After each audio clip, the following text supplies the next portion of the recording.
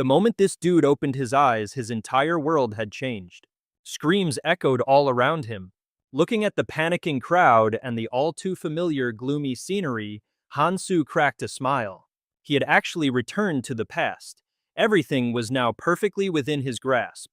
Hansu watched as the scene descended further and further into chaos. He thought to himself, well, of course they're panicking. It's their first time being transported to the otherworld after all. The otherworld is a nexus world connecting different dimensions, a place completely dominated by hell. Anyone who comes here gets to learn skills. But the freakish monsters turned it into an absolute nightmare. This is a world of violence and lawlessness, the classic setup for a brutal survival manhwa. Anyone who goes down to hell gets teleported to the otherworld. And when everyone from across the globe is present, the gates to hell will swing open and the fierce battle for survival will begin. I've got 5 years to get crazy strong, but all my old skills and power are gone. Whatever, it's about time he showed up anyway. And sure enough, not long after, a rift tore open in the sky. And then a creature of grotesque design appeared. Greetings, I am your assistant, Fei Li. I'm here to help everyone get through the registration process nice and quick. So listen up, everyone. Hansu looked at Fei Li's radiant smile and scoffed internally. What a bunch of phonies. The quick procedure he mentioned was basically telling everyone to jump in and beat the crap out of each other. Fei Li, meanwhile, continued his enthusiastic presentation. First off, welcome everyone to the otherworld. From this moment on, you will all receive an unexpected opportunity. A hot-headed man cut him off. Hold on, what the hell is this otherworld? Stop spouting nonsense and send me home? Listen to my explanation. The smile on Fei Li's face vanished, replaced by a terrifying glare. He said, here you will have limitless freedom, rules, order, morality, all that stuff. Have you ever dreamed of a world with absolutely no laws? Here you will have limitless freedom, rules, order, morality, all that stuff. Have you ever dreamed of a world with absolutely no laws? Here you will have infinite freedom. And not only that, the physical limits that have been holding you back will also disappear. Depending on your own efforts, that power can reach infinity, just like the heroes in the movies. This is your chance to do everything you've ever imagined. Pretty awesome, right? Let me give you an example. Like this, for instance. Fei Li pinched his index finger and thumb together. He aimed at the man who had just spoken and fired a beam of light. It sent the guy on a one-way trip to meet his ancestors. My apologies, I just really hate loudmouths. Fei Li said with a smug look. The crowd, having witnessed this, was terrified and immediately started screaming and running for their lives. Seeing this, Fei Li aimed at the fleeing crowd and fired off a few more beams of light. And then it let out an ear-splitting, furious roar. I told you I hate all that racket. Seeing quite a few people drop dead, the crowd finally got the memo. They instantly froze in place. They were terrified, but not a single soul dared to make a sound. A sudden chilling silence fell over the entire area. Just like that, Fairy was all cheerful again, chirping happily. Ah, quiet, isn't this much better? Shall we continue? It then pulled out a strange stone and began to explain. This, my friends, is a rune. You get one whenever you eliminate any living thing. There are 8 other runes just like this one. They pop up randomly and come in all sorts of different colors. But if you put in the effort and level up, you can get even better runes. And this one is a strength enhancement rune. Any takers who wants it? A single hand went up. It was none other than Hansu. Fairy seemed genuinely surprised, staring at Hansu for a long moment. Then a look of delight crossed its face as it zipped over, circling him with praise. Excellent, such an enthusiastic attitude. Now give me your hand. With a completely deadpan expression, Hansu held out his palm just as Fairy asked. Instantly, the rune materialized, hovering just above Hansu's palm. At the same time, a silvery light began to shimmer around his body. A perfect match for the rune's color. Fairy seemed genuinely surprised, staring at Hansu for a long moment. Then a look of delight crossed its face as it zipped over, circling him with praise. Excellent, such an enthusiastic attitude. Now give me your hand. With a completely deadpan expression, Hansu held out his palm just as Fairy asked. Instantly, the rune materialized, hovering just above Hansu's palm. At the same time, a silvery light began to shimmer around his body. A perfect match for the rune's color. Slowly, that silver light was absorbed right into Hansu's body. The rune is now on your hand. Pretty cool, huh? These runes can literally bend the laws of reality. Scientifically speaking, your muscles had a weight limit of 117.1 kilograms, but now it's jumped to 122.3 kilograms. Not only that, the rune, Hansu sighed to himself. God, this is so boring. I have to listen to this whole spiel all over again, stuff I already know from reading every manhwa out there. Fairy was in the middle of its passionate speech when it noticed Hansu's utterly bored expression, which kinda killed the mood. So it just zipped off somewhere else and continued its introductory course for the rest of the newbies. Different types of runes have different effects. Your puny science can't even begin to explain the full extent of their powers. Allow me to demonstrate with another example model. So any volunteers, as it spoke, it flashed a twisted grin that sent shivers down everyone's spines. Phew, well, whatever. And no matter what happens, just remember this ancient runes or power-ups. It doesn't matter what kind, they're all useful. So the more ancient runes you collect, the better your chances of survival. And just like that, runes began to float up from the bodies of the fallen. Everyone stared, completely stunned by the sight. But a few seconds later, they lunged forward like a pack of starving wolves, tearing each other apart to snatch the runes for themselves. Watching the chaos from above, Fairy was having the time of its life. Right at the peak of the madness, it chimed in. Seeing that last guy's reaction, I suppose I don't need to explain any further, do I? In that case, I'll just be taking these back. The moment it finished speaking, every single rune flew into Fairy's hand and vanished. Oh, and one more thing. If you touch your right ear, you can see how many runes you possess. You humans love to quantify everything, don't you? The average is 10, that's all you need to know. Strength 11, HP 9, Intuition 8. Hansu glanced over his own stats, which popped up just like in a system manhwa. His strength had already gone up by 1. If I collect more runes after a hunt, he thought, my mana and magic power stats should increase as well. No matter what you got, it was clear things were a little unfair from the start. Just then, Fairy spoke again. I'm going to grant you all a special favor. Forget your pasts and enjoy this new life. As it spoke, a knife materialized in everyone's hand. When I leave, the training begins. So try your best, everyone. While the crowd was still trying to process everything, someone screamed in terror. Look out behind us. Everyone spun around to see an entire army of goblins slowly advancing towards them. As chaos erupted, a girl's voice cut through the noise, trying to restore order. Everyone calm down. Don't provoke them, just back away slowly.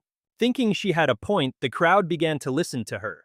Unfortunately, they didn't get very far, because a massive wall suddenly shot up behind them, blocking any chance of escape. They could even feel the walls slowly closing in, basically hurting them right towards the goblin army. But in that moment, to everyone's utter shock, one guy suddenly slipped right through the wall to the other side. How in the world did you get over there? The young man just stared back blankly and said, I have no idea. I don't get how I was able to just walk right through it. Just then, someone with a sharp eye noticed the number 49 appear on the wall. Another person feeling bold also tried to walk through the wall and succeeded. As they did, the number on the wall ticked down to 48. Wait, does this mean only 50 of us can leave? Someone shouted out the theory, and immediately all hell broke loose as everyone scrambled to get through that wall. Hansu watched the scene unfold and let out a heavy sigh. How pathetic. What is this? All 100 of us need to keep a cool head and fight. Through the wall and succeeded. And at the same time, the number on the wall dropped down to 48. Could it be that only 50 people can get out of here? One person hypothesized, us, which immediately triggered a mad scramble as everyone fought for a spot to get through the wall. Witnessing this, Hansu let out a long sigh. This is just pathetic. Seriously, all 100 of us need to get our heads on straight and fight. We have to keep cool and fight together. We might get a little banged up, but at least there will be fewer casualties that way. When I first set foot in this place, about 40 people died at the hands of those goblins. Of all the people who couldn't get past the wall, only 10 survived. But this time, it's different. First things first, I need to clear this area and get to the next floor. With that thought, Hansu drew his weapon and annihilated a goblin that was charging in like a maniac, saving someone's life in the nick of time. Riding the momentum, Hansu continued to show off his master-level skills. single-handedly taking out several more goblins, leaving everyone else completely speechless. This is a bit awkward in my body from 10 years ago, but, well, I guess I'm lucky. Hansu checked his stats. His dexterity had increased by 0.1. The dexterity stat doesn't just increase a player's perception of time. It boosts their reaction speed by a factor of 0.1. In other words, it means a player can pull off moves much faster. Just like right now. Hansu was able to send a goblin straight to its maker in the blink of an eye. It was all going exactly as he had predicted in this wild Manhwa world. As soon as the remaining goblins saw blood, they went berserk and charged forward. But of course, they all ended up kissing the sharp end of Hansu's blade. A good portion of the people who witnessed this epic display felt a new surge of strength. They stopped thinking about fighting each other to get out and instead bravely picked up their weapons to fight the goblins. Seeing this, Hansu felt a wave of relief. Normally, there's no need to rush at the start, but this is no time to kick back and relax. Including this area, there are still a ton of other adventurers around. If you tried to count everyone in this whole world, you'd probably lose your mind. For the first year here, and for the 3 months after that, all humans are kept safe inside a tutorial zone. If you tried to count everyone in this whole world, you'd probably lose your mind. Once that cushy 3-month protection period in the tutorial zone is over, we're all thrown to the wolves, or in this case, the monsters. But no matter how you slice it, this is an opportunity, a chance to get even a little bit stronger. Oh Kangdong, you made the absolute right call sending me back to this time. The battle eventually ground to a halt with the goblin squad completely wiped off the map. The survivors could only sit and pant on the ground, staring at Hansu with absolute terror in their eyes. Did he seriously take down all of them by himself with just that little dagger? The man's a complete monster. Just moments after the fight ended, Fei Roy popped back into existence, chirping with a hint of surprise. Ooh, not bad you guys, not bad at all. You all must have worked super hard, and a decent number of you are still kicking. I guess you figured out the secret to not dying, huh? Alrighty then, I'm taking down the barrier. Just, keep doing what you're doing. I've got other zones to check on, so good luck. And with that, Fei Rui vanished, leaving behind a crowd of royally pissed off people. Taking advantage of the lull, Hansu found a quiet corner to check his stats. Strength 14.3, Agility 10.9, HP 10.1, Perception 11.2. This should be more than enough for the tutorial, he mused.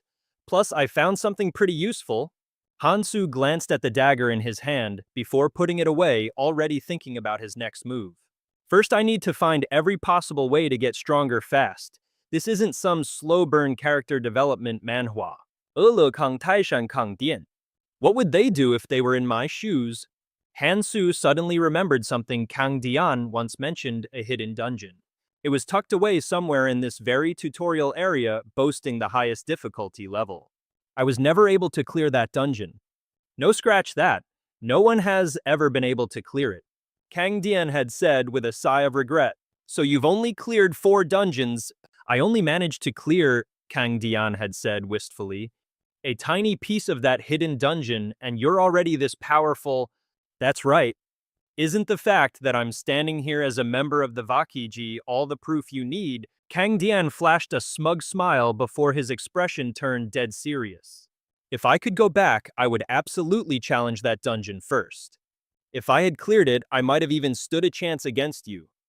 Hansu, you can be damn sure of one thing: the more insane and impossible the challenge, the more epic the rewards are gonna be when you pull it off. With that in mind, Hansu's resolve hardened. His mission was crystal clear. But if I'm gonna do that, he thought, I've got a few errands to run first. The first floor of the training area is basically a 100-person welcome party where everyone has to act together.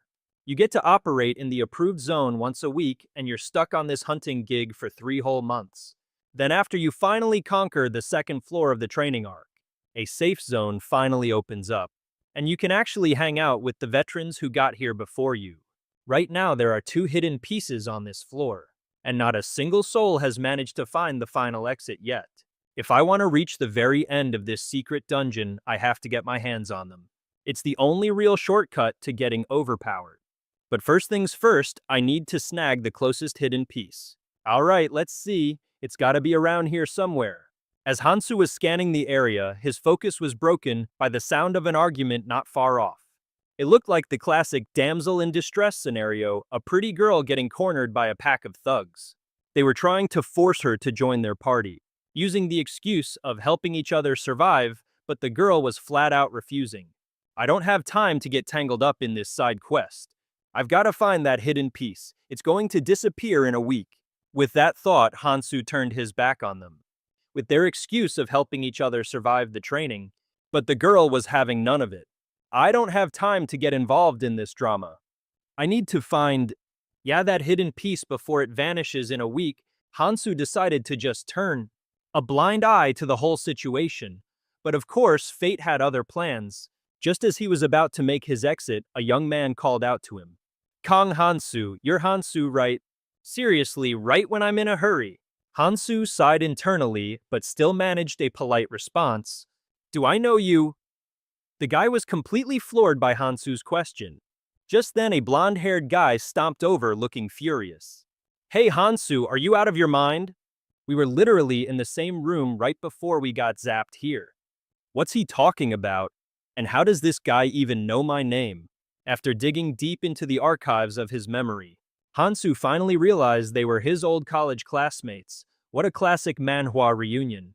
The blonde one was Jin Taesung, and the dude with the headphones was Sang Jin. He'd gone on some kind of trip with them once, but they all ended up kicking the bucket, so he'd pretty much deleted them from his memory banks. We're going with him. And that beautiful girl from earlier, her name is Ju Mixi. The second she saw her chance smacked the punk's hand away and made a beeline straight for him. Hansu just looked at Mixi in silence. With a face like that, he could already tell she was a walking trouble magnet. The thug who got completely ghosted by Mixi was furious and decided to teach Hansu a lesson. But the moment he recognized who Hansu was, he hesitated. That psycho was the one who single-handedly wiped out the entire goblin horde earlier. But then again, if he's exhausted, maybe now's the perfect time to strike. Thinking this, the thug shot a sneaky glance at his cronies. They instantly got the memo and flashed him a greasy, evil grin. And just like that, the thug swaggered over to provoke Hansu's group. Hey, it's rude not to listen when someone's talking to you. I don't know who this guy is, and frankly, I don't care. He looks pretty banged up. You really think a walking pile of bandages like him can do anything? Get over here. While I'm still asking nicely, sooner rather than later. You should probably come to me before I have to come to you. Hansu, completely unfazed, shot back. You see guys like this everywhere. They get a little high off their first real battle and without knowing a thing about their opponent. They delude themselves into thinking they're the main character of some action manhwa. As he spoke, Hansu slowly closed the distance between them, his face radiating pure killing intent as he asked, "Do you have any idea what I'm talking about?" Then he gave the thug a solid shoulder check, knocking him aside before strolling past with an air of absolute superiority. Why, you little... The thug ground his teeth in pure rage. Was there something else you wanted to say? Hansu asked. He was already drawing his sword, ready to show this. Chump a world of hurt when the thug's actual leader appeared, playing the role of peacemaker. And then he made a surprising offer. We're not the bad guys here. Why don't you join us? Look at the mess we're in. There are going to be a lot of challenges ahead. Wouldn't it be better if we cooperated? Hansu stared the leader down, sizing him up. Yeah, that look in his eyes. This guy had already gone completely feral and adapted to this place. No more reason to hide it.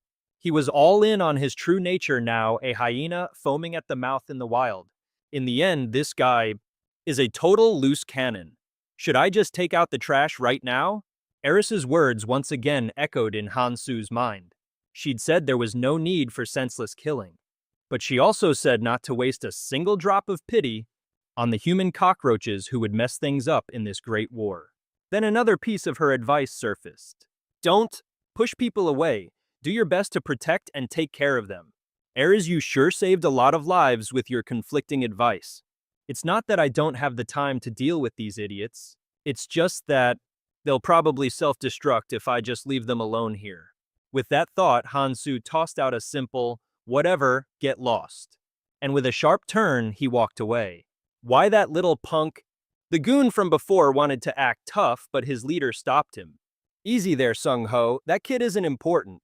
Our goal is to establish order in this freak show of a world filled with its freak show monsters. And at the top of that list is that bastard fairy.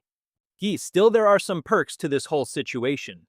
The leader thought to himself, a grin spreading on his face as he said, "In a place like this, the strong are the law. Shouldn't we be the ones to seize that opportunity? Let's go, Sung-ho." This time, Sung-ho didn't say another word and just obediently followed his leader away. How can humans be even more terrifying than goblins? Tae-sung watched the thugs retreat, then scurried after Han-soo, his mind racing. I know Han-soo is weird, but has he always been like this? This entire scene feels like something out of a manhwa. He was just that orphan kid who always sat dazed in a corner. I never really paid him any mind. Suddenly remembering something, Tae-sung confronted Han-soo. "Hey Han-soo, what was that all about? Why'd you act like you don't know us?" Han-soo pulled the oldest, lamest excuse out of a hat, amnesia. In response, he got a look from Tae-sung that was 30% judgment and 70% disappointed dad. Seriously, what's with the way he talks? Is he trying to act like some wise old sage? The combination of Han-soo's deadpan expression and Tae-sung's exasperated thoughts made Mi-hee giggle once more. Han-soo turned his silent gaze on Mi-hee. What a pity. In another world, she could have lived a comfortable life. But here, beauty is a double-edged sword. If you know how to wield it, it becomes a powerful weapon. Well, I'm sure they'll be just fine. Besides Mi-hee, Tae-sung and Sang-jin, the squad also had a couple of other tag-alongs. The whole gang just trudged along following Han-soo's lead. Look, I know Han-soo is a bit of a weirdo. As they trailed behind, Han-soo stared out at the desolate landscape. When the blonde girl in the group couldn't hold it in any longer. We've been walking without saying a single word for ages now. Do we actually have a destination in mind? Hearing that Mi-hee chimed in a little hesitantly. Yeah, Han-soo, where exactly are we going? You'll know it when you see it. With that cryptic line, he suddenly stopped in his tracks. Their first destination, the subway station, which supposedly held a hidden fragment. Gangnam Station, Gangnam Station.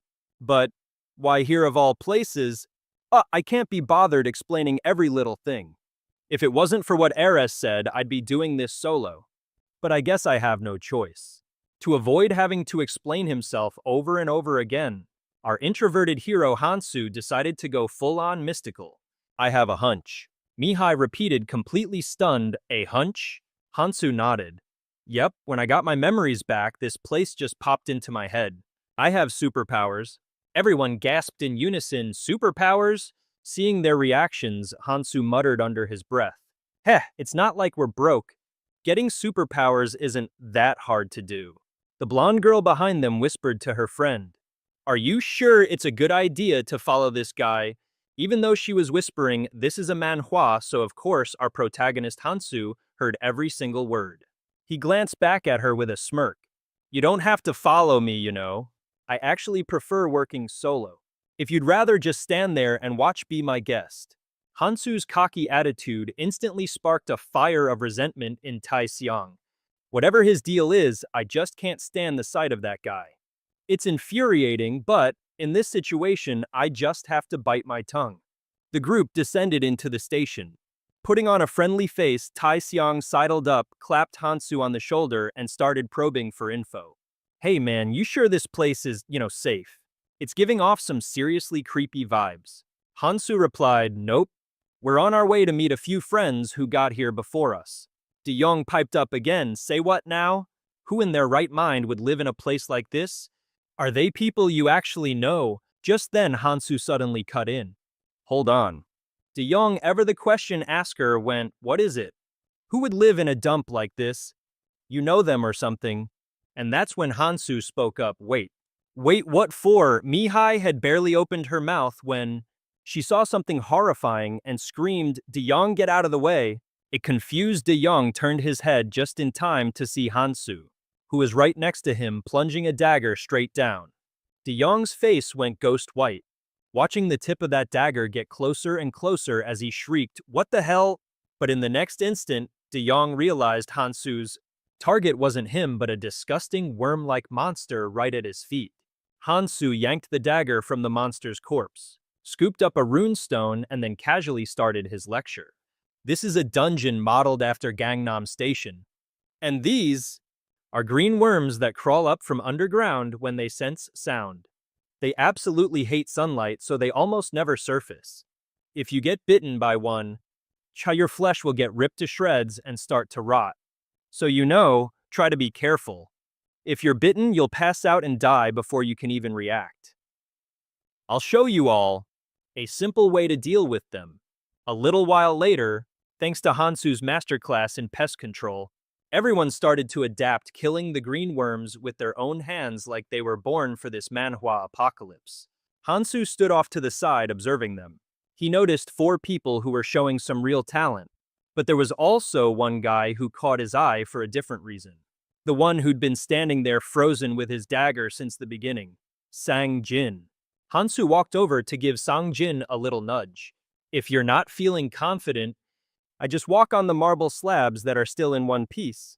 And if you see a crack in the ground, just stab your dagger down into it. Just watch your hands. Not far off, Mi-hai had just finished off another green worm.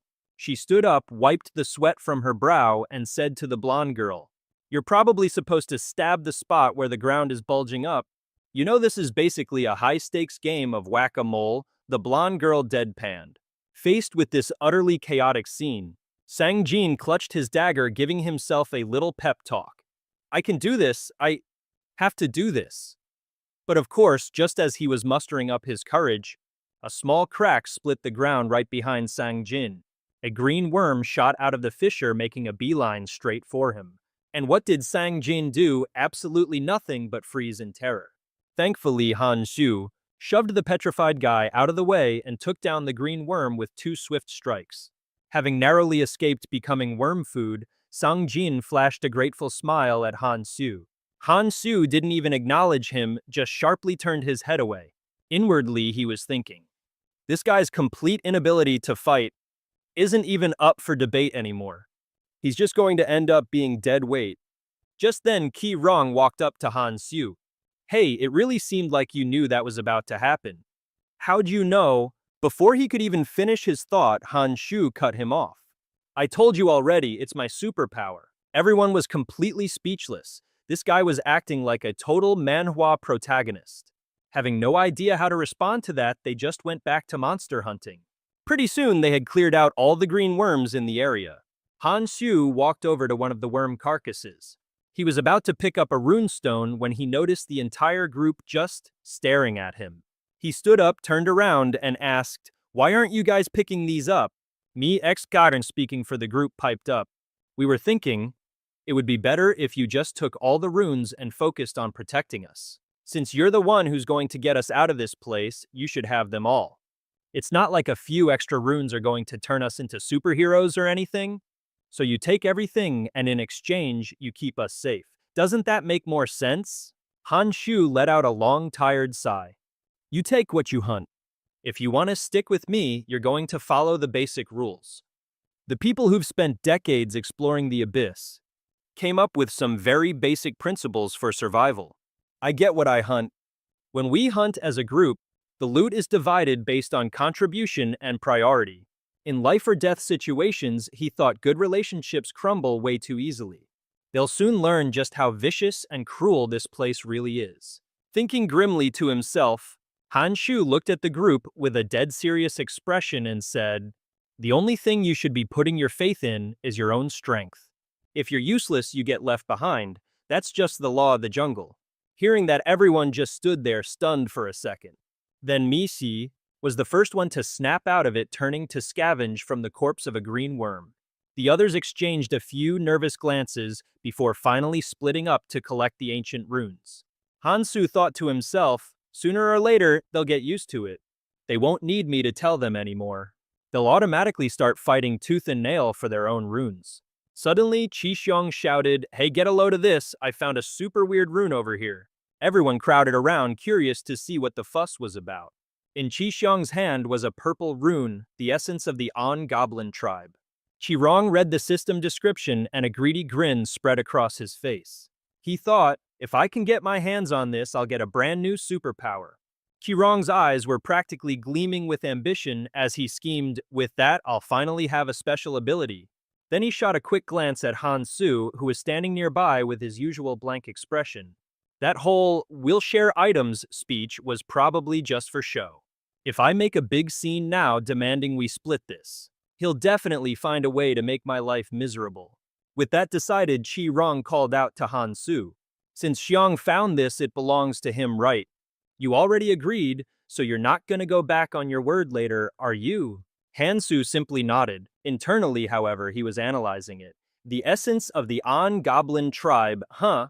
It's a pretty sweet find this early in the game because it boosts your defense and gives you a regeneration ability.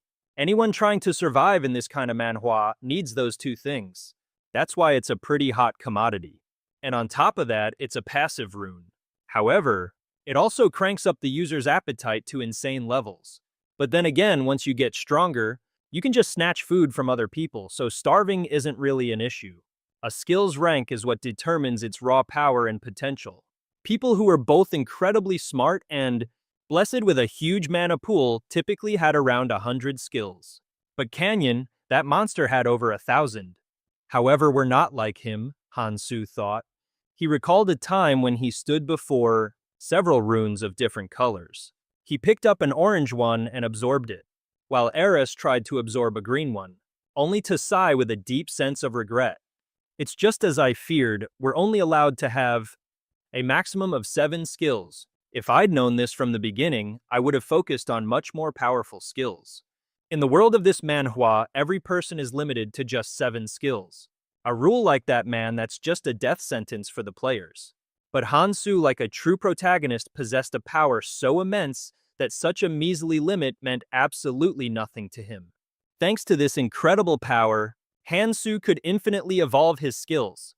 The Divine Kilin Essence Dororo started off as a simple regeneration booster, but it eventually evolved to the point where it could go toe-to-toe with the immortality arts of Kang Tai, and his gang burst of speed soon became just as fast as Sion's signature space warping technique.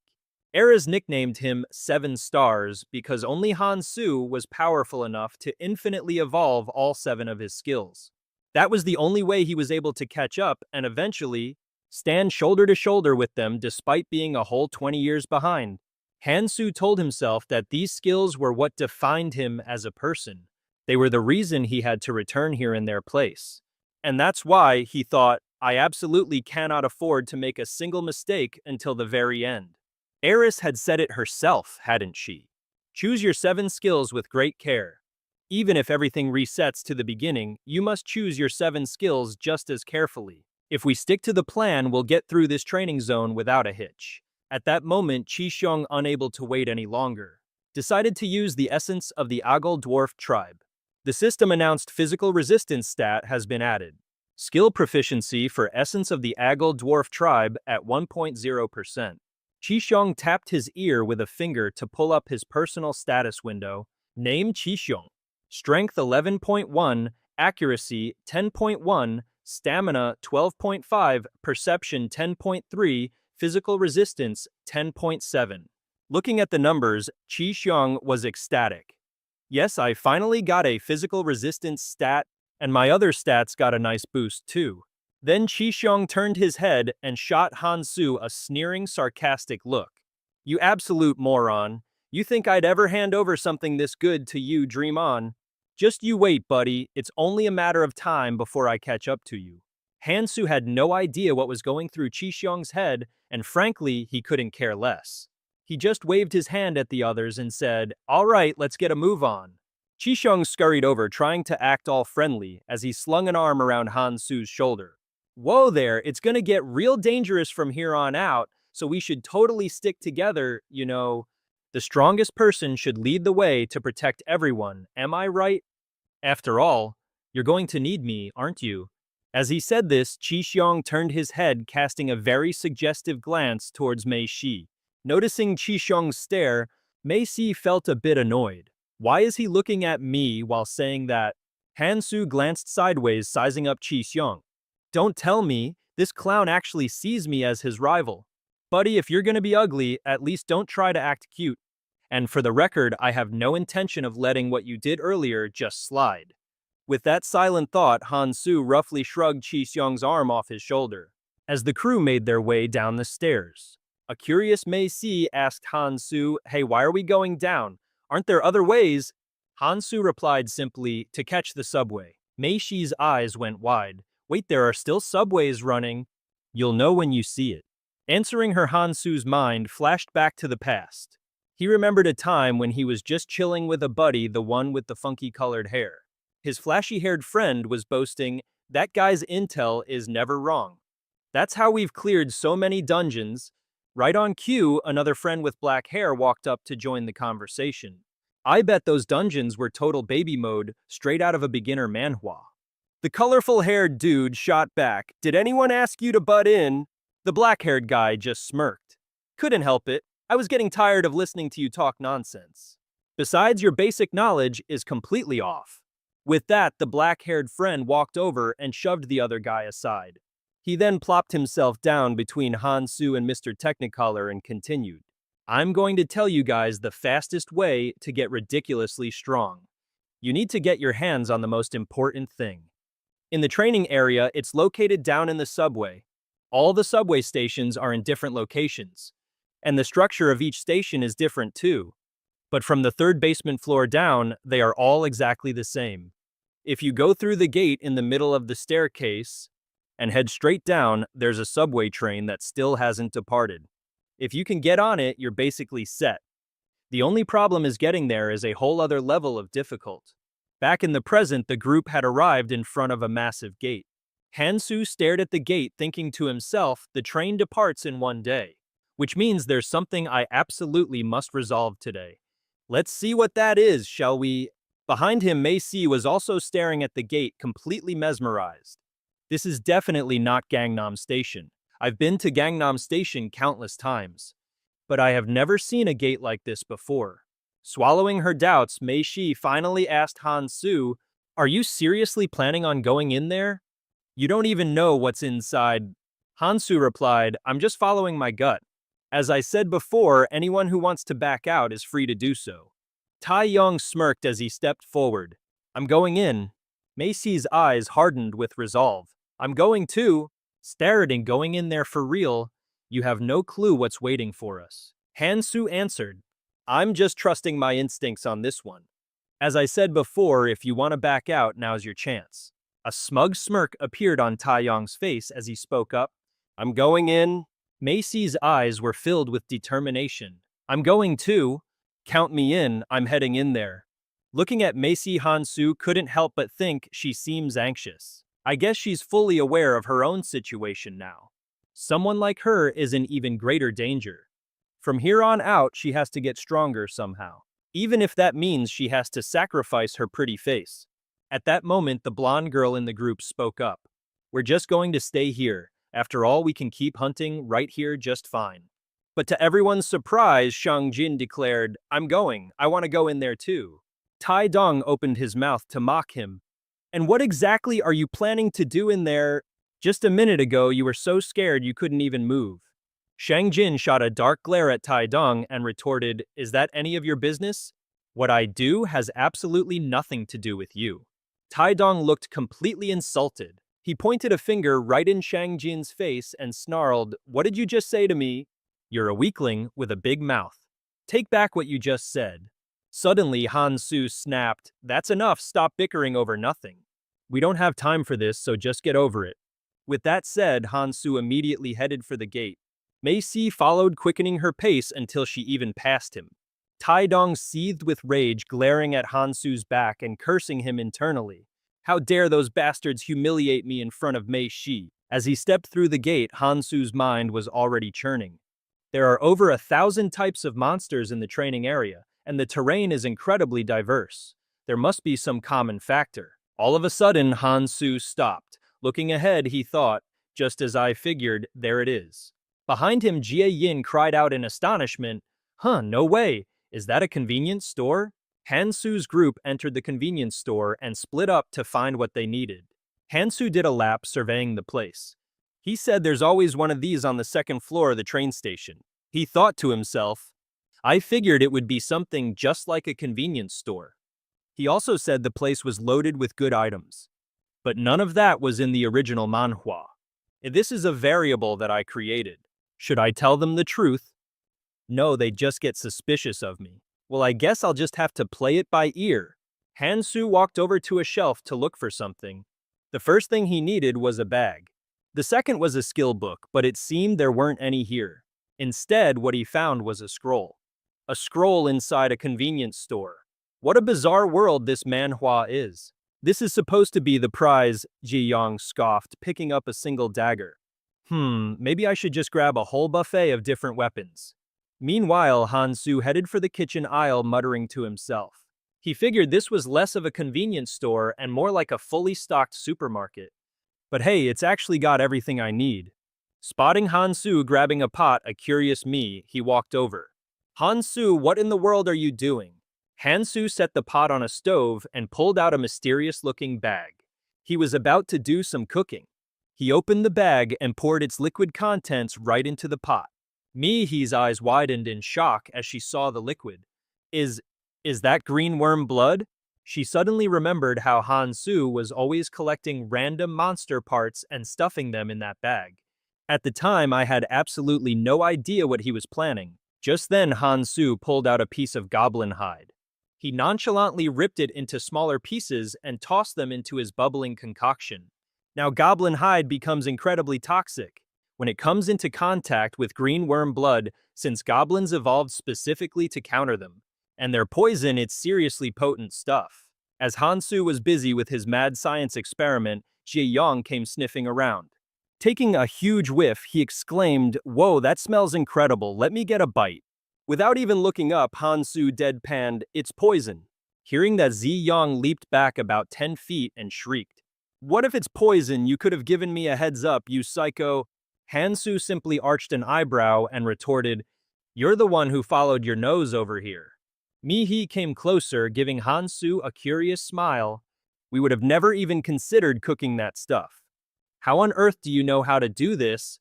"It's my superpower. My brain is just overflowing with knowledge like I'm the main character in a manhwa or something." Hansu's smug answer made Ji Yong grind his teeth so hard they could have sparked. He fumed internally. He's totally dodging the question. That arrogant jerk. In reality, Hansu felt like his brain was about to short-circuit from having to remember all this information. He had a sudden flashback to Kanyan's training sessions. Back then, Hansu had struggled just to sit through the lectures. His soul was practically trying to escape his body from boredom. He remembered grinding his teeth, thinking, he's obviously just avoiding the question. What a complete scumbag. The truth was, Hansu's brain felt like it was on the verge of exploding from trying to cram all this information inside it. His mind flashed back to those grueling training sessions with Kanyan. He could barely keep his eyes open during the lectures, his spirit literally trying to float out of the room. But up at the front, the Chong system display just kept scrolling endlessly. Even if you rewind time and get a do-over, what good is it if you're stuck on clueless mode without any knowledge? The sheer amount of information you can get your hands on is the absolute priority. It's not just about hoarding shiny new items, it's about knowing how to supercharge them.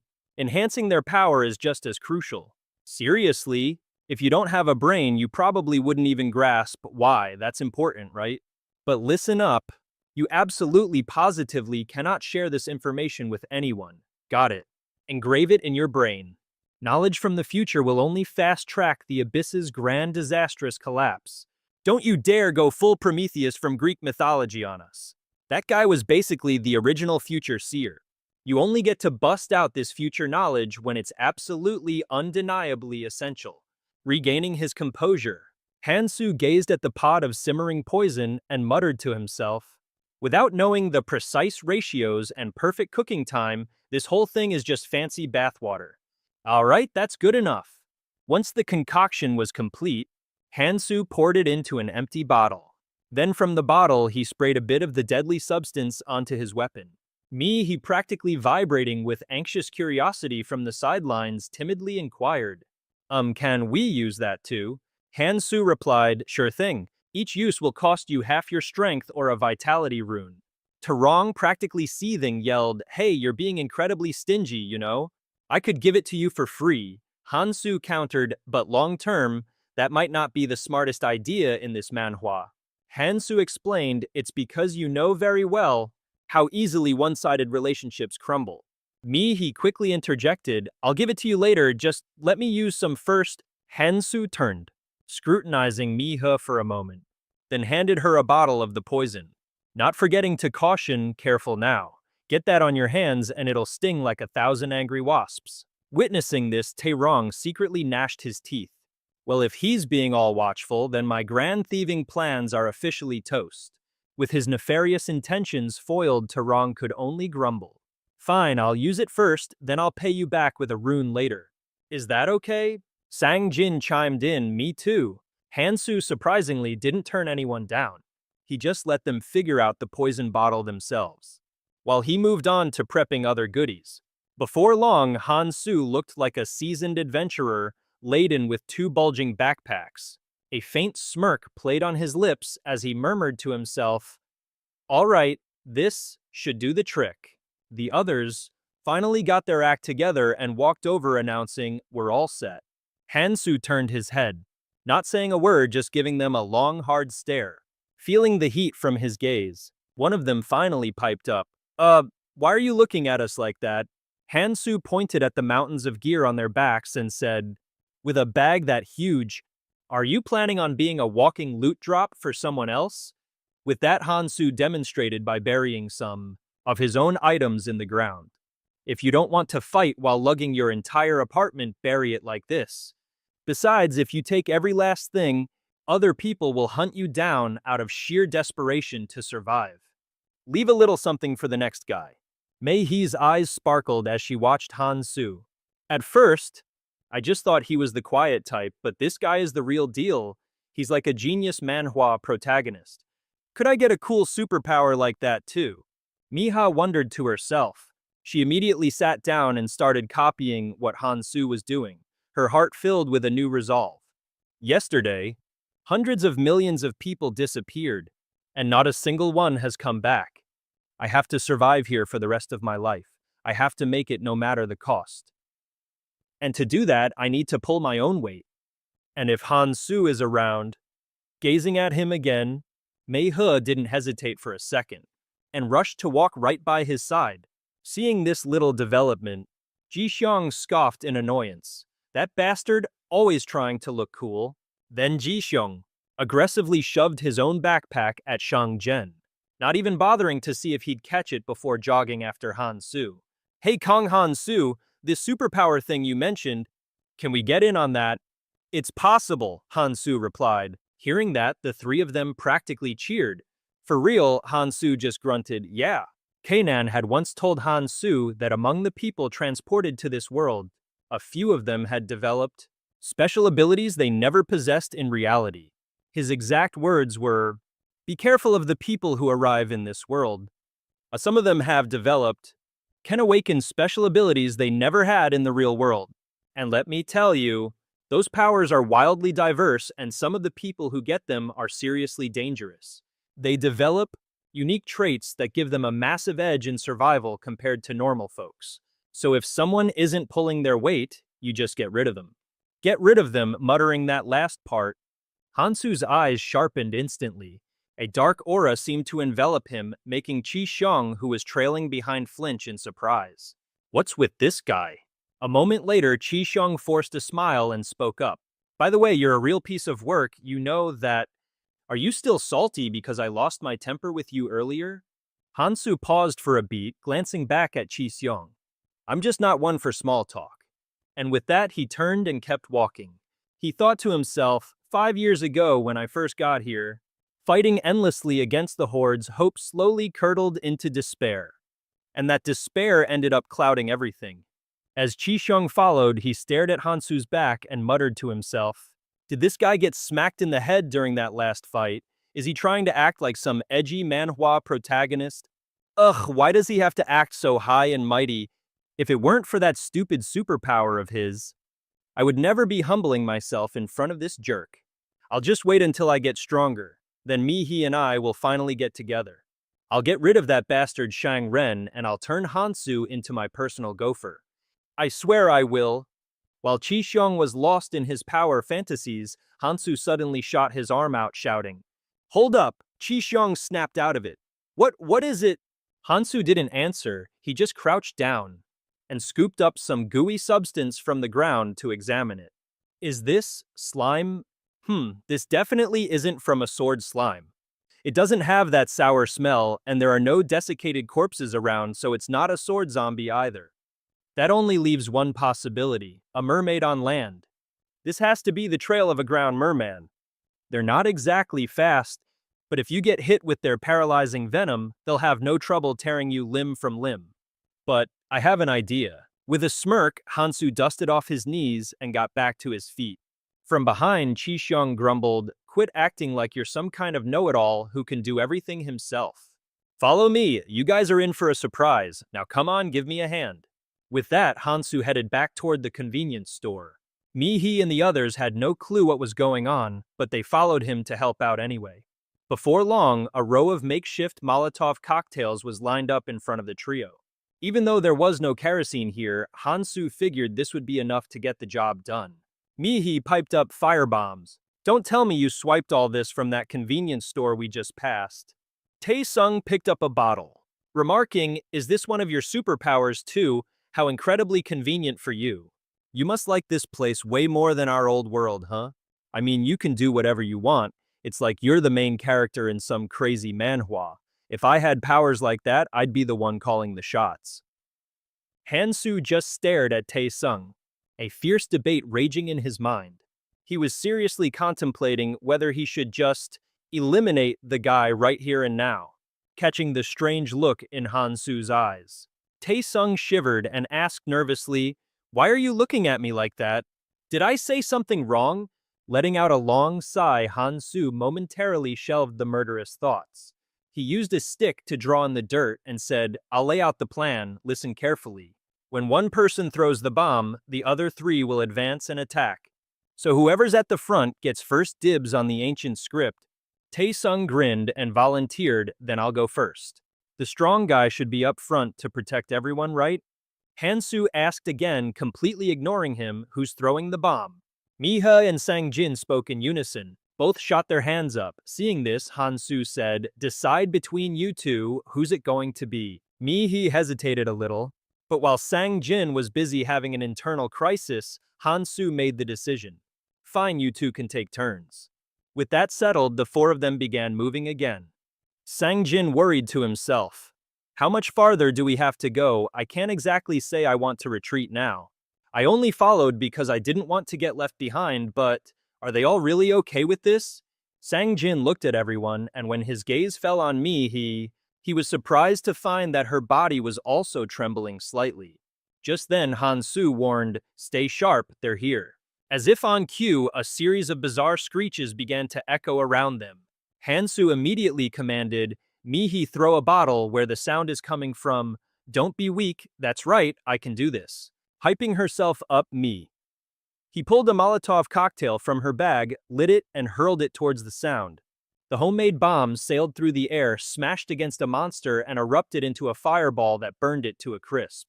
Mihi shouted in delight, "I did it! The three of us will attack. Be careful, don't let the paralyzing poison they spit touch you." After giving Tae-sung and Sang-jin that quick reminder, Hansu gripped his weapon and led the charge straight into the monster horde. A bitter jealousy sparked within Tae-sung. "That damn bastard is going to take all the ancient script for himself again. I can't keep losing to him." Suddenly, a monster lunged at Tae-sung from the side, making him yelp in shock. "Get the hell off me, you maggot!" Tae-sung instinctively swung his weapon in a wild slash toward the monster. Crap, I almost missed. Just as Tae-sung was starting to panic, he realized the monster was already lying dead on the ground. He couldn't help but gawk at the poison-laced weapon in his hand. "Aha, this baby works wonders." Hansu couldn't resist a little gloat. "Told you the venom I gave you was the real deal, didn't I? I can't let him get ahead of me." Suddenly, a monster lunged at Tae-sung from the side, making him yelp, "Get off me, you filthy maggot!" On pure instinct, Tae-sung wildly swung his blade at the creature. Crap, that was way too close. Just as Tae-sung started to panic, he realized the monster had already collapsed on the ground. Once again, he found himself marveling at the poisoned weapon in his hand. This stuff is seriously effective. Hansu piped up. The venom I provided is pretty trustworthy, eh? Tae-sung immediately shot that down. Nah, it's all because of my amazing skills. You got those ancient runes, didn't you? Tae-sung didn't answer. His eyes were glued to the weapon, glinting with pure greed. He muttered to himself with, "This thing I'll be able to catch up to that bastard in no time." And just like that, Tae-sung eagerly jumped back into the fray alongside Hansu. Meanwhile, Mihei and Sang-jin were also pulling their weight handling the tasks Hansu had assigned. As a result, the tide of the battle had turned completely in favor of Hansu's four-person squad. The monster horde was thinning out at a satisfying rate. Hansu thought to himself, just as I planned. In a fight involving flammable paralytic venom, bringing fire bombs was a stroke of genius. The blade's getting dull, but that's fine. This is exactly why I prepared the venom in the first place. But in the middle of the fight, Tae-sung's attention was snagged by the shiny ancient runes scattered on the ground. All these runes, they're all mine. The greedy bastard reached out trying to snatch up the runes, completely oblivious to a monster spewing poison right at him. Naturally, one of his legs got blasted with the toxin, sending him sprawling to the floor. Tae-sung cursed inwardly. Damn it, everyone's watching. How humiliating. Just then, like a scene straight out of a horror manhwa, even more monsters began crawling out of the shadows, heading straight for Tae-sung. Tae-sung shrieked in terror. God damn it, get these freaking things off me, somebody help me. Mihei saw the dire situation Tae-sung was in, and went to grab a firebomb to help him out, only to find her pouch was completely empty. So she quickly shouted to Sang-jin, "Sang-jin, switch with me." All right, hang on a sec. Agreeing, Sang-jin tried to light the firebomb in his hand. But it seemed his lighter was on the fritz, it just wouldn't spark. Sang-jin kept flicking it, muttering under his breath, "Come on, light, please." Finally, Sang-jin managed to get a flame. But before he could even light the fuse, a monster suddenly scurried right up to his feet. Startled, Sang-jin jumped, and the firebomb slipped from his grasp, shattering on the ground. Jin Zaijun exploded, roaring, "You absolute moron. I told you to throw the bomb, not bring the whole place down on us." Luckily, Han Yu had already taken care of the monsters and swooped in for the rescue. Han Yu sliced the monster, lunging at Shang-jen clean in half before speaking slowly. "Calm down and stick to the plan. Just do as you're told and there won't be any problems. Get some rest and go collect your runes." Having escaped danger, Jin Zaijun let out a huge sigh of relief. "Man, I really thought I was a goner. Looks like my skill already healed my leg, thank goodness." Han Yu glanced at Jin Zaijun and told him, "If you work on your stamina and actually rest, it'll heal even faster. Now go get your runes." But when Jin Zaijun saw his pathetic share of the runes, he was far from happy. "Is this seriously all I get?" That calculating bastard divided everything way too meticulously. Then Jin Zaijun's eyes landed on Shang-jen and a nasty little idea began to form in his head. What if I took his share of the runes too? And so with a predatory grin, Jin Zaijun strolled over to Shang-jen to pick a fight. "Hey, Koi Shang-jen, is being this shameless a family tradition?" Before Shang-jen could even finish speaking, Jin Zaijun had him by the throat. "Hey Shang-jen, you useless punk, you didn't even manage to throw a single firebomb. Or did you forget that I almost died back there because of you?" Shang-jen choked out, "That was because of you?" Macy rushed over, scolding Jin Zaijun. "What the hell do you think you're doing? Let him go now. You're going to kill him at this rate." Since Macy had stepped in, Jin Zaijun had no choice but to slam Shang-jen onto the ground. "You got lucky this time, you bastard." Jin Zaijun crouched down in front of Shang-jen, grabbing a handful of his hair and threatening him. "From now on, you better watch your step and learn your place. It wasn't that long ago you were crawling on the ground with your head bowed. Seems like you've completely forgotten where you stand, haven't you? You think you're some kind of manhwa protagonist just for tailing someone stronger? Who do you think you are?" Mei Shi rushed over to yell at him. "Jin Zaijun, what in the world are you doing? Let him go right now, he's going to die if you keep this up." Since Macy had intervened, Jin Zaijun could only throw Shang-jin to the ground. "Count your lucky stars, you worthless punk. Jin Zaijun crouched before Shang Zhen, yanking his hair to deliver a warning. From now on, you watch yourself and learn how to act. Just a little while ago, you were groveling on the floor. Looks like you've completely forgotten your place, haven't you? Just because you follow someone else around, you think you're tough. Who the hell do you think you are? This is today's lesson. Next time, you better watch your back. With that said, Jin Zaijun turned and walked away. Your place, huh? Just because you follow some... Go be a freak for the rest of your life like your old man and stop causing trouble. With that, Kui Rongyi's gaze shifted to Shang Jin's pile of ancient scripts. I'll be taking these, thanks. And just like that, Kui Rongye reached out to snatch the scripts, but was stopped cold by a dagger that came flying out of nowhere, embedding itself perfectly between his hand and the lute. Kui Rongye yanked his hand back with a yelp. Whoa, what the hell? The knife thrower, none other than Hansu. He leveled a cool gaze at Kui Rongyi and said, those aren't yours. Kui Rongye got to his feet, a smug grin spreading across his face. Are you seriously planning to give these scripts to this useless baggage? Can't you see? That's basically the same as tossing them in the trash. What can he even do? Come on, you and I could just split this haul between us. I mean, let's be real. We don't actually need this guy around, do we? Am I wrong? Hansu, however, replied calmly. We divide everything fairly. From the very beginning, you should have known not to mess with another man's livelihood. Realizing he wasn't going to win this argument, Kui Rongye turned to stomp off, scoffing contemptuously, livelihood, my ass. Don't come crying to me when you regret this. Hansu then glanced over at Jane with a reminder. You should probably keep a close eye on your share too. Mi-hee, who had been watching the entire drama unfold from the sidelines, looked at Hansu for a moment before cautiously approaching him. She asked hesitantly, Hey Hansu, are we a bother to you? With the way things are, I just figured watching other people fight must be really annoying for you. This is good enough for me, Hansu replied. Even if you guys mess something up, you won't hear me complaining about it. Mi-hee pressed on. So, does that mean you'll stay with us until the end? It's just that Hansu, you always act like you could just up and leave at any second. Hansu didn't even turn around. He just kept walking as he said, whether you follow me or not is your choice. You guys are doing just fine, so stop worrying. Just pay attention to the ancient scripts dropping from the monsters. Hansu was lost in his own thoughts. The drops from these things are mainly strength and stamina scripts. It seems this Manhwa is really making it so you can't ignore a creature's innate characteristics, huh? Not bad at all. Right now, both strength and stamina are what really matter. These are the exact stats I need to focus on. Hansu tapped his ear to pull up his personal status window, a classic move in any good Manhwa. Strength 25.3, stamina 24.5, agility 14.1. Just a little bit more. With that thought, Hansu pulled out a stamina rune and absorbed it. On his status screen, Hansu's stamina stat ticked up to 24.8. A system notification announced that he had earned the first achievement. Along with the notification, a fairy-like creature named Fairy suddenly popped into existence right in front of Hansu.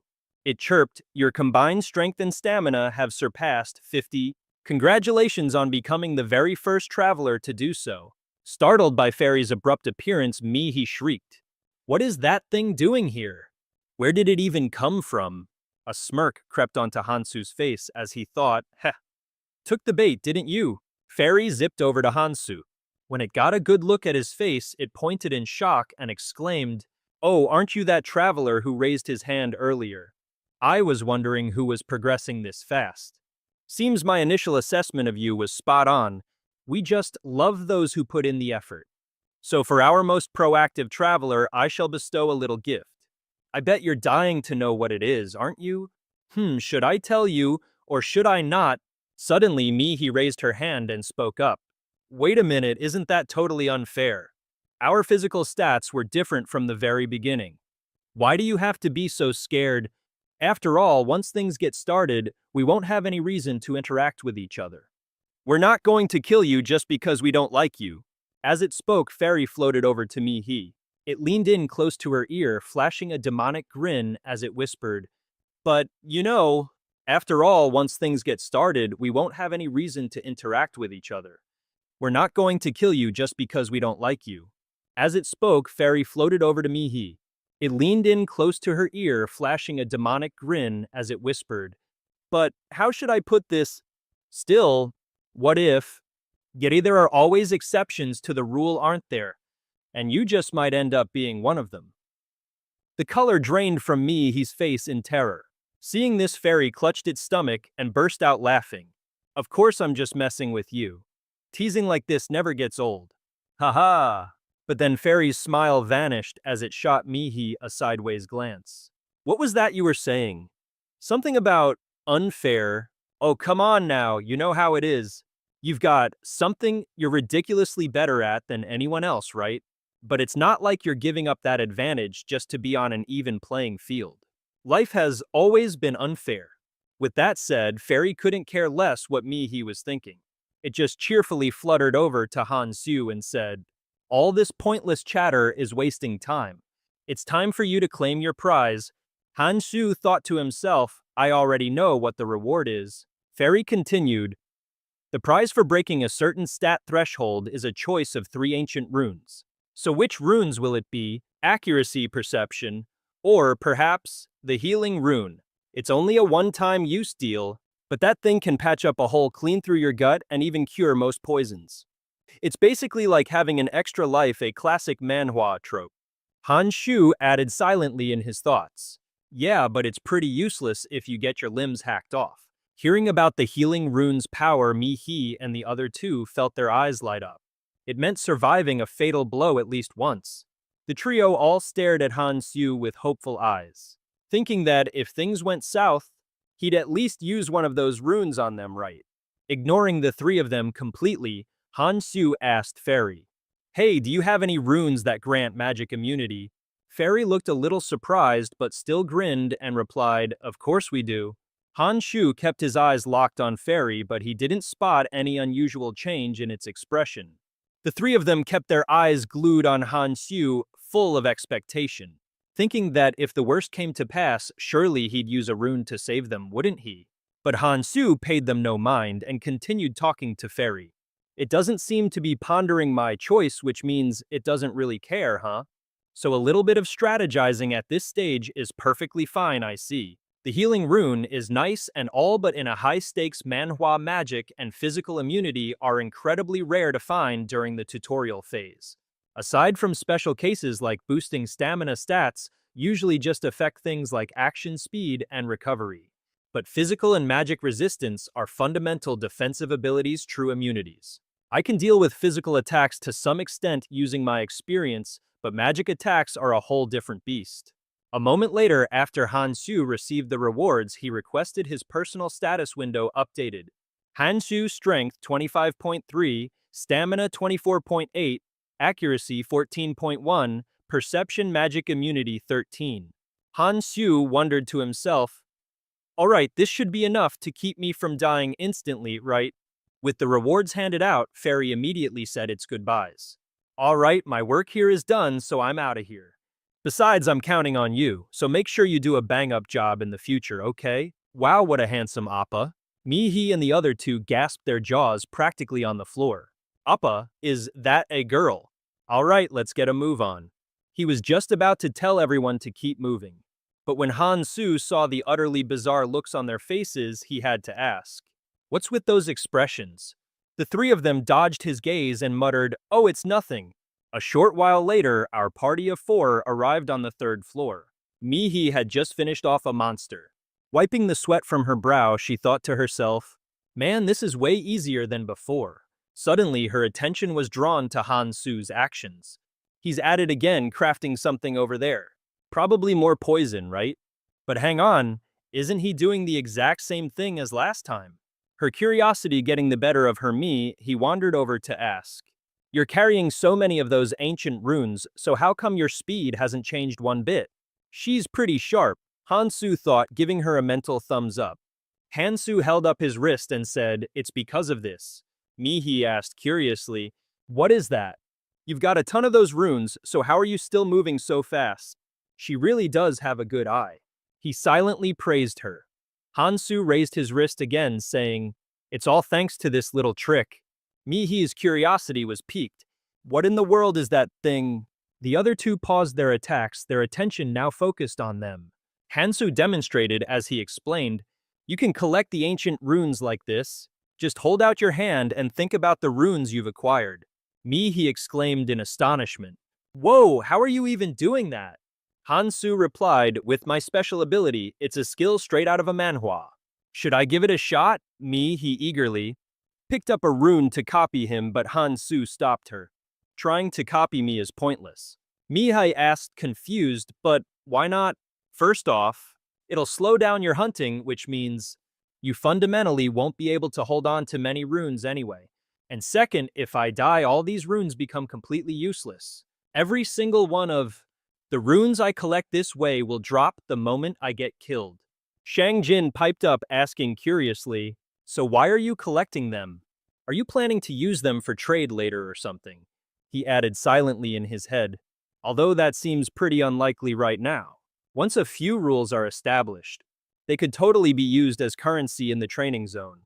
Hansu decided to offer some friendly advice. "You guys can't handle it. Just stick to picking them up one by one." Shirong was not having it and shot back. "Just because we listened to you, you think you can look down on us? If you can do it, why the hell can't I?" Hansu let out a mental sigh. These guys really had no clue where they stood. One trip down there to get a taste of the curse and they'll snap back to reality. But before that, they needed a little attitude adjustment. Glancing at the weapon in his hands, Hansu spun around to face the three of them with a dead serious look. "Listen up and listen good. Whether you follow me or go off collecting ancient runes, do whatever you want. I honestly don't care. But in exchange, I need you to listen to me right now and hand over all of your weapons." As expected, Zirong immediately flew off the handle. "What are you, a damn robber? You've already got your own weapon, so why would you demand my weapon too? Our weapons. We can't beat the monsters with just this." Hansu casually tossed his own weapon to the ground and continued. "The blade's too dull. It's completely useless now. I need a new sword too." "Got it." Shirong just yelled even louder. "You think saying that is gonna make me agree? This bastard is absolutely ridiculous. If you take all our weapons, what the hell are we supposed to fight with? We have to fight monsters too, you know? What do you expect us to do? Cower behind your back like a bunch of wimps?" At that moment, Shang Jin suddenly spoke up. "In that case, I'll give you my weapon." He didn't even get to finish his sentence before Zirong cut him off. "You shut it." Hansu didn't want to waste time arguing. He asked directly, "All right then, you want to go fight that monster down there?" Without a moment's hesitation, Zirong snapped back, "Fine by me, what's the big deal? Leave it to me. I've always hated that condescending look in your eyes, like you're the main character of some manhwa. This time I'll show you what I'm made of." Zirong's answer actually caught Hansu a little off guard. "I figured he'd refuse, but I never thought he'd agree so quickly." "Oh, that's right. He has no idea what kind of monster is actually down there. But this is as far as my charity goes." With that thought, Hansu gave everyone two choices. 1, I'm out of here and you lot can fight the monster by yourselves. 2, you all step aside and watch me handle it alone. So what's it gonna be? Shang Jin was resolute. "I'll be stepping aside." Miha had the same answer. "Me too." "If you're putting it like that, the monster must be incredibly dangerous." Seeing this, Tai Xiong tried his best to persuade them. "This is exactly why we should team up. We have to help each other out when things get rough. That coward wants to ditch his friends and hog all the rewards for himself. Are you guys really going to let him do that? He couldn't care less if that failure Sung Jin backs out. Are you guys really going to let him do that? He doesn't give a damn about me, the failure. Are you guys really going to let him do that? Does he care whether the loser Shang Jin retreats or not? But if Mei does the same, it's going to be a real problem for him." Friends, that's a nice word. Although I do have some vague memory of being friends with you once upon a time. You should be grateful Kandian didn't make it back here. I'm sure he's wandering aimlessly through the Faith Zone right about now. I can't waste any more time here. I need to get there as soon as possible. Hansu listened to Tai Xiong's pointless rambling until he finally couldn't stand it anymore and cut him off. "That's enough. We'll figure it out once we're down there. If I knew you'd all bicker like this, I wouldn't have said a thing." And so they finally started to descend. You should have done that sooner instead of running your mouth. Thinking Hansu had caved, Taichung said smugly, while thinking to himself the way he was so dead set on going down there alone. And it's obvious that bastard knows there's something important at the bottom. Only a complete moron would pass up a chance like this.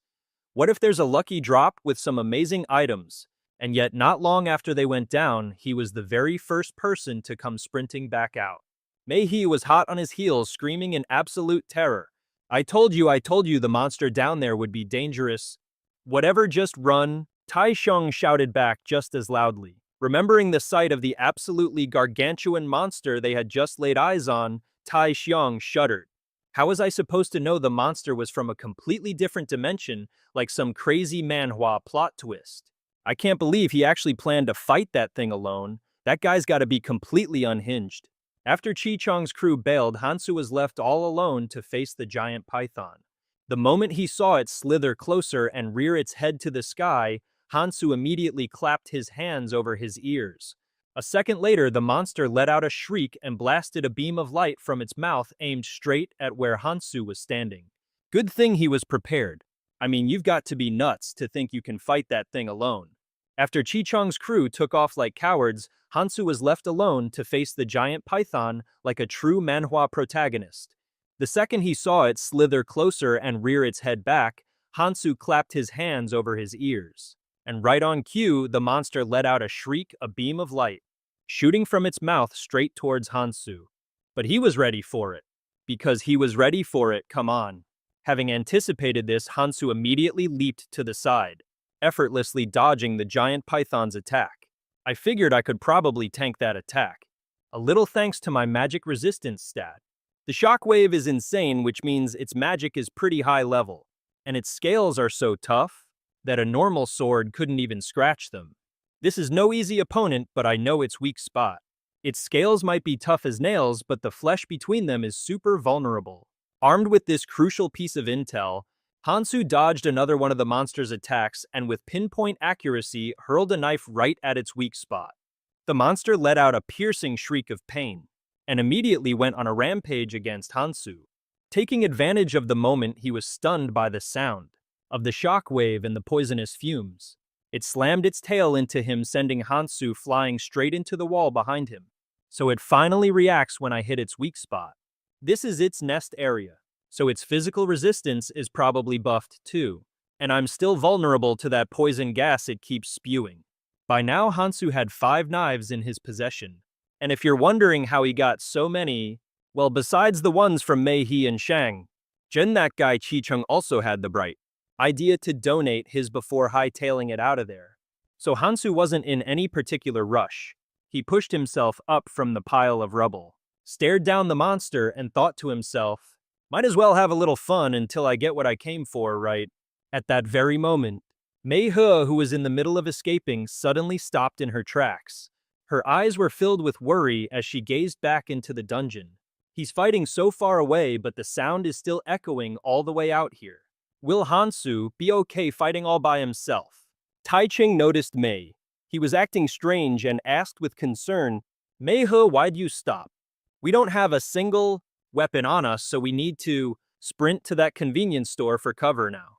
Mei-He was silent, a war raging in her mind. After a moment of intense internal debate, she decided to turn back and help Hansu. These idiots have ignored every single thing I've said from the very beginning. Although he was furious, Taichung's inner simp took over and he put on a brave face to go back with Mei-He. Kansa, are you okay? Before Mei-He could even finish her sentence, the scene before her eyes left her absolutely speechless. Hansu's left arm was clamped in the monster's jaws and it wasn't letting go. Hansu used the exact moment the serpent bit his arm to whip out his poison dagger. He stabbed it one more time in its weak spot, causing it to scream in agony. And with that, Hansu's arm was finally released. Perfect! That's finally 3 stabs into its body. I let it chew on my arm for a little too long, but my clothes took the worst of it. Good thing I leveled up my endurance. It should heal in no time. In the later stages, these creatures are going to evolve to a whole new level.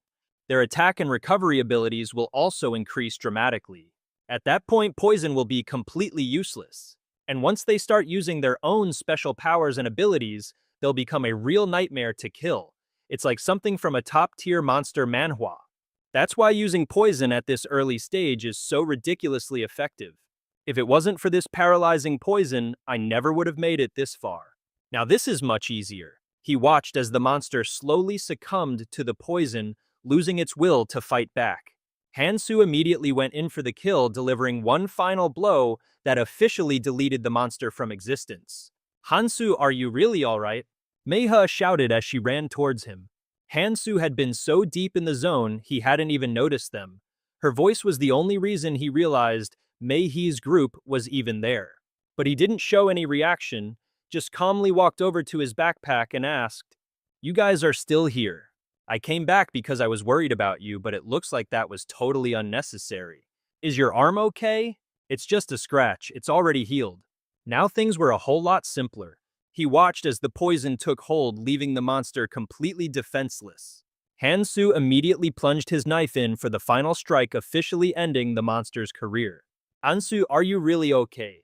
Meiha yelled out as she ran over to Hansu's side. Hansu was so focused on the fight, he didn't notice a thing, only snapping out of it when he heard her call out and realized Meihi's group was there.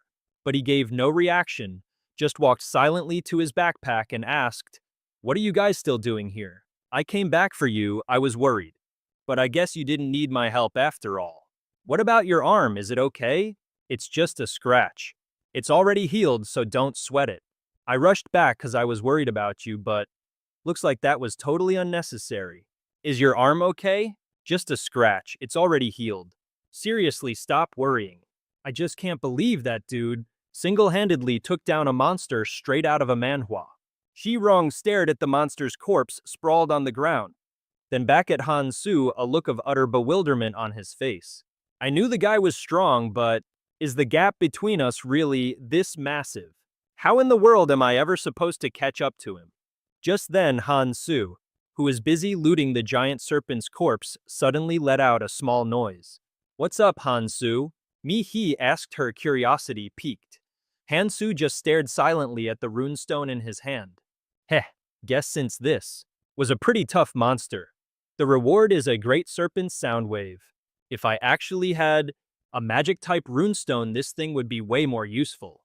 This thing needs magic to activate, which means it's completely useless to me right now." The second Shirong laid eyes on that runestone, he practically sprinted over to Hansu to get the details.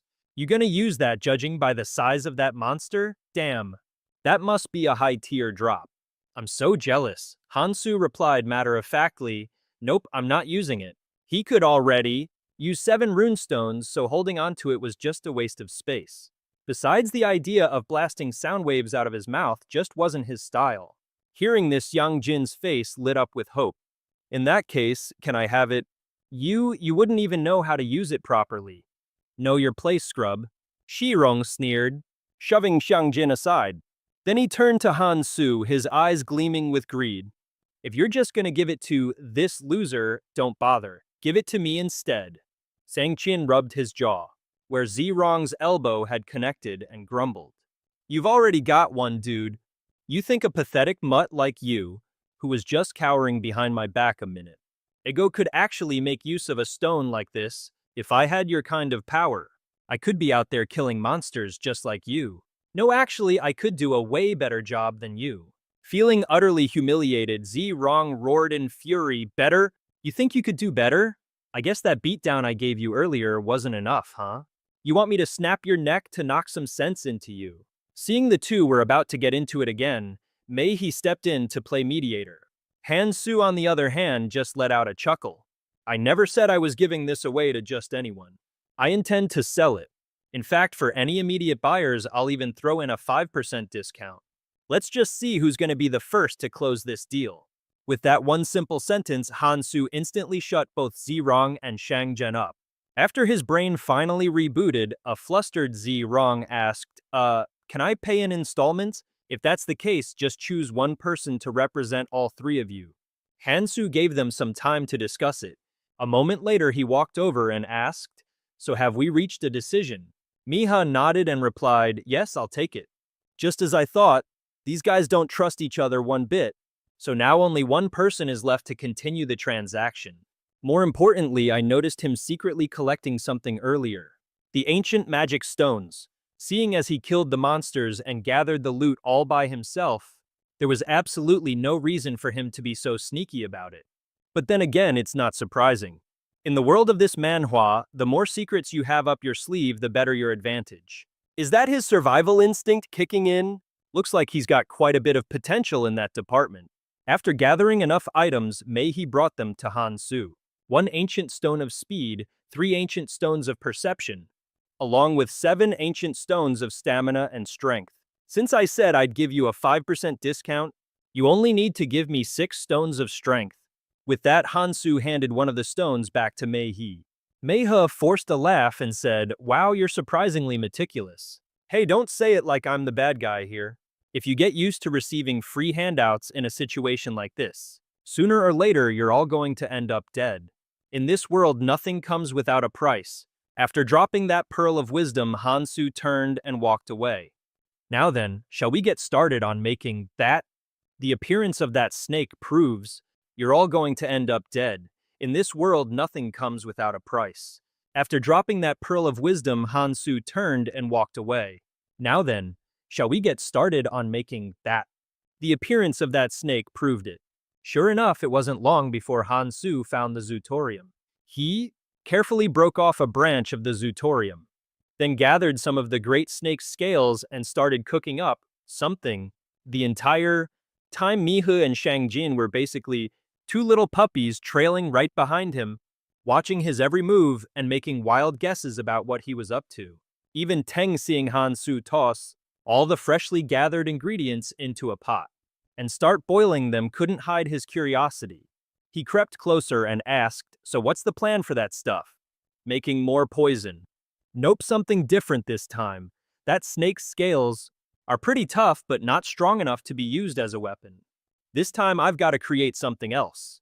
The 11th weapon out of 134 that can be crafted from monster parts and materials found in the tutorial area. The 11th weapon. Its damage range is pretty limited, so making an opponent bleed is a tough ask. But if you have the skill to pinpoint your enemy's exact weak spot and the confidence to actually hit it, then this little needle is the absolute perfect choice." Hansu looked at his finished product with a hint of disappointment. "The tip's a little blunt, isn't it? Well, I made it with my bare hands, so I can't really ask for more." Hansu tested its quality by whacking the needle with his dagger. Seeing that it didn't even get a scratch made him feel a lot better. All right, at the very least, it's gotta be this strong. Considering the sheer amount of time alchemists spent trying to create a decent weapon, this was hands down the best thing you could make from the basic materials available in this tutorial zone. Classic manhwa logic. I need this to pierce through its scales. The monster I have to defeat to get the second hidden piece. Hansu wrapped one end with a scale to make a handle, completing the crafting process. New weapon Kakaliza. This thing is a bit stronger than numbers 1 through 17. If I can take that down, I'll be able to make an even better weapon. But this weapon isn't half bad. It's the best option I've got for now. Shirong stood off to the side, eyeing him up and down. Look at how hard that guy worked to forge that thing. It's gotta be way better than the weapon I'm currently using. With that jealous thought swirling in his head, Zirong made an offer to buy Hansu's sword. This thing is a real handful to use, but if you're interested, I'll sell it. But I can't make another one right now. I already used up all the materials. Hearing this, Zirong's resentment just intensified. So this bastard used everything up for himself. The selfish jerk. No, there's definitely better loot up ahead. For now, patience is the best play. Shirong tried to calm himself down and followed Hansu with the others. This has to be the final stop. There's electricity and the train cars are squeaky clean. Better yet, that guy who's always in kill or be killed mode is actually calm for once. Looks like the fighting is finally over. Now I can just kick back and claim my reward. Shirong was celebrating in his head. But as Mihi and Shangjin boarded the subway just like Hansu, a simple question from our MC stopped them dead in their tracks. "Why are you guys getting on? This is a one-person ride. Get off!" Seeing the 3 of them just standing there like statues, Hansu turned his head and repeated, "Didn't you hear me? The train will only leave with a single passenger. All of you get off." Shang Jin finally spoke up, "You must be mistaken about something. This is sketchy. How do you know this train is only for one person?" Shi Rong immediately chimed in to back him up. "Yeah, and what rule says you're the one who gets to go, huh? After all the battles we've fought through together. How can you be so selfish and only think about yourself? You only made it this far because we helped you." Oh my god, is this the legendary hypocrite who plays the victim after pulling a fast one? The kind you only read about in stories. I seriously hope the author of this manhwa gets rid of him soon. I can feel a headache coming on. Anyway, back to the main plot. Hearing Zirong's absolutely cringeworthy speech, Han Su let out a quiet sigh. Help, these fools are certainly clever when it comes to seizing opportunities for themselves. But there's one crucial thing they still haven't realized. Of course there's no rule saying I get to go first. Because in this world there are no rules at all. And with that, Han Su unsheathed his brand new sword, making his threat perfectly clear. Now you have a choice. One, you get off the train. Two, you and I settle this right here. But hey, if you go with option 2, feel free to write a strongly worded letter to the United Nations later. I'm sure they'll get right on that. With that, he jabbed the hilt of his sword toward Shi Rong's neck. And with a smile that wasn't a smile, he asked, "So what's it gonna be?" That son of a bitch, is he serious? He talks like some stuffy old man, but acts like a complete lunatic. Then again, if we all jumped him at once, we might actually have a shot. If we win, I'm taking all his weapons and that ancient language skill for myself. And if we lose, well, we just say we're sorry and it's all good. He wouldn't actually take out all 3 of us, right? It's a risk worth taking. Just as Shi Rong was busy running the numbers, he locked eyes with Han Su's murderous glare. And so not long after the train departed, with Han Su as its one and only passenger, after snapping out of it, Shi Rong couldn't stop kicking himself. That bastard, if I had so much as twitched, he would have killed me on the spot. He's capable of so much more. So why did I completely freeze up just from a single look from him? We shouldn't have pushed him away like that. We owe him for carrying our sorry asses this far. We never should have provoked him. Let's just keep going. We have to press on. Shi Rong listened to Meihi's little speech. He would have killed me right then and there. He's capable of way more than that. So why did I lock up from just a single glare? We shouldn't have shoved him aside like that. We're in his debt for getting us this far. Picking a fight with him was a huge mistake. Let's just keep going. We have to keep moving forward. Hearing this from Mei, Shi Rong scoffed internally. You bunch of morons. This is exactly why you'll never amount to anything. Where's that hunger for power? Aren't we here to get stronger no matter what the cost? I will get stronger. As he waited for the train to reach the next station, Han Su organized his thoughts. All right, let's break down everything I've gathered about this place. 1. The subway will stop at a total of 20 stations along this route. 2. The relics at each station are completely random. Apparently, this whole manhwa is a gacha game. 3. Once a station is passed, there's no turning back. It's a setup designed to mess with your head. Even if I make it all the way to the end of the line, there's no guarantee of a good outcome, so I have to play this smart. Alright, Station 12, let's take inventory. Larun's Ring, Ken Tao's Claw Rang's Steel. That makes 8 weapons I've collected so far. I guess because these are all weapons you can only get from a hidden piece, their quality's actually pretty top-notch. Larun's Ring, for instance, boosts my perception stat to reveal monster weak points. Too bad for the ring, I've already memorized the weak spots of every single monster here, so completely useless to me. I'm already drowning in weapons, so I was really hoping for something a little different. You know, like a mobility boost or something. Something to let me zip around freely in a fight at the very least. Han Su stepped off the train, his eyes widening in disbelief at what appeared before him. Maniac's cigarettes. Maniac's cigarettes. The moment you put one to your lips, your ancient language stat starts to climb. Take a drag and the stat keeps on rising. Finish the cigarette and inhale all the smoke. And all your ancient language stats get a 20% boost. The effect lasts for a solid 10 minutes. Han Su couldn't help but feel a rush of excitement. Even though he couldn't use it outside the tutorial area, it was still one heck of a useful item. But as he held the pack in his hand, Han Su suddenly realized there was a small problem. This thing, Doesn't it only come with one cigarette? He scanned the item description one more time. Remember her? Are you smoking again like you used to? I told you every time you lit up. You know it makes you look so much older. Keep it up and you're going to ruin that handsome face of yours. Hey, don't you worry. Hansu muttered to himself, this time will be different. Then he headed back to the starting station. By the time he got there, Mihi and her crew were already gone. Not that Hansu cared in the slightest.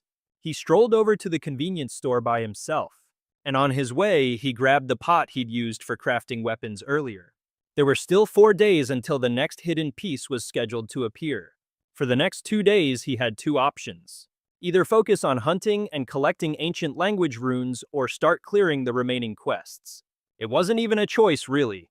Let's see, I've already knocked out a few quests along the way. I'm not sure what else I can get from them, but for now, I just have to buckle down and focus on the quests I've marked as having the best rewards first, like any good manhwa protagonist would. And among the remaining quests, there was one with a particularly juicy reward. The Sage's Stone. A quest that could be completed quickly featuring a clumsy magician as a sidekick. The reward, it boosts all of my base stats by a whopping 10 points, including its own bonus stats, and it can even heal what would otherwise be fatal wounds. A relic that promised a reward like that was incredibly rare, not just in the tutorial but even in the red danger zones later on. But who in their right mind would be dumb enough to activate a ridiculous quest like that? Oh right, her. NVR, a member of the Suicide Squad. She was dragged into the abyss while doing volunteer work in a prison. I heard that the people she trusted most were there with her. But the moment training started, every single one of them betrayed her. And that rage, it awakened her power. In just 7 weeks, she tore through and annihilated everyone in that place. Then she ripped out their hearts. Afterwards, she tried to end her own life. And that's what triggered this very mission. They say the people she trusted most were right there with her. But when the training began, they all turned on her. And that absolute fury awakened her true power, a classic trope in any good manhwa. Within 7 weeks, she had ripped apart and exterminated everyone there. And then, she tore out their hearts. After that, she attempted to take her own life, and this mission appeared. Mulling it over, Hansu decided he'd pass on this one. It just didn't suit his style, and it completely contradicted his goal of saving as many people as he could. It was probably nighttime by now, which meant that some of the night-exclusive timed missions were starting to pop up. Wait a second, nighttime. That's when Hansu remembered he had something. The Stingy Fu Hao's food pouch. Okay, first things first, I'm using this. Whatever happens, I need to make sure I've got enough stamina. I'm going to activate its protection of the moonlight, but I gotta eat something first. Hansu looked over at the convenience store, which was now completely barren. Even the stash of food he'd buried outside had been dug up and looted. The only things left were empty wrappers and bottles scattered all over the floor. These absolute scumbags. The moon is about to rise and they still dare to pull a stupid stunt like this. Let's just see how brave they really are. At that very moment, the gang of thugs, having cleaned out the entire store, was hauling their loot outside the station. Mihi's group had already met back up with the blonde girl and her friend. They could only stand by and watch as the thugs carted all the food away. After a moment, the blonde's friend grumbled, "How can they just take everything? Shouldn't we try to stop them right now? We had to bolt so fast when we heard them coming, I couldn't grab a single thing. They took my share too. How did they manage to steal everything so quickly?" Mihi replied hesitantly, "We might be stronger, but..." Sang Jin cut in, finishing her thought. "There are too many of them. Even with higher stats, we'd be in serious trouble if they decided to swarm us. Hansu isn't back yet, so let's not do anything reckless." The blonde's friend just stared at him, completely dumbfounded. Then she turned to her friend and whispered, "I've never heard him say that many words at once." "You and me both," the other guy piped up. Mihi stared at the group of thugs, a strange sinking feeling suddenly bubbling up inside her. Her blonde friend's jaw practically hit the floor. "I can't believe they already found the convenience store. I thought we had more time, but this is way too fast. Let's go hurry up." Chong-hee barked orders at his lackeys. Spotting Mihi's crew, he shot them a smug grin and a jaunty little wave. This understandably freaked the hell out of them. Did he just wave at us?" They were clearly trying to provoke them, gloating that they'd already cleaned the place out. Don't rise to the bait. Let's just go. Dai Rong muttered nervously, quickly turning to leave. Inside, he was cursing himself. Idiot. Why the hell would he wave at me? Still, I'm playing my part pretty well so far. So why did he wave at Rong, you ask? Well, it's simple. Not too long ago, Rong himself was the one who sought out these thugs. And then he personally led them straight to the convenience store. What a guy. And his reason for this stellar act of betrayal, he'd simply underestimated Hansu big time. He figured Hansu would have to fight these goons for their supplies. And since our boy couldn't possibly beat so many guys alone, he'd have to come crawling to him for help. Flashing back to that moment after hearing Rong's offer, Chong-hu had just laughed in his face. And why should we trust you? Sounds like you're trying to set us up to fight that Hansu fella. But Rong, high on the power of the ancient language essence of the An Goblin tribe, was feeling pretty full of himself, a classic power-up in a fantasy manhwa. Without a shred of fear, he grabbed Chong-hee by the collar and started lecturing him. Do you not understand the situation you're in? Just follow me. What did you just say, you bastard? One of Chong-hee's goons roared. Before the guy could even finish his sentence, Rong sent him flying with a single punch, knocking him flat on his ass. Rong stood over him, looking down his nose with an air of pure superiority. The three of you aren't even in the same league as me, you pathetic losers. Why would I need to set a trap for weaklings like you? Think about it carefully. I'm giving you an opportunity here. The three of you aren't even in the same league as me, you pathetic losers. Why would I need to set a trap for weaklings like you? Think about it carefully. I'm giving you an opportunity here. Think carefully. I'm giving you all a chance. A chance to prove yourselves. Anyway, back to reality. After the gang of thugs finally took off, Mi-hee's group decided to hole up in a store near the station to wait for Han-su. The second she saw Han-su's silhouette through the glass, Mi-hee's face lit up and she called him over. Just like that, all the anxiety weighing her down seemed to vanish into thin air. Tae-sung, on the other hand, saw Han-su and just smirked deviously. Nothing to worry about, he thought. Besides, nobody knows I was the one who set that trap. And even if I get caught, I've got a perfect excuse lined up. The moment Han-su stepped inside the store, Mi-hee immediately ran over to give him the rundown. We're in big trouble.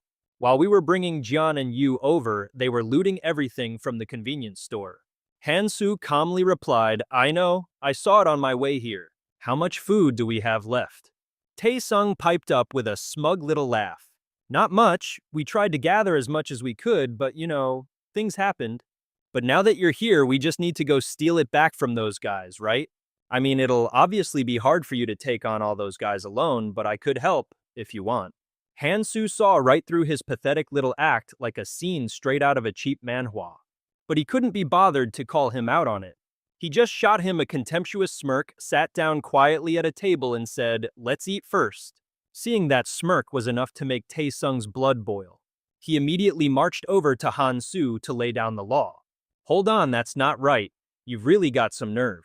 We risked our lives to protect this food. Shouldn't you be offering something in return? Cough something up. If you give me something good, I might reconsider. He couldn't believe what she was hearing. Tae-sung, what's wrong with you? We brought this food for everyone. Tae-sung shot back. So we're just supposed to give it to him for nothing. We risked our lives to protect this food. Shouldn't you be offering something in return? Hand something over. If you give me something good, I might reconsider. He was once again completely stunned. Tae-sung, what has gotten into you? This is for all of us. So we're just supposed to hand it over to him for nothing, Tae-sung retorted. We put our lives on the line. For free, we risked our necks for this food, and so should you. Even among friends, there has to be fairness. Han-su didn't lift a finger while we were struggling to gather all this food. Didn't anyone ever teach you that there's no such thing as a free lunch? Yang Yu and Jian nodded in agreement. Seeing everything going exactly to plan, Shi Rong could barely contain his glee. This is my shot. If I can get everyone on my side, this guy won't be a problem anymore. Let's see how long he can keep up that insufferable act. With that thought, Shi Rong smugly turned to Han-su, eagerly awaiting the moment he would finally cave. How embarrassing. I don't have anything to trade you for food. What am I supposed to do now? That was the exact opening Shi Rong was waiting for. He immediately laid out his demand. Oh, come on, you've got plenty. Just share whatever you scavenged in there. Hearing this, Jian asked curiously, what's he saying? What did you get in there? He just went into some kind of secret area. You see, he must have found something really good. He should share it with us, don't you think? It's not like he's the solo protagonist of this manhwa. Shirong explained as he turned, then held out an energy bar to Han Su. He flashed a wide smile and said, so come on, share it.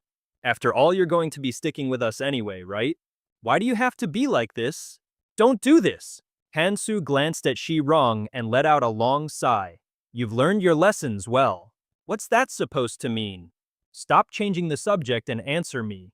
Han Su didn't even bother to reply, simply grabbing his backpack and heading out of the store. It's not like I brought them along because I needed them. I don't need their ancient language skills anyway. I came all this way because of what you said. I've done everything I could. Honestly, if the author decided to cut some dead weight, Shi Rong would have been gone back in chapter 3. We certainly wouldn't have had to wait until now. Anyway, it is what it is. Stay safe. All the best for the future. Han Su said his piece and left. Anyway, it is what it is. Stay safe. All the best for the future. Having said his final words, Han Su decisively pushed the door open and stepped outside. The atmosphere instantly became thick with tension. Jay quickly stepped in to play peacemaker. Come on, everyone, let's not fight. We've made it this far without any major drama, why start stirring the pot now? We'll bring him back, let's go. Just let him go if he wants to, there's no need to stop him. Shirong said with a tough front, but he was cursing up a storm in his head. Whatever, just get lost, acting all high and mighty until the bitter end. Damn it, he's just putting on a show. If we offer him some freebies, he'll come crawling back. Who the hell needs him anyway? We can handle things just fine on our own. Just as Tae Dung was running his mouth, he was shocked to see Mi Hee suddenly striding towards the door. Mi Hee, what do you think you're doing? Are you seriously ditching us to go with that guy? Mi Hee hesitated for a split second, but only for a moment. Then she decisively grabbed Hansu's sleeve and declared, I'm going too. Hansu, can I come with you? Without even bothering to look back, Hansu said, I can't take you with me now, can I? Just as a disappointed Mi, he was about to let go, Hansu spoke again. But didn't I already tell you? Whether you follow is up to you. A radiant smile immediately lit up Mi Hee's face. No, you can't go, Tae Dung screamed. You haven't gotten your rune yet. I can give you your rune, but Sang Jin, he hasn't gotten his yet, has he? Inside, he was starting to panic. You really think I'm just going to let you walk away? I'd let anyone else leave, but not you. That's fine because I'm going with them too. Sang Jin unexpectedly spoke up, then slowly started walking towards Hansu. But as he passed Tae Dung, his path was blocked. Do you have any idea what you're saying? You can't do this. Do you really think my father is just going to let your father off the hook? I took in a stray dog, and now you have the nerve to crawl away. I took in a stray dog, and now you have the nerve to crawl away. Again, you ungrateful mutt, have you forgotten who your master is? Before Tae Dung could finish, Sang Jin smacked his hand away and retorted, and do what? We can't even get out of here right now. Nobody else even knows we're still alive, so how exactly are you going to report back to my father? At this point, none of that even matters anymore. I have no reason to listen to a word you say anymore, got it? Tae Dung could only watch dumbfounded. As Sang Jin and Mi Hee walked away. He finally snapped, screaming like a madman, Fine, get the hell out, all of you. We'll just have all the food to ourselves anyway. You think things will be any different out there? This isn't some fantasy manhwa where everything magically works out. You'll all come crawling back here eventually. So just you wait and see. After Hansu's group had walked for a while, a worried Sang Jin turned to Mi Hee. Are you sure we shouldn't have brought some of that food? We barely have anything in our bags. You're right. But just then a clothing store on the side of the road caught Hansu's eye. He eyed a brand new jacket in the display window, then casually took it and slipped it on, to replace the tattered mess his shirt was in after his little solo fight with the giant snake, and turned to the two people behind him. It doesn't matter. It's all going to be meaningless soon anyway. We've got work to do, so let's get moving. Seeing the utterly bewildered looks on Mi Hee and Xiang Zhen's faces, Hansu was kind enough to elaborate because it's almost midnight. At midnight, he repeated, before pointing up at the sky in shock. Something's weird with that moon. All of them immediately looked up. An eye had suddenly appeared on the perfectly normal moon, and then in a scene straight out of a horror manhwa, it slowly blinked open. While Mihi was still trying to wrap her head around this, she heard Xiangzhen scream. What the hell is this? The food! It's turned into sand. No way all the food we just bought. Miha frantically ripped open her backpack to check. And yup, nothing but sand. The food was completely gone. At that very same moment, Tai Dong, who had been gleefully hoarding his food, made the same horrifying discovery. His pack, once stuffed with food, was now filled with nothing but sand. What's that? It's glowing. Mihi's eyes followed Xiangzhen's gaze, and what she saw left her even more stunned. Are those people? They're glowing. Their locations are being broadcast to everyone. Mihi instinctively looked down at her own hands. Are we glowing too? Xiangzhen looked at himself, then at Mihi, and pieced together a theory. I don't think we can see it when we're standing right next to each other. But everyone over there is lit up like a Christmas tree, even right through the walls. A terrifying thought crossed Mihi's mind. That means everyone can see each other. But this is basically forcing us to fight one another. Xiangzhen suddenly remembered what Hansu had said just a few moments ago. He asked suspiciously, Hansu, did you already know this was going to happen? Hansu just chuckled. Hey, come on now. I may have superpowers, but that doesn't mean I can predict the future. But you look so damn calm about it, Xiangzhen thought to himself. Right on cue, the sounds of arguments erupted from all directions. What the hell? Who's the jackass who did this? Who took all the food? You ate it all, didn't you? I'm gonna end you. Hand over all your food. We don't have any either, you moron. Hearing all this, Hansu sighed to himself. What an absolute garbage world. This is exactly why I told you guys not to take everything. Because the moment that moon, a little something unique to this manhwa's world, pops up, all the food everyone has just vanishes into thin air. Meanwhile, over on Chi-Chong's side of town, they're just having a terrible realization. Their entire food stash has mysteriously grown wings and flown away. What do we do now? Should we go on a food run or something? Nah, the convenience stores have probably been picked clean by now. Hearing Jian and Yu's chatter, Chi-Chong's hands balled into fists. He knew this would happen. Did he just play me? That damn bastard with the superpowers. Just then, Jian spotted something. He quickly yelled for Chi-Chong. Chi-Chung outside. Outside, a bunch of thugs were on a killing spree. Chi-Chung, look outside. Those goons are murdering people. Where is that damn con artist? How dare he trick us? Go find him. Chi-Chong ducked behind a wall, his heart pounding. If they all ganged up on me, I'd be toast. Should we try to escape and pick them off one by one? As things got desperate, Jian had a sudden brainwave. Let's just go to Hansu. Chi-Chong absolutely blew a gasket. You want us to go crawling back to that piece of trash who abandoned us and beg for his help. Have you got any self-respect left? Jin shot back. So what's your master plan then? You think you can take on all 5 of them? Staying here is pointless? Think about it. If they can't find us, they'll go after Hansu next. We could provide some backup if they get into trouble, right? Yang Yu chimed in, backing up Jian. Yeah, there's strength in numbers, we'd totally win. I'm sure if we just talk to them, it'll all work out. They have a point, Chi-Chong thought. A temporary alliance isn't the worst idea. I hate it, but this could be the perfect chance to use him to my advantage. With that devious thought, Chi-Chong agreed to Jian's plan. But the second he stepped out the door, something wrapped around his leg, holding him fast. What the hell is this, damn it? It won't let go. Hey, give me a hand, Jian and Yang Yu started to help, but they suddenly froze, their eyes wide with terror, staring at something right behind Chi-Chong. Hurry up! What are you two gawking at? You idiots. If you dare pull him, you'll both be eating through a straw for the rest of your lives. Or maybe you'd like to join us, I just want to talk. The thug leader's voice was dripping with menace. The moment they heard that, Jian and Yang Yu bolted, leaving poor Chi-Chong to fend for himself. Hey, you two dogs! Tae-sung shrieked. The gang's leader sauntered over to Tae-sung, one step at a time. My, such harsh language. And from someone so young, too. He said, his gaze dropping to Tae-sung's neatly bound legs. What do you think I call it, the Orin fly trap? While you were busy with your pathetic little circus act, I had already laid the trap. And I even prepared some juicy bait for them. After all, if we just ganged up on you, where's the fun in that? Alright, that's enough chit-chat. But Anja, why are there only 3 of you here? Where did the others go? When Taesung stayed silent, the leader instantly raised his foot ready to stomp. Taesung shrieked in terror, but it was a fake-out.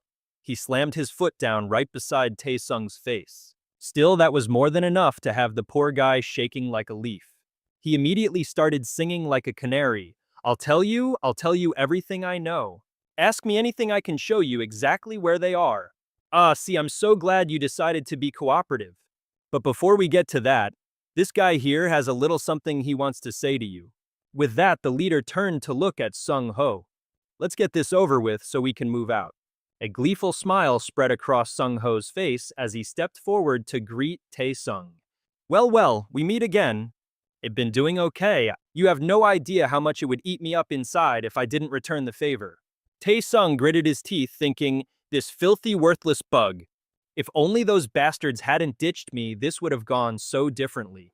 The leader tossed one last command over his shoulder as he walked away. Keep it under control. You guys hear that? We're supposed to beat him up. Under control. Sung Ho reminded his lackeys, and together they all charged at Taesung. Taesung could only cover his head as he watched Do Hyun and Yang Yu make a run for it. He seethed, how dare they just leave me behind? This is like something straight out of a revenge manhwa. I'll slaughter every last one of your families. Meanwhile, it didn't take long for Do Hyun and Yang Yu to find Han Su's group. They were all gathered around a fire enjoying a hearty meal. Hey, what are you guys up to? You guys having a camping trip or something? Looks pretty cozy. Let's all eat together. Do Hyun said, trying his absolute best to sound casual. He then strolled towards 2 pots of food that were steaming invitingly. Of course, the 2 of them were painfully aware that all of their own food had completely vanished. Han-soo got to his feet, pointing his sword right at the pair. What are you guys up to? Are you guys camping or something? Looks pretty cozy. Let's all eat together. Du Quan said, trying to act as natural as humanly possible before strolling over to the 2 pots of food. He probably thought they hadn't noticed that all the food had mysteriously vanished. Right.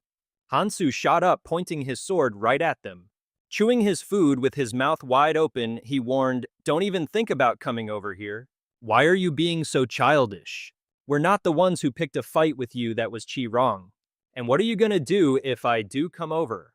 Hansu smirked and replied, my superpower tells me you're about to have a very, very bad day.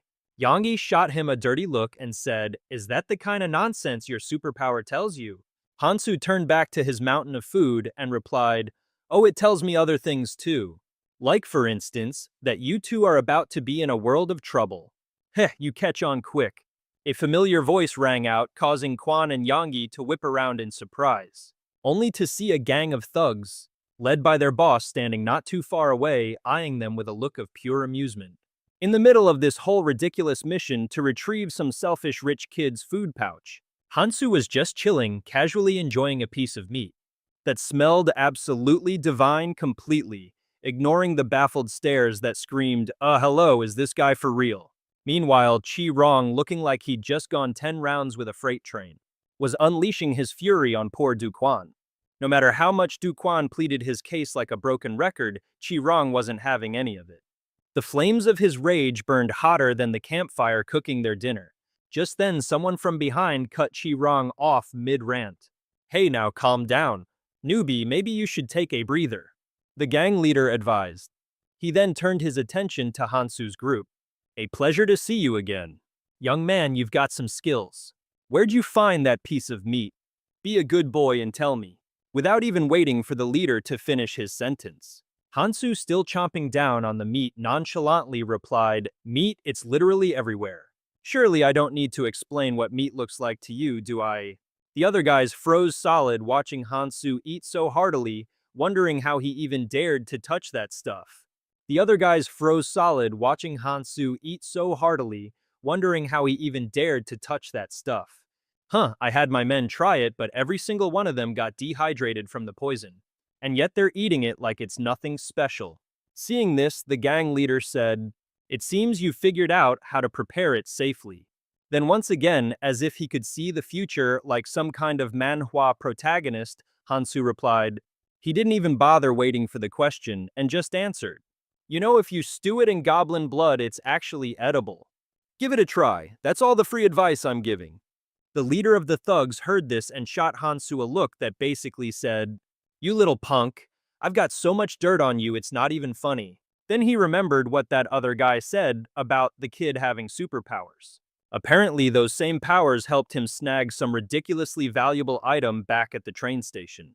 You know what, he thought, today feels like a great day to pick a fight. Sure, he might have skills, but we've got the numbers. We can just dogpile him. Besides, the kid's just a 20-year-old nobody.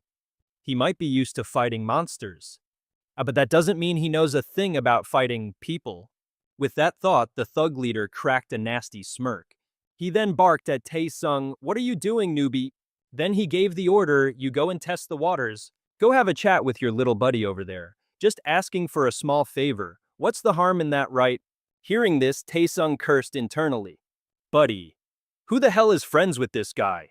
And why is he ordering me around?" He clicked his tongue in annoyance, but figured this was actually good for the boss, since he wouldn't have to cause a big ugly scene in front of everyone.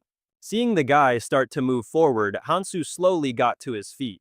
Even Jumi, he stood up, her body coiled with tension. Tae-sung stepped up and called out, "Hey, the old man's right. How about we have a little chat?" Jumi, he immediately tried to warn him off. "No, don't come any closer. Do not cross that line." But Tae-sung wasn't having any of it. He just kept walking forward, completely determined. As the goon closed in, Hansu rose to his feet, and a nervous Jumi, he quickly followed suit. Tae-sung strode forward, saying, "Look, the boss is right. Can we just talk for a second?" Seeing this Jumi, he desperately tried to intervene. "No, stay back. Don't you dare cross that line." But Tae-sung completely ignored her, marching forward and roaring, "Shut your mouth, you're all the same, you witch, you just wait." He even started to pick up the pace, breaking into a run. "And it's over." Hansu muttered under his breath, "So you've chosen death." He then added silently in his head, "Well, don't say I didn't warn you." Like a true manhwa protagonist, he gripped his weapon and with a single decisive motion, sliced through the air. At that moment, Tae-sung suddenly collapsed with a yelp. "What the he didn't even do anything. He didn't even touch me." Then he crashed to the ground, mumbling incoherently. "Why, how?" Then he saw it. His own leg was just lying there on the ground behind him. Tae-sung scrambled to hug it, screaming in agony, "My leg? Are you maniac? Are you completely insane?" The peanut gallery over there was once again left totally speechless by Hansu, their jaws practically on the floor. Even Ji-hyun and Yang-yu looked like they'd just seen a ghost. Meanwhile, Tae-jung was still over there screeching his head off in disbelief. "Damn it, my leg! Where the hell is your humanity, you monster? How could you do this to me? All this for a measly piece of meat." Jumei-hee had clearly tried to stop him earlier, but nope, he wouldn't listen. Now all she could do was let out a heavy sigh. It seemed like Mei-hee was the only one who actually expected Hansu to pull a move like this, because even Shang-jen was just as flabbergasted as everyone else. Tae-jung then scrambled over to the head thug. Think about it. He did all this just because he didn't want to share his food. If he gets any stronger, you think he's just gonna leave you in peace? He'll slaughter every last one of you just to get his hands on those runes. Tae-jung kept egging them on, desperate as hell. "You have to kill him right now. You think you can actually buddy up with a guy like that? You idiot." Hearing this, the head thug's expression darkened. He immediately turned to his lackeys and barked, "Get ready." But one of them, Jong-hao, was already shaking in his boots from Hansu's display. "But, boss," he stammered. Jong-hao fell, silent, trying to psych himself up as he stared at Hansu. That guy's got a point, he thought. He might not be looking for a fight right now. But once he gets stronger, he could wipe us out in a heartbeat. Our side is armed to the teeth and with his body. Glowing under that weird moon, there's no way he can escape. We gotta take him out now. He took another hard look at Hansu, at that ice-cold expression on his face, and shuddered. Damn it, what kind of college kid has eyes like that?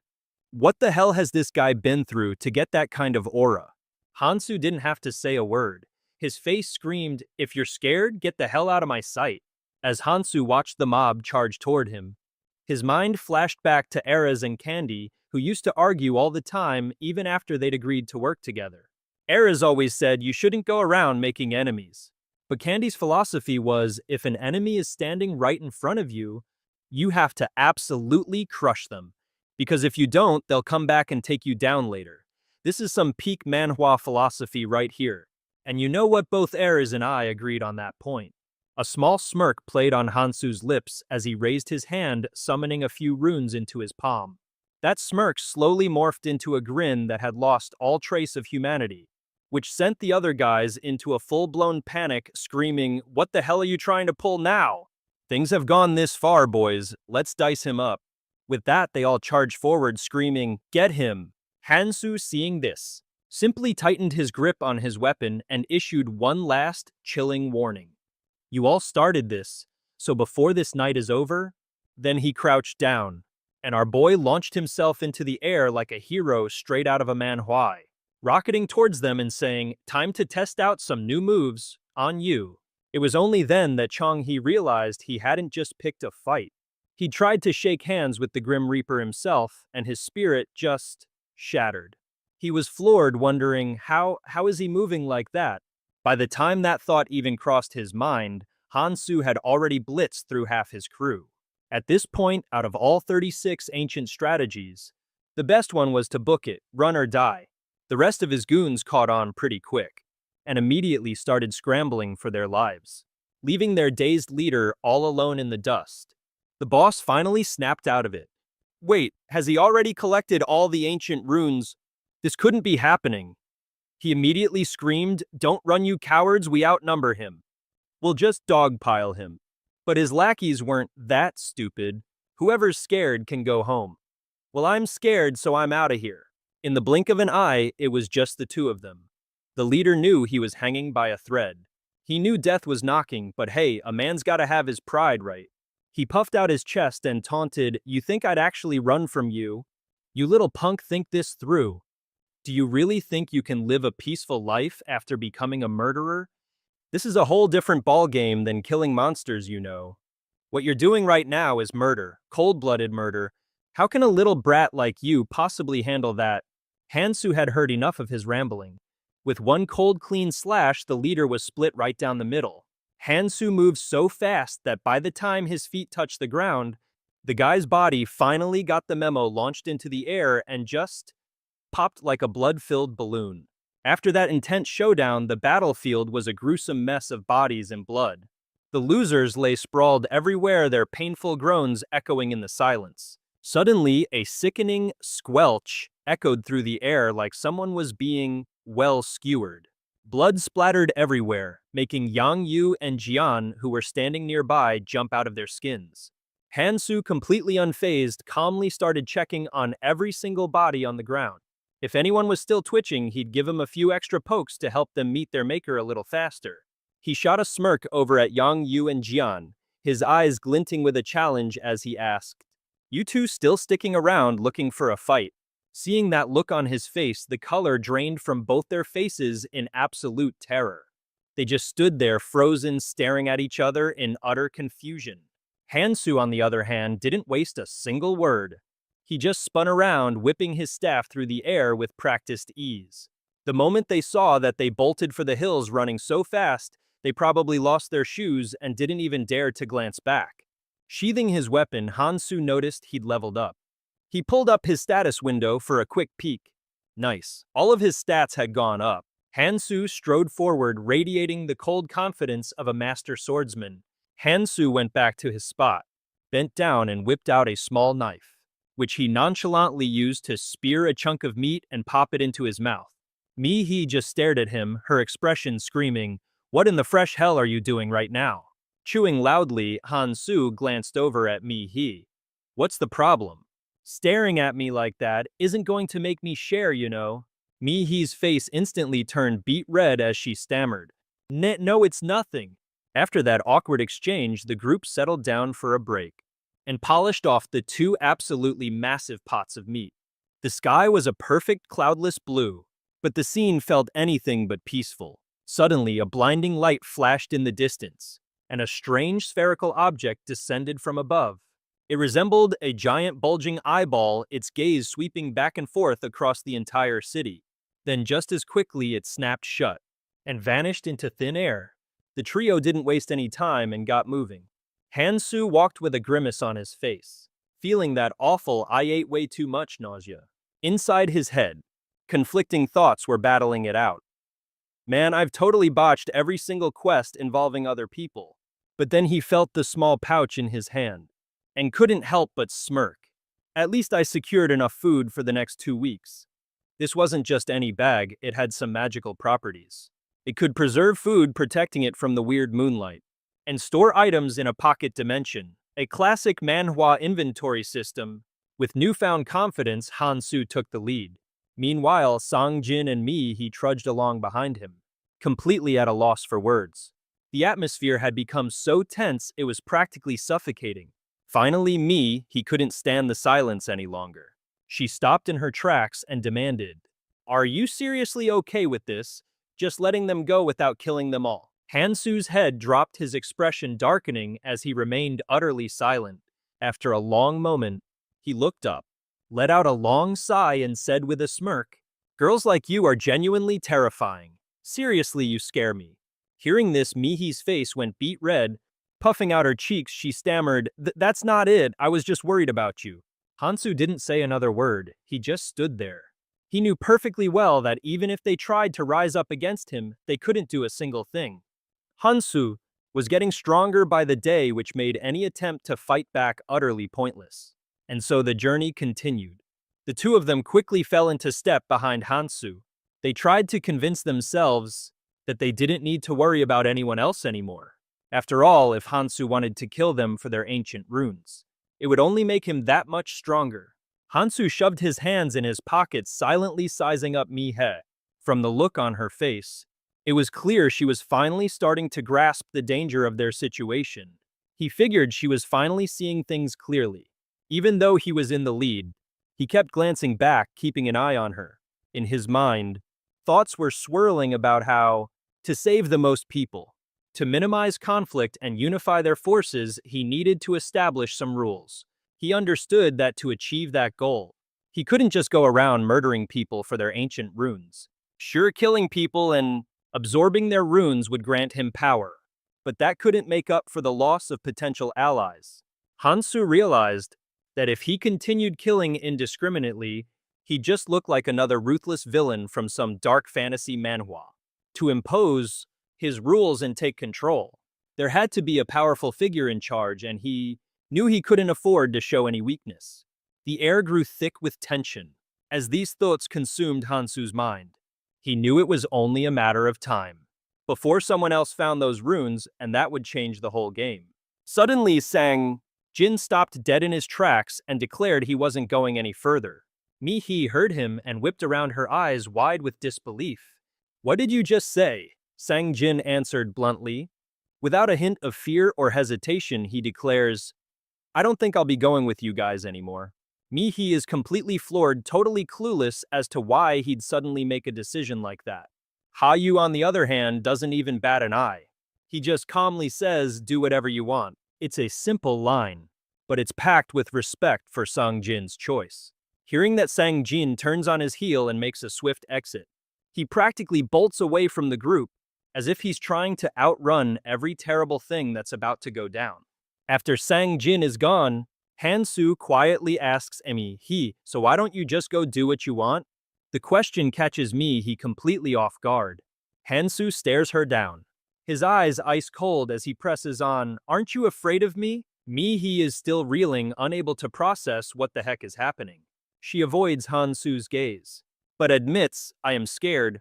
But seeing Hansu standing there looking like the main character of a grimdark manhwa amidst a battlefield of corpses, she figures as long as she doesn't cross the line, everything will be fine. With a sad look, he lowers her head, walks closer to Hansu, and says that if she leaves now, there's no coming back later. so she's decided to follow him to the very end as far as they can possibly go. Hansu looks at her, his eyes holding the weight of a man who's seen way too much. But there's still a flicker of affection in them. After Mihi finishes speaking, her expression turns complicated, her brows furrowing in thought. Despite the heavy mood, Hansu just lets out, a laugh turns, and starts walking. If that's the case, let's go. And just like that, the two continue on their journey. Meanwhile, the goons that Hansu just knocked out are starting to come to. Jin Xiong shaking scrambles to his feet, cursing up a storm. This useless trash is all talk, he seethes. If that son of a bitch hadn't ambushed me, I would have killed all of you. Hansu had wrecked one of his legs, so all the guy can do is drag himself across the ground. He swears that once he's healed, he's going to murder those bastards, and after that, it'll be Hansu's turn. Battered and exhausted, Jin Xiong crawls along the ground, his heart filled with pure hatred. I'm not gonna let any of you get away with this. His face is a mess of bruises, but he's still running his mouth. When suddenly he just stops cold. A figure has appeared right in front of him. And believe it or not, it's Sang Jin. What's this pea-brained idiot doing here now? Aha, he thought, practically giddy with glee. This is my chance. Song Jin, get me on my feet. He bellowed, but Song Jin didn't even flinch.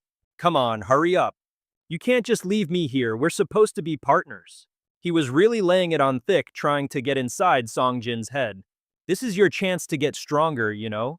Meanwhile, in the distance, the thug leader was starting to stir. Son of a... Spotting this, our guy immediately turned to run his mouth. Who are you cursing at, you barely breathing piece of trash? He tossed the knife to Song Jin and commanded, kill him. Do this right, you moron. I'll give you half of the ancient script. Song Jin picked up the knife, his eyes radiating pure murderous intent. The guy kept barking orders. You kill that dude, and I'll split it with you.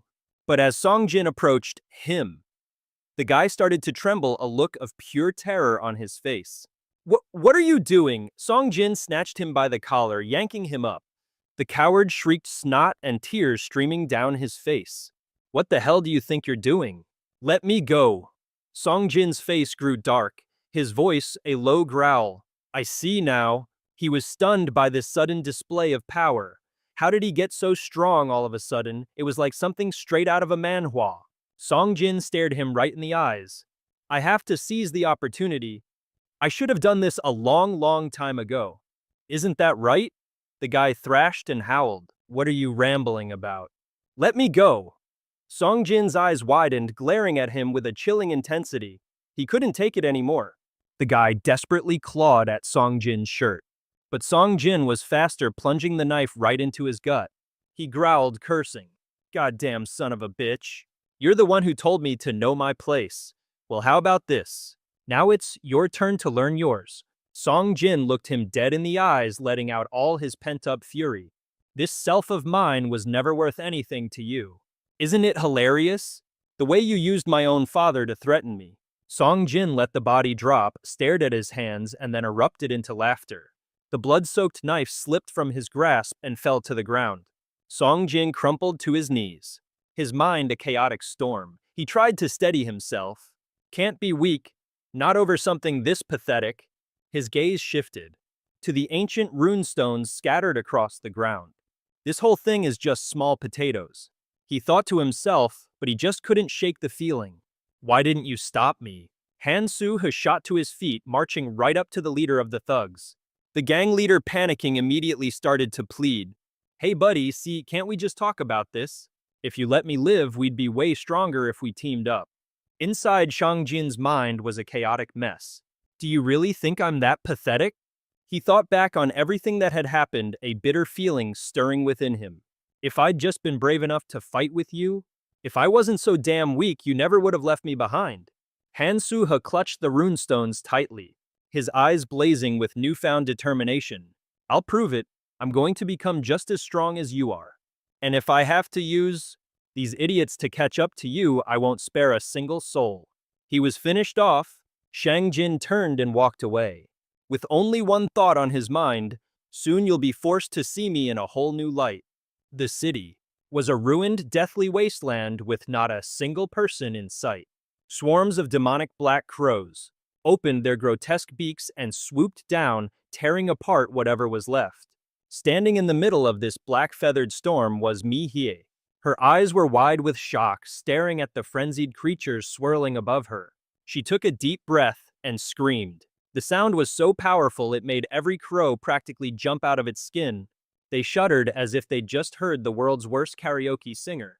With just that one shout, she knocked them all out cold, and they started dropping from the sky like rain. Suddenly, from behind her, a gigantic crow appeared. It charged straight for Mi-hye. A flash of blue light and poof, Han-su was there. He sliced the crow right down the middle of its beak, sending it straight to birdie heaven. Mi-hye was understandably a little shaken. She was pretty sure she was about to become crow kebabs if he hadn't shown up. Han-su, after elegantly dealing with the bird, he handed her some rune stones as a prize. And then came the lecture, don't just depend on other people. There's a huge difference between working with a partner and just mooching off them. If your own skill has a fatal flaw, then you absolutely need a teammate to cover for you. It's a classic Manhwa team-up. But you gotta remember, this is a 50-50 deal, which means I'm keeping half of these runes. You need to accurately assess your own strengths and weaknesses. Mi-hye was glued to the system window, her eyes practically burning a hole in the screen. Wait, has it really been 2 days already? She muttered to herself. Today marked the 3rd day since they'd been dropped into this world. She started spam-clicking the interface, determined to buy the same skills as Han-su, specifically ones to boost her magic recovery speed and stamina. Without these upgrades, trying to keep up with Han-su was going to be an absolute nightmare. She nervously glanced around. She was really trying not to look like she was depending on Han-su too much. Mi-hye let out a long, weary sigh. Meanwhile, a status window popped right up in front of Han-su. His stats had gotten a nice little bump since the last time he checked. He couldn't help but grin at the results. That's 42 crows I've personally sent to the Shadow Realm. The best strategy was to keep all his stats relatively balanced. Since Mi-hye was a little lacking in the strength and stamina department, it meant he didn't have to waste a ton of effort recalibrating his build. Mi-hye heaved a tired sigh just as the info panel materialized before Han-su. His stats had definitely improved, and he was pretty stoked about it. 42 crows. Not bad at all, he thought. The smartest play in this whole Manhwa scenario was to keep all his stats on an even keel. Seeing as Mi-hye's strength and stamina were on the squishier side, it meant he didn't have to go out of his way to make major adjustments. No need to waste a ton of effort on that. Just as he was tweaking his stats, a ridiculously cheerful voice echoed through the area. Testing, testing, 1, 2, 3.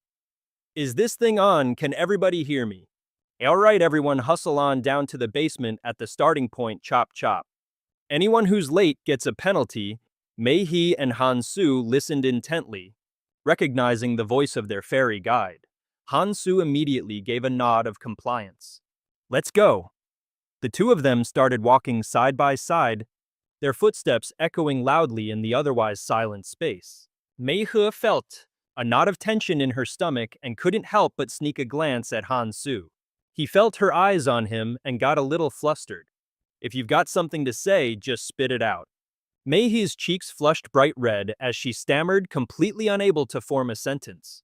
She took a deep, steadying breath, squeezed her eyes shut to summon every last ounce of courage she had, and then blurted out, Han-su, do you have a girlfriend? The atmosphere suddenly became so awkward you could cut it with a knife, bringing them to a dead stop. The second the words left her mouth, Mi-hye was mentally kicking herself. That was so cringe. Had she just crossed a major personal boundary? And even though she knew she shouldn't be thinking this way, looking at the handsome, cool-as-a-cucumber guy right next to her, she couldn't help but feel her heart flutter. Mi-hye's hands were a fidgety, embarrassed mess. The truth is, she wanted to ask a completely different question. Seeing Mi-hye standing there looking utterly lost, Han-su felt a pang of helplessness. He thought that even though she seemed shy, she was actually pretty easy to talk to. He figured Kang Tai would have gotten a huge kick out of that question, even if it was just polite small talk. Han-su remembered how Mi-hye was trembling so much she could barely speak at first. She looked like a deer in the headlights and stammered, "No, it's nothing." It was such a simple question, but it sent Han-su's mind into overdrive. A girlfriend, he thought. In this place, she's just a stranger I've never met before. I can't lose her again. Finally, he broke the silence and answered, I don't remember. Hansu's answer sent me. He's mood crashing faster than a lead balloon. The conversation died right there and the two continued their journey, shrouded in an awkward silence. Mihi and Hansu finally reached the starting point where people were swarming like ants at a picnic. Mihi recognized a ton of familiar faces, almost like she was on a real-life version of some celebrity look-alike show. But the atmosphere was tense weird in a way she just couldn't put her finger on. Suddenly, a demon with nasty yellow teeth came zipping through the air, cackling loudly. Have all you adventurers checked in yet? You guys gathered way too fast, how boring. It looked around with a comical expression and continued. All right then, let's just get straight to the point. I have two pieces of good news for all of you. The demon held up a finger. First, if you survive the next 72 hours, you get to leave this charming little place. It zipped around as it spoke, looking more giddy than a dog with a new chew toy. Great news, right? Let's hear a massive round of applause. But the crowd's reaction was a stone-cold, awkward silence. They just stood there completely still, as if they'd all forgotten their lines for this part of the manhwa. The demon's eyes looked like they were about to pop out of its skull. Hello, no reaction at all, Sid squawked. Finally, everyone started clapping in unison just to save the poor demon from total embarrassment, though their excitement was about as real as a $3 bill. The demon replied cheerfully, so glad to see you're all so thrilled. It continued its dramatic performance. And now let us introduce the star of this event. All of a sudden, the palace began to shake as if it was caught in a hurricane, sending everyone into a full-blown panic. This palace, the demon explained with a grin, is currently experiencing a very important tremor. You could say this is ground zero for the main event. He explained while everyone else just screamed their heads off. What in the world is that? In the distance, a massive structure materialized out of nowhere, a magical altar. Mihud stared completely stunned at the colossal thing appearing before her very eyes. An altar, she thought to herself. From within it, a gigantic claw emerged, followed by a massive toothy maw. The demon continued, I have a very cute little pet waiting for all of you. Yeah, cute is exactly the first word that comes to mind. The demon zipped forward, taunting, see it yet. With a dramatic flourish, he announced, this little fella here is a man-eating beast. A collective chill ran down everyone's spines. Faces drained of color as jaws hit the floor. In sheer terror. The gold-toothed demon, however, just kept on talking. And just for you guys, I've kept him hungry all day long. Heavy thudding footsteps echoed from inside the altar. A clear sign that the monster was getting really antsy to break free. Fairy tapped on the altar, tap, tap, tap, and giggled. This altar might look all big and impressive like something out of a horror manhwa, but it's actually flimsy as heck. It could shatter into a million pieces at any moment. See those little bits of rock crumbling off, he pointed out gleefully. All the while, the monster inside just kept roaring its head off. Fairy added, if this little guy manages to break out, I wonder just how many of you will make it out alive. The people below stared up at the ravenous monster, absolutely petrified. If the altar collapses, does that mean we have to fight that thing? Fairy and his golden chompers just flashed a wide, sinister grin. And now, he declared, for my second announcement, he then whipped out a pillow, acting as if he was about to take a nice long nap. Luckily for you, he purred, there's a way to put the little guy to sleep. If he's asleep, the altar will be safe and he won't get out right, someone asked hopefully. Fairy blew 1,000 kisses to the crowd below before continuing. Now I wonder, what could that method possibly be? Any lucky guessers in the audience? If you guess right, I'll even give you my blessing. The crowd below felt a dread that was even more terrifying than the monster in the altar. No thanks, we're good. Hearing that completely killed Fairy's vibe. What a bunch of party poopers, he pouted. Fine, I'll just tell you. A wicked grin spread across his face.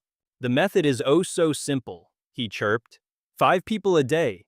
You just have to feed him the flesh of 5 people, every single day. See, such a helpful and efficient solution.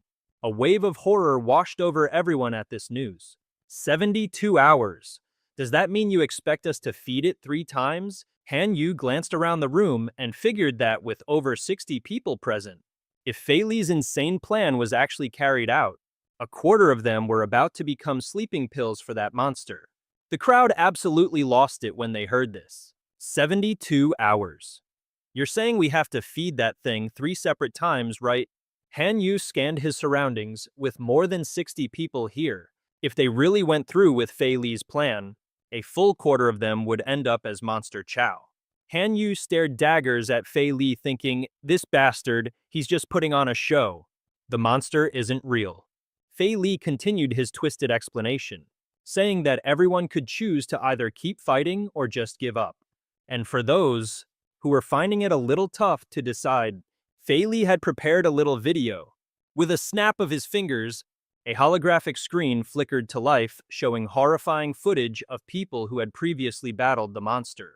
They were screaming in pure agony, their bodies covered in gruesome wounds, while the monster with eyes as red as blood snatched up a few of them and began to chew ferociously. These poor souls quickly became a tasty snack for the creature turned into its next meal. Fei Li then stressed, with a sickeningly sweet voice, that this video illustrated what happened to people from different regions, who chose to fight the monster, and the grisly consequences of that choice. This whole death game was like something from a grimdark manhwa. The crowd immediately erupted in panicked whispers, arguing that fighting that thing was just plain ridiculous. Suddenly, one brave soul shot their hand up, catching everyone's attention. This person asked how exactly they were supposed to choose the sacrifices. The question hung in the air, thick with dread and awkwardness. Fei Li replied, with a lazy shrug, saying that options like forcing people or drawing lots were entirely their call. He emphasized that the only hard rule was that the sacrifice had to be a living person. He then announced they had 1 hour to brainstorm and promptly set a timer for them. Within the next 24 hours, they would have to select another person to be sacrificed. As the screen activated and the countdown began, Fei Li vanished, leaving everyone to stew in their own mounting terror. Meihe, trembling, slightly turned to Han Su and whispered, What do we do now? Han Su calmly and unflinchingly replied that the results were already in. The guy who'd asked the question earlier now proposed a fair way of choosing 5 people for the first day and 5 for the second. Hearing this, Han Su just laughed and asked why on earth they would do that. The others clammed up and she stood there. Someone in the back was horrified. Then Shang Zhen stepped forward, looking everyone dead in the eye, and dropped a line so cool it could freeze hell. Why does it have to be fair? A totally normal day that was anything but normal. The moment when Shang Zhen, the resident timid guy, suddenly flipped his "I'm the main character of this manhwa" switch, while the entire group was standing around, quaking in their boots because of a giant monster, Shang Zhen strolled forward, without a hint of tension on his face, as if he were taking a walk in the park. What did you just say? One of the guys leapt up, probably shocked by Shang Zhen's incredible calm. But Shang Zhen couldn't be bothered to be shocked himself, merely replying with an utterly casual comeback. As if he was stating the obvious, he said, I said what I said. Is there any reason we need to be fair? Hearing that the other guy was at a loss for words but still tried to not look like a pushover. So what do you want us to do then? You can't just run your mouth without offering a solution. Shang Zhen, as cool as a cucumber, retorted, and why can't I? Then he turned and walked straight toward a utility pole, placing his hand on it as if he was about to do something spectacular. He said, we have a much simpler way. And having said that, he suddenly snapped the utility pole in two without a shred of hesitation.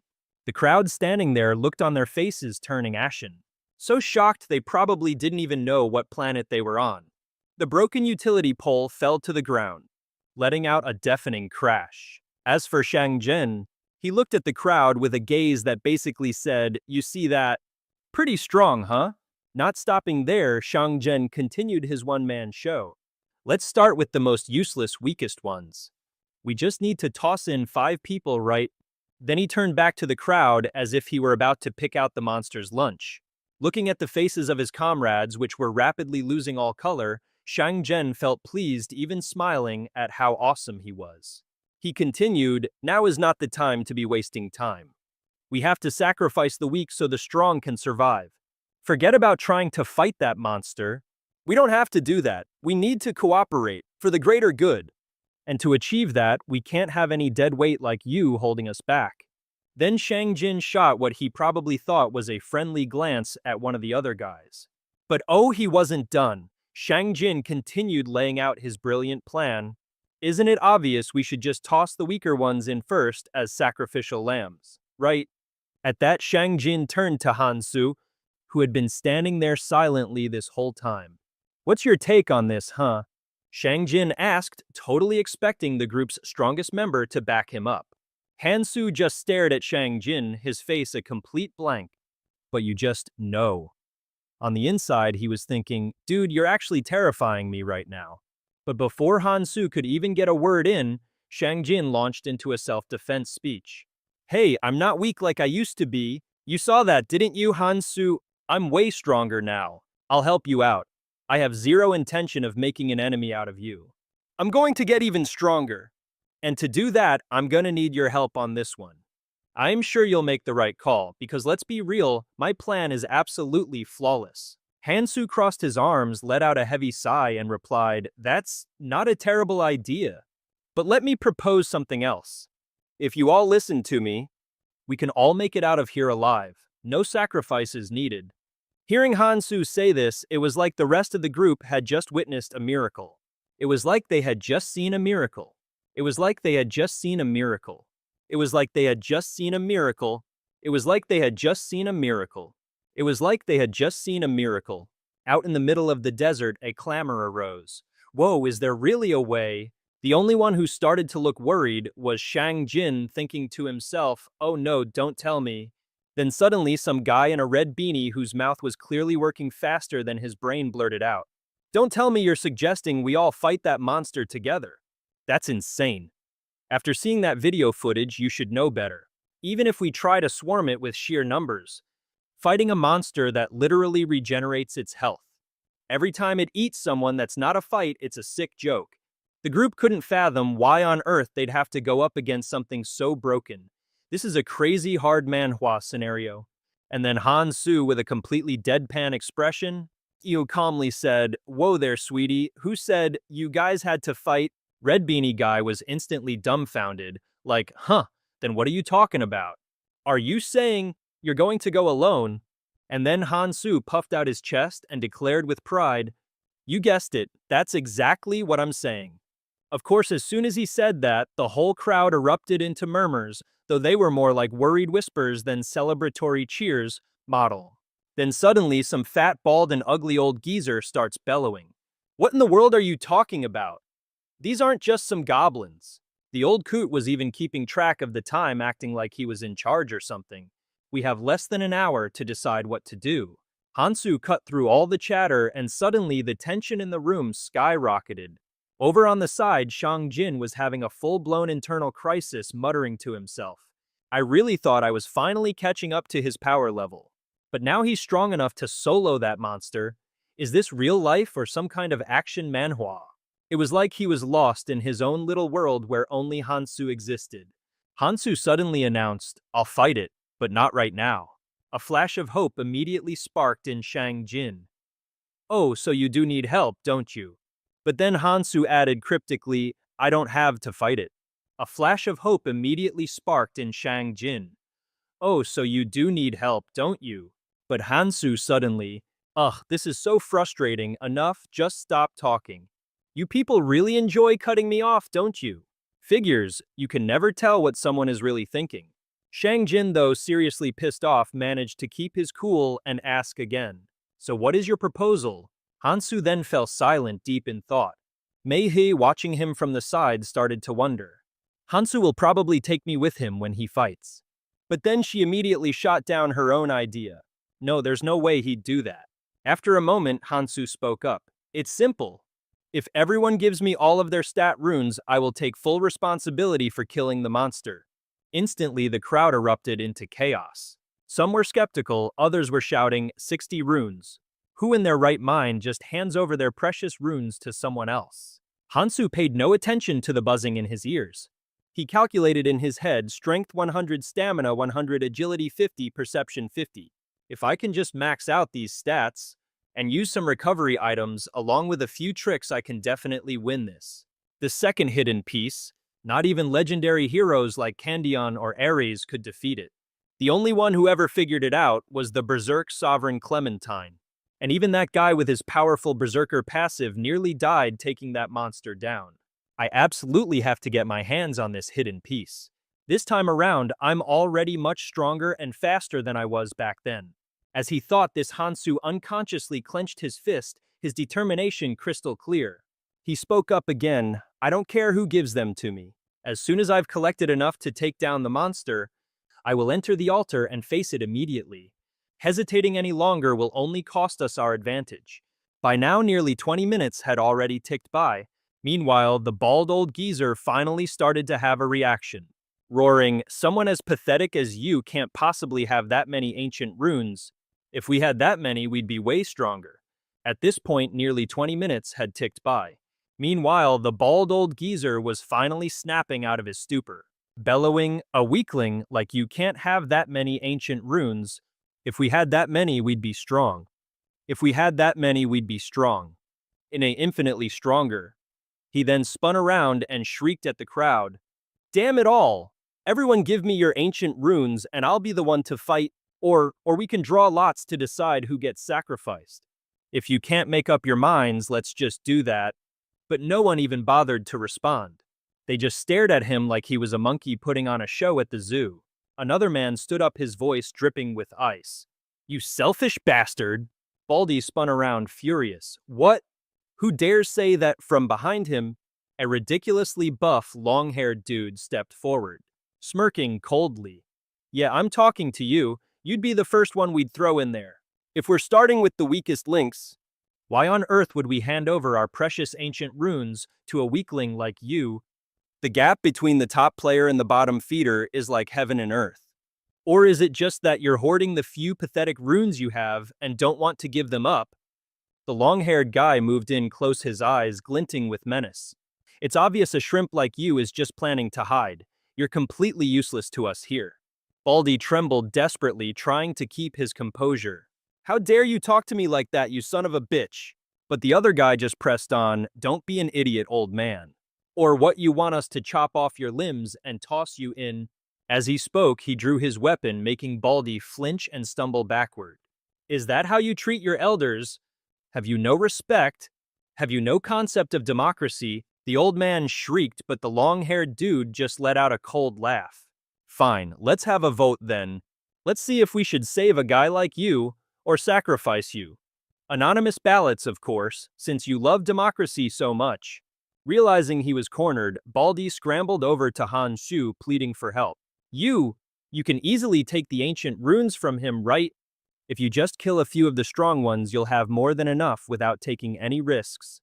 Before he could even finish, a powerful fist slammed into his face, sending him flying like a character in a rage-fueled manhwa. What the hell are you spouting? Are you trying to die? Turns out it was a dude in a beanie. Baldy scrambled on the ground, trying to cry for help.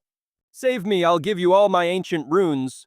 I have a family, please have mercy on me. A truly touching scene. Too bad nobody gave a damn.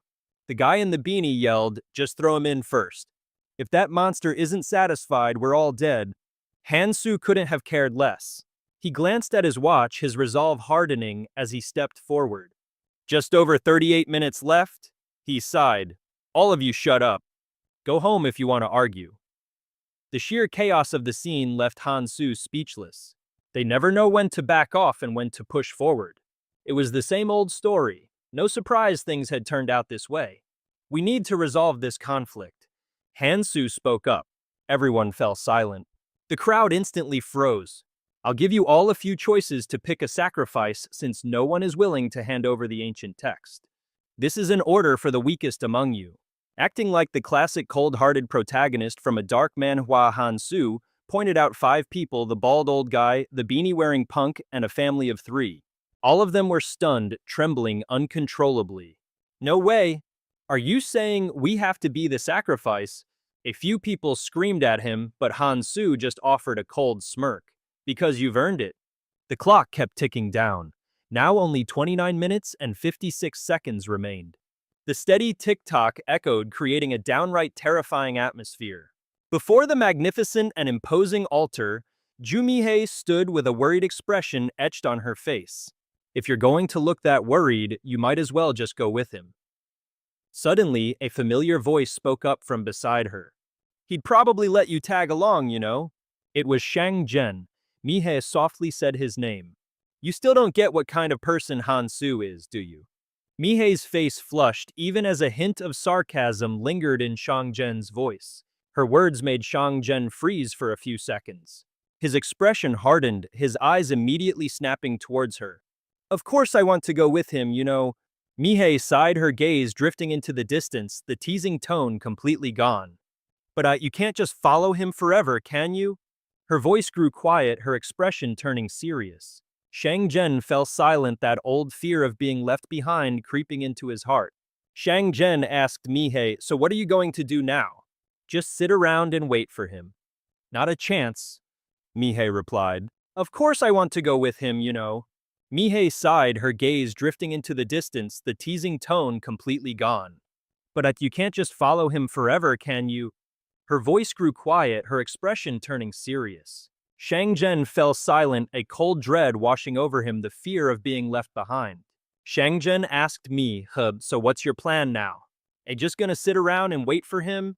Not a chance. He replied. Not a chance, he shot back, quick as a flash, already turning to leave. If I did that, Han Su would chew me out. She glanced back with a wry smile and said, guess that makes me no different from the rest of them. There was a hint of bitterness in her voice. Elsewhere, Kang Han Su stood before a crowd of people who were shaking like leaves. He asked them coldly, while everyone else was busy, what were you all doing? Han Su couldn't have cared less if they were exhausted. He said, you made your choice, now you have to deal with the consequences. Han Su's gaze, stern and cold, swept over the trembling group. They didn't leave you behind because you're weak. Your own weakness is the reason you couldn't keep up with them. Han Su crossed his arms, his voice hard as steel. He continued, did you really get this far just to expect a handout? His eyes scanned the crowd as they avoided his gaze, his voice deceptively light but dripping with authority. If you want a chance at survival, then each of you is going to give me 2 ancient runes, all 15 of you. Han Su glanced at me, his tone oozing confidence. This is as far as my charity goes.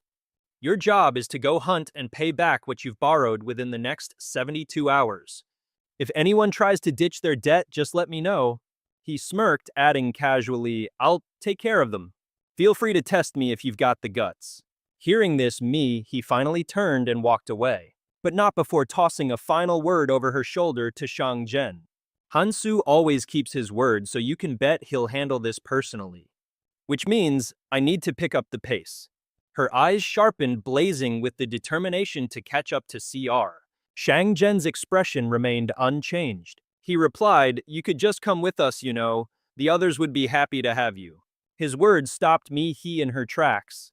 She turned back with a wistful smile. Thanks, but not yet.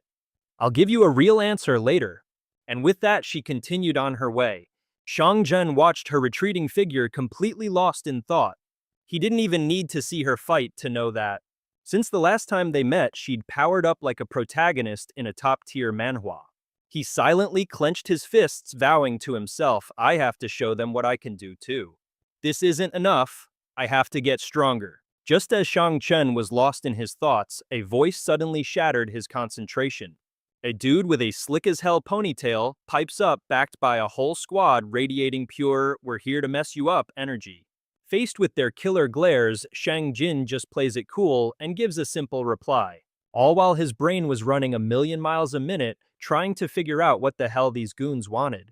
Before he can even process the situation, a guy dressed sharp enough to be a K-pop idol steps out from the back, gently pats the ponytail guy on the shoulder and says with a grin, easy there, bro. No need to be so tense. This charming fella confidently introduces himself as Piao Xuan, and then asks Shang Jin if he's the leader of the pack over there. Shang Jin, looking completely baffled, says they're just friends. But Piao Xuan isn't buying it. He insists Shang Jin is the top dog since everyone seems to listen to what he says. The guy lays the flattery on thick, before suggesting a little chat about Han Su, someone he spotted earlier. Meanwhile, in another part of this wild Manhwa, Han Su is just chilling on the wall of a magic altar right next to a portal to who knows where. He takes a moment to inspect his gear laid out on the ground, muttering to himself that regular goblin poison is useless and he needs to switch to the good stuff paralysis poison. He grabs a small vial and a staff, figuring, yeah, this should do the trick. Next, Han Su glances at a string of beads, a nifty little item for minor stamina recovery he picked up while hunting, and decides to pop it in his mouth for a quick boost. With that, he carefully descends the steps. Right now, Han Su's stats are all out of whack, but there's no turning back. To take on a higher level monster, you gotta make some sacrifices. Han Su stares into the swirling portal and takes a deep breath. On the other side, a whole horde of goblins is snarling, just waiting for him. He tightens his grip on his staff. There's no retreat now. To beat this monster, he's got to put it all on the line. Facing this absolute monstrosity, he knows his current state just won't cut it. The creature is a bizarre mishmash of parts, sporting the head of a bull and the face of a horse, but with the body and legs of a dragon, making for one seriously ugly customer. Han Su couldn't care less. He just pulls a pack of smokes from his pocket. Knowing he's going to have to spam this next ability, he quickly sticks a cigarette in his mouth. It's been a long time since Han Su has felt like this, and he thinks to himself it's pretty understandable why.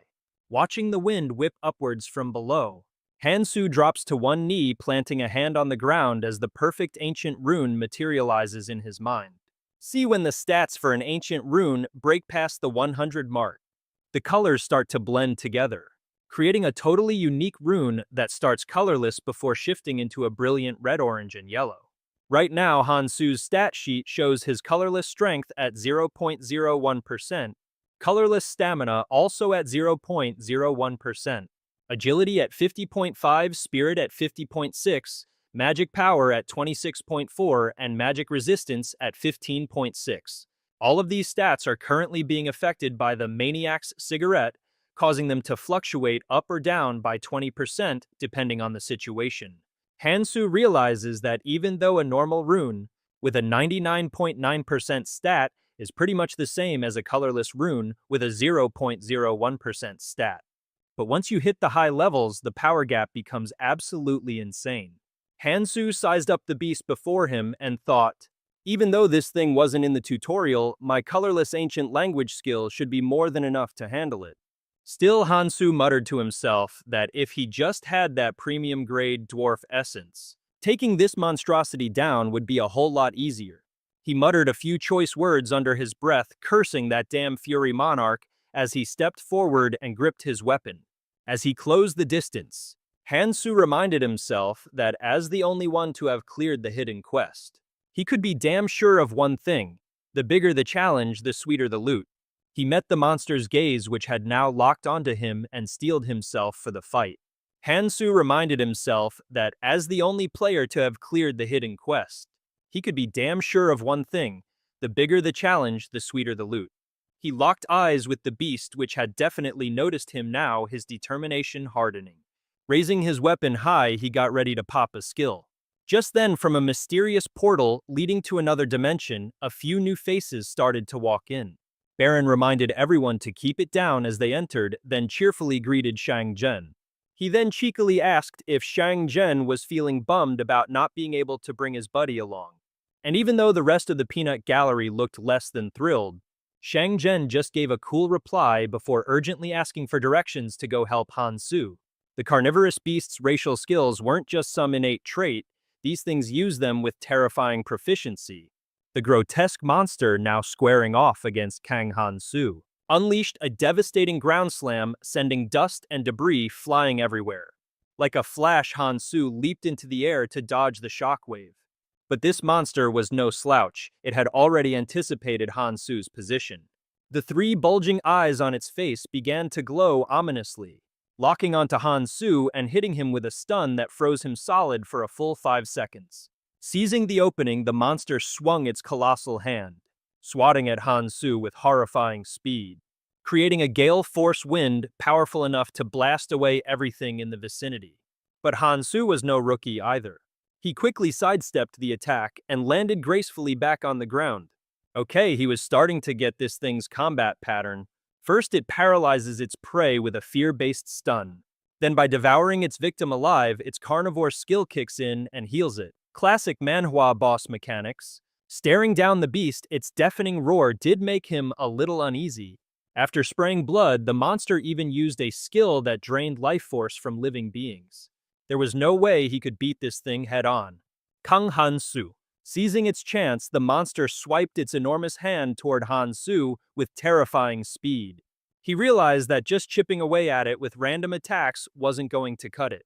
So he decided to switch tactics and focus on crippling its movement instead.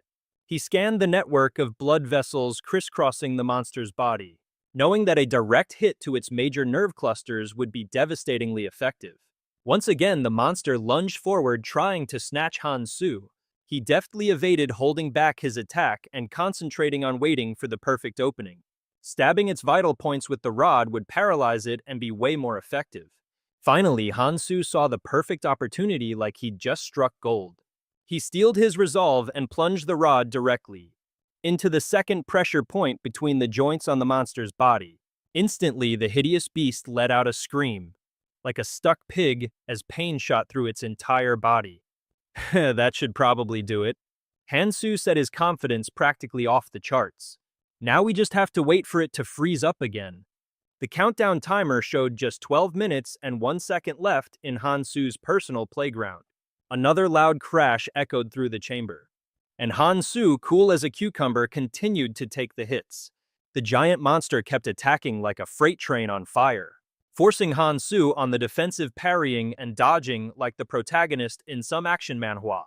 Hansu skillfully dug his heels in to keep from being thrown any further. The monster seemed to pause for a second, even though it looked like it was fresh out of mana. Its three eyes widened once more, causing the surrounding rocks and dirt to levitate ominously. Hansu recognized it immediately. That was its signature overpowered skill, fear. The monster let out another long guttural roar. But Jung Hansu stood completely still, utterly unfazed. He figured the skill's impact depended on a person's mental fortitude, and a high magic resistance would probably soften the blow anyway. Compared to the behemoths he fought in his past life, this thing was an absolute joke. He scoffed, completely assured of his own skill level. He really wasn't breaking a sweat over this. To survive after facing all sorts of ridiculously ferocious monsters, he'd had to forge his mind into steel. Yeah, he wasn't worried in the slightest.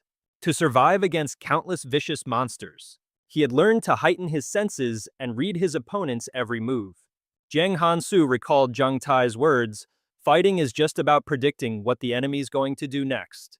He let out a loud laugh, pulling out a cigarette and lighting it up. He couldn't help but admire his own genius. Now he finally understood what that really meant. He thought about watching the monster's tells, predicting where it was about to strike. As the monster lunged, Zheng Hansu simply sidestepped. The tension in the air was thick enough to cut with a knife. Jiang Hansu realized that even though he saw it coming fighting, this thing was no walk in the park. He worried that if he hadn't boosted his strength and stamina stats right from the beginning, he wouldn't have been able to keep attacking or dodging like this. Tisk, fighting in this sanctuary is still a real pain in the ass, he muttered to himself, glancing at his remaining cigarettes and the time left on the clock. He knew he needed to get a move on. Meanwhile, high above Bei Xiu Yuan and his group stood watching the entire spectacle unfold. Damn, this guy is the real deal. Bei Shuyan thought, impressed, even as the grumpy long-haired dude scowled. I can't believe he's actually trying to solo that monster. This is some next-level manhwa stuff. And he's even got time for a smoke break. Seriously? What a total madman. It's like he knew from the start he could wipe the floor with it. But now he seems to be in a rush. Time is clearly running out. Bei Shuyan stressed that Zhang Hansu didn't even need to take their ancient runes. He suspected the guy might just be trying to shake them down on purpose. While Paran was talking, Xiang Zhen's expression turned grim. He started sizing up the situation. Without a bunch of stat-boosting ancient runes, there's probably no way to beat that monster. The long-haired guy spoke, his voice a low warning. Let's go, shut up and get down there.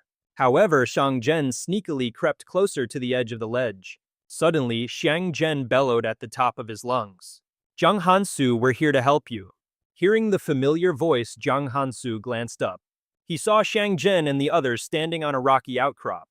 He yelled back, "Thanks, but I don't need any help." Xiang Zhen frowned. Are you sure you don't look so hot? I'm fine, Zhang Hansu replied. He refocused his attention on the monster. He knew he didn't have much time left. His cigarette was almost burnt out. He had to end this and fast. Zhang Hansu lunged forward. He swung his sword with all his might. The blade flashed in the dim light of the shrine. Let me help you, those words made Zhang Hansu, who was fighting and sweating bullets, whip his head around. Xiang Zhen continued to scream. Just hang on, we're coming down right now. This sent Paran into a full-blown panic. He jumped out of his skin and yelled, "What in the hell do you think you're doing? I told you to get down there quietly. What if we get spotted?" Zhuyan, sweating profusely, grabbed Xiang Zhen's collar and said, "Don't you dare, just try to stay quiet." Meanwhile, Xiang Zhen just played dumb and shot back. Well, yeah, of course Zhang Hansu should know we're here. But if you scream your head off like that, the monster will know exactly where we are. Paran coughed up some lame excuse, leaving Xiang Zhen to just rub the back of his head, bewildered. With a heavy sigh, he admitted, "You're right, I guess I didn't really think that through." "You didn't think of it, pfft. Yeah, I'm sure it was just a coincidence." Ha! Ha! Paran forced out a pathetic laugh, a totally weaselly look on his face. As he turned his back to leave, he couldn't help but mutter a few choice curses under his breath. God, that absolute moron doesn't have a single thought rattling around in that empty skull of his. Xiang Jin, however, suddenly broke into a devilishly sly grin and murmured, "Oh wow, I feel so bad about that." Down below, Hansu let out a helpless chuckle and spoke up. "Haha, get a load of that guy," he said. "We could really get into some serious trouble thanks to that absolute buffoon." Bei Xuan whispered to the long-haired dude standing next to him. The guy's face was wound tighter than a banjo string, his expression a classic Manhwa panel of a villain realizing things are going sideways. But don't you worry, Bei Xuan continued trying his best to sound like he had everything under control.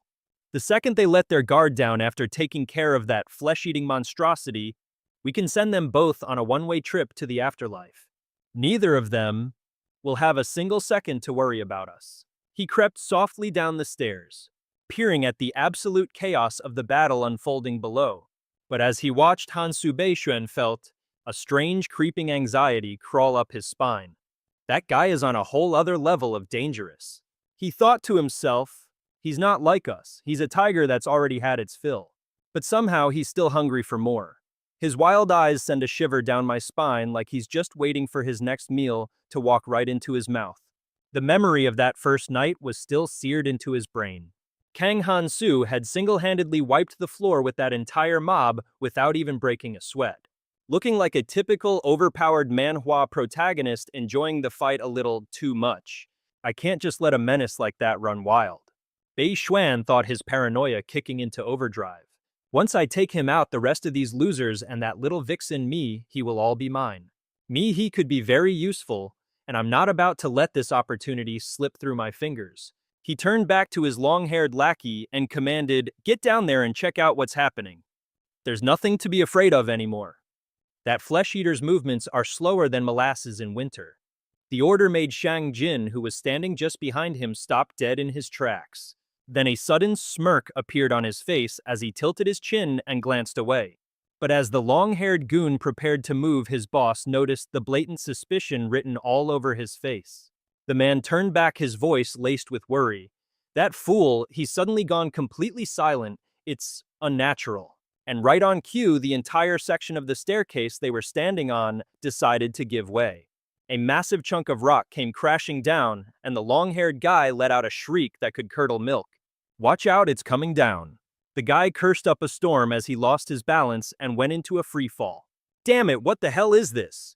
When they finally hit the ground, luckily the casualties were surprisingly light. The long-haired dude coughed up a lung, sputtering, "What gives? Why'd the stairs just suddenly collapse on us?" He scanned the area thinking, so we're trapped, but hey, the beast looks pretty worn out. We can totally do something about this. However, the monster began to swish its long tail, eyeing them with a ravenous hunger. A crushing pressure fell over the group as they faced the monster's three colossal eyes. Crap, we're completely trapped. Meanwhile, the monster started wagging its long tail, staring them down like its next meal. Everyone felt the immense pressure as they faced the monster's three giant eyes. Damn it, what are we supposed to do now? They silently cursed, a wave of pure terror washing over them. The monster let out a horrifying growl as it stood before them, and Paran felt his stomach drop. He thought, there's no way we can attack and beat this thing. But we've got Hansu here, so we should be fine. However, he then noticed Kang Hansu just standing there with absolutely no intention of intervening. Hey, where do you think you're going? The long-haired guy yelled, seeing Kang Hansu casually walking away from the rubble that used to be the stairs. You're supposed to be down here helping us take down this monster, you know. Bei Xuan also turned to look his face, a mask of surprise and concern. If we all work together, we can take it down in no time. The long-haired guy's face was as white as a sheet. He looked one jump scare away from soiling his armor. Don't tell me he's planning to bail on us right when it's almost over. Kang Hansu just clicked his tongue when he heard the guy's whining. He blew out a lazy plume of smoke and said, that was the plan. But well, things have gone sideways now, haven't they? That monster has already recovered all its health. He glanced at the clueless party, thinking to himself, I barely managed to dodge its attack thanks to my smoke screen. These guys are nowhere near strong enough to beat it anymore. This is no fairy tale Manhwa. Once it mops the floor with them, I wonder how much of my paralysis poison I'll have left to use. Hansu turned his back on them, leaving the party stewing in a mix of shock and dread. He was already thinking ahead. I'll have to level up and try this again. If you think you can kill it, by all means be my guest. The long-haired guy absolutely exploded with rage. So you're just gonna tuck your tail between your legs and run. He screamed at the top of his lungs. Seems you've forgotten that your little friend is still down here with us. Maybe we should use him as bait. Get that piece of garbage over here for me now. He spun around to yell at Paran, but was met with complete silence. Enraged, he screamed, where the hell is he? Suddenly, from the top of the ruined staircase, Sang Jin calmly began to walk down. And he asked, are you looking for someone? He flashed a sarcastic grin. Did you guys really think I fell down there with you? The long-haired guy screamed in fury. So you're just gonna tuck your tail and run? He bellowed. Seems you've forgotten your little friend is still down here. Maybe we should use him as bait to lure that piece of trash back down here for me. He turned to ask Paran but got no answer. Enraged, he yelled, where did he go? Suddenly, from high above, Shang Jin calmly walked down the stairs and asked, who are you looking for?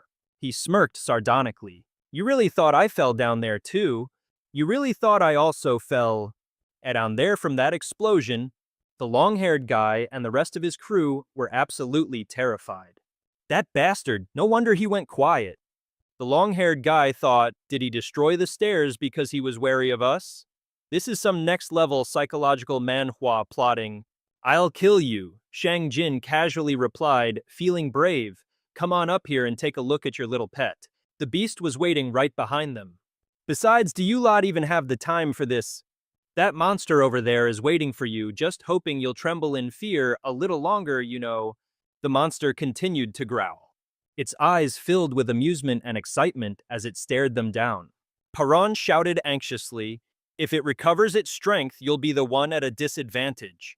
If you just abandon us like this, things will only get worse for you. Finding his voice again, Paran screamed. We have to work together. It's the only way we'll survive. Shang Jin replied coolly. Oh, you don't need to worry about the monster breaking the stairs. After all, didn't you all willingly walk in here to become sacrifices? Huh? A confused Bei Xuyan asked. Their shoulders trembled uncontrollably as they stared at the monster. Suddenly, Fairy's voice rang out as its form materialized. The method is quite simple, it said. All I require is 5 people a day. Feed me 5 people a day and everything will be fine. The monster opened its gaping maw towards them. Paran and the others could only tremble and let out a desperate cry. Finally, a piercing scream of utter despair echoed through the chamber, as they realized their situation was completely hopeless. I'm truly grateful for everyone's spirit of sacrifice, Chang Hansu said with a cunning look. all while maintaining a polite demeanor. He gracefully stepped onto a high ledge and approached Shang Jin, asking, "Why did you do that? I know you brought those people here for a reason. All right, you can keep going, but from now on, you'd better watch that mouth of yours."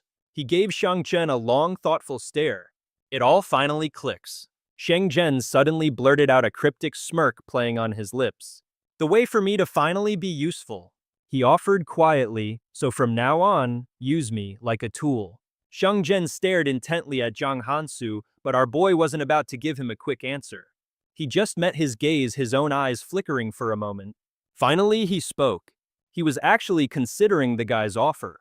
That look in his eyes was pure calculation, as if he were already plotting his next 5 moves. In this dangerous game, Shang Zhen's eyes were locked onto Zhang Hansu. His gaze was rock solid, screaming, "I am not messing around." Meanwhile, Zhang Hansu, never one to be outdone, stared right back, his face a mask of stone-cold seriousness. Leaning on his hand, Hansu shot back a challenge of his own. "You want me to treat you like a tool to be used? And why in the world would I do that?" Without missing a beat, Shang Jin shot back. "Because I know your ambitions are on a completely different level from everyone else's." Hansu took a long, slow drag from his cigarette, remaining silent, letting Shang Zhen's words just hang in the air. Shang Zhen pressed on, "You're always thinking about the bigger picture, you never stop making moves." Shang Zhen then added a little private observation of his own. That even after that insane brawl with Jin Tai-cheng and his crew, Hansu hadn't actually killed a single one of them. A fact that made him silently marvel, even though he knew that kind of mercy could come back to bite him in the ass later on. Shang Jin continued, "Other people, they might just become a liability to you down the line. Even when enemies pop up, you could easily crush them with brute force, but you hold back. Honestly, I don't get why you don't just take them out for good. I'm guessing that's just not who you really are deep down. Am I wrong?" Once again, Hansu just let the silence stretch, offering no immediate reply. His voice laced with a risky sort of desperation. Xiang Zhen pushed again, "So use me. I'll be the one to do your dirty work, the kind of stuff you'd see in a grim manhwa." He held his hands out towards Hansu, his tone shifting, bordering on a desperate plea. "In return, just take me with you, or hell, just let me tag along." Shang Zhen stated his conviction clear, and at that Zhang Hansu finally broke. He burst out laughing, leaving Shang Zhen completely stunned. "I really don't know, man."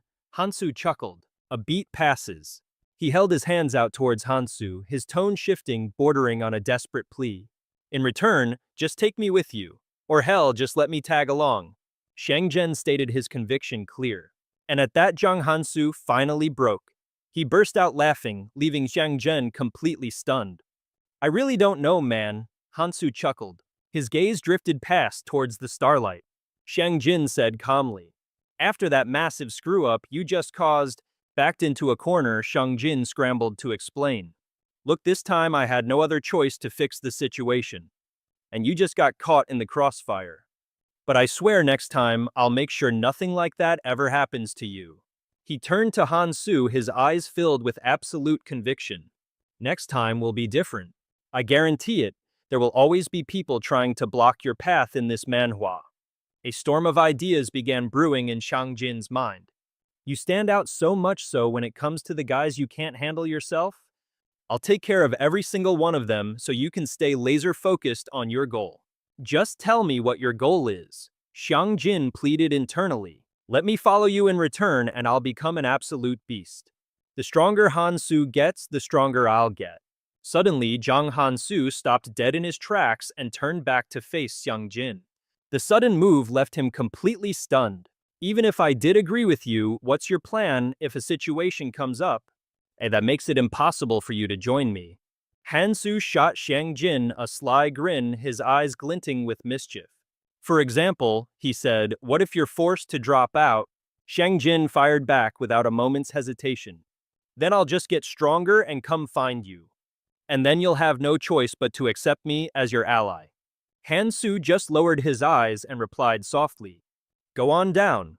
With that, he turned and walked away, taking a long drag from the cigarette in his mouth. Xiang Jin stood there completely bewildered, thinking to himself, "Damn it, did he seriously just blow me off again?"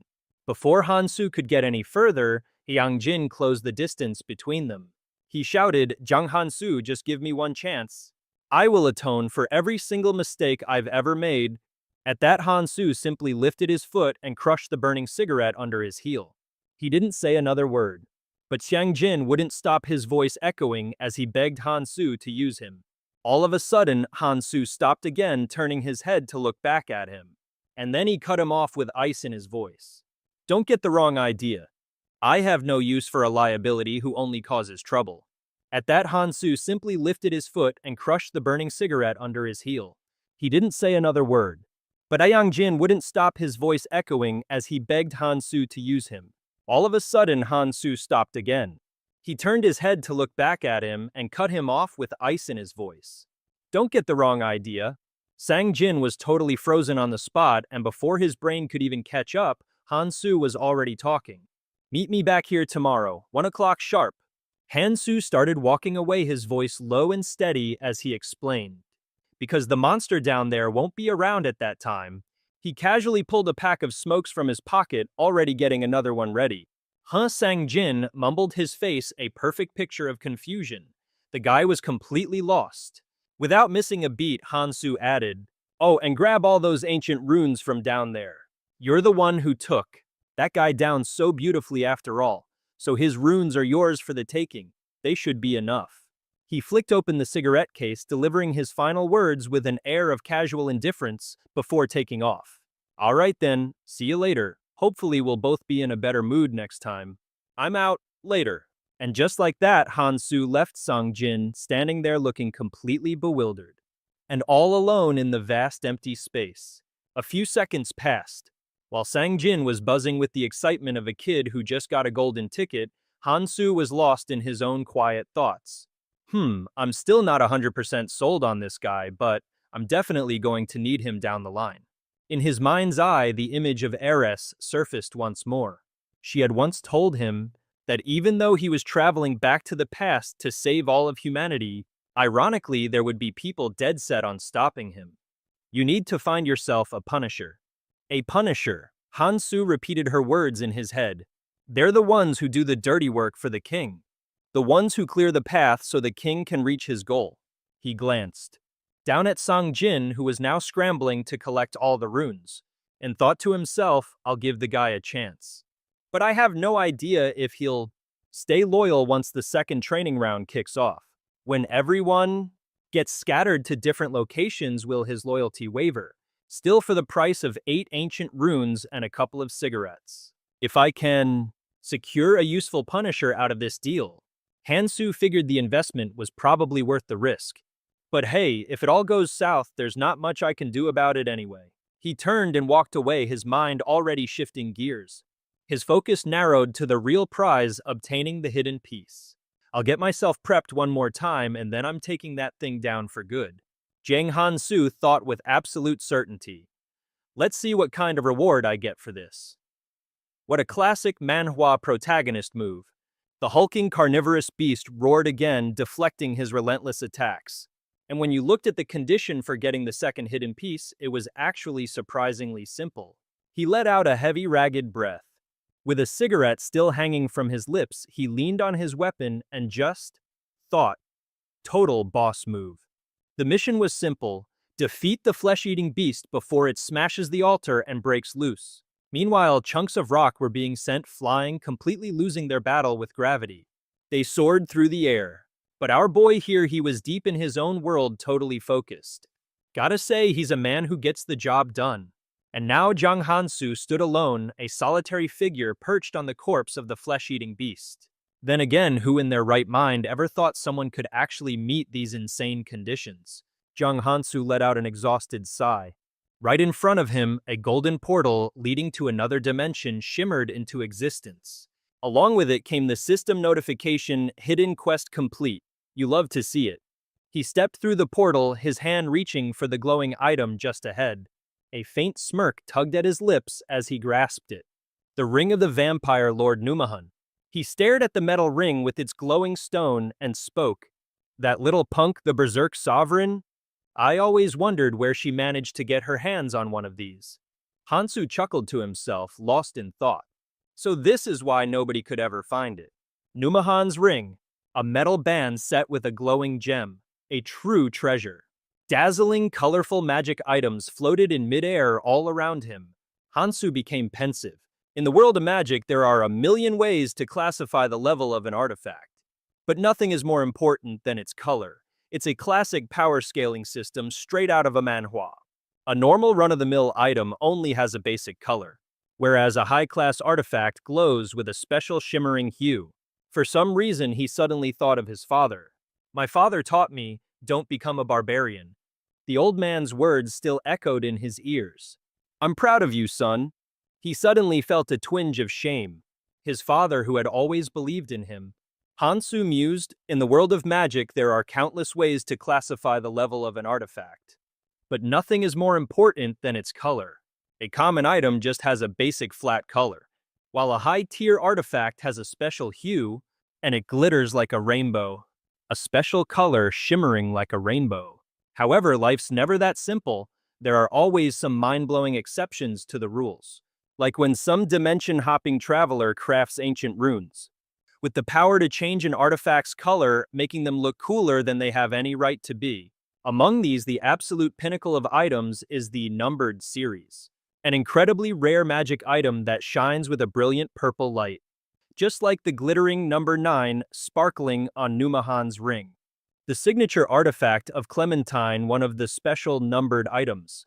Hansu's eyes widened as an image of Clementine flashed through his mind.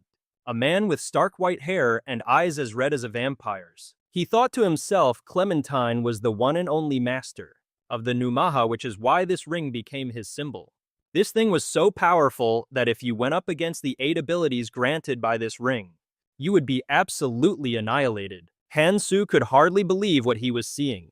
Oh my god, did I really just get my hands on this? He held the ring, a smug grin spreading across his face, not even bothering to hide his absolute delight. Incredible, I just can't believe it. As a reward for his hard-won victory, Hansu slipped the ring onto his finger. Looking back on all the hell he went through, it was clear this item was no easy prize. The ring now belonged to him, and a massive grin stretched across his face. As a reward for his achievement, Hansu proudly put the ring on. Thinking about all the struggles he'd overcome, he knew this was a treasure he had truly earned.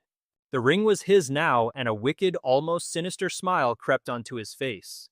He sneered, just a simple numbered item, huh? The system immediately flashed a notification. The ring of the colorless Numaha. Currently only one power can be unlocked.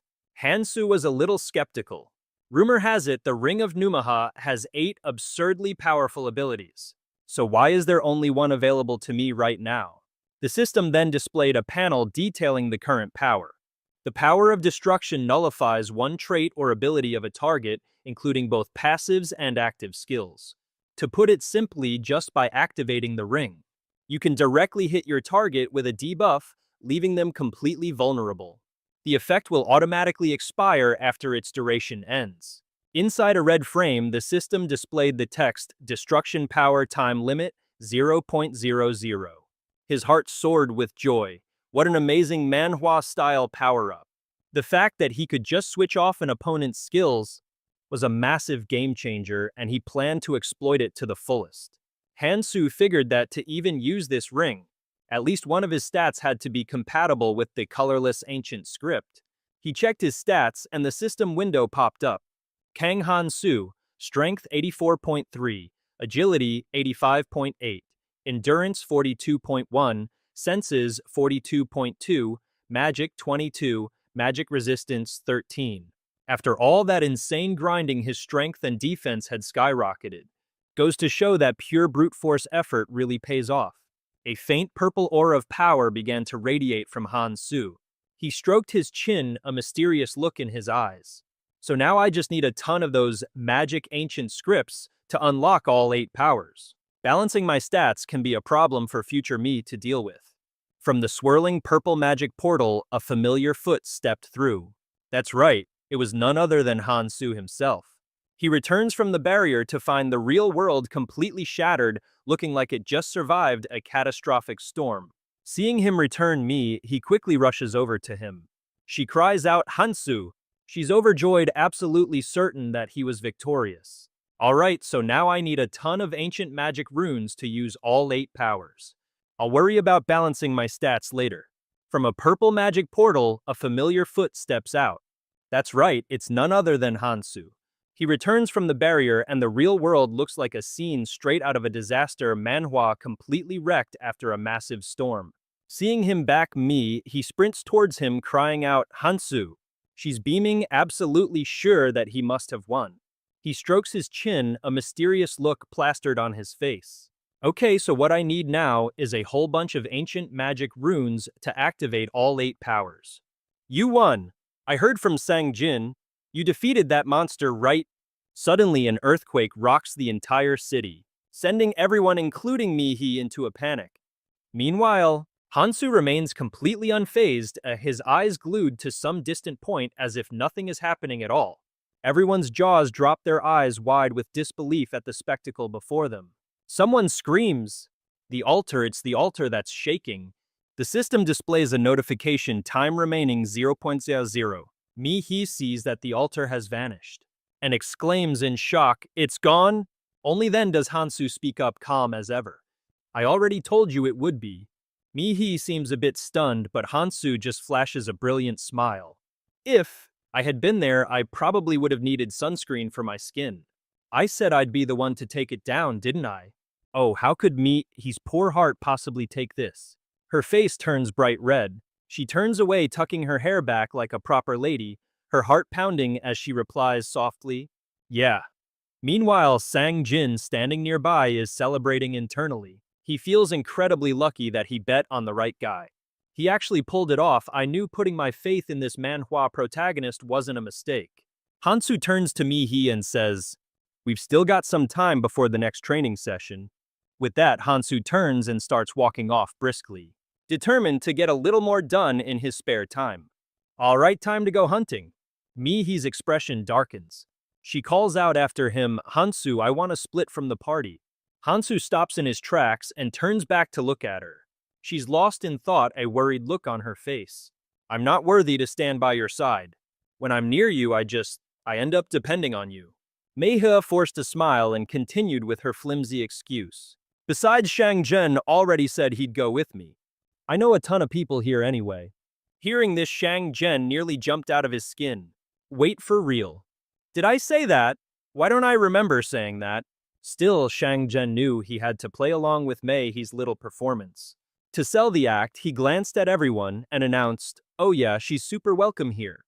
Everyone loves having her around." Meihe tried to swallow her embarrassment, telling herself that splitting from Hansu right now was the best move. Yeah, it's better if I can just handle things on my own. It was as if Hansu could read her like an open book. We were going to have to separate for the second training anyway, he thought. So she's already bracing herself for independence. A good decision, honestly. With that silent stamp of approval, Hansu turned and continued on his way. A wave of emptiness washed over Meihe, but since this was her own decision, there was nothing more she could say. Just then she yelled out, "Wait a minute." Hansu stopped nonchalantly and turned back.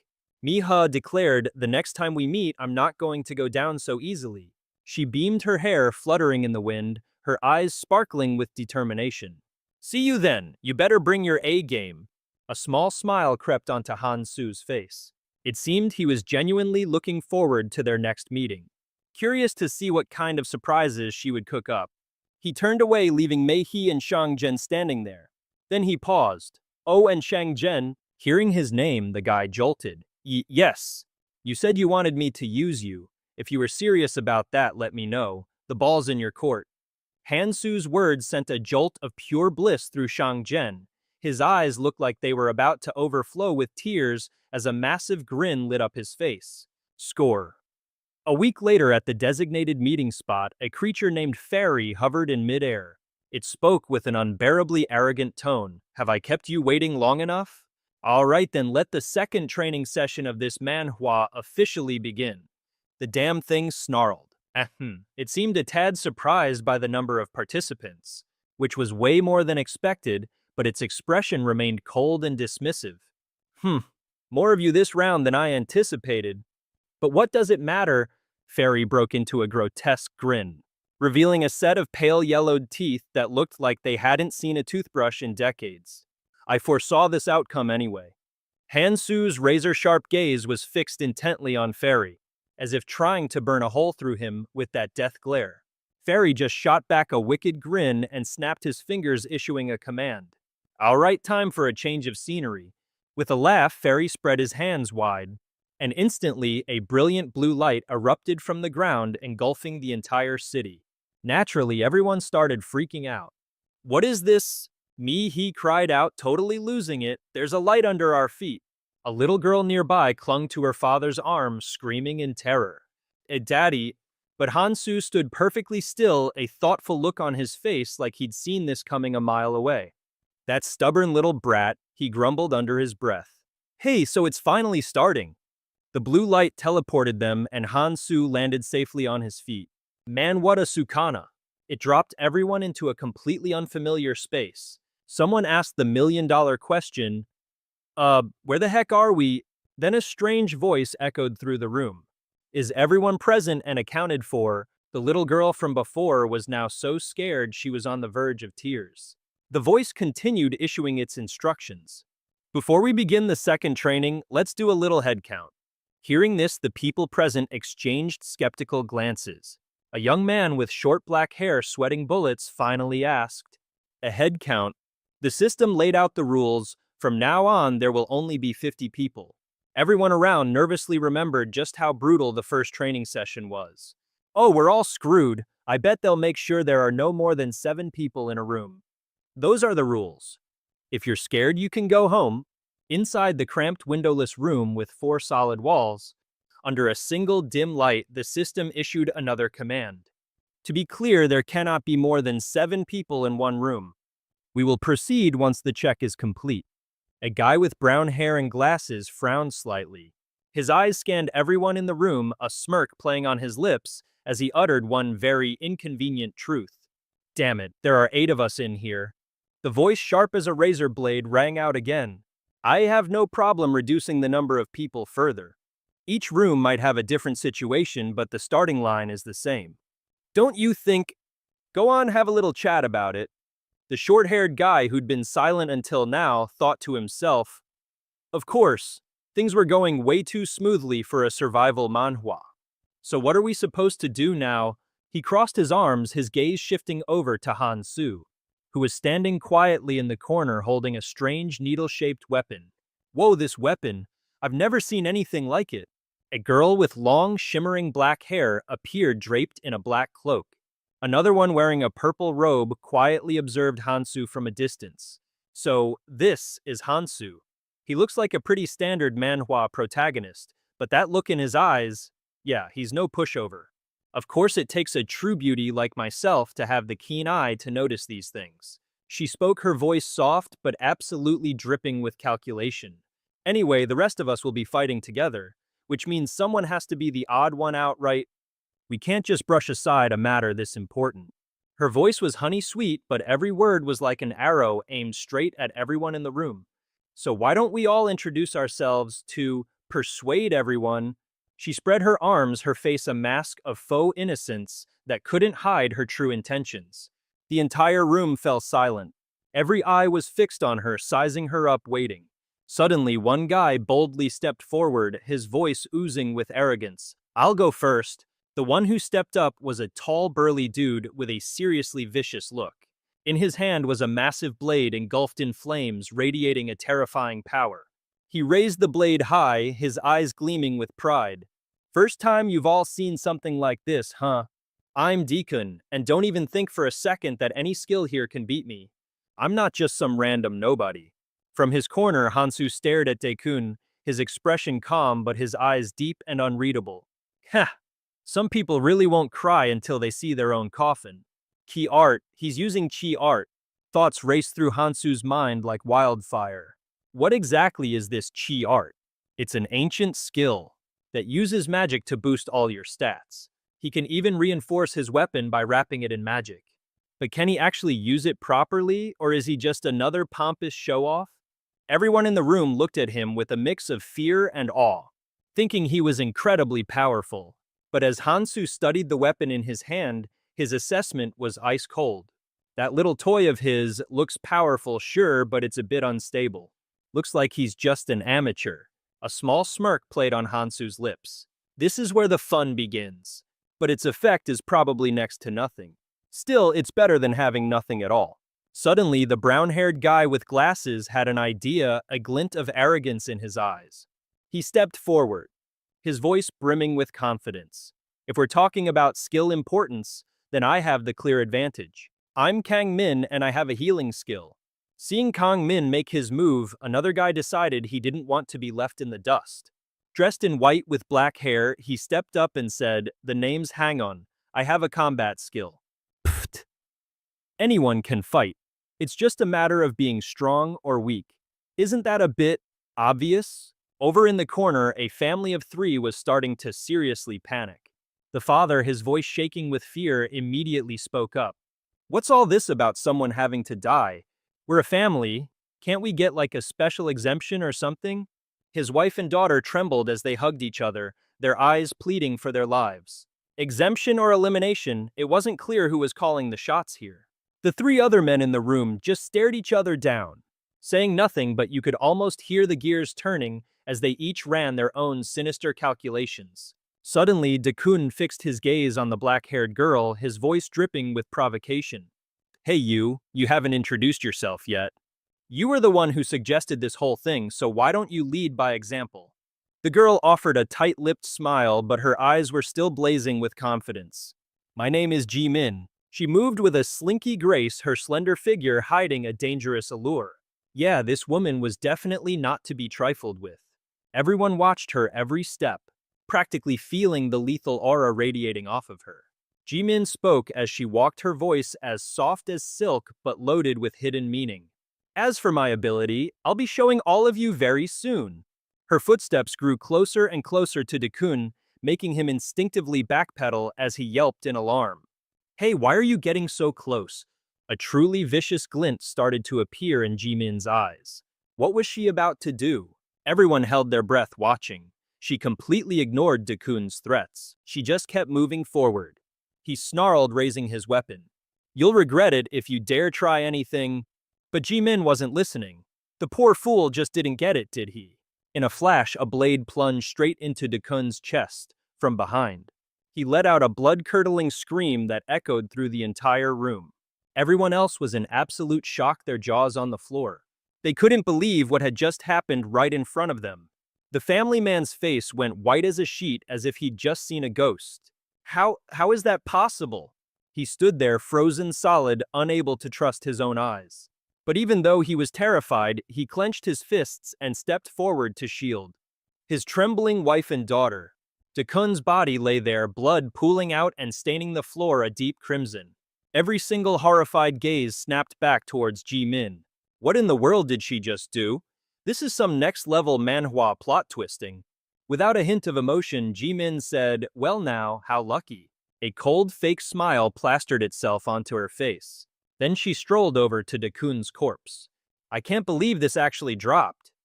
"I'll be taking this skill," Bartolier. In Jimin's hand now was a dazzling, bright red rune. Yup, this was the exact skill she'd been bragging about to everyone. Jimin turned around, her voice a gentle purr laced with steel. "So, how about we all share what's left, shall we?" Over in the corner, Rong Hanan took a step back, his eyes screaming, "Yeah, right. She wants a reward without lifting a single finger." Just like that, seriously. That woman is completely nuts. I'd better watch my back. In your dreams, you're getting nothing. He lowered his head deep in thought, trusting Ji Min not a chance in hell. From afar, Hansu watched with his arms crossed, letting out a heavy sigh. So a completely useless person stumbles upon something way out of her league. Well, this just made things a whole lot easier. He coolly surveyed the scene, feeling the air in the room thicken with tension. The girl stared intently at Hansu. Hansu met her gaze with an equally blank expression. This might be the first time in this entire manhwa someone had ever looked him straight in the eyes without a trace of fear. Meanwhile, the guy named Rong Hanan was the one to finally break the awkward silence. Are we seriously going to do what she says? I've got a really bad feeling about this. We should just grab everything and bail. The others started murmuring in agreement, the room buzzing with their chatter. Yeah, that's right, we outnumber them. Seeing the commotion, a child trembled in fear, burying their face in their mother's arms. The mother tried to soothe her daughter. It's okay, sweetie, don't worry. But deep down, she was just as terrified. A priest stood deep in thought, his expression grim. Those who died in the past are here now. Inside this very room, the currents of fate have been irrevocably altered. A smirk played on Han Su's lips. He was actually starting to get interested. Now, this is getting interesting. When their group was down to exactly 7 people, a fairy appeared hovering gracefully in the air. You lot are the first group to make it to 7 members. Its voice chirped with praise, its eyes sparkling with satisfaction. Excellent. Now then shall we get on with the explanation. With a flick of its wrist, a breathtaking vista unfolded before their very eyes. Islands floated majestically in the sky, nestled among ethereal clouds. This is the path of ascension, the fairy explained, its voice buzzing with excitement. Your mission is deceptively simple. You must climb and keep on climbing. For 3 months until you reach the dormant volcano at the heart of the 2nd floor. That is your first objective. The fairy paused, a mischievous glint in its eyes. But trust me, getting there is probably more grueling than climbing Mount Everest. Watch your step, boys, don't want to get an early game over. It flashed a disgustingly cheerful grin, revealing a set of teeth so yellow they could power a small city. What a punchable face. Then Fairy started its sales pitch, pointing dramatically toward the breathtaking scenery in the distance. Once you get past this little tutorial, a grand world of adventure will open right up for you. A world brimming with magic mystery and immense power. Its voice was as sweet as honey, but with a deadly venomous aftertaste. With that said, the damn creature waved a cheeky goodbye and poof vanished into thin air. But not before leaving them, with one last deliciously sarcastic remark. Best of luck. And with those words hanging in the air, the group was left completely frozen. Some were paralyzed with anxiety, while others looked as unbothered as if they were waiting for a bus. Were they truly ready to face what was coming, and more importantly, who would make it out alive? Hansu just smirked. We're about to find out, aren't we? With Hansu taking the lead, the 7 of them began to cross the rickety suspension bridge that hung precariously in the sky. The air grew frigid with tension. As everyone kept a careful distance from one another, a silent mutual distrust hanging between them. He Nian, ever the team player, decided to break the ice. Hey, we're going to be stuck together for a while, so we might as well try to get along, right? But one look at Hansu's back as he marched forward without a single glance behind made He Nian feel like he'd just wasted his breath. In He Nian's mind, Hansu was acting like some typical edgy Manhwa protagonist, ignoring everyone around him, only focused on his own survival. What the hell is with that guy? What's the big rush? He Nian wondered, a spark of irritation igniting within him. Suddenly, the father, who was bringing up the rear with his wife and child, let out a terrified scream. Wait a minute. He glanced over his shoulder and saw something horrifying. The bridge, it's falling apart. The wooden planks behind them were plummeting one by one into the bottomless abyss below. That was all the motivation they needed. The entire group broke into a dead sprint, desperately scrambling to escape the collapsing death trap at their heels. The frantic pounding of their feet and the sickening crack of splintering wood behind them only fueled their panic. Finally, gasping for air, they made it to solid ground. And there stood Hansu, not even breaking a sweat, watching the rest of them collapse in heaving, exhausted heaps. He was perfectly composed while everyone else was practically on their knees, lungs burning. And right on cue, that damn fairy reappeared, pointing a finger to the sky with a look of feigned realization. Oh, that's right, silly me, I forgot to mention. Over time, the lower sections of this island will crumble away and the bridges will collapse even faster. So do be careful, won't you? He was smiling completely carefree, as if nothing had happened. The whole group was just stunned into silence. Something seriously messed up just happened. Dude, why didn't you lead with that? The entire group shot him looks that could kill, cursing him out in their heads. We totally walked into a trap. Who even plays dirty like that? After the initial shockwave of anger and helplessness, all eyes snapped back to Hansu. Han Quen, seeing him just start walking away without a single glance back, called out, "Hey, where do you think you're going?" But Hansu didn't even dignify that with a response, just kept moving forward. Watching the way Hansu was acting, a nasty feeling of resentment and outright dislike began to bubble up within the group. This selfish jerk definitely knows the rules. They thought, but he's keeping them from us. What is this, some kind of twisted survival manhwa? The thought simmered in their minds as their collective anger grew. Jimin, finally losing her patience, piped up, "So should we just follow him?" Han Quan was baffled. What? She made no effort to hide her intentions, speaking loud enough for Hansu to easily overhear. Who knows, but look how confident he is. The guy's gotta know where he's going. A silent consensus seemed to ripple through the group. Nobody said a word, but it's not like they had any better ideas. The other six decided to tail Hansu as he ventured deeper into the island. Hours of walking later, dripping with sweat, Han Quan was starting to get seriously fed up. We've been hiking for ages, and there hasn't been a single sign of a bridge. Does he even have a clue where we're going? Jimin was starting to have doubts, too. I have no idea. Don't talk to me. She snapped back, her face twisted in a grimace, thanks to a swarm of tiny yet infuriatingly persistent insects. Ugh, these stupid bugs? She grumbled furiously, trying to bat them away from her face. Han Quen let out an exhausted sigh. This is such a pain. It was clear that everyone's patience was wearing dangerously thin. Meanwhile, Hansu just kept on walking as cool and unbothered as the main character in some silent action manhwa. Are we even going the right way? That question wasn't just echoing in Han Quan's mind, it was the unspoken fear of the entire group. It was clear that everyone's patience was wearing dangerously thin.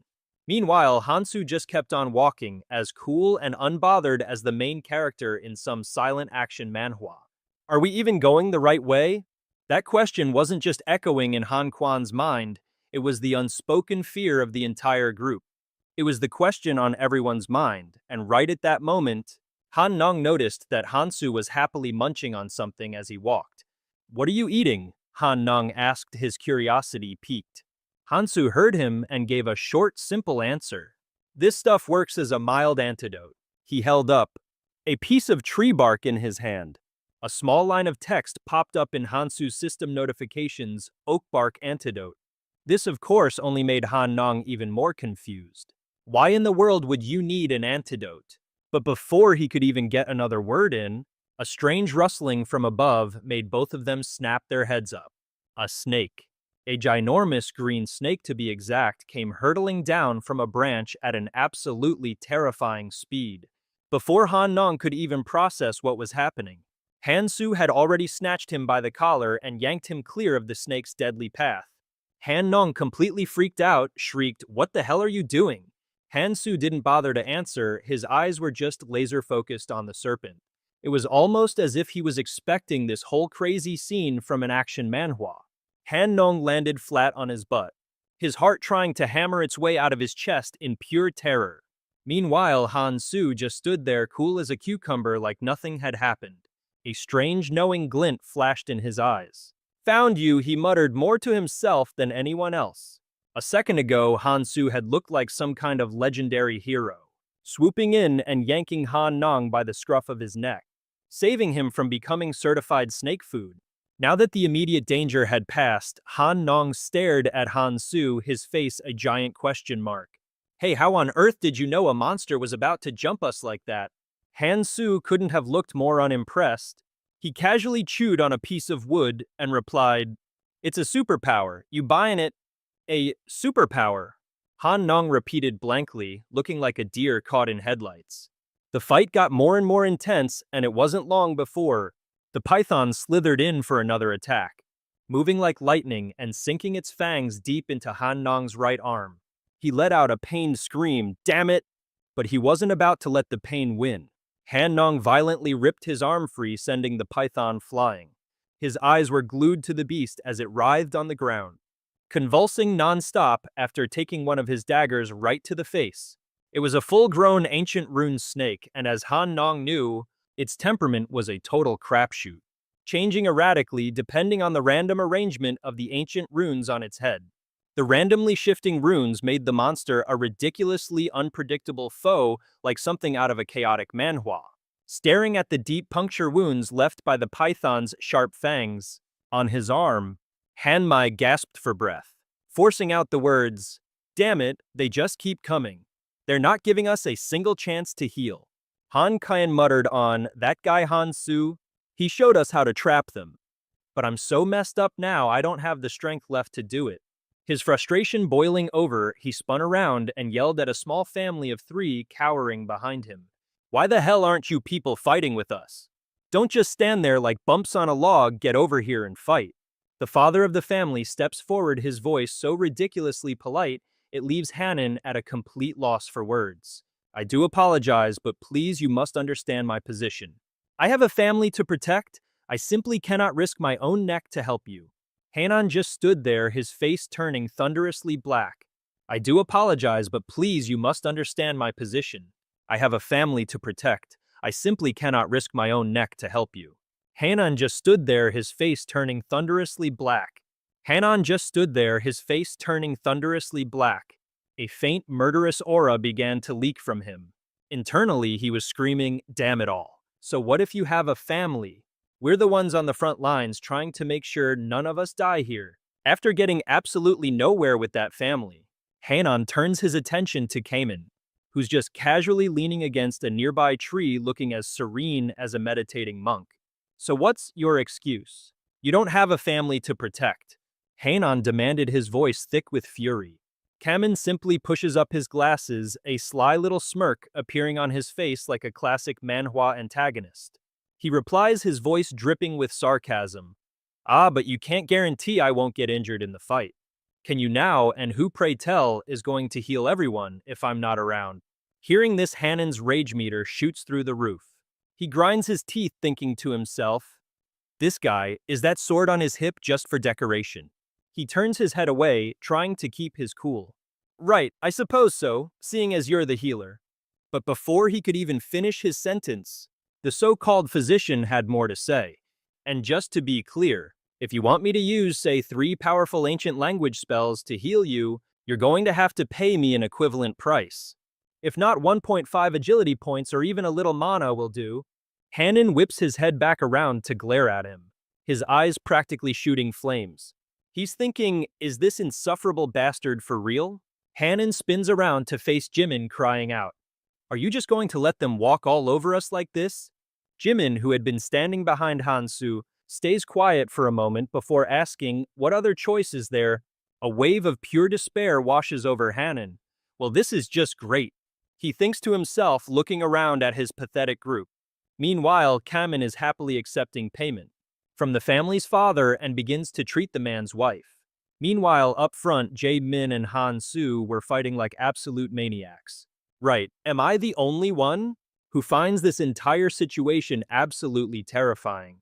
Han Nong grumbled, feeling like he was trapped with a bunch of certified useless people. Kang Min shot him a look, making a friendly-looking beckoning gesture. "You just gonna stand there like a lump? Get in here and fight?" Han Nong's face immediately turned thunderous. "This little punk, he's only acting all high and mighty because he's got a healing skill. My luck is rotten. I really scraped the bottom of the barrel with this crew," he thought, just as a voice suddenly echoed inside his head. "Creo, do you read me?" The tone from the other end immediately snapped him to attention. "Han Nong, what's your status?" the voice asked. Han Nong raised a hand to his ear and muttered, "Don't even ask." "What about your end?" "Not too bad over here. I think I see a rescue ladder up ahead. Clear a path and let's get climbing," the voice replied. "And try to find some new allies on your way. The stronger our team gets, the better, right?" Hearing this, Han Nong sighed heavily, rubbing his temples in frustration. "Yeah, I'd love to," he grumbled. "But I have no idea who from this motley crew is even worth taking with me." His eyes scanned the group, Han Su, the guy who claims to have superpowers, and Jae Min, that sword-wielding lunatic. Then there was Kang Min, the smug little healer, and finally the completely useless family of 3. Isn't survival supposed to be the name of the game here? "Captain, I'll rendezvous with you later," Han Nong replied wearily. Meanwhile, none of this escaped the watchful eyes of Han Su. He noticed the sigil on the back of Han Nong's hand. The mark that allowed them to communicate and thought their monarch's trait is developing way too quickly. It's a key trait for certain players. Every monarch, like East, or the Berserker Monarch has the ability to lead a party and make them stronger. The Monarch grants each member a unique sigil, and those sharing the same mark can connect with each other, enhancing their combat synergy. Hansu mused on this as he drove his staff through a serpent. The number of people a Monarch can recruit is limited, but right now everyone's scrambling to build their teams. If I have to compete against them, it's going to be a real uphill battle. He lifted the serpent's corpse by the neck, his eyes glinting with calculation. After a fiery and dramatic battle that looked straight out of a manhwa, the corpses of the ancient serpents littered the ground. As for Hansu, he just let out a casual sigh. Looks like the monsters are thinning out. They must be leaving their territory. He nonchalantly brushed a tree branch aside. His eyes lit up at the sight of a wide clearing ahead. He smirked to himself. Jackpot, we're getting close. The lair of the mutant ancient serpent had to be just around the corner. He casually pushed aside a thick branch, and his eyes widened at the sight of a massive clearing. He couldn't help but grin. Almost there. The mutant ancient serpent's lair was definitely close, but his celebration was cut short, because right in front of him was a bone-gnawing imperial serpent, a colossal beast doing what looked suspiciously like yoga poses around a giant tree. The moment the gigantic snake spotted him, it let out a furious roar, looking ready to turn him into an afternoon snack effective immediately. The dad of the group suddenly scrambled forward, waving his hands frantically. Whoa, hold on, are you seriously thinking of picking a fight with that thing? If we just leave it alone, it won't bother us, right? Let's just, go around it. Hearing this, Hansu turned back with a cold, dismissive smirk. If you want to take the scenic route, be my guest. I've got some business to take care of right here. With that, he started walking forward, sending the poor man into a full-blown panic. Wait, what's the point of fighting it? There's absolutely no reason to. Hansu replied calmly, I think you're misunderstanding something. I was never traveling with you. We were just heading in the same direction. It was always inevitable that we'd part ways. And with that mic drop, he strode off like the main character of a manhwa without a single glance back. Jimin quietly turned to the rest of the group. With a small wry smile, he said, well, I guess that settles it. The father, looking absolutely horrified, blurted out, wait, but who's going to protect us now? Jimin just shrugged. He was never our bodyguard. He's clearly handling his own business. If you want, feel free to stay here with it. The man just stood there, swallowing hard, completely at a loss. Jimin, on the other hand, simply told everyone, let's move, and led the party away. But Han Yu remained, his feet planted. His gaze was fixed thoughtfully on Han Su's retreating back. That guy is unbelievably stubborn, but I can't just leave him. He muttered to himself, scratching his chin. Ka Ming, who was standing beside him, sighed. Why are you still here? Han Yu just chuckled. I'm just trying to figure out how to convince that guy to come with us. Ka Ming shook his head, looking unimpressed. Yeah, good luck with that. Everyone else in this party has needed my healing at some point. Him never. It's honestly terrifying. He fights like he's taking a stroll in the park. You can't tell a guy like that what to do. As the healer turned away, he couldn't help but mumble under his breath. With his obsession for fighting solo, it's gonna be his downfall sooner or later. The dude's a beast. Han trailed behind him, his mind a total mess. He's on a whole other level, like some overpowered manhwa protagonist, but there's just no way I can convince him to join our party. What a total waste. And on top of that, he's an absolute nightmare to manage. Meanwhile, Han Su was locked in a seriously intense battle with a colossal serpent. His eyes gleamed with resolve, settling in for what was clearly going to be a long conversation. With this stubbornly persistent foe, the ancient rune serpent suddenly lunged, sinking its fangs into a tree right next to Han Su, forcing him to leap aside. But cool as a cucumber, he remained perfectly calm, already running the calculations in his head. When my own runes activate, it backs off instantly. But the second it thinks the coast is clear, it lunges right back at me. Right on cue, the line of ancient runes on the serpent's head began to glow menacingly. But before it could even make its move, Hansu was a blur of motion, using his trusty weapon to land a series of lightning-fast strikes on its arteries. His inner monologue was chillingly calm. Stronger and faster than a scale serpent. but it's got nothing on that monster that devoured me before. He watched the serpent's every move, a brilliant strategy forming in his mind. When I attack, its runes switch to defense, weakening my blows. Dragging this fight out isn't hard, but it'll be a pain in the ass if something unexpected pops up. Hansu stuck a cigarette between his lips, his eyes locked onto the serpent. The way to beat this thing is actually pretty simple, he thought. Just gotta focus on that patch of trees in the center of that umbrella-shaped clearing.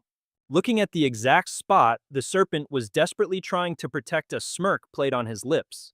This was basically child's play for him. Forget the snake. He thought casually, I'll just hit that spot first. And just like that, he bolted forward, completely ignoring the massive serpent at his back.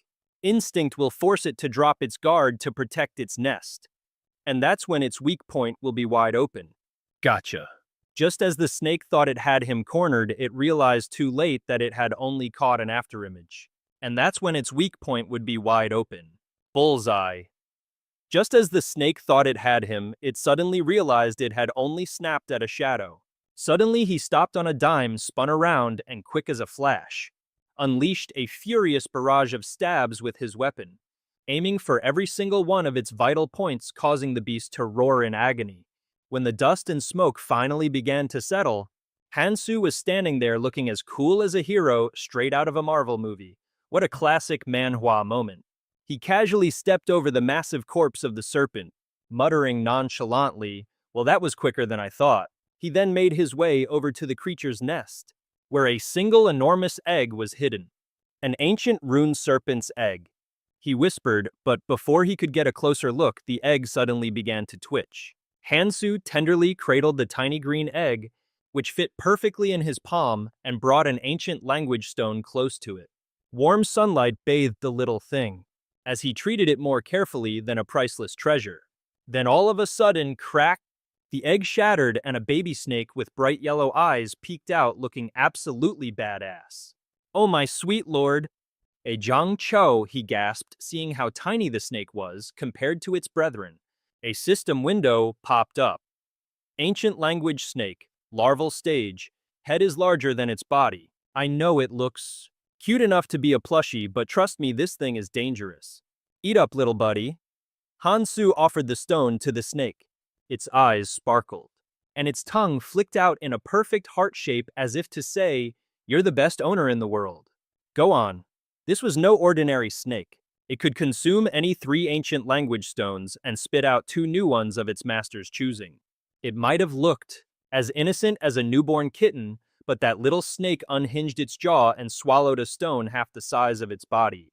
Eating 3 to spit out 2, that's a bit of a ripoff, don't you think? But the little snake was a diligent worker. After gulping down the stones, it promptly coughed up a new one. Hansu grabbed it and gave it a rub. Absolutely top tier. From now on, he could get all the ancient language stones he wanted. This is what a true Manhwa power-up looks like. Hansu cheerfully petted the little snake, and it looked just as thrilled. Alright, time to boost my magic resistance and physical damage resistance. Hansu thought to himself and then told the little snake to get some rest. It coiled around his wrist and Hansu gazed at it fondly. "With you by my side, we're gonna achieve great things." "So should I get going now?" Hansu wondered. Elsewhere, a small family was fumbling around, completely lost. The daughter whispered, "Daddy, where are we going?" "Keep your voice down," the father replied. The man stared at a map, his face a mask of pure stress. "This map of the island we got when we left that room is practically useless. It doesn't show any clear paths. There's no telling what's out here or where it's safe. They just abandoned us." His wife suddenly shrieked, "Honey, what was that noise?" The husband froze for a solid few seconds before breaking out in a cold sweat. "A monster! Well, the other 2 are probably dead meat by now anyway." He spread his arms to shield his wife and child who were cowering behind him. Just then from the bushes, Hansu stepped out. "Kang Hansu, you're back!" the man exclaimed, suddenly overjoyed. Hansu just stared at him. "Why are you people here?" The man let out a nasty, sarcastic laugh. "What got too scared of the monster and decided to run away?" Hansu, cool as a cucumber, just said, "Oh, that thing, I killed it." His expression was ice cold as he brushed a leaf from his hair, while the other man's jaw practically hit the floor. He actually killed it. Hansu was gone for like 5 minutes, and he's already back. And the guy has nothing more than a few paper-thin scratches on him. Where'd the others go? Hansu asked. The man fell silent. His wife shot him a questioning glare. Their daughter just nervously avoided everyone's gaze. Let's rewind the clock a bit. What are you people talking about? What do you mean, get lost? The man had screamed at the other group. His wife clutched their daughter, her face a mask of anxiety. It's too dangerous to go alone. Please don't abandon us. We don't have to be like this, the man pleaded. He begged them, his face filled with desperation. Han Ye just scoffed. So what's your plan? Just sit there and wait for handouts. You've been leeching off us this whole time. Jimin's eyes were like ice. He's got a point. That super cool dude already split from the group, you know. Having more dead weight tagging along would just be a pain in the neck. Ka Ming gave the man a look of pure disgust.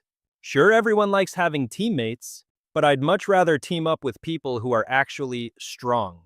And with that, the whole crew just walked off in another direction, even blocking the path to make sure the family couldn't follow. The man was absolutely devastated, silently cursing those arrogant little punks for looking down on him. Back in the present, Hansu was about to leave, which sent the man into a full-blown panic. Hey, wait, where are you going? When an adult is talking, you should at least pretend to listen. His wife and daughter could only stand there silent as statues. Hansu turned back around. You guys do whatever you want. I really don't have the time or the energy to care about you. The man was completely stunned. And did that kid seriously just say that to me? Without a hint of hesitation, Hansu turned his back and started walking away. This is so annoying. I'm out of here. What a waste of time. The wife gave her husband a subtle signal. He caught her drift instantly and gave a nod. As Hansu walked off, the family started tailing him like a persistent shadow. Hansu spun around and asked, "What in the world are you people doing?" The man shot back without missing a beat. Didn't you say you weren't traveling with us? So just go on ahead. We'll take care of ourselves. As the man said this with a straight face, his wife nodded vigorously in agreement. Hansu thought, wow, talk about a 180-degree personality flip. Whatever, he sighed. Suit yourselves. I'm used to going solo anyway. It's a bit of a grind, but my stats are through the roof, you see. After saying his piece, Hansu jumped right back into the fight, his sword a blur, as he unleashed skill after skill, effortlessly slaughtering wolves. This Manhwa hero is truly on another level. A tiny snake slithered out from his collar, silently making its way towards some ancient runes nearby. Hansu smirked to himself. Yep, boosting my resistances first was definitely the textbook play. The little snake was happily gobbling down ancient runes. A status window popped right up. Strength 0.13%, durability 88.8, magic 58.4, agility 84, senses 85.1, physical resistance 32, magic resistance 32. With his ancient language skill upgraded, Hansu's attacks now felt as light as a feather. That family could only stand there and watch as Hansu went to work with his little knife. The daughter's jaw was practically on the floor. He just keeps getting stronger, she thought. He's absolutely top tier. The mother, however, just breathed a sigh of relief. Thank goodness he's not paying any attention to us. The daughter asked her old man, Dad, should we go fight some monsters? Her father soothed her, now let's just calm down. Just being together is a blessing. Seriously, just staying safe is the best luck we could ask for. The daughter obediently replied, yes, sir. At her father's signal, the whole family started tailing Hansu again. They were surprised to see Hansu walk into a dark cave. Where's he going now? Is that a tunnel? They watched Hansu enter the cave, his expression completely blank as the light sliced across his face. The family quietly shuffled in after him. The father strained to see ahead while the mother and daughter nervously scanned their surroundings. Is this the place? The father gasped when he saw that Hansu's destination was a place jam-packed with people. They looked over at the new arrivals, their faces beaming. We're safe, we're alive. Oh, thank the heavens, we actually made it. Hansu was completely stunned to see that the people who had been left behind were still alive. Looking at Hansu, one man thought, this guy made it back without a scratch. The rumors about him soloing that monster in this manhwa must be true then. Fairy suddenly appeared, his voice laced with irritation. You're already late, so what's all the racket? You could practically see the grumpy cloud hanging over Fairy's head. The dad nearly jumped out of his skin at Fairy's abrupt appearance. You lot are the last ones. Close the gate, Fairy ordered. With a thunderous slam, the gate shut. Everyone stood there flabbergasted. Fairy flashed a wicked grin, snapped his fingers, and announced, "Now then, let the main event begin." He flew high into the air, his voice booming, "Welcome, mortals, to the first floor dock. 75 of you remain. Not bad at all. A rather low casualty rate. This special event is a battle for tickets." Digital tickets materialized in front of everyone. The little imp continued his speech. You will use these tickets to travel from this collapsing first-floor island to another one. Some islands are crawling with monsters and completely surrounded by lava. But if you're lucky, you might just land on the central or southern islands, and let me tell you, they're loaded with treasure. But that would be dreadfully boring, so I've cooked up a few little rules for this game.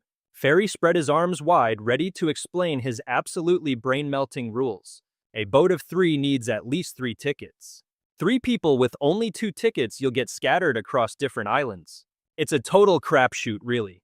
2 people with 3 tickets can stick together, but you don't get to pick your destination.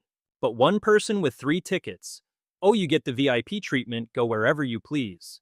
Everyone started sweating buckets. That one guy with his family looked like they'd just seen a ghost. But our boy Hansu cool as a cucumber as always. The islands began to crumble, starting from the outermost ones. And get this, the difficulty level of each island is completely different. Everyone wants a ticket to the good spots, am I right? That little troll fairy then whipped out a full-on explorer's outfit complete with binoculars, looking absolutely ridiculous. In 30 minutes, the entire first layer of islands will be history. There are 25 boats waiting around the crater. Let the games begin. You all know the drill. Survive by any means necessary. Fairy let out a maniacal laugh. Now, this is what I call entertainment. And just like that, it was pure chaos. People were fighting, backstabbing, and even killing each other for a ticket to ride. Hand over the tickets, you dare refuse to join your betters. Han Nong flashed the emblem on his hand and kept talking. This is the power my comrades have awakened. You're betraying me, you're dead meat. Don't you dare leave me behind. Hansu just watched the pandemonium unfold, thinking to himself, oh, it's about to get even crazier. Suddenly, a voice called out, Hansu.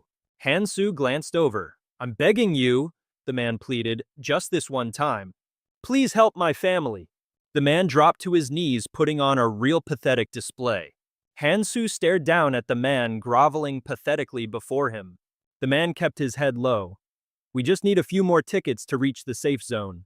For you, getting tickets is a piece of cake. The guy's sleazy grin made Hansu want to deck him right then and there. This whole kneeling act felt like a scene from a bad drama, Manhwa, a pathetic attempt to hide his own shameless greed. The man looked up, laying it on even thicker. All you have to do is, snatch a few tickets from some other people and give them to us. He begged, thinking to himself, if I can just get this kid to agree, we're golden. You'd be saving innocent lives, Please, the man's begging reached a new level of pathetic. Hansu, however, just stared at him with a completely deadpan expression and answered coldly. You're responsible for yourself. Handle your own problems. The man kept trying, desperately grabbing at him. But Hansu's decision was set in stone. Still, the old guy clung to him like a leech, refusing to give up. What's the big deal? Are you really that heartless? Suddenly, a super cool voice cut through the air. Shut your trap. Just then, Hien appears, sending the old man flying with a swift kick. He grabs the guy by the collar, glances over at Hansu, and starts his pitch. Man, this geezer talks way too much. It's seriously grating. You're really just gonna stand there and listen to this. You could have just taken the ticket, and this all would have been over. Hien sneers at Hansu. How about you join our team instead? I'll even give you a ticket if you need one. Then he starts bad-mouthing the old man's family. Even though they're my teammates, I can't stand a single one of them. Hien keeps laying it on thick. You see it too, don't you? I know you're OP as hell, like some kind of Manhwa hack. So why are you stuck on a team with a bunch of dead weights? Hien flashes that same smug grin at Hansu. Join us, I'll get you a ticket if you need one. He then throws some more shade at the old man's family. Seriously, they might be my allies, but I despise every last one of them. Hyun doubles down on his sales pitch. You get it, don't you? I know you're ridiculously strong, like you've got a cheat code. So why would you ever follow them? It's on a whole other level compared to a mere skill. If our leader gives the okay, you can have it too. He holds out his hand toward Han-soo. I've already told our leader all about you. He'll definitely approve. It's a lonely road to walk alone, you know. Han-soo just stares at the outstretched hand, his expression unreadable before shaking his head. No, I refuse. Hee-an is absolutely floored by this, completely unable to process Han-soo's rejection. The guy practically short-circuited and froze on the spot, but Hee-an wasn't giving up, pressing on with his argument. Whoa, hold on, we're not like those other nameless nobodies. Perhaps you just don't understand the true value of a guild. Han-soo thinks back to his past, remembering a time when that kind of camaraderie meant everything to him. His gaze hardens with resolve, but this time he refuses to serve under any king. That path would only lead him astray. Hee-an's posture deflates as he says, "You won't even hear me out. Damn it, I guess there's no other way." He tosses the ticket to Han-soo. Here, take it. I stole it from that pathetic loser over there. The old man screams, "My ticket?" Hee-an turns to Han-soo. You turned me down. It's a crying shame really, but there's nothing more I can do. You're not even going to listen to what I have to say. Damn it, there's no other way. He tossed the ticket to Han-soo. Here, take it. I swiped it from that pathetic loser over there, you know.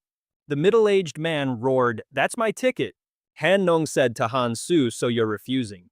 "Yeah, I feel terribly sorry for you," he deadpanned, "but I just don't have time to stand around and argue with you." Han Tian just sneered. "I'll be seeing the others on the central island. Just consider this a little gift for the future. Oh, we will definitely be seeing each other again. And I'll be asking you again then." Han-do thought to himself, whatever scheme this guy is pulling, it's useless, at least for now. The moment a ticket landed at Han-soo's feet, the crowd erupted into absolute chaos. They lunged for it like a pack of starving hyenas, a truly brutal manhwa scene unfolding before their eyes. One man managed to snatch it, screaming, "This one's mine." The original owner scrambled over, clinging desperately to the leg of the ticket thief. "No, that ticket is mine. Give it back," but the other guy wasn't having any of it. A traveler has arrived. Unwilling to let go, the man flew into a rage.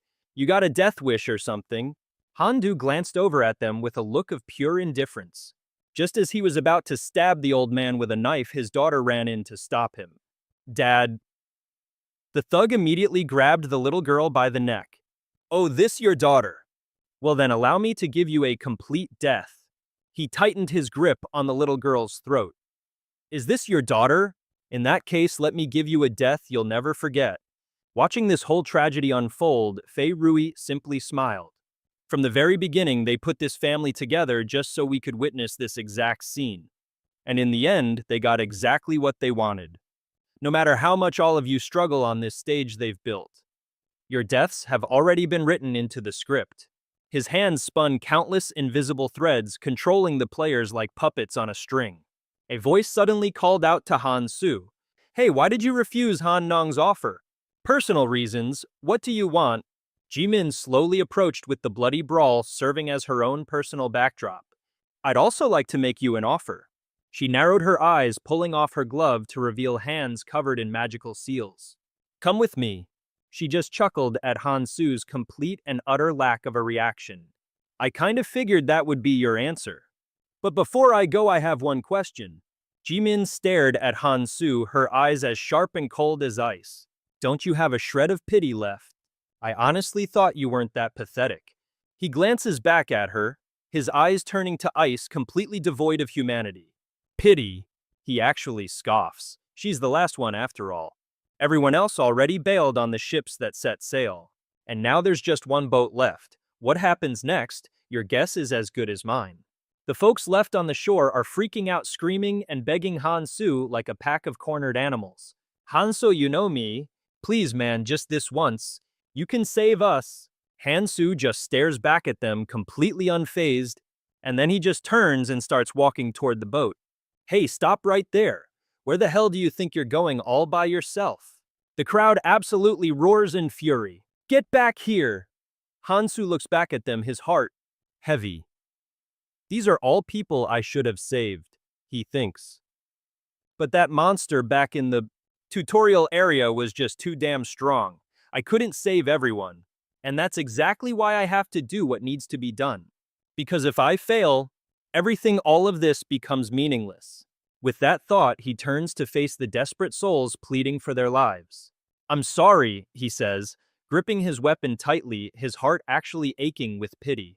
But I know all too well what happens to those who can't make it to the next stage. Down in the poisonous sea, monsters will gleefully watch them dissolve. It's a classic dark manhwa trope. Their agonizing screams echo in his mind. Don't kill us, it's too painful. Hansu's face darkens. You can all hate me as much as you want. So instead of letting you suffer, while being slowly picked apart by those things until you die. His eyes go cold as steel. This is my own brand of mercy. Safely on the boat, Hansu leans back, letting the sea breeze wash over him as he stares into the deep blue sky. He starts feeding these ancient rune stones to his little pet one by one. Well, now you're really something. A voice pipes up, it's Fairy, and she sounds genuinely surprised. I never thought I'd hear you say something like that. Although it is a real pity that it all ended so anticlimactically. Fairy lets out a little smirk. Just what I'd expect from a rising star. Don't worry, she adds, I won't breathe a word of this to anyone. But then her expression shifts, her eyes narrowing as she sizes Hansu up. All right then, I'll be waiting for you up ahead. Hansu's expression was as cool as a cucumber. He had zero regrets. I didn't come back to save everyone. He thought, I came back to win. He clenched his fists, his determination burning like a wildfire. There was no room for hesitation now. He had to keep moving forward. A solitary boat carried Hansu to the central island, where a magnificent clock tower loomed before him, practically daring him to enter. Suddenly, a system announcement echoed all around. Congratulations, challengers number 1921. Welcome to the land of opportunity, the central island, and just like that, a magnificent castle appeared out of thin air. Now, there are a few unspoken rules around here that everyone's gotta know. Rule number 1, protect the castle that holds the main crystal. Rule number 2, conquer dungeons to power up. And as for the final rule, well, the author decided to leave us hanging on that one. Outside, a horde of monsters was getting ready to storm the fortress. Skeletal monstrosities were just itching for a chance to swoop down on the players. The players, in a total panic, scrambled to block the incoming monsters immediately. There's not enough of us. One by one, they started dropping like flies, but the monster swarm was still ridiculously huge. They started scaling the walls, trying to breach the fortress from above. Everyone charged forward, blocking the brutal attacks from the horde, giving their all to protect their new home. The players shouted encouragement to one another, their resolve hardening. If we can just hold them off, we'll buy ourselves some time. Come on, don't give up now. But for some, the pressure was just too much. I can't take this anymore. We've been fighting for a whole month straight. I've got nothing left in the tank. Somebody help. They screamed at each other desperately, trying to hold the line. Meanwhile, somewhere else, a hand slammed down hard on a table. A serious voice cut through the tension. We need to set some ground rules, and we need to do it now. We can't let this chaos continue. We need to establish some rules immediately. This situation cannot be allowed to go on. I'm telling you, we need order because this is a disaster waiting to happen. A man standing in the center of the room proposed a radical change in strategy. To everyone else present, our defenses were nearly shattered in a single day. It was a scene straight out of a tragic manhwa. The losses we've sustained are catastrophic. How much longer are you all going to just stand there and watch everything fall apart? If this keeps up, we're not just going to fail to protect the crystal, we're all going to be slaughtered by that monster horde. And the man laying down the law, none other than Piao Rongguo. Our guild master, Anzu Hyun, the master of the Wazong Guild, piped up. Shouldn't we, wait for the other guild masters to arrive? Hongxia, master of the Noah Guild, shot back instantly. Are you kidding? All the real power players are already in this room. If we wait any longer, we're signing a collective death warrant. Li Gut, the guildmaster of Smog, chimed in. All right then, what's your brilliant plan? Piao Rongguo, his face as serious as a tax audit, laid it out. Our biggest problem is a critical lack of defensive forces. So we're going to have to bring in the non-guild players. Even if we have to use force. The whole situation is about to go completely sideways. And how exactly do you plan on controlling all those random roamers? Hong Xia demanded. With overwhelming force, Piao Rongguo stated flatly. I highly doubt a polite conversation is going to work on that unruly mob. Another attack wave is coming, and it'll be here in under 3 hours. And there's zero guarantee we can hold them off this time. Gut asked skeptically. What if our guild alliance tries to recruit them, combine our forces? You really think we can pull that off? Piao Rongguo immediately started poking holes in that idea. The sheer number of players flocking to the dungeon has become a massive issue. Right now, their numbers are on par with our entire guild alliance. Worse, those people have formed some ridiculous group called the Dungeon Alliance. From the moment they started acting, they've been completely beyond our control. My question is, can our guild alliance, which is purely focused on defense, even handle them? Do you honestly believe they'll just cooperate with us, no strings attached? They're a bunch of independent lone wolves who hate being told what to do.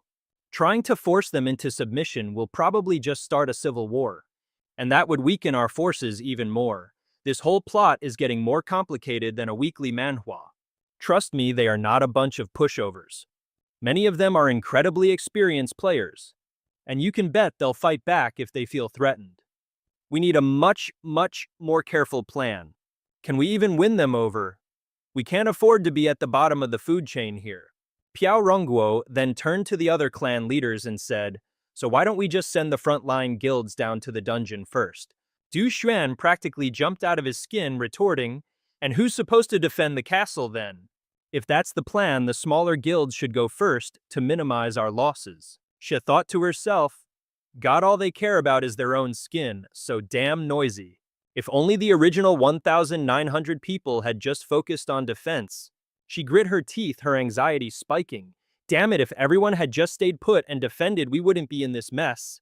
The strong players got what they wanted and then just took off, leaving the weaklings behind to struggle with the defense. At first, everyone pitched in to defend the place, since their lives kind of depended on it. But then a few folks came back from the dungeons dripping with epic loot, and suddenly people started bailing one by one. Just as she was stressing about how to protect the crystal, Ji Min waltzed in looking way too cheerful. He chirped, Z, I've got some hot gossip. Xie quickly shot him down. Not now, Ji Min, I've got a killer headache. Ji Min quickly clarified, hey, I'm not here to mess with you. This is actually important news. I got a report that someone's throwing down with the Basement Alliance Guild. Xia was taken aback. Wait, what? Just then a scream echoed from somewhere outside. Somebody help me. I told you I'm not going. The clan leaders immediately started panicking when they heard that scream. Everyone's eyes turned towards one particular man. The guy was desperately begging, I was just going to hunt for 2 more days, then I'd be back. I'll join when I'm stronger, come on, let's negotiate. Without another word, an arrow was loosed, whistling through the air, straight for its target. It slammed right into the shoulder of the guy who had just been begging. All he could do was scream, Argh! The face of a young man came into view. Ji Min recognized him, the guildmaster of Valhalla, Song Jinghao. Rongguo angrily demanded, Jinghao, what the hell do you think you're doing? This, he said coolly, is how you deal with traitors. Anyone who doesn't fight is a traitor. This isn't some slice-of-life manhwa, it's a war. This is exactly why we need a unified alliance. Anyone who dares to defy my word will die. No sooner had he finished speaking than another person was dragged forward. Please spare me, I'll stay, I promise. But Jinghao wasn't listening, coldly drawing his bow. Seeing this, Xia rushed out shouting, stop. But it was too late. The arrow had already been released. And just like that, the man collapsed. Everyone was completely shocked by this brutal act. Xia screamed at him, are you insane? I'm not insane. This is war, not a game. We have to unite if we want to survive. Anyone who resists will be treated as an enemy. With that said, he stared directly at Xia. The face of another young man appeared. He strolled up, a cigarette dangling from his lips. All right, that's enough. Starting tomorrow, you guys will fight on the upper levels. If you slack off today, you'll just have to work twice as hard tomorrow to make up for it. The man from before pleaded desperately, Don't come near me, he thought to himself. His ancient language stats are clearly lower than mine, so why can't I even touch him? It was none other than Han-su, the guy with an adorable little snake perched on his shoulder. He held out his hand and commanded, I require a weapon. Kang Min stammered in panic, That guy? Beside him, an angry-looking bro snapped, Who gave you the right to order us around? No time for chit-chat. The guy clutched his dagger and lunged straight for Han-su. But our boy just calmly watched and analyzed the situation. So the knife has a skill that buffs its cutting power. For a common grade item that's actually not half bad. Han-su gave a casual flick of his wrist, revealing a gleaming ring.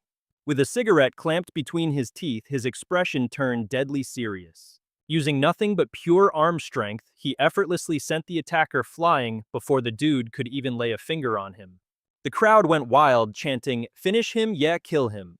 The attacker fumed. My knife's skill just vanished, I can't even scratch him. This bastard, he seethed. Just how high is his defense stat? His hands trembled as the glow on his dagger slowly faded to nothing. My turn, I believe. No more playing around. Han-su planted a fist squarely in the guy's face, rearranging his features into something truly hideous. He thought to himself, It's a real pain having to fight you all without being allowed to kill you, but I'll manage. After all, you're all such a valuable resource, aren't you? Guess you guys don't listen to reason, huh?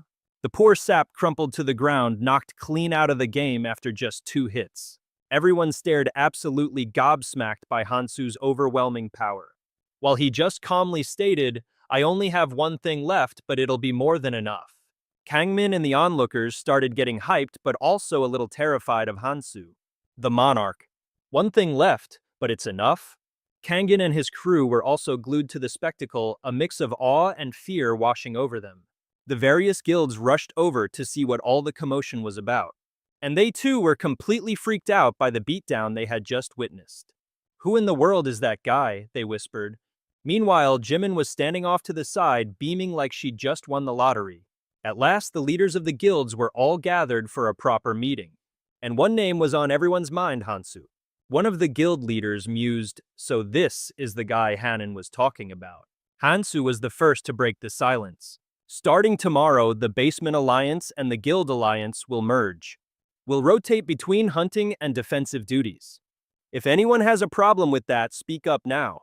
And despite his cold, intimidating presence that screamed, Final Boss, the cute little snake perched on his shoulder kinda ruined the effect. He continued, In any case, it's hard to command these people without a show of force. So each of you should bring as many useful people as you can, and have them join our new joint guild. I'll make sure the rabble out there falls in line and follows your orders, so there won't be any issues. And just like that, he was holding a serious strategy meeting with the guild leaders like a true Manhwa protagonist. Xia thought to herself, Well, this is definitely beneficial for us. But what's his real endgame? Gute shot back his guard clearly up. What do you want? You're an unaffiliated powerhouse who just stirred up all this trouble. You expect me to believe you don't have some ulterior motive. Han-su just smirked and calmly replied, As long as the basic rules and systems are in place, I have no intention of interfering. However, Gute still wasn't buying it. Who's to say you won't suddenly change your mind and decide to wipe out the guild alliance? Han-su stood up, cutting him off. I couldn't care less about your petty squabbles. But since you're all so worried, Han-su decided to give them a little demonstration of his power. Everyone panicked and started shouting. He vanished. He's going to attack. Prepare for battle. Everyone instantly snapped into their fighting stances, ready for a brawl. Only Gute remained perfectly still. He hasn't disappeared. He's right in front of us. In that instant, a series of explosions ripped through the area. Before anyone could even process what was happening, a pile of corpses had already appeared on the ground. He had cleaned house in the blink of an eye. Whether they liked it or not, they were forced to acknowledge Han-su's terrifying main character of a Manhwa level of strength. Someone tried to reassure the others, it's just a simple stealth skill. He can't move from his position. Han-su's voice quietly cut in, You really think I can't attack you? From out of nowhere, he had appeared behind Gute, a blade pressed against his neck. Guta had a horrifying realization. Don't tell me that wasn't a simple trick, but a sense-disrupting dragon skill. He couldn't believe he'd been taken down so easily. Hansu spoke slowly to the crowd. I got myself a new item. A guy's gotta come prepared before waltzing in here, right? On the other side, Gute's men yelled in a panic, "My lord!" He sheathed his blade and reassured everyone. Calm down, I have no intention of becoming your enemy. The current situation is forcing us to work together, don't you see? That's all I want.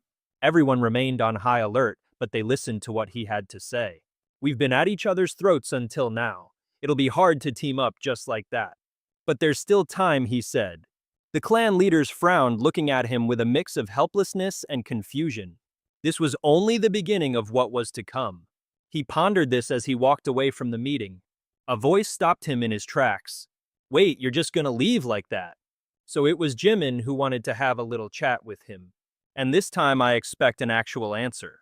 So what do you say? You who Hansu fancy joining our little crew? The simple question just tumbled from Jimin's lips. I already asked you this once, you know. Wanna join our guild? She tiptoed closer, invading his personal space, her breath carrying the faint scent of flowers. I'm making a totally sincere, heartfelt offer this time. It's so lonely going it alone. Or have you already set your sights on another guild? She pressed on her voice laced with a playful tease. Word on the street is you were with some girl. The question hung in the air, delivered with that innocent little face of hers. I already asked you before, you know. So are you going to join our guild or not? She leaned in closer again, that delicate flowery scent of hers filling the air. This is my final, most heartfelt invitation.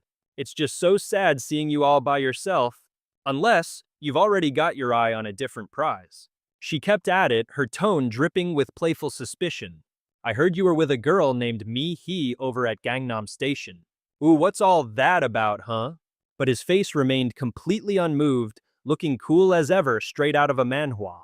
She propped her chin on her hand, her eyes sparkling as she stared him down, thinking, seriously, no reaction at all. Well, guess it's not a crush then. A brilliant smile bloomed across her face. So that means it's a yes, right? It would be awesome if you joined our guild. But without a single word, he just swiftly walked right past her, leaving Jimin standing there utterly dumbfounded. What in the world was that? His ice-cold expression completely stunned her. I'm heading to the ramparts. Her eyes went wide, she couldn't believe her ears. Hey, you can't even pretend to listen to what I'm saying. Annoyed and utterly ignored, she screamed after him, you absolute jerk. He just let out a weary sigh, not even bothering to grace her with a response. Meanwhile, in a completely different scene, screams echoed through the mayhem. It was total chaos. Gather the bodies over here. We need more relief supplies. Anyone with support skills, get over here now. A gray-haired guy named Shu quickly asked the man in front of him, Sergeant, has the southern wall been reinforced at all? Sergeant Rong Hanan immediately answered his subordinate. Good, the injured head down below, the rest of you get some rest. He then asked, so how is our guild holding up? The moment he finished his question, the silver-haired Shu Hui jumped in. We're holding up way better than last time. He flashed back to the absolute carnage from before and added, we've managed to station people at every post, no gaps whatsoever. Those guys from the Basement Alliance were a real pain at first, but they've actually pulled their weight. Thanks to them, our losses have been minimal. Hainan just stood there, jaw on the floor, breaking out in a cold sweat. In a situation this dire, slacking off wasn't exactly an option. I mean, with monsters practically breathing down their necks on the front lines, what choice did they really have? Hanan couldn't afford to be lazy. With monsters guarding the front lines, what choice did they really have? Hanan. Just thinking about Zhang Hansu conjured images of nothing but mountains of corpses. Hainan muttered to himself, that guy single-handedly took out a whole swarm of them. He pictured him plunging that iron sword into the earth and wiping a bead of sweat from his brow. It's just insane watching him mow down that many monsters all by himself like a scene straight out of an action manhwa. The camera pans to Hanan's face, a perfect blend of frustration and sheer cluelessness. If that guy had even a shred of decency, I'd recruit him to the guild in a heartbeat. Visions of Zhang Hansu's battle prowess danced in his head. I guess the gods don't give with both hands, huh? Such a shame, he thought to himself. All right, let's gear up and get this demon hunt started. Suddenly, a colossal blood-red void ripped through the sky right in front of the castle. From its depths, a freakishly long arm tipped with countless razor-sharp claws began to emerge, making the very air thick with dread. As the monster's grotesque face slowly came into view, someone muttered, "Okay, at this rate we can hold them off." But just then one of his subordinates screamed, "Wait, Sergeant, there's a weird crack in the sky." And then a bizarre face popped into view. Holy moly, it's that damn fairy. He gracefully floated down, arms outstretched, flashing one of those annoyingly cheesy smiles. "Hello, darlings, have you been waiting long for little old me? Have the last 2 days been just awful for you?" Hannon's expression went from surprised to utterly horrified. He thought, "Oh, for the love of all that is holy.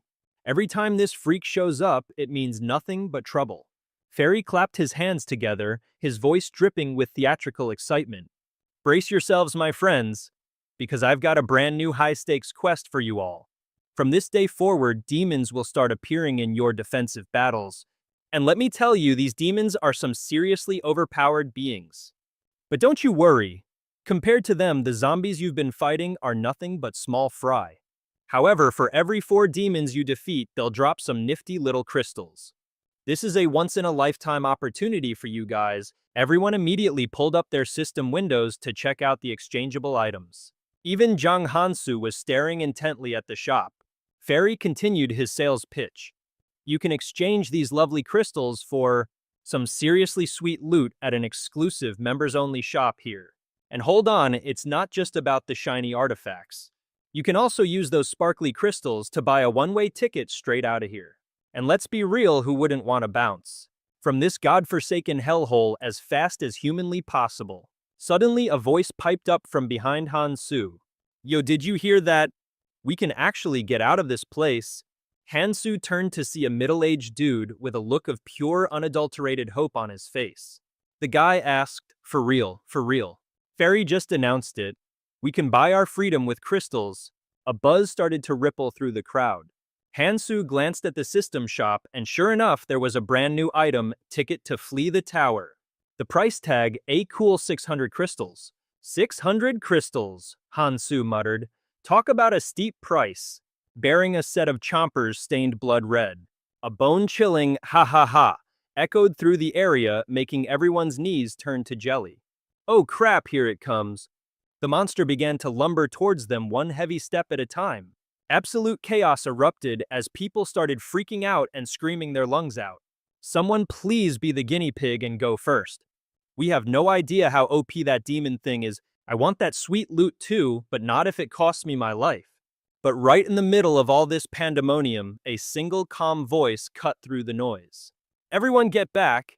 Kang Han-su leaped into the air wielding a sword that was practically bigger than he was, looking like a classic manhwa protagonist and leaving everyone completely gobsmacked. He dive-bombed the massive beast at lightning speed. He brought his sword down, aiming a clean slash right at its torso. But the monster just casually blocked it with one hand. Without giving him a single second to catch his breath, it unleashed a soul-crushing attack right back at Kang Han-su. He dodged it by the skin of his teeth. But the sheer force of the blow was so insane it shattered the ground beneath him. "Everyone get back." Kang Han-su leaped into the air wielding a sword that was practically bigger than he was, leaving everyone completely gobsmacked. He dive-bombed the massive beast at lightning speed. He brought his sword down, aiming a clean slash right at its torso. But the monster just casually blocked it with one hand. Without giving him a single second to catch his breath, it unleashed a soul-crushing attack right back at Kang Han-su. He dodged it by the skin of his teeth. But the sheer force of the blow was so insane it shattered the ground beneath him. He dodged it by a hair, but the terrifying power of the attack still cracked the earth. The sheer power of it fractured the entire ground. Completely shattered, Han-su thought to himself, resting the giant sword on his shoulder. Definitely a demon, all right, even if this is just the nerfed tutorial version. My normal attacks aren't going to be enough to land a critical hit on this thing. No Overlord's aura, fine, I've already buffed my defense. And my resistance is cranked up to the max with ancient runes. He glanced up at the beast, his mind still running the calculations. But my attack power just isn't gonna cut it. Time to make full use of these artifacts I snagged from the dungeon. Facing off against this low-tier beast, Hansu was looking cooler than ever, like a true Manhwa protagonist. He tensed his legs, channeling all his power right into them. Ping! The system displayed Shoes of Light. I'll just have to beat it with pure speed. The thought had barely crossed his mind before he was already moving nimbly, countering the monster's every move. Whoosh! He rocketed into the air, hoisting his heavy sword for a crushing downward blow. The monster was visibly surprised, its eyes struggling to track his incredible speed. It threw up its hands desperately, trying to block his blitz attack. The two immense forces collided, creating a dazzling display of artistic slashes across the battlefield. Each rapid-fire strike left a brilliant trail of light in its wake. His expression grew dead serious as he swiftly unleashed the next slash. The creature couldn't keep up and was forced to take the full, terrifying force of his attack. But this thing was no pushover. It began gathering energy in its palm. It formed an orb, preparing a counterattack. That terrifying power was aimed right for him. He quickly raised his sword to defend. Boom! A massive explosion erupted the moment he blocked the monster's special move. He was slammed against a cliffside, but unbelievably, he survived the ultimate attack. And the system offered a helpful little tip. Your skill will instantly nullify any other skill upon contact. The onlookers couldn't stop chattering about him. Oh my god, is he really fighting that demon all by himself? Ha-nan asked, completely bewildered. Just how much stronger did he get? The man beside him gave him a nudge. Get ready, Ha-nan. We should probably lend a hand. He'd been smashed against the rocks, but he was still standing. Right after tanking that ultimate attack, the system itself had offered a lifeline. His skill nullifies any other skill on contact, instantly. The crowd couldn't believe their eyes, all talking about him at once. Holy cow, he's actually soloing a demon. Ha-nan, still in shock, asked. Seriously, what kind of power-up did he get? The man beside him urged, Ha-nan, stay sharp. We should be getting involved too. The monarch wasn't about to let this opportunity slip by. Ha-nan asked again, Captain, you want us to join the fight? I'm not entirely sure that's the best idea. Captain Rong Yu immediately shot back. Look, even if we don't do it, other people are going to be fighting over this chance. And just like that, a whole mob of people jumped down yelling to each other, there's only one demon. Everyone charge. I'll take it down. We're joining in too. Seeing this chaotic free-for-all, Jimin turned to Jia and proposed, I'm not exactly a fan of this, but should we jump in too? Xia immediately shot that idea down. No, we wait. She gazed at Hansu and whispered, Kang Hansu, I need to see just how capable he really is. The crowd of adventurers closed in on our boy, supposedly to support him. He shot them a quick side-eye. A thought flashed through his mind as he sighed. What a pain in the ass. It's about to use its skill, he thought. I can't let these other travelers distract me. Before him stood one seriously powerful monster. It let out a silent, twisted smile. He thought to himself, it still hasn't used its skill. Is it possible? He was getting extremely suspicious of its next move. Hansu stood there calm and collected, facing the demon, while his brain was working in overdrive. He knew that every demon possessed its own unique set of racial skills. This made them dangerously unpredictable, a classic trope in any action manhwa. His sharp mind helped him figure it out. If this demon hadn't used its skill yet, then it was probably just waiting for the perfect opportunity to unleash a devastating wide-area attack. He couldn't afford to underestimate a single one of its actions, because even the tiniest mistake could lead to catastrophic consequences. The monster raised its hand, preparing to unleash a skill of pure destruction, powerful enough to obliterate everything in its range. The tension was thick enough to choke on. An overwhelming power flooded the area, and Hansu didn't hesitate for a second. He roared at everyone to get back. He knew damn well this demon was not to be trifled with. Anyone who dared to face it head-on was basically signing their own death warrant. Kang Min, standing nearby, couldn't hide his crippling anxiety. The worry was plastered all over his face. A growing sense of dread crept into his heart, making him wonder if they should just retreat and let Hansu deal with the demon all by himself. But before he could even get a word out, another guy cut him off. stubbornly insisting that they had to stay close to deliver the finishing blow when the time was right. His determination was like a blazing inferno, and he wouldn't let anyone stand in his way. The monster bared its razor-sharp teeth, its lips curling into a truly evil grin. Its hands began to glow with a brilliant light preparing to unleash its ultimate move. A blinding light completely enveloped its hands, and with a thunderous slam onto the ground, the very ground beneath everyone's feet shattered, erupting in a violent blaze. The earth cracked open, swallowed whole by a sea of raging fire. The heat rolled off the flames in suffocating waves, making it impossible to breathe. In that moment of pure chaos, one supposedly brave warrior stepped up, using his steel shield to try and protect the people around him. He told himself he could easily snuff out these pathetic little flames with the new artifact he'd gotten his hands on, but deep down, his selfish, greedy little heart took over, as he dreamed of the massive reward he'd get for landing the finishing blow on the monster. Still, a chilling fear snaked its way into his mind, making his body tremble before the enemy's terrifying power. Screams echoed from all directions, as everyone panicked trying to flee the inferno that was devouring everything in its path. Some were instantly incinerated by the scorching flames, and the chaotic scene only grew more horrifying. Things went from bad to worse when someone shrieked that the monster was getting closer. While the others scattered like headless chickens, Hansu didn't move an inch. There he was, his massive sword resting on his shoulder, not a trace of fear on his face. He was the only person standing firm in this fiery hell, completely unfazed by the situation. The ring on Hansu's hand began to emit a blue light, glowing brilliantly as if responding to the power of the flames surrounding them. He knew it was now or never. He had to pour every last drop of his power into that ring. There was no other choice. With unwavering determination, Hansu raised his sword, high channeling all of his energy into the blade. The blue light from the ring fused, with his own power creating an incredible force ready for the decisive showdown. Hansu focused all of his strength into the sword's edge, unleashing a single slash so powerful it made the ground itself tremble. His blade was so sharp, so mighty, that it sliced clean through the wall of fire rushing towards him, creating another shockwave that cracked the earth in two. The blazing inferno was split down the middle, revealing a perfectly clear path right in front of Hansu. And there he stood, his face calm but radiating power, looking like the epic hero of a legendary manhwa. But even after pulling off such a god-tier move, Hansu knew this monster was not going to be an easy fight. The earth was torn asunder from his attack, but that was just the opening act. His hands began to tremble from the insane amount of power he'd just unleashed, but he refused to let himself falter.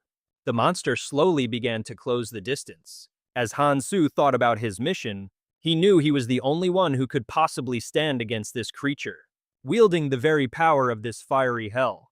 The monster cracked a malicious grin, flames erupting in the palm of its hand.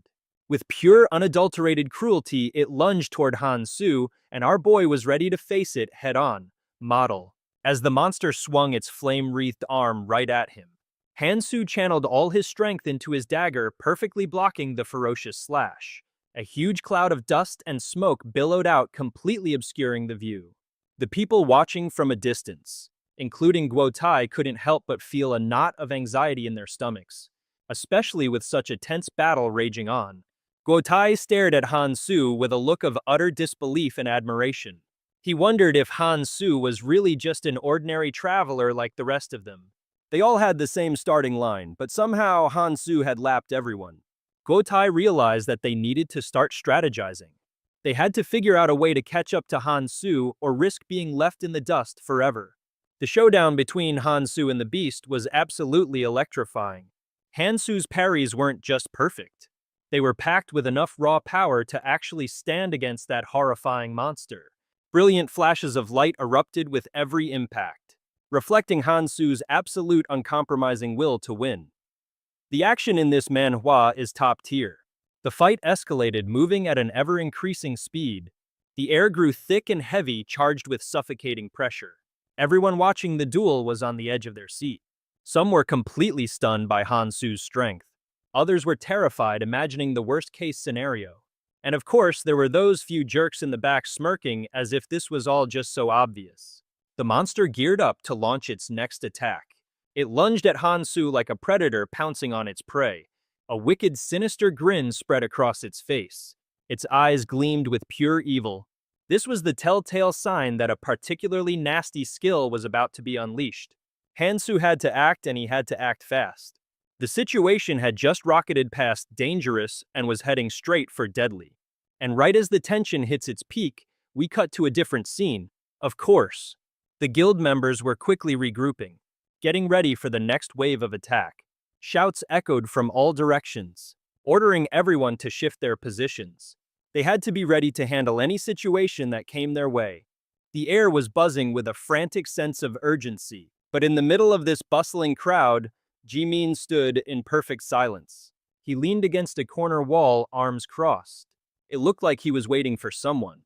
A voice suddenly sounded from behind Jimin. It was cool and loaded with hidden meaning. Han Nung was standing beside Jimin. His voice was gentle but carried an undeniable weight of persuasion. In the midst of the bustling crowd, Jimin stood silently, arms crossed by the corner wall, seemingly waiting for someone.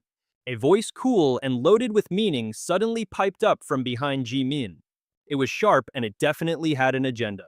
There was Ha Nan standing right next to her. His voice soft but annoyingly persuasive. He advised her that just standing around waiting was pointless, because in his experience, every single time he waited for someone, the whole situation went down the toilet. He unconsciously scratched his head. The universal gesture for "I'm so done with this." Jimin, playing it cool as ever, dodged the comment by asking Ha Nan just who he was waiting for. Yeah, like she didn't want to admit the painfully obvious thing they both already knew. Ha Nan just gave a dry little laugh, thinking to himself that there was no point in spelling it out. Who else would it be but the one and only Kang Han-soo? The conversation continued, and the air between them became a little less frosty. Ha Nan then asked Jimin, "You're following the monarch's orders too, aren't you?" Predictably, Jimin tried to sidestep the question again. Clearly not in a sharing mood, but Ha Nan, with the patience of a saint, calmly tried to persuade her again, telling her there was no need to be so defensive since it was just the two of them. He then brought up the current state of the alliance, pointing out that it was on seriously shaky ground for reasons everyone was pretending not to know. His voice turned dead serious as if to underscore just how important his next words were. Not one to be put on the back foot, Jimin shot back instantly. She questioned why Ha Nan was bothering to share this top-secret information with her when it was all common knowledge. But before Ha Nan could explain himself, he suddenly froze, a chill running down his spine as he whipped his head around. Jimin, surprised by his sudden movement, asked him what was going on. Ha Nan said that he just had the creepy feeling that someone was watching them. But even after scanning the area, he couldn't spot a single suspicious thing on the quiet, empty street. Of course, perched on a nearby skyscraper like some kind of edgy Manhwa anti-hero. Guk Tae-rang was silently observing the whole exchange. He looked down at the two people below, mulling over the current mess they were in. It had been a while since Kang Han-soo started hogging all the demons for himself, and the fact that the Alliance hadn't gotten a single report on the matter was making Guk Tae-rang extremely suspicious. Gute turned to his subordinate, a calculating glint in his eyes. The servant, already fully briefed on the situation, reported that they had been keeping a very close watch on every single move Kang Han-soo made. However, aside from playing defense, hunting demons, and occasionally exploring the underground dungeons, Han-soo almost never rested. This made their defensive strategy a whole lot easier, but it also kicked up another problem. The players who hadn't joined a guild were still causing a ruckus, attacking members and creating all sorts of potential threats. A sharp, disdainful look crossed Gute's face as he listened to the report. He had totally seen this coming. The very presence of Han-soo, a lone wolf belonging to no guild, was basically a green light for all these rogue troublemakers. And it was easy to see why. I mean, even the Grand Alliance had to bow to whatever Kang Han-soo said. As Gute was mulling over the headache of a situation, a group of people approached the room he was in. He greeted them with a calm smile, confidently stating that he had everything prepared. Just as they arrived, Gute spread his arms wide, welcoming everyone to this ever so important meeting. He emphasized that if their authority started to waver, Maintaining control would become harder than ever. For the sake of their future plans, they couldn't just let this mess continue. While that meeting was underway, filled with tense negotiations, elsewhere on the battlefield, a truly epic scene was unfolding. There stood Han Su towering over the battlefield, having just slain a terrifying monster. The sword in his hand glittered under the morning light, as the creature's purple blood formed pools on the ground, creating a scene that was both terrifying and absolutely epic, like something straight out of a manhwa. Hansu looked down at the sword in his hand, feeling its power was almost completely spent. The sword was now badly chipped. It was a wreck, having lost its original perfect form. He let the sword clatter to the ground, realizing it was completely useless after that battle. Hansu let out a sharp breath, sweat dotting his forehead. Gently, his hand cradled the small snake that was slowly slithering out from his shirt. A satisfied smile spreading across his face when he saw that he had finally reached level 60.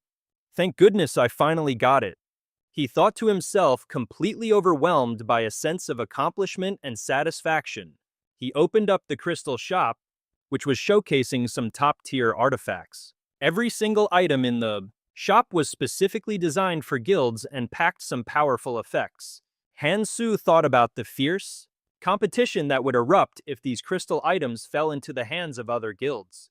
He knew that in order to protect his interests and those of his teammates, crushing this competition before it even starts is the only way to go. He scratched his head carefully, inspecting every single artifact, pondering exactly how to manage them all. The little snake, meanwhile, had had enough drama for one day and slithered into his shirt, deciding to sit this one out.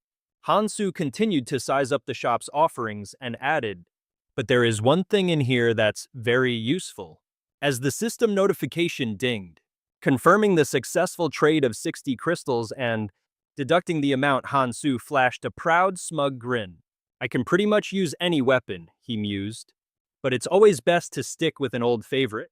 He spoke just as a chain materialized in his hand. Yup, it was his signature weapon, the masterfully wielded De Kratos' Judgment. Just holding it sent a familiar rush of confidence through him. Suddenly, the thought of fighting didn't seem so suffocating anymore. With a look that was equal parts deadly serious and totally self-assured, Hansu got ready to test out his old toy. "Time to take this baby for a spin," he declared, whipping the chain around as he prepped for the next round. And right on cue, a pile of disgusting goo began to bubble up from the ground. A fresh batch of monsters was spawning, and Hansu just rolled his wrists, ready to tango with the slowly regenerating skeletons. The world around him bled from the clear light of morning into the blood-red glow of a battlefield. He let out a smirk, his eyes gleaming with anticipation and raw determination. This is why we read Manhwa, for moments like these. There were about 10 days left before the defense quest ended, and Hansu knew he had to be in peak condition. Meanwhile, Gao Tai, sporting a devious grin, had just put the finishing touches on his own preparations for the upcoming brawl. A bright red symbol was now glowing on his arm, a testament to his meticulous planning and absolute resolve. The lovely people Gao Tai invited over were also good to go, all geared up and ready for war with a solid game plan in place. Everyone was braced for a decisive showdown where everything was on the line. Fast forward 10 days. Now it's Fei Rui's turn to smile, a mischievous glint in his eyes as he thought about the delightful chaos about to unfold. Hey, this current batch of travelers is certainly making things interesting. For those who had managed to survive the longest, the game had a little surprise ready for them, basically the plot twist of the year. A blood-curdling scream ripped through the air, making everyone jump out of their skin. Someone panicked, shouting, "What in the world is happening?" It wasn't even time for the monsters to spawn yet, but the chatter was already kicking off. The confusion spread like wildfire. Monster corpses were strewn about like garbage that had been swept into a pile. And then a skull suddenly moved. Its purple eyes, with their creepy slitted pupils, began to glow with an eerie light. Everyone nearby completely freaked out, screaming their heads off with no clue what was going on. The corrosive demons had all gathered inside the fortress. The monster corpses were suddenly sucked into a mysterious portal, slowly clumping together. And then, like some kind of hideously disgusting Frankenstein project, they started to form a new shape, A monster of incredible power was being reborn.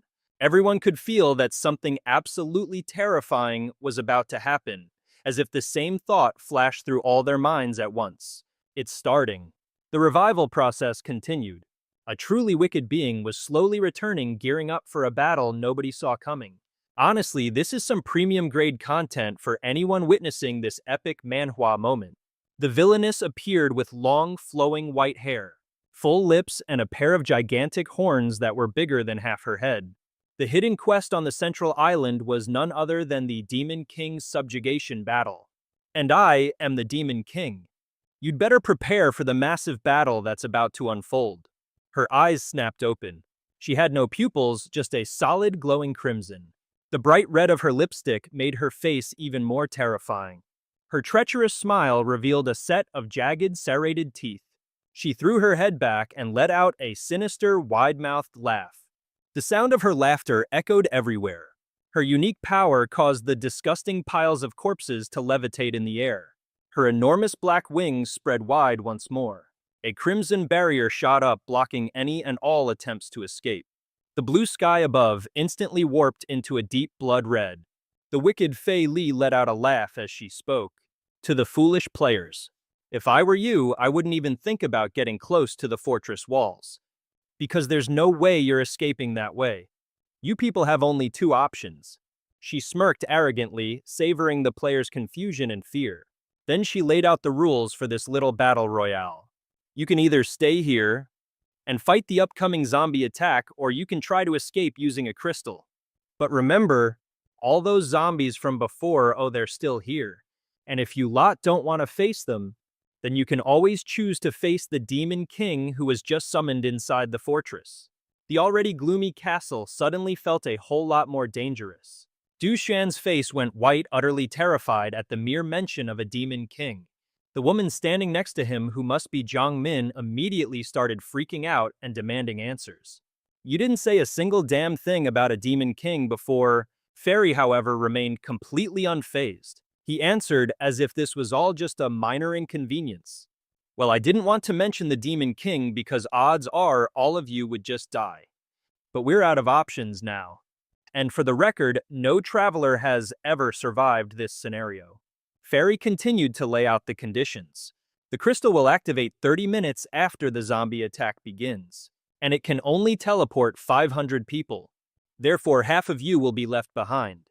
But if you manage to defeat the Demon King, every single one of you will survive. You'll all get to leave, even though this event is quite special. I will patiently await your answer. Hearing this, everyone was just stunned, unable to process what was happening. They all looked at each other, the exact same thought racing through their minds. I'm going to be one of the survivors. Cold sweat broke out as their eyes met, each person seemingly peering right into the other's soul. Right on cue, the system window popped up with a countdown timer. Jiang Min exploded, her voice laced with panic and fury. Damn it. I thought we just had to survive for 1 month. Everyone else started losing their minds over this sudden plot twist straight out of a nightmare manhwa. Guta tried to calm the crowd down, clapping his hands for attention. We'll be here for 30 minutes and then we'll escape using the crystal. We just have to hold out. Everyone get ready. Guild Alliance members gather near the crystal, everyone else to the front. He clenched his fists, his face a mask of grim determination, refusing to be broken by this situation. But Jiang Min, boiling with uncontrollable rage, shot back at him. You really think we can't see what you're doing? You're just trying to make sure your own buddies get to escape. Her eyes bored into Gu Te, filled with fury, as if daring him to deny the truth.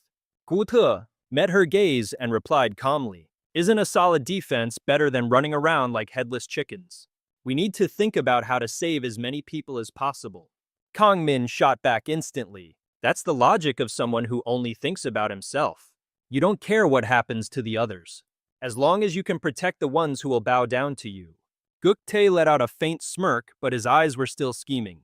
He continued, You have a better plan. Even the demons, from the very first day, wiped out dozens of our people with a single attack. So how in the world are we supposed to defeat the Demon King? He had just recalled the scene, having just witnessed Hansu's bloody battle. Guktae became agitated, laughing like a maniac as he provoked Kang Min and the others. What about the rest of you? Do you want to survive to see the next island? Or are you going to charge in like moths to a flame? Unable to argue, he fell silent, biting his lip and wiping his face with his cloak in utter helplessness. Everything had completely changed. The air between them was now suffocating and thick with tension. Du-hyun thought to himself as a selfish idea began to bubble up. We should just ally with the Fog Guild. That might be the only way to get out of here safely. Someone stepped forward, approaching the clan leaders, and declared bluntly that the only way for everyone to escape was to hunt the Demon King. Du-hyun looked up completely stunned. When he realized it was Hansu, the man continued explaining that if they focused their efforts on hunting the Demon King, then all the survivors would have a chance to get out of this place. Du-hyun was furious, thinking to himself, why does this guy always have to meddle in other people's business? Just worry about yourself. Unable to retort, he just bit his lip in silence, wiping his face with his cloak, completely powerless. The entire dynamic had shifted. Guktae glared at Hansu first. He was clearly annoyed, trying to maintain a serious expression, but he couldn't resist a sarcastic jab. You really think you're going to survive this? Or are you just trying to be the main character in your own action, Manhwa? Hansu just shrugged, letting out a nonchalant sigh. Who knows, but if we just sit here waiting for the crystal, I guarantee you more than 500 people are going to die. And if you guys don't think that number's grand enough, trust me, it can go a lot higher. Even the goons Guktae invited started to get on board. After a quick self-pep talk, they were like, alright, this is unbelievable. But it's not like those other guilds have any reason to side with us anyway. So let's just treat this Demon King hunt like a casual stroll in the park. A very, very deadly park. They all turned to Hansu, figuring that going toe-to-toe with a Demon King was probably less of a headache than listening to any more half-baked plans. Alright, we're in with Hansu. Yuxian, on the other hand, was cursing up a storm in his head, knowing the situation had completely spiraled out of his control. He thought to himself, I have to stop him now, even if I have to physically beat him with a stick. But first, he mused, I need to figure out how to crush their morale. Otherwise, they'll swarm me like an angry beehive before I can even lift a finger. Wuxian activated the seal on his arm, sweat literally pouring down his face. Looking over at Hansu and his fired-up new allies, Yuxian couldn't help but think, with all this extra work just trying to stay alive, I'm probably going to turn into a demon myself sooner or later. Just as Yuxian was plotting, Hansu suddenly whipped his head around, staring him down, with a gaze so sharp it could cut steel, making him flinch. Hansu let out a little smirk. Hey, you can drop the whole internal power struggle routine. I know exactly what you're planning. But now's not the time. Save your energy for the monsters. The dude practically jumped out of his skin, scrambling to dodge a threatening whip of Hansu's chain. The chain slammed into the earth, creating a massive impact right where he'd been standing. Hansu retracted his chain, his eyes radiating pure power as he delivered a cold-as-ice warning. You can't handle the consequences. Du Shihong was so terrified he froze, not daring to move a muscle. Meanwhile, Ji was giving him a death stare that made it crystal clear he wasn't letting this go. Guktae was quietly running the numbers in his head. For now, we'll just try to cooperate and wait for the perfect moment. We totally saw this scenario coming. Du Shihong looked back at him, clearly feeling that something was very, very wrong. Meanwhile, a different idea was cooking in Ji's brain. Let's agree to his plan for now, but in a crazy manhwa like this, there's always a chance to turn the tables. As for Ha Nong and Kang Min, who already despised each other, they were now forced to be on the same team, cranking the tension up to an explosive level.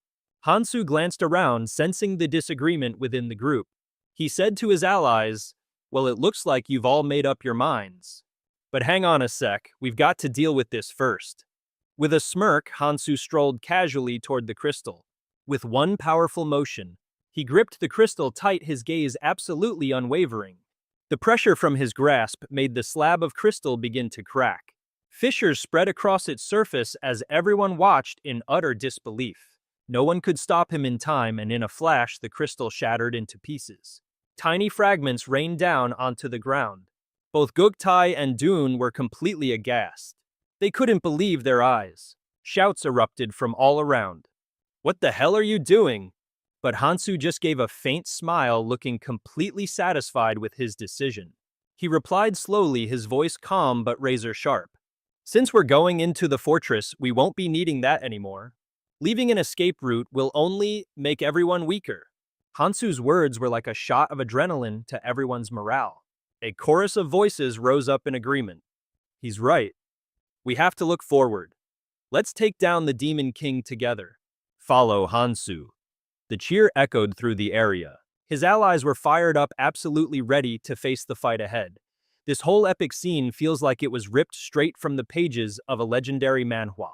But then Hansu suddenly raised his hand, signaling for silence. He told them, his voice filled with determination, "Don't follow me." Then he slowly began to retract his chain, bracing himself for an epic battle. The air seemed to grow heavy around him. Time itself felt like it had frozen, leaving only raw tension and a burning resolve. The battle had truly begun. The heavy doors creaked open slowly, revealing the entrance to the ancient, mysterious fortress. The space inside was dark and gloomy, a complete 180 from what Hansu's group had seen from the outside. They stepped inside, their footsteps quiet, but they couldn't hide their nervousness. Hanan looked around, taking everything in. Surprise was written all over his face as he realized that this place was nothing like the fortress they had seen before. Deeper inside, the light from the candles slowly shifted into an eerie, magical purple hue. The atmosphere suddenly turned all sorts of bizarre and menacing. The group kept shuffling forward, their feet dragging from the sheer suffocating tension. They pushed deeper into the fortress, where the shadows were so thick they seemed to swallow everything whole.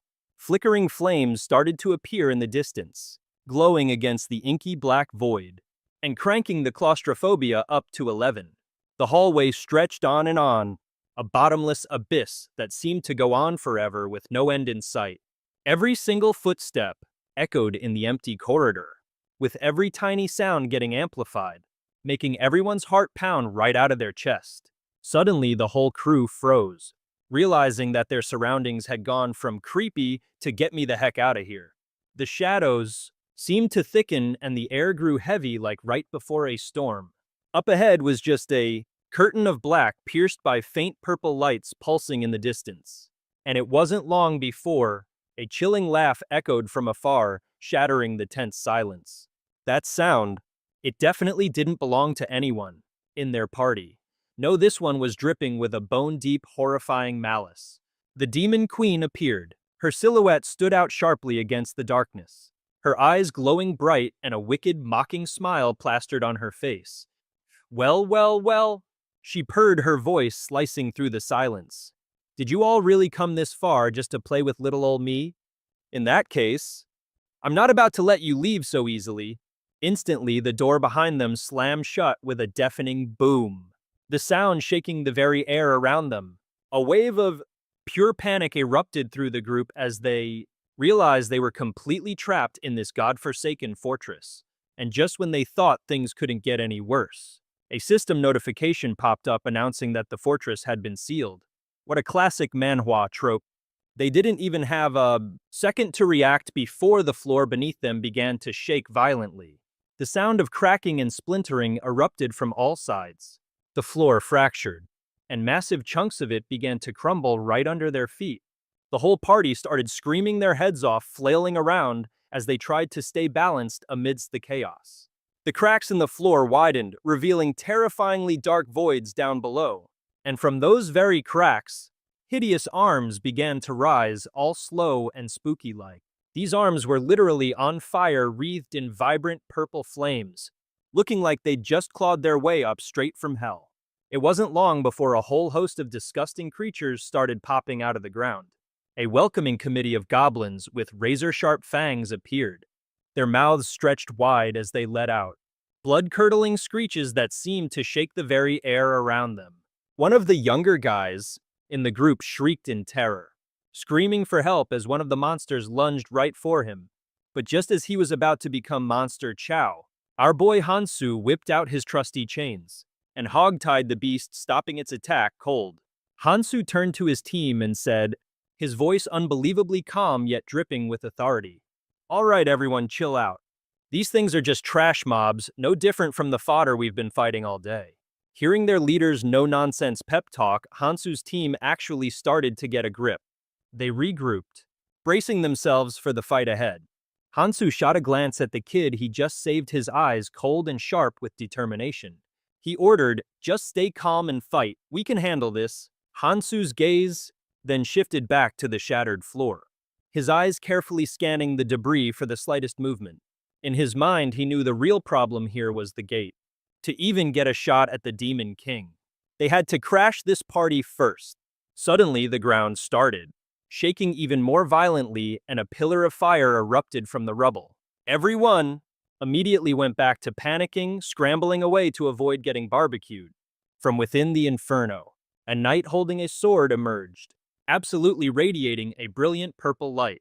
Seriously, this dude looked like he was straight out of a heavy metal manhwa cover. The knight's eyes glowed a menacing red, filled with nothing but pure hatred and the promise of death. Hansu recognized it instantly. This was the Gatekeeper Demon, a major league boss they'd have to take down. The familiar sound of screams echoed all around as everyone tried to, desperately scrambling to get away from the horde of demons, literally clawing their way up from the ground. They popped up in droves, completely swarming Hansu's party. The demons lined up in perfect formation, their glowing red eyes locked onto the heroes, looking like they were about to devour every last one of them. One of them let out a blood-curdling scream, a sound so powerful it practically echoed through the panels. It swung its sword in a massive arc, a strike so brutal it could have wiped out everything in its path. Dust and debris exploded into the air, completely obscuring everyone's vision. Once Hansu got his bearings, he immediately barked orders for everyone to get into battle formation. He laid out the strategy quick and dirty. We've got two main targets. All you support class members will get to the backline now. Long-range attackers, you're up front with me. Anyone who's still a bit green, you handle crowd control on the fringes.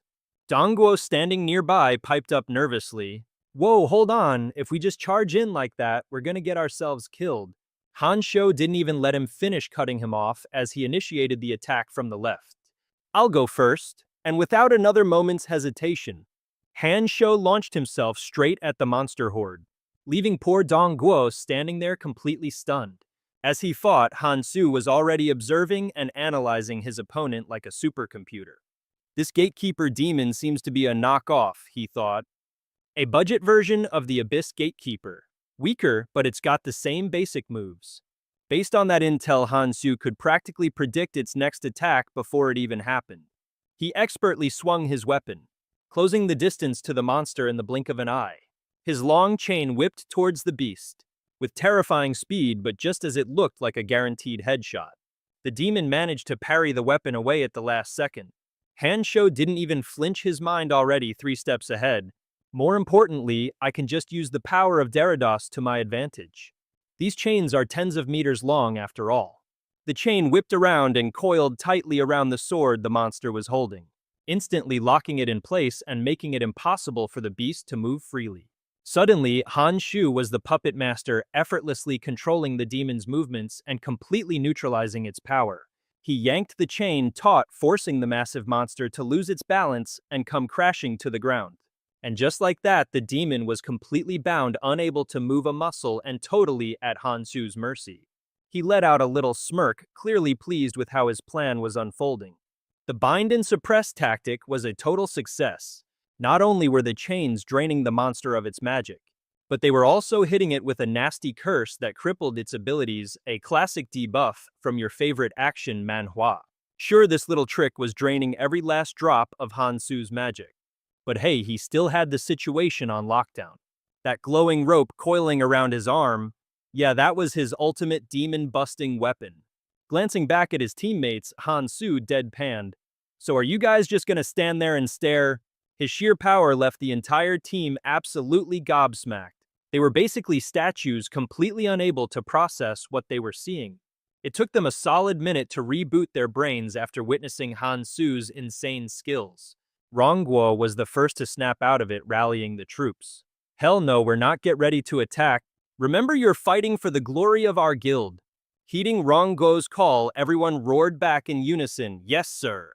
Another member chimed in shouting out a strategy. Anyone with low defense, hang back and support from the rear. Hey, let's push people. Jimin's voice cut through the noise. I'll take point. With a unified battle cry, the entire team surged forward. They crashed into the beast, a whirlwind of gleaming steel and righteous fury. Rongo joined the fray, his sword practically vibrating with a powerful aura. Jimin, a blur of motion, weaved through the monster's attacks with impossible speed. Meanwhile, Xia provided cover from the rear, loosing a volley of magical arrows that zipped toward the enemy. The team moved like a well-oiled machine, a perfect attack pattern you'd see in an epic manhwa. Boom! The assault was relentless. Weapons and spells erupted in a chaotic symphony of destruction, completely engulfing the demon's colossal frame. Wave after wave of brutal attacks rained down the battlefield, lighting up with explosions of magic and fire. The demon staggered back, its blazing red eyes glowing, as it gathered power to shatter its restraints. Hansu saw it coming a mile away. He instantly knew, those flames, it's trying to summon hellfire. And right on cue, a blinding light struck the ground, shattering it as the team screamed in terror. Err! The demon began to thrash violently, desperately trying to snap the chains that held it. The sheer terrifying power of the beast was enough to shatter Hansu's control, and in that instant it let out a deafening roar. Hansu was thrown back by the force, but his resolve didn't waver for a second. He yelled to his team, "Keep up the attack," even though the chains were still wrapped around the demon's chest. Hansu knew that if one of its attacks landed, blocking it would be next to impossible, but giving up wasn't in his vocabulary. He tracked the demon's every move with razor-sharp focus, his eyes locked onto the monster's chest, right where he'd spotted a weak point during the chaos of battle. With an explosive leap, Hansu shot forward like a bullet, aiming straight for the monster's core. And with a single fatal thrust, his blade pierced straight through its body. But the hellfire kept blazing, completely unfazed. Jimin screamed in terror. That hellfire, it's making all our attacks useless. However, Hansu paid that warning zero attention. He just kept ramming his weapon straight into the demon's chest, letting the fierce flames lick at his skin and burn his flesh. The searing pain shot through every cell in his body, but Hansu gritted his teeth and endured. I have to get that firestone out, he thought, reaching for the very spot where the hellfire was being summoned. In a decisive moment, Hansu used every last ounce of his strength to yank, pulling the object right out of the demon's body.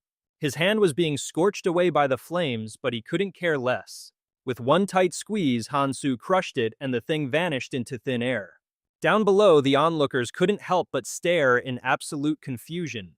They started whispering amongst themselves. What in the world just happened?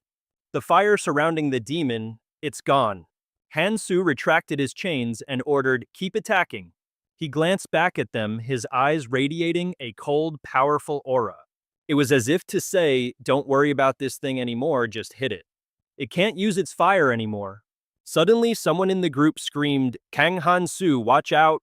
He heard it and immediately whipped his head around. In the blink of an eye, Hansu perfectly dodged an attack from another demon, the same one the non-guild members were struggling with. Rongju cried out, her eyes fixed on the people who had just been taken down. Look! The group started to panic as they noticed their comrades falling. They began shouting for help from one another. Save us! At the monster's feet lay the bodies of the defeated, and it just stood there looking down on them with arrogant contempt like a final boss in some twisted manhwa. The crowd started chattering fearfully. Shouldn't Kang Hansu be dealing with that demon too? What are we supposed to do? They were terrified and panicking. Meanwhile, GC watched from a distance, a smug smile playing on his lips. He muttered to himself, they're starting to waver, this just got a whole lot easier. Judy slowly strode towards Hansu, a scornful sneer plastered on his face. He stopped right in front of him, his eyes filled with provocation. And then he started shifting all the blame onto Hansu's shoulders. With utter contempt, he sneered, Kang Hansu, you've pushed everyone to their deaths, and now you're just going to play dumb. He didn't hesitate to point an accusing finger right in his face, blaming Hansu for every single thing they were now facing. They're starting to falter. This is about to get a whole lot easier. Gute strode him slowly toward Hansu, a nasty smirk plastered all over his face. He stopped right in front of the guy, his eyes practically oozing provocation, and proceeded to dump all the blame squarely on Hansu's shoulders. With a look of pure contempt, he sneered, "Kang Hansu, you've dragged every single one of us to death's door, and you're just going to stand there playing dumb." He didn't even hesitate to jab a finger right in his face, blaming Hansu for every single problem they were up against. "This is all your fault. You got us into this mess, so you damn well better take responsibility for it." Meanwhile, Hanan, who was kind of busy wrestling with a pack of monsters, wasn't about to stay quiet while Goot ran his mouth.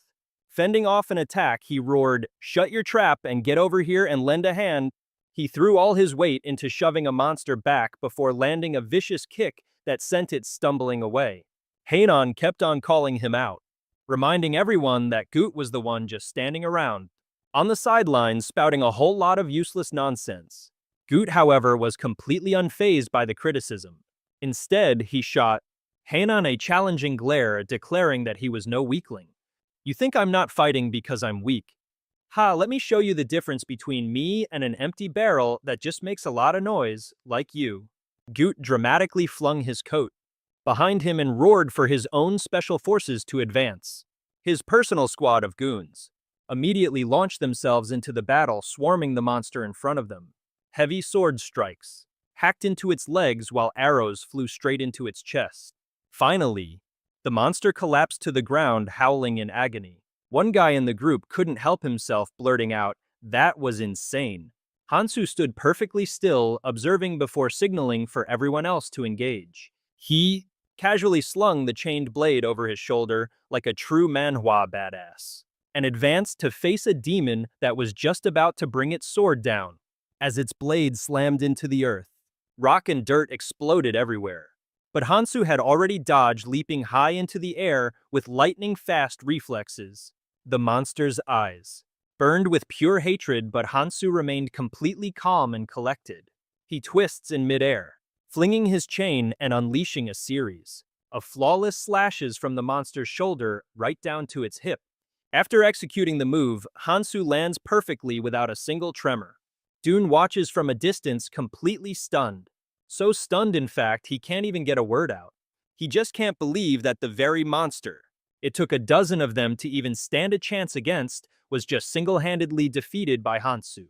What even is he? Do Hyun mumbles in sheer disbelief, while everyone else is still scrambling to follow Hansu's orders. He remains completely calm, not even breaking a sweat. Meanwhile, Gook is over there trying to show off the power of his special forces, but his little display doesn't even begin to distract Hansu. He whips his chain out again, tying up the monster and yanking it to the ground. The entire team immediately rushes in, and their combined assault makes the beast roar in agony.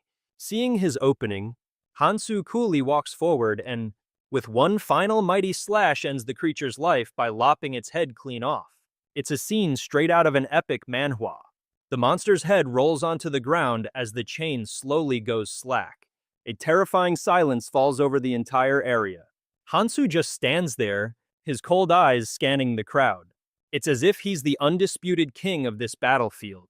Guk, despite having witnessed this incredible power, is absolutely seething with jealousy. But there's not a single thing he can do about it. You can see the mixture of anger and fear, plain as day in his eyes, but his feet are frozen to the spot, completely powerless. Everyone starts to gather around the monster's corpse. Do Hyun is holding a gemstone, and he lifts it up, suggesting they use it to trade for items in the shop. He explains a bit awkwardly that their special forces were created with the help of the guilds, so investing in the unit is kind of a big deal. Gook, however, just smirks and declares that the gemstone will be used by the Smog Guild first, since the special forces belong to the Alliance. Hearing this nonsense, Do Hyun looks confused and asks, since when did the Alliance create a special forces unit like this? Xie immediately retorts, muttering that this was all the result of some shady backroom dealings. She frowned, glancing over at Hansu and wondering how in the world the Alliance had managed to get their lord under its thumb. However, it seemed Hansu couldn't care less about what was happening around him. The guy just casually walked over, opened up shop, and got back to work as if he was in a completely different story. Shen and Gu rushed over to Hansu, worried sick that the Alliance was secretly plotting against him. But Hansu just flashed them a cool smile, reassuring them that he already knew everything and there was nothing to worry about. Xia was still skeptical. What could you possibly know? Hansu replied in that infuriatingly calm voice of his. Unless they've got a real master plan, we might as well just sit back and watch the show. With that, he went right back to his work, completely unfazed by the storm of anxiety around him. Right beside him, his little snake companion stuck close, a silent and loyal sidekick. Hansu knew he was prepared for anything. After all, no self-respecting manhwa protagonist gets caught by surprise. At the same time, Hanan and Jimin joined the huddle, discussing how the Alliance members had finally moved to the front lines. Hanan was trying to be optimistic, figuring things would get easier now that they weren't just sitting ducks in the rear. However, Jimin was still fuming seriously, doubting if the Alliance's so-called unity was even real.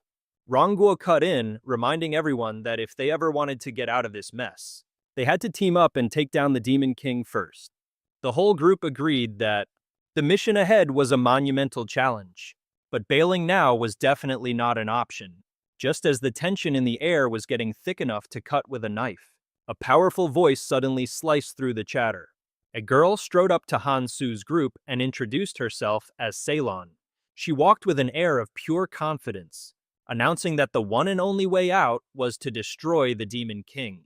But then she went and placed her hand right on Hansu's chest, which made more than a few jaws in the group hit the floor in shock and annoyance.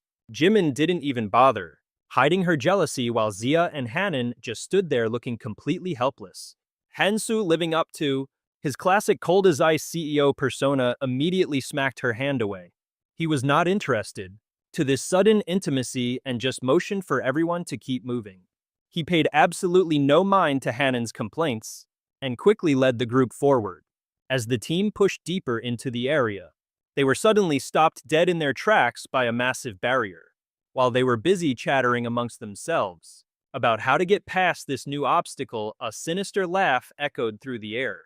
It was Fairy who appeared, with a smug, mocking smirk plastered on his face. He declared that they didn't actually have to defeat the Demon King to open the gate to the next island, they just had to hold out for another 30 minutes. This little piece of info left the group absolutely dumbfounded, but Fairy wasn't done talking. He continued to explain that if they could just hang on, the crystal on the throne would activate, opening a portal to any island they wanted. Alternatively, they could just use the crystal to buy their way out. But he cheekily added that it wasn't the official route. Hansu stood there silently, his mind racing. He realized that Fairy's twisted game hadn't changed at all. This was just another trap to test them. After offering a devious little farewell, Fairy vanished, leaving the team to brace themselves for the fight of their lives. Over at the Demon King's throne, his shadowy figure materialized in the oppressive darkness. The Demon King gave a silent command and the corpses littering the ground began to rise. Dry bones clicked and scraped together, forming bizarre skeletons, and from the shadows, reborn dark souls charged straight toward the battlefield in a classic manhwa moment. The Demon Queen sat casually on her throne legs, crossed a cocky smile never leaving her lips. At her side stood the minions she had personally created from dark magic. Hansu stood not too far away, his eyes fixed on her, quietly assessing the Demon Queen's power. This is just a downgraded version, he thought. Not even half as strong as the original back in the abyss. I know all your moves. But while Hansu was busy analyzing, a skeletal spirit suddenly lunged at him. Its jaw was unhinged, ready to swallow him whole in an instant. In that critical moment, the system shop window conveniently popped up, suggesting he could use his crystals to purchase an artifact. A blue light began to pool in his hands, gradually forming a brand new weapon, a pair of chain scythes called the Judgment of Dekratos. Without a second's hesitation, Hansu flung the chained blade straight at the monster. A sharp whooshing sound cut through the air as the chain shot forward, embedding itself directly into the skeletal spirit's head. Struck by the blow, the spirit shrieked in agony. while Han Su steeled himself preparing for the showdown to come. He decides to bust out Decratos' two unique skills, Separation and Salvation. The dagger in his hand gets a power-up glowing with a brilliant blue light. Han Su summons a whole barrage of smaller sharp daggers. This time he's playing for keeps. The blades zip through the air, heading straight for where the Demon King is chilling. However, she doesn't even flinch. The Demon King's minions quickly jump in the way, taking the hit for Han Su's attack. With a wicked grin, she raises a hand to her face, chanting some magic, channeling it into her palms before unleashing a ridiculously powerful attack right at Han Su. The spell hurtles towards him, and it's packing some absolutely devastating power. How pathetic. The Demon King laughs maniacally, but Han Su refuses to be overwhelmed. He quickly throws up his chain, blocking the Demon King's blast. The repeated collisions create a series of ear-splitting screeches. But the Demon King doesn't let up. She keeps hammering Han Su with magical pressure like something straight out of a brutal manhwa. There are just way too many monsters around. Amidst the chaos, one of his party members speaks up, suggesting they should help out their teammate by buying some time. Her gigantic power forcing him to constantly fend it off. The battle gets even more intense when the Demon King issues a summoning command. For yet another monster, this colossal beast charges straight for Han Su, obeying its master's command. Tear them to shreds for me. Even though he's cornered, Han Su stands his ground. He commands his teammates, I'll handle the Demon King. You guys deal with the summoned monsters. Ha-nan turns back looking worried and shouts, but there are too many of them. He then screams over at Ji, aren't you gonna fight? However, Ji and his crew just stand there looking completely unfazed. And he replies in a chillingly cold tone, stay back, don't get dragged into this. His answer infuriates Ji Min and she absolutely loses it. I knew those scumbags would pull something like this. Han Su just scoffs, realizing what Ji's real plan is. He says to Ji Min, just hold off the Demon King for a bit. Ji Min, completely stunned, replies, what? How are we supposed to stop the Demon King without you? The Demon King overhears this little exchange. Her eyes go wide and she breaks into a thrilled, wicked grin. She wasn't done yet, summoning another monstrous creature. And just like that, a colossal hand burst forth from the ground, barreling straight for Han Su. Faced with a scene straight out of a horror manhwa, all our hero could do was stare in stunned silence. Nearby, Rongguo was giving it everything he had, throwing up a massive shield to protect Han Su. He gasped for air, barely holding on against the immense force of that attack, weakly sputtering out. We can't keep this up for much longer. Get back here now. Han Su immediately switched gears, his ice-cold gaze locking onto the group of deserters. The cowards were in a full-blown panic, yelling at each other that there were just too many monsters. Amidst the chaos, one of them actually found his voice, suggesting they should help their teammates by buying some time. But his noble idea was immediately answered with a blade straight through the mouth, and he dropped dead on the spot. No way, it can't be, he muttered to himself. But both of my hearts were supposed to have been destroyed. Han Su's eyes shot wide open as a horrifying realization dawned on him. The Demon King, who was supposed to be dead and gone, was getting back up. He took a blade straight to the mouth and dropped dead on the spot. Du Xuan, completely freaked out, screamed, what the hell is going on? Guotai, flashing a wicked grin, ordered his men, it's time to take out the trash. He didn't hesitate for a second, cutting down anyone who stood in his way. Guotai's soldiers swarmed forward, turning on the very people who were once their allies. Standing amidst the chaos, Du Xuan roared, you think we're just gonna lie down and die? Fight back. But it was a slaughter. His men were completely overwhelmed. They fell one after another, powerless against Guoti's ruthless assault. Seeing how badly things were going, Jun decided to try a different tactic. He tried to reason with Guotie, the battle's not over yet. If this keeps up, we're all going to die. You and your precious guild won't make it out of here alive either. But Guotie, he couldn't have cared less. He just laughed coldly and shot back, doesn't matter. They've already chosen to die for their king. Guotie's words sent a cold sweat down Du Xuan's back. Panicking, he thought to himself, their king? Who in the world is he talking about? Just then, one of the traitors lunged at Du Xuan, a sharp dagger in hand, screaming, it's time for you to die. All Du Xuan could do was freeze, watching the blade fly straight for him. But before it could find its mark, the dagger was sent flying by a powerful blow. In the nick of time, Han Su appeared, saving Du Xuan's skin. He picked up the fallen dagger and said coldly, "So you finally decided to show your true colors. You and your filthy little schemes never change, do you?" Godi, absolutely furious at Han Su for crashing his party, roared, "Weren't you supposed to be fighting the Demon King? What in the world are you doing here?" His eyes were practically spitting fire with rage, as he watched Han Su casually wreck his entire plan. But Han Su cool as a cucumber. He knew Godi was just a pawn in a much bigger, nastier game. Just another lackey willing to do anything for his shadowy master. Han Su just gave Godi a level look, completely unfazed by the guy's empty threats. He could see right through him. Godi was nothing more than a puppet, a disposable pawn sent to slow him down, but Han Su wasn't about to get sidetracked by these cheap little tricks. He replied calmly, "You've got it all wrong. I'm not here to get in your way. I'm here to make you an offer." Godai was skeptical, to say the least. But before he could even process that, Han Su had already turned his back and zipped back to the main battlefield. Over there, his teammates were still getting absolutely pummeled by the Demon King. Waneng was in deep trouble, desperately trying to hold his ground. But he knew he was running out of time. Just in the nick of time, Han Su dove straight back into the fray, whipping out his chains to snatch a giant beast and rip it to shreds. Seeing Han Su pop back in, Xia demanded, "And where have you been?"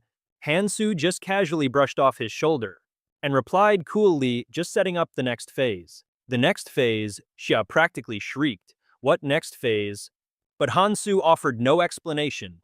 His eyes were already fixed on the scene unfolding in the distance. He Nung was struggling to help a fallen Rongguo while Ji Min was sent flying. "Ji Min!" He Nung yelled, his voice laced with panic as he looked at his friend. Ji Min, who had just taken a massive hit from the Demon King, staggered to his feet, blood dripping from the corner of his mouth. Surveying the scene, the Demon King let out a contemptuous laugh. "Oh, this is starting to get tedious." She raised a hand to the sky, and another monstrous arm erupted from the ground like something straight out of a horror manhwa, poised to smash them into paste.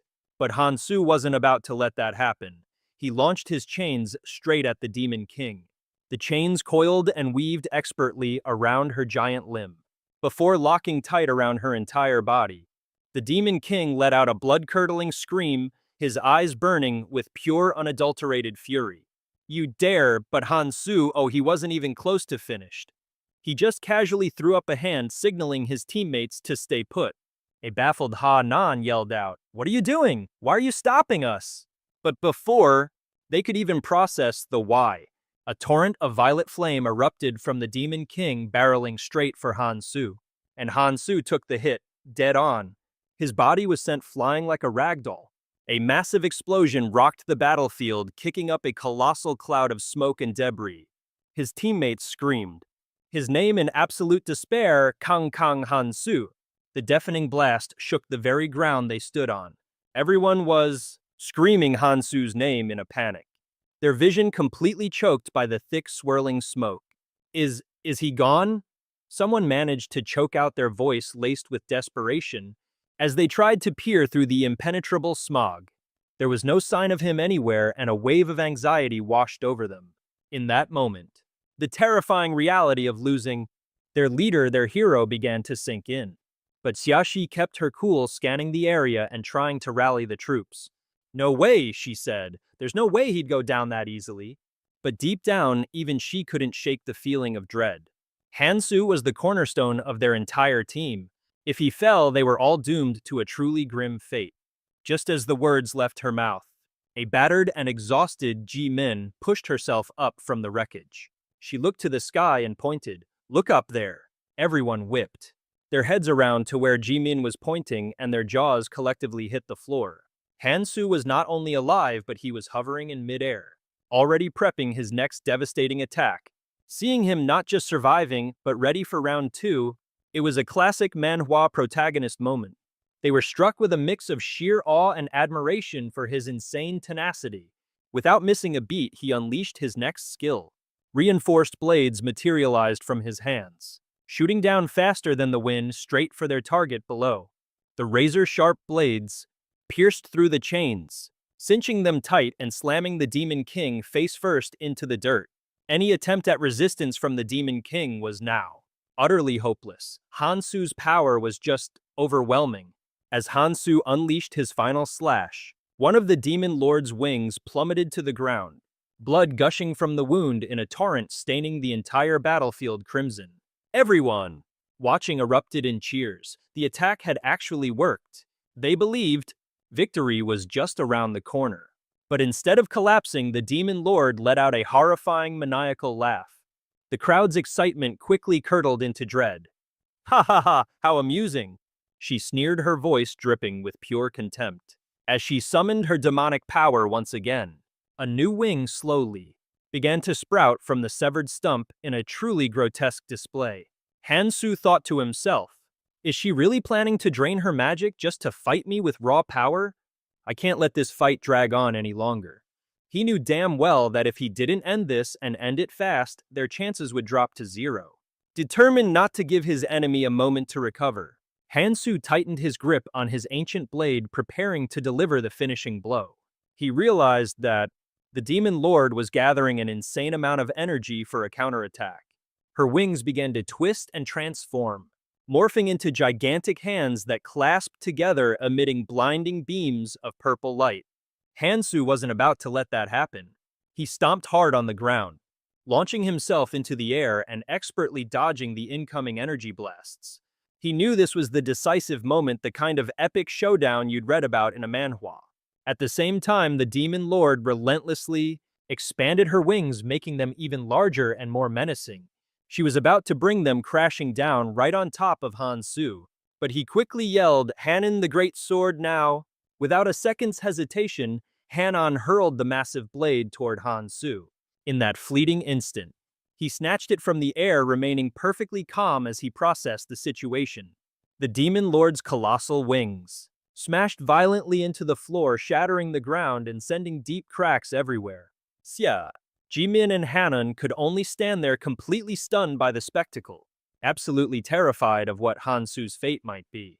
An eerie silence fell, with nothing but dust and smoke rising from the rubble. But just when they thought it was all over, a figure emerged from within the dust cloud. He was still there, completely unscathed. Hansu swung the great sword with all his might, slicing clean through the Demon Lord's gigantic wings. The Demon King. Yeah, the Demon King could absolutely not believe her eyes. A look of pure shock was plastered across her face. "How could you possibly?" she shrieked. Her face twisted with rage, but Hansu wasn't about to give her an opening for a comeback. He zipped past her, closing the distance at a blistering speed, and with a scowl he brought his sword down. The Demon King desperately tried to blast him with a torrent of fire to stop him, but Hansu didn't even flinch. He lunged forward, pressing his blade to her throat as blood erupted from the wound. She let out a pained groan, unable to comprehend that she was actually being defeated. The crowd around them erupted into a flurry of whispers. Is it over?" They exchanged baffled looks, watching in amazement as the Demon King's enormous wings began to slowly disintegrate. But the triumphant silence was short-lived. The crystal remained completely unchanged. There wasn't a single sign that their victory had actually been confirmed. "Why isn't the crystal reacting?" Cries of panic started to ripple through the crowd. A chilling fear began to creep into their hearts. Even though he'd just defeated the Demon King, Hansu's face was grim.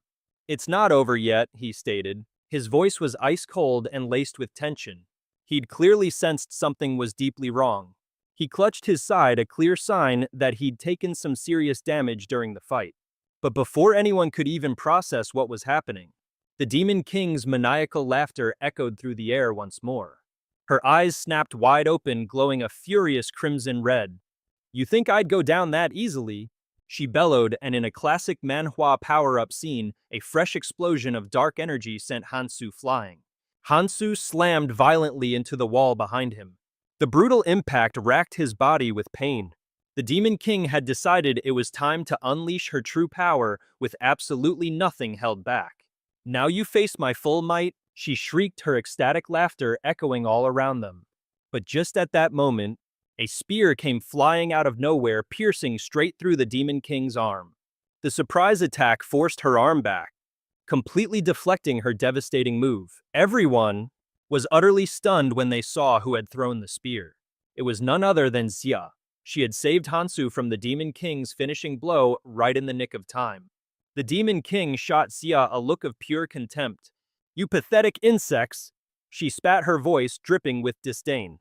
Without a second thought, she summoned another monster, sending it hurtling towards Xia at an insane speed. But Jimin was already on the move, leaping in to protect his comrade. With one powerful slash, he severed the monster's soul. Xia let out a sigh of relief, praising Jimin. "Awesome work, Jimin. But we've only bought ourselves a little time. Fall back now." The Demon Queen, however, wasn't going down that easily. She raised her hand, gathering an immense amount of dark energy, preparing to unleash one final attack meant to annihilate them all. "If you dare to run, just try it. I'll make every last one of you disappear." She cackled, her eyes filled with madness as she prepared to launch her destructive blast right at Hansu. Hansu was just struggling back to his feet after a hard fall, with only seconds to react. A torrent of dark energy shot straight for him, slamming into the spot where he stood. Everything around them exploded like a panel from an action manhwa. Shrapnel and dust flew everywhere, completely obscuring everyone's vision. The powerful shockwave from the explosion sent everyone flying. "We're being swept away by the blast's shockwave." Han-an cried out in a panic, trying to find Hansu through the thick smoke. Dongji anxiously called out Hansu's name. "Kang Hansu, are you still alive?" From within the thick smog, a flash of blue light suddenly shot forward. It was Hansu's blade. The good news is he was still alive and he hadn't given up. The blade flew straight and true, piercing the Demon Queen's chest as blood poured from the wound. Even though she was fatally wounded, the Demon Queen still managed a crazed smile. "I can't believe you're still alive after that hit." She said it with a look of amusement, as if she were praising Hansu's resilience. But he, his face covered in blood, just replied blankly, "Finally, I can rest now." The Demon Queen's laughter died down as she gripped the blade, trying to yank it out of her body. But even as her strength failed, she couldn't stop hissing. To think such a pathetic little attack could actually get past this damned absolute power of mine. But she knew all too well that her time was running out. Everyone around them was stunned by what they were witnessing.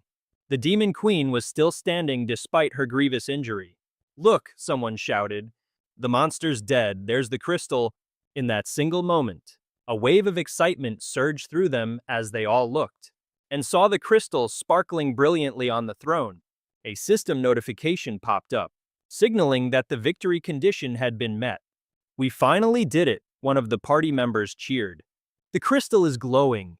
We've succeeded." A wave of relief washed over everyone, pure joy lighting up their faces. Hansu had defeated the Demon Queen. Cheers of victory erupted from all sides. The survivors were overcome with elation, realizing they had passed the horrifying trial. "We actually did it," they yelled to one another, beaming with pride that they could finally advance to the next island after taking down their most fearsome foe. But just as the celebration was getting started, the Demon Queen's body began to convulse violently. A crimson light burst from within, engulfing her corpse in flames. The excitement in everyone's eyes quickly warped into sheer terror. "Fire, what in the world is happening?" Someone screamed, trying to make sense of the nightmare unfolding before them. Hansu couldn't hide his shock either. He was frozen stiff, staring at the Demon Queen's burning body. It was as if she were some unkillable final boss from a dark manhwa series. She flashed a monstrous grin. Her deep guttural voice echoed across the field. "Finally, I'm starting to feel a little thrill. I can't just let the party end this easily." The Demon Queen's face twisted into an expression more hideous than ever before. She cackled, bursting with sick excitement. She was already fantasizing about her next massacre. Her eyes burned with an insatiable desire for destruction. "I swear I will burn everything to ash before I'm completely erased. Whatever it costs, I'm dragging every last one of you down with me."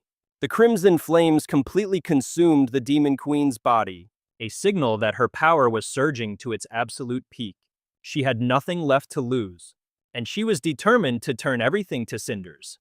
before she herself vanished. The crimson flames wrapped around her entire body, a terrifying sign that her power was reaching its zenith.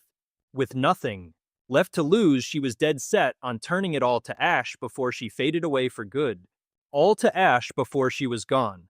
Hansu sensed the immense danger, bracing himself for her final cataclysmic attack.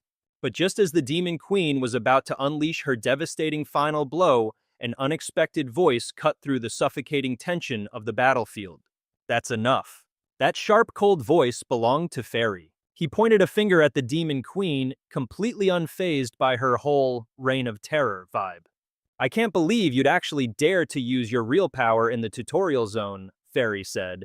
His tone was sharp, like he was scolding a naughty child. You've broken the rules, and for that you will be punished. Without another moment's hesitation, Fairy summoned a gigantic arm out of thin air. The thing looked like a colossal entity, grabbing the Demon Queen's body and crushing it in its grip. The Demon Queen was horrified, realizing she was trapped by a force beyond her wildest nightmares. Showing zero mercy, Fairy ordered his pet erase her. The colossal arm, his eyes glazed over in thought. I still have so much to deal with. He muttered to himself, a reminder that this was just one small step on a very long road. Hanan, standing next to Hansu, sounded completely deflated. All of us took down that monster and we only get one reward for it. He shot Hansu an annoyed look, unable to hide his frustration.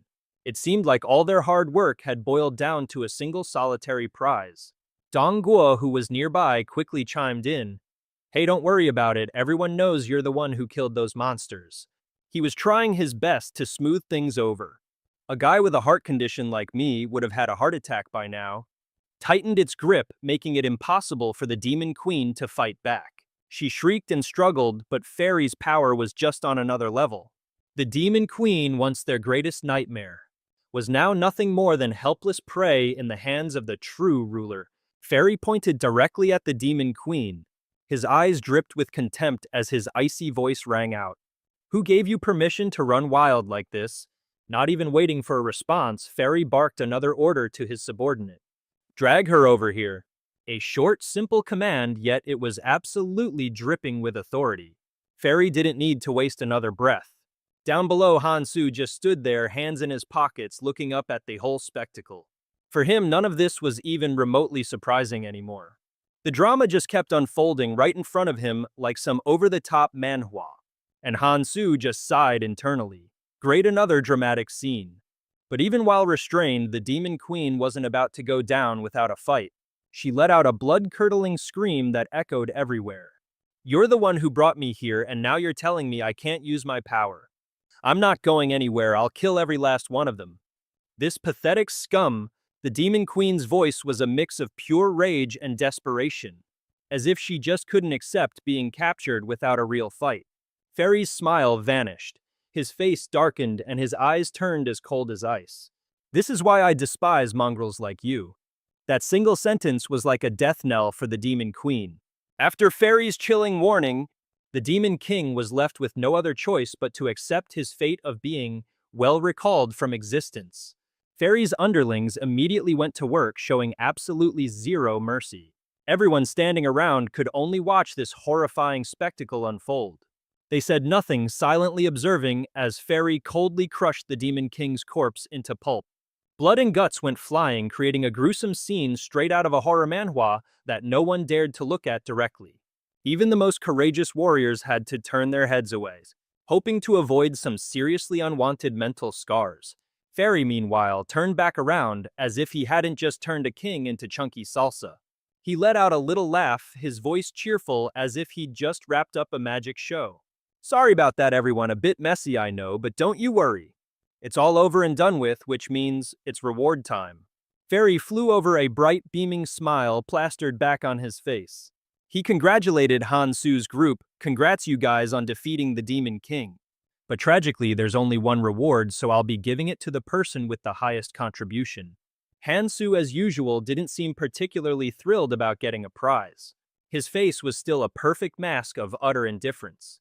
Great, another headache to deal with, he thought to himself as he accepted the gem from Fairy. The gem glowed brightly in Hansu's hand, its light reflecting in his pensive eyes. It was powerful for sure, but definitely not the kind of thing you could use without a second thought. The system quickly popped up with the item's information. Upon use, all ancient rune stats would be fixed at a whopping 99.99% for 1 day. But afterward, all those stats would plummet to a pathetic 0.01%. Hansu smirked. Now that's what you call a devil's bargain. Fairy just shrugged and gave a cheerful wave goodbye. All right then, see you all on the next island. And just like that, he vanished into thin air. Hansu looked down at the gem in his hand, a thoughtful expression crossing his face. I've still got so much to deal with, he muttered under his breath, reminding himself. This was just one tiny step on the long, grueling road ahead. Han Nung, who was standing right next to Han Su, spoke up, his voice dripping with disappointment. Are you kidding me? Our entire crew took down that monster and there's only one reward. He glared over at Han Su, unable to hide his seething frustration. It felt like all their blood, sweat, and tears had been boiled down to a single solitary prize. Dongguo, who was standing nearby, quickly jumped in to mediate. Hey, chill out. Everyone knows you were the one who killed all those monsters. He tried. She muttered.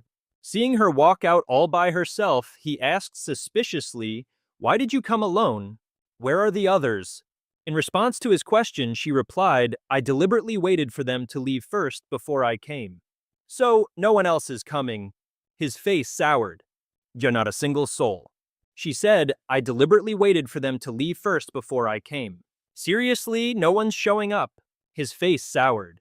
You could hear crickets chirping, not a single soul in sight. Look, I deliberately waited for them to clear out to let things cool down, she explained. But judging by the long faces, nobody was feeling particularly cool. The post-battle exhaustion was starting to hit, painting every face with a lovely shade of, I need a 5-year nap. Meanwhile, Sia was tucked away in a corner, her mind racing with a million worries. Those clowns from the Smog Guild, they're not just gonna let this slide, she thought, a chill running down her spine as she remembered the traitors who had turned on them. I need to get in touch with our guild members, now.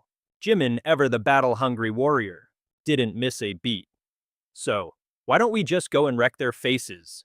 Her voice rang out with total confidence, as if wrecking faces was just another item on their to-do list.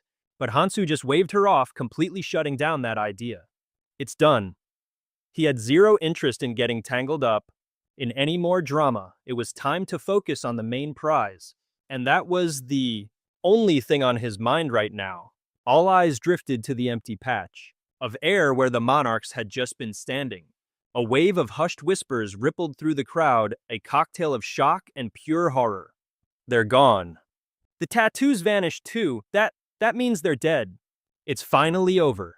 Xia froze, a tremor running through her. No way, she gasped, her voice strangled with fear. The Smog Guild, they betrayed us. They must have used their special forces to abduct the monarchs. Standing nearby, a cold, knowing smirk played on Hansu's lips. Deep in the gloomy woods, a mysterious figure cloaked in black from head to toe moved like a phantom whirlwind. This isn't just any manhwa, it's an action-packed one. He was a blur of motion, twin swords in his hands dripping with fresh blood. Guktae's entire guild had been, well, deleted, not a single one left standing. Looks like the trash has been taken out. Let's rewind the tape a few minutes, shall we? Guktae and his crew were gathered around a massive tower, the place they believed held some kind of ultimate power. Guktae was sporting a smug grin, absolutely convinced he had this whole thing in the bag. Perfect, he gloated. My only job is to stir up some trouble and wipe out all the monarchs. Piece of cake. Guktae figured everything was perfectly under his control. But fate had a nasty surprise in store for him, one he never saw coming. As Guktae ordered his minions to tie up the monarchs, he was certain he could now grant his guild an immense power. He recalled what Hansu had given him. Those shimmering crystals, a sweet deal for a backstabber. Hansu, that idiot, he sneered, we only made a deal with him to get ourselves out of a jam. Go contact them now, Guktae commanded his underling. Hey, it seems we've landed in a different spot than our return point. Suddenly, one of the goons shouted a warning. There's someone over there, a dagger whizzed through the air, piercing a guild member straight through. A blood-curdling scream shattered the silence. Guktai panicked.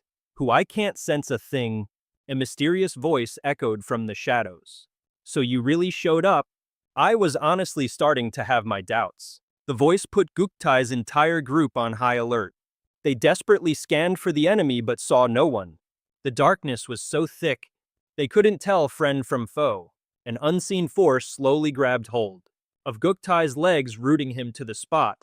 Why can't I move my legs?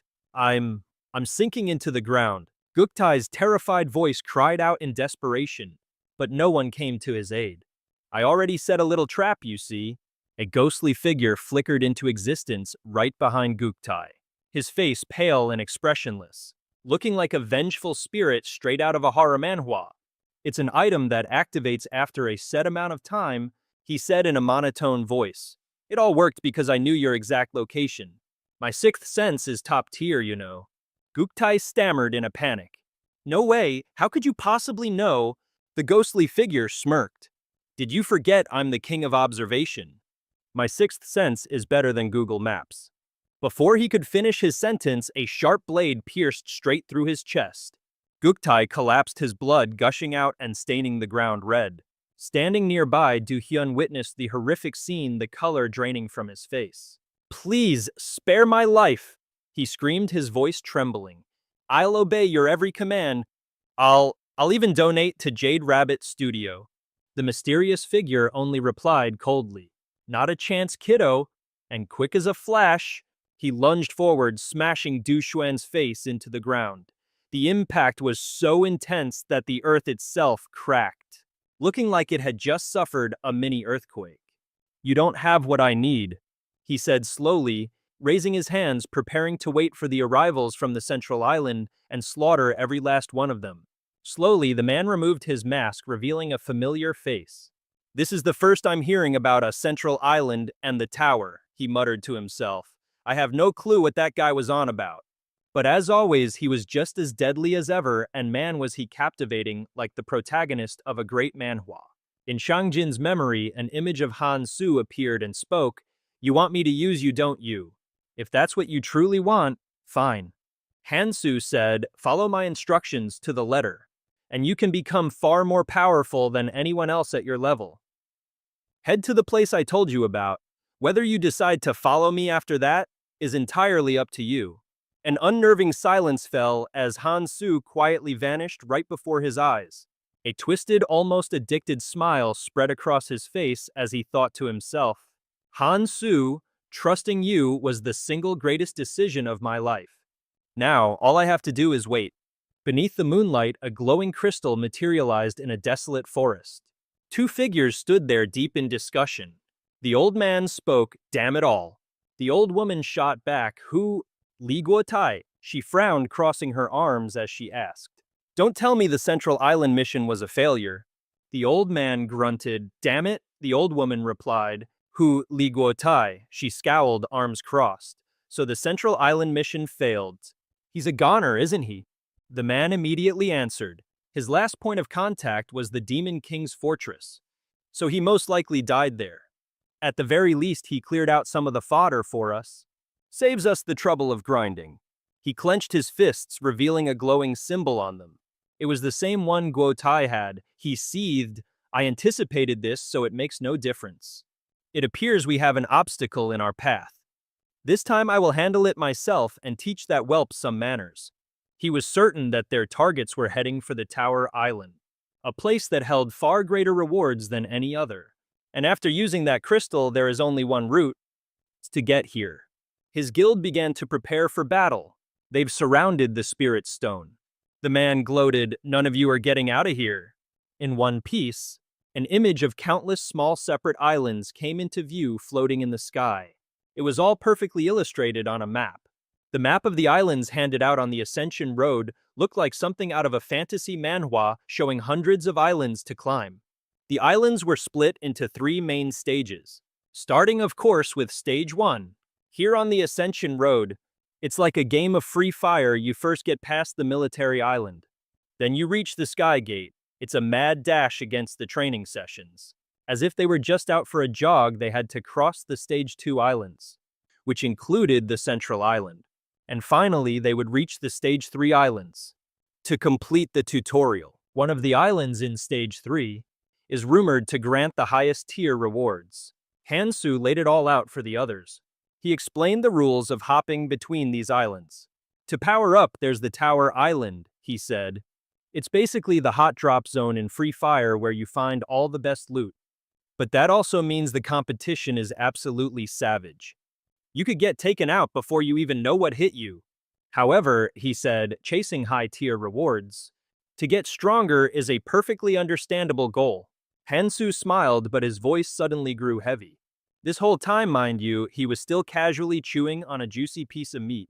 That's when someone finally spoke up. Confused, they asked, "What are you trying to say?" He shot them a serious look. "I'm saying, if you're heading to the Tower Island just for the rewards, you'd better think again." Despite his serious explanation, they just stared back at him with completely clueless expressions. Over on the side, Han Qian was practically drooling just looking at Han Su's piece of meat. He thought to himself, just how much food does that guy have stashed in his inventory? Don't be fooled by his appearance. This young man has a serious talent for eating. Han Su continued to grill them. You guys almost got completely wiped out this time. After heading to the central island just for the rewards, am I right? His face still had some food on it, but his eyes were razor sharp as he looked up, warning them to think very carefully. I'm giving you some honest-to-God advice here. His stark warning made everyone tense up. Surviving on the Tower Island is way harder than the central island. There's no point in getting cool powers if you're just going to die before you get any stronger, he added. One of them asked, so what are we supposed to do then? Sheer raised a hand. Wait, so you're not going to the Tower Island either? Off in the distance, Saigon was striking a classic pose, arms crossed and leaning against a pillar. It seemed she'd overheard the entire conversation. Hearing her question, he just shrugged. Hey, you can find a reward on any island. I'm just giving you all a warning, he added. From here on out, you're responsible for your own skins. The girl in the distance heard this, gripped her sword, and promptly spun on her heel to leave. After hearing his rather grim warning, Xie stroked her chin thoughtfully. And here I thought he was the type to go big or go home. Guess I was wrong about him. Seeing that the guy had a point, Rongju spoke up to defend him. He's making a lot of sense. He just told everyone that their guild managed to convince the rest of the adventurers to join them. The monarchs are gone. Everyone's exhausted and needs to recover. So heading to a safe place is obviously the smartest move. He concluded, now that's what I call a real leader. His words are as sharp as his attacks. Hansu looked up to see Rongju holding out his hand. We're about to leave, he said, reaching out to our boy. He continued with heartfelt gratitude. I want to thank you for everything. We only made it out alive because of you. But Hansu, ever the edgelord, didn't even bother to shake his hand. He just turned away and said, see you around, if you manage to stay alive. Even after that savage cold shoulder, Rong Guo just took it in stride, casually replying to his send-off. Yeah, you too. He turned to Hanan and said, let's go. Hanan, right by his side, replied, right. Seeing them leave, Jimin turned to Xia for her call. Shouldn't we get ready to move out too? She, deciding to heed Hansu's warning, answered. That guy told us not to go to the Tower Island. I think it can't hurt to listen. Suddenly, a shimmering portal materialized inside the tower, erupting in a brilliant flash of golden light. The commander had made his decision, but you could still hear some of the others whispering nervously. So we're really going somewhere else. I'm so sick and tired of places like this. Going somewhere even Han Su can't handle is just way too risky. This isn't some action manhwa, you know. Han Su finally spoke up to the remaining people. You all go on ahead. I've got something I need to take care of. Ronggo nodded. All right, then we'll head out first. Commander Rong Guo, along with Hanan and their teammates, began walking towards the Golden Magic Gate. He glanced back over his shoulder one last time. Try and stay alive. Hope to see you again. Over on the other side, Xia just muttered, yeah. Jimin, noticing she was dragging her feet, started moving forward. She let out a hump and declared, I'm going on ahead. The short-haired girl nonchalantly said, do whatever you want. Yu saw this and simply stood by watching without saying a word. Xia also began to walk toward the barrier gate. Before stepping through, she looked back at him to say her goodbyes. I don't know about goodbye, but I'll see you again. And with that, everyone had passed through the enchanted portal. The gate gradually vanished, leaving Han Su standing there alone watching them go. But Han Su knew that one person had remained. He glanced back, asking her suspiciously, "Why didn't you go with them?" Hiyu turned to face him. Her eyes filled with confusion as she shot the question right back at him. I'm not one of them, so why on earth would I go with them? The two just stared at each other for a long, tense moment. Why haven't you left yet? Shi Guan, the girl with the signature freckles, retorted, Why didn't you go first? I needed to check something, he replied. Oh really, did your family used to sell snake oil or something? She teased, you lay on the charm so thick with everyone you meet, it's honestly a bit much. Hearing that, Han Su spun around and shot back, Fine, have it your way. He then slowly started stepping into the new barrier gate. Halfway through, he couldn't resist turning back to say one last thing to her. See you on the next island. We'll talk about whiplash. One second he's giving her the cold shoulder, the next he's giving her butterflies. His sudden departure left her completely baffled, muttering, What? By then, he was already gone. She immediately activated a device, whispering to someone on the other end, They're gone. But I'm sure some of them are heading in that direction. Beyond the gate, a man with long flowing orange hair made his appearance. He grumbled to himself, This message certainly took its sweet time. Noticing the gate pulsing with a powerful light, he looked up, a curious glint in his eye. Have those little pests finally arrived? His hand shot to the hilt of the sword at his side. All around him, an entire squad of masked assassins lay hidden in the shadows. He gave the command, Get ready. With a wild grin, he clutched his sword and sprinted towards the portal, roaring, I'll kill the first one that comes out. The barrier gate burst open, unleashing a blindingly brilliant light. He spotted a figure emerging and narrowed his eyes, coiling his muscles for the attack. He bellowed, Eat dirt! But the person who stumbled out of the portal was the freckle-faced girl from before. She let out a baffled, Huh! He swung his sword straight at her, sending her into a panic. Luckily, she managed to duck just in the nick of time. Her face went chalk white as she scrambled away, her eyes as wide as dinner plates. Barely escaping the attack, she finally caught her breath. Well, that was a pretty warm welcome. A little too warm, actually, nearly gave me a heart attack. Trying to greet someone for the first time with a sword, what a classic Manhwa villain move. The girl with the short hair and freckles threw both her hands in the air, signaling her complete and utter surrender. At the same time, she sized up the orange-haired man in front of her. He stared right back, his guard clearly still up. He demanded, Who are you? Me, oh, I'm just a simple tourist. She replied with a voice dripping in pure, unadulterated innocence. A tourist? You got one of these? He flashed a green-colored card. She pulled out her own card in response. I've got one too, but mine's blue. I bet your card works just like mine, doesn't it? Waited for everyone else to leave first. Is no one else coming? His face soured, not a single soul. In response to his question, she said, Oh, I deliberately waited for them to clear out before I showed up. No one's coming. His face was a mask of frustration. Not a single ant. You must have stayed until the very end, just to be sure. She confirmed it with absolute certainty. Yep, I definitely saw them all leave. There's no mistaking it. I can't believe they all fell for that chain user's stupid trick. What a classic Manhwa protagonist move. All beauty and no brains, the lot of them. He muttered under his breath, then his voice rose in fury. It's that guy again. Both of those damn monarchs ran off just because of what that brat said. Veins popped on his hand as he squeezed the trunk of a large tree. He was so furious he channeled his energy into it, making the tree explode from the inside out. His face was absolutely thunderous as he growled. He's really starting to get on my nerves. The tree he had crushed crumbled into tiny pieces, scattering across the ground. He felt powerless. We can't kill them.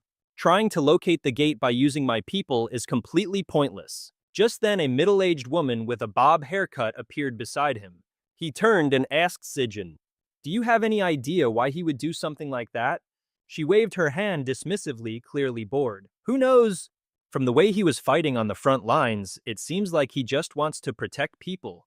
He's never actually killed anyone either. It just goes to show you can't judge a book by its cover. He tries so hard to act all mysterious and dangerous, but really he's a total sweetheart. Now that's style straight out of a manhwa. The old monarch was radiating pure murderous intent. He's going to be a major obstacle to our plan.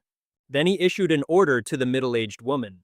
Relay this to all the guild members on the other islands. If they see Kang Hansu, kill him on sight. But Kang Hansu is strong, the woman shot back. Once he got what he wanted, he finally gave the guy some praise. Nicely done. The man let out a sigh of relief.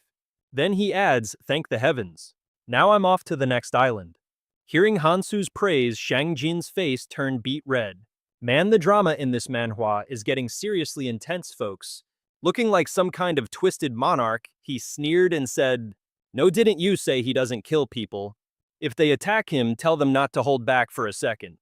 He strode right up to the woman, grabbed her by the scarf, and warned in a low, dangerous voice, don't you dare forget our objective.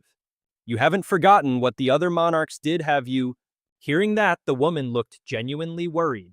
His voice was like steel, eliminate all obstacles at any cost. The woman clutched her chest, her heart aching with fear for all the people they had already lost.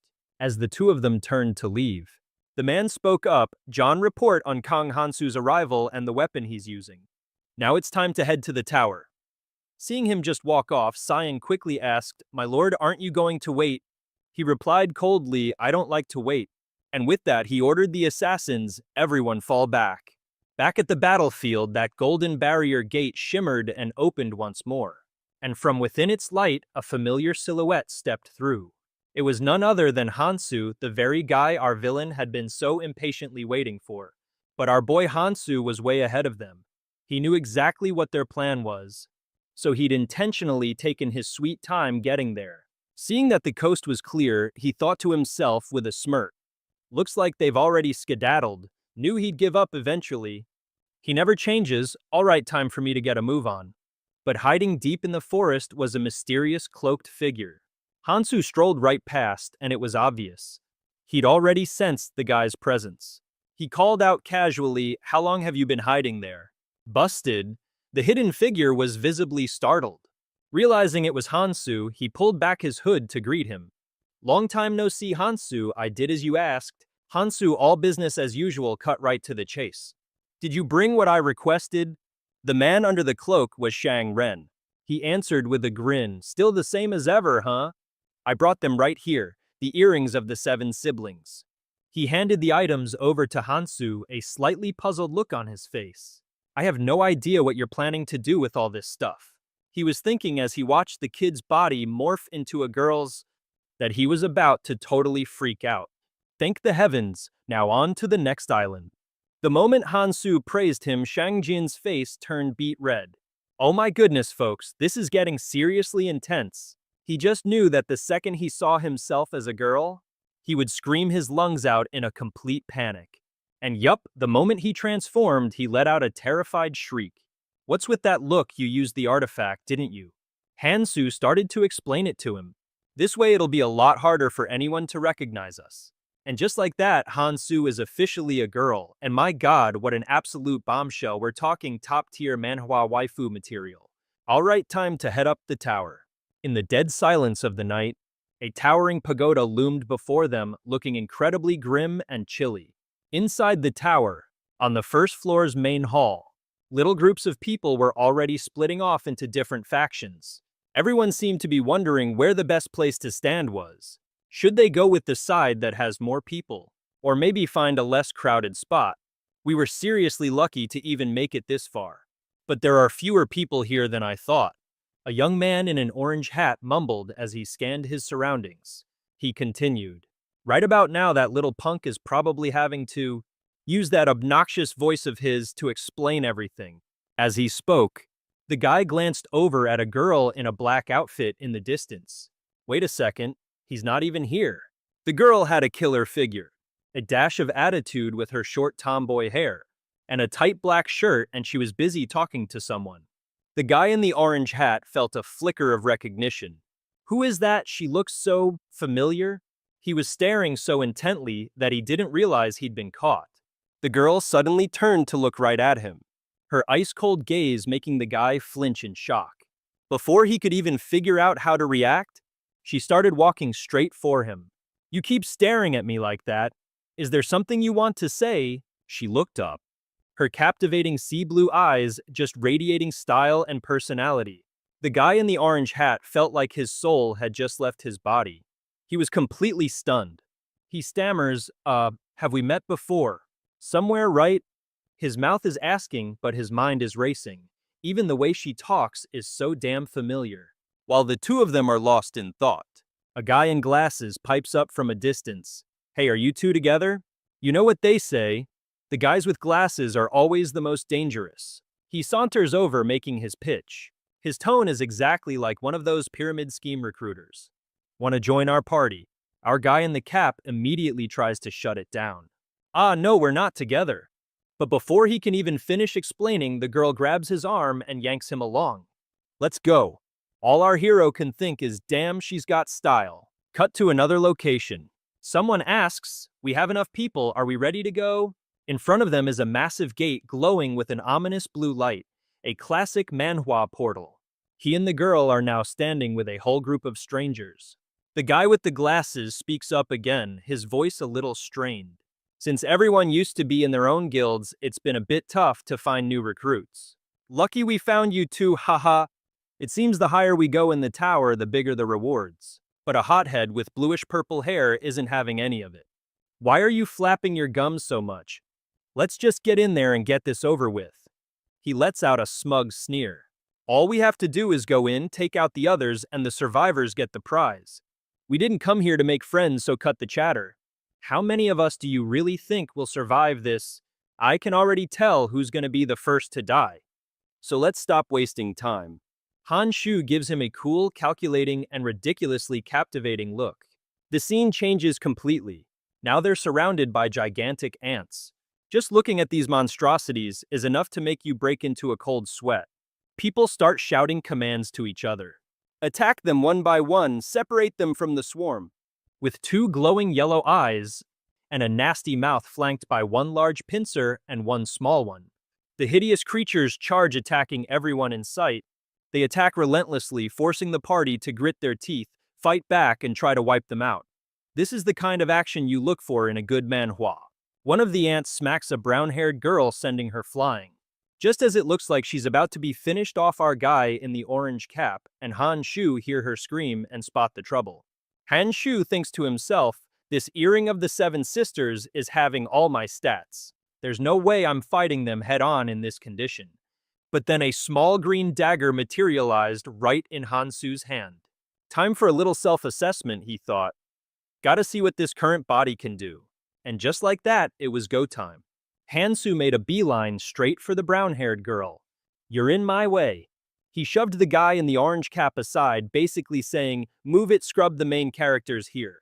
Then gripping his dagger, he charged headfirst at the ant. Thwack! The blade sank deep into the monster. He then vaulted into the air, using the momentum to plunge the dagger straight into the ant's back, finishing it off for good. He glanced up thinking, normally I could have crushed this thing with my bare hands. Now it actually takes a bit of effort. This whole situation feels like a starter-level manhwa. The brown-haired girl, finally catching her breath, spoke up. Thank you for saving me. You took down that giant ant with nothing but a tiny little weapon. You must be a seasoned fighter, huh? She added, her eyes sparkling with admiration. I'm actually looking for someone really strong around here. I heard he goes around helping people and uses some kind of chain weapon. Do you happen to know him? I really need to find him. He shot back with that signature ice-cold bad boy tone that you always read about.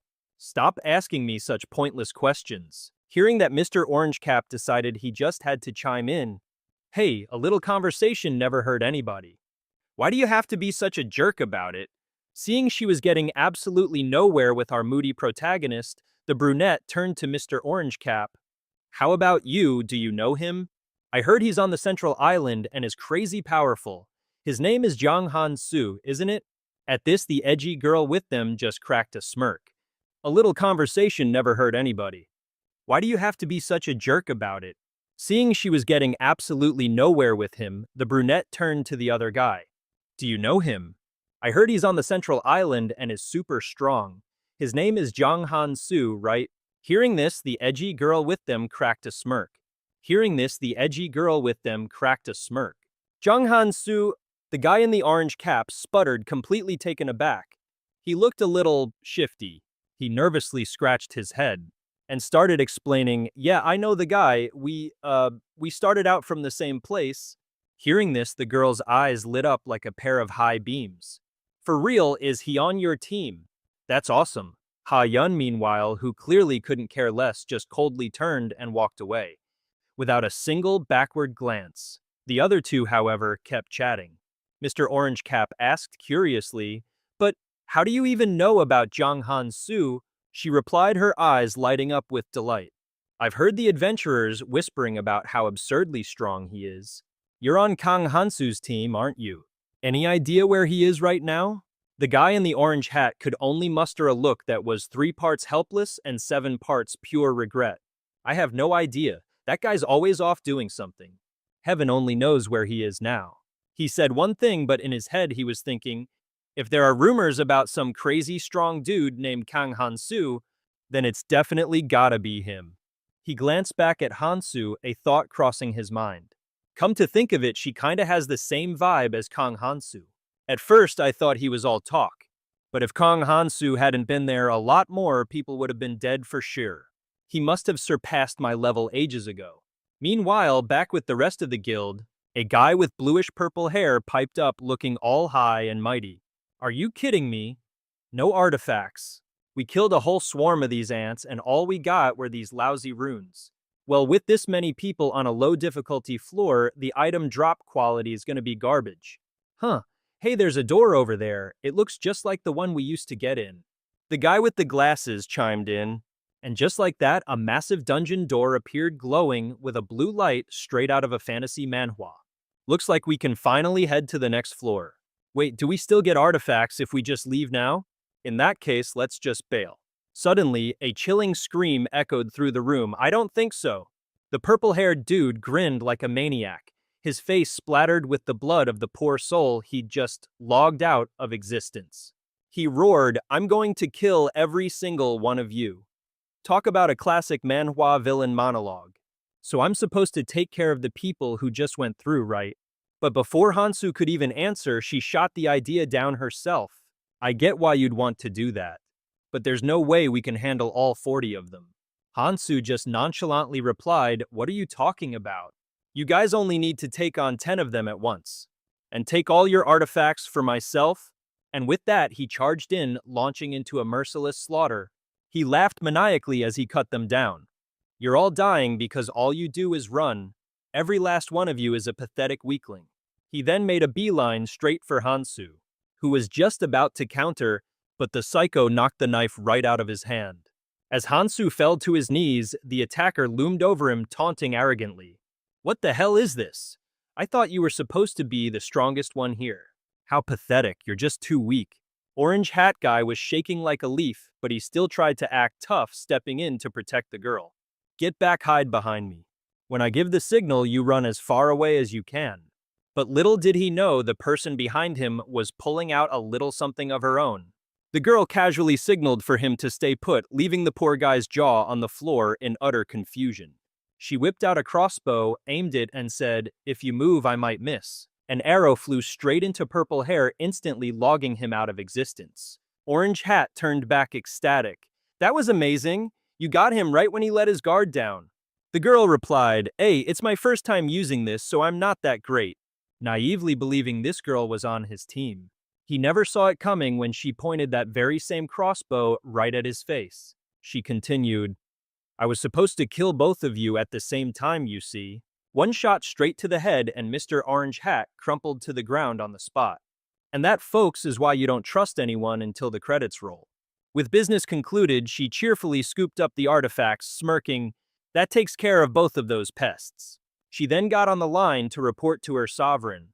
"There's no chain user in room M on the first floor. I've already dealt with the others. If I catch him, I'll bring him to you as a gift, my lord. If I find him on the next floor, I'll report back immediately." She was so wrapped up in her report that she didn't even notice Han Shu slowly getting back to his feet. The sovereign on the other end replied, "Understood." That's when Han Shu's voice cut in, "What if he's right here?" She jumped. Whipping around, she nearly had a heart attack when she saw Han Shu was still alive. "I thought you were—" Before she could even finish her sentence, a blue chain shot out, wrapping around her body and squeezing tight. Han Shu strode forward, pressing a knife to her throat. "Were you looking for me?" Peekaboo's surprise didn't see that coming, did you? Han Shu leaned in, grinding the dagger against the girl's neck. She was absolutely horrified, her eyes bulging with a fear that screamed, "I'm about to wet myself." But you were clearly," she stammered. Han Shu stared right into her eyes, his voice as cold as ice. "My acting skills aren't too shabby, are they? Don't even think about contacting that sovereign of yours." Before she could utter another word, Han Shu clamped a hand over her mouth, his razor-sharp gaze freezing her in place. "Don't worry, I'll pass on a message to him for you." And just like that, she hit the floor out cold. Han Shu casually unwound the chains from his feet, muttering to himself, "Seems like they only planted one person in here, a classic Manhwa trope. And that snake of his, it's just chilling with a stone in its mouth." Hansu never expected them to fold that easily. He stared straight ahead, muttering, "But we'll be seeing each other again soon enough. I've heard about this before, back in the tutorial area during my past life," recalling what Jian had told him. The hidden dungeons aren't exactly separate entities. The tower has a very specific structure. It's a massive, impenetrable fortress, and you have to clear these dungeon rooms to climb to the higher floors, which means there must be dungeons that go beyond the third floor. Hansu just stood there, an imposing figure coolly scanning his surroundings. That was the ultimate goal of the tutorial area after all. Now in the main hall of the second floor, Hansu stood alone thinking, all right, I've got a few things to take care of first." He glanced down at the ring on his finger. "My current artifacts are just not up to par," he thought. "Except for a growth type one like Numahaz, the rest of this stuff is pretty much garbage." A sudden noise from the side broke his concentration. "I need to find some new artifacts to replace this subpar junk." While everyone else was buzzing with conversation, Hansu was completely lost in his own strategy session. "All right then," he decided, "I'll make the most of the hints you gave me." A number suddenly flashed up on the announcement board. People started freaking out, shouting, "Wait, only 50 people made it from the first floor. Hurry up!" The scenery abruptly shifted, dropping them into what looked like a dense, sprawling jungle. Fairy floated overhead and announced, "Welcome challengers to the second floor. I'll give you a quick rundown. You've been waiting long enough, haven't you? So let's get this show on the road." A treasure chest materialized, overflowing with gleaming runestones. Fairy chirped, "Welcome to Treasure Island. It's a lovely place full of crystal-clear springs and lush greenery. You lot certainly have good taste for picking this room. Of all the rooms in the tower, this one is by far the biggest. A truly epic Manhwa-sized stage. Your mission is to defeat the treasure's guardian." Fairy then conjured a golden orb and explained, "Bring the treasure to the center of the island to exchange it for an artifact." Everyone listened intently, their faces etched with anxiety. "Your time limit," Fairy continued with a grin, "is 2 weeks. And of course, where's the fun if things are too easy, right? Only those who successfully trade the treasure for an artifact and claim it as their own will be allowed to leave. In other words, if you don't get an artifact, you die." A flurry of blue notification screens popped up, all showing different numbers. There's only one treasure, so you can choose to take a bunch of artifacts and save absolutely everyone, or you can grab fewer higher quality ones and just let some people die. Fairy let out a wicked grin. "The fewer the artifacts, the better the quality. I do hope you all make a wise choice." A different number appeared before each person. In total, there were 128 guardians. Fairy said he'd mark them all on the map. Hansu could hardly believe what he was hearing. 128 guardians in just 2 weeks. He glanced over at the others to see how they would react. Suddenly, a bold woman stepped forward and declared, "I have a plan." The blue-haired girl let out a confident laugh and explained her strategy. "We split into 5 teams, 10 people each. Each team will hunt down and eliminate 2 guardians per day." She looked around at the crowd. "You can all handle that, can't you?" The moment she finished, the crowd started murmuring nervously. You want the guilds to cooperate, and in teams of only 10, anyone without a guild is going to be at a serious disadvantage. Hansu listened in, thinking it wasn't a half-bad plan.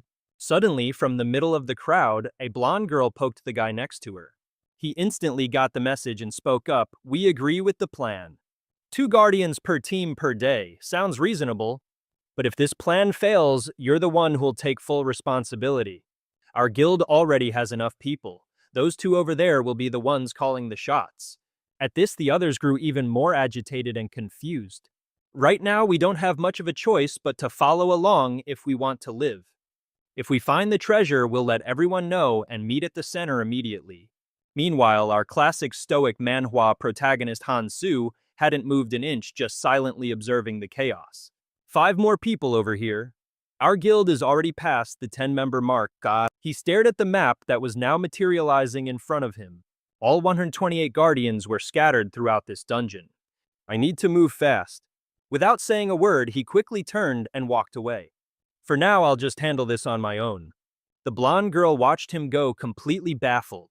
Where the heck is he going? The sound of shuffling footsteps echoed nearby. There's a piece of the seal here. A stone slab slid aside, and then a booming voice announced the condition. I shall grant you all one opportunity. Will you undertake the quest, or will you choose death? The choice is yours. And I'd bet my life no one but me has ever actually succeeded. Jang Hansu, I'm only telling you this, so you better clean out those ears and listen. Of all the orbs you get from defeating the Guardians, only one of them glows, the rest are all just normal types. Everyone else just gets greedy for the treasure and usually throws these spheres away. Jang Hansu closed his eyes, saying with dead seriousness, but I've discovered they aren't just ordinary orbs. Then he threw up his hands, declaring with an air of mystery, aren't I just a genius? If you collect all 32 of these orbs, you can trade them for an artifact that mimics the Philosopher's Stone. You had no idea, did you? Then he burst out laughing like a complete idiot. Discovering hidden events like this is my specialty after all. It's what makes me such an infuriating pain for everyone else. Seriously, does this guy ever shut his trap? Jiang Hansu immediately spoke up. While it's different from the Philosopher's Stone that Anwei Alalin ate, the effect should be pretty much the same. The difficulty of this dungeon is getting crazier by the minute, and the number of times we can face these things each day is severely limited. He gripped the hilt of his dagger, striking a cool manhwa pose. If you want to go fast, go alone. If you want to go far, go together. Just don't let anyone else find out. Outside, something was lying motionless on the ground. It suddenly shot to its feet, sending dirt and rocks flying. A colossal monster appeared, completely covered in mud. It tilted its face to the sky and let out a bizarre cry. Hearing that sound, everyone immediately craned their necks to look up. What was that noise? Fairy's voice suddenly rang out. The second guardian has been eliminated. Congratulations to you all. Killing 2 in a single day. At this rate, you'll complete your mission in no time. In that instant, a loud scream pierced the air. Everyone group up. What was that sound? Whose scream was that? The girl turned her head and said, I know. The monster loomed up from behind her, opening its ugly fang-filled mouth to chomp down on her. But she gracefully leaned back, dodging the attack. Then she raised her leg high, preparing to unleash a kick. And just like that, the monster was sent flying 1,000 meters away, writhing in agony and drooling all over the place. What an epic manhwa moment. Right after an arrow shot out, piercing straight through its gut. The way he was standing looked like it was ripped straight out of a manhwa. You could have clearly dodged that without even looking. I guess I just wasted my effort. The girl scoffed. You should have just handled it yourself from the get-go. The 2 of them went back and forth for a bit. We haven't run into a single guardian yet, but everyone's moving so damn fast we've only managed to snag the small fry. The girl shook her head. No, the first and second guardians. They weren't taken down by a group. There's someone out there working alone. I've got a hunch. Hearing this, the others turned to each other and asked, if you're saying that, does that mean it's the sovereign Yin Qi? She shot back, I told you people to stop calling me that. This ability of mine is such a pain. She glanced at her team and ordered, let's get a move on. It looks like whoever was up ahead already bolted. But then she suddenly realized something was off. Hold on, something's approaching. This powerful aura. I've been feeling it ever since we left the starting point. And sure enough, a seriously intimidating crew was marching right toward them. Their leader was saying, I told you, we shouldn't be going after the Guardians. Even if we find the treasure, there's no way we'd make it to the altar in one piece. They chattered amongst themselves as they walked. Looking at the other teams, I'm seeing a lot of heavy hitters. Yeah, but we can't just sit on our hands. The leader glanced back at his men, his voice firm. While all the other idiots are busy hunting for guardians, we should use this chance to do a little training. He started laying out all sorts of underhanded schemes. Even just farming monsters will give us enough juice to put up a fight. We just need to pick off the guys who are already heading back with treasure. If a few of them go missing, who's gonna notice? They continued to plot, completely clueless that someone was eavesdropping. If we don't find that treasure in 2 weeks, we're all getting a permanent dirt nap right here. The girl hiding behind a tree heard this and muttered, if everyone thought like you psychos, this place would be absolute chaos. But this strange feeling I've been getting, it's not coming from lowlifes like them. All of a sudden, Han-Su appeared and spoke up. I agree. His voice startled the hell out of everyone. Leaning casually against a nearby tree, Han-Su continued, it'd be better for all of you to just play by the rules. The girl just stared at him, saying absolutely nothing. I mean, she was bruised up from head to toe. So where was her squad? She had this whole worried and scared look down pat, but I couldn't shake the feeling that something was seriously fishy about her. Han-Su, cool as a cucumber, turned to look her dead in the eye with a little smirk. And bam, their eyes met. Still rocking his, cross-dressing getup, Han-Su leaned against a tree and said, you people really should learn to follow the rules. The dude with brown hair heard the voice and whipped around in a flash. Being a total hothead, he immediately knocked an arrow and aimed it straight at Han-Su. He demanded, hey you little punk, what do you think you're doing sneaking around back there? Are you alone? Spit it out and be honest? Han-Su, completely unbothered, replied, I came to give you all a little tip. Brownie wasn't having it. He kept his bow raised and shot back, are you out of your damn mind? Why in the world should we listen to you? Han-Su gave them a withering side-eye before speaking. Being cautious is smart, I'll give you that. But you're aiming all that suspicion at the wrong person. Besides, he added, I'm not here to talk to you anyway. His gaze then shifted back to the girl. The girl flinched, her face a mask of sudden anxiety. The brown-haired guy was baffled. Wait, you know her. Never seen her before in my life, but I can tell she's one of the good ones. You guys, on the other hand, you reek of disgusting greed. What did you just say? The brown-haired dude roared, absolutely fuming. I said, Han-Su drawled, you should all get the hell out of here before I change my mind. Don't you dare lecture us. We're about to teach you a lesson. And just like a classic Manhwa brawl, the whole crew charged straight at Han-Su. Turning to the blonde girl, Han-Su said, Monarch, you're the one I want to talk to. Without even waiting for her reply, Han-Su pressed on. With that intuition of yours, I'm sure you already know. Hearing this, the blonde girl broke out in a cold sweat, her nerves completely shot. She thought to herself, this person, she's the reason I've had this awful nagging feeling for so long. It was hard to put my finger on it, but there's no doubt now. Her thoughts continued to race. She has intuition just like I do. Or maybe it's even sharper.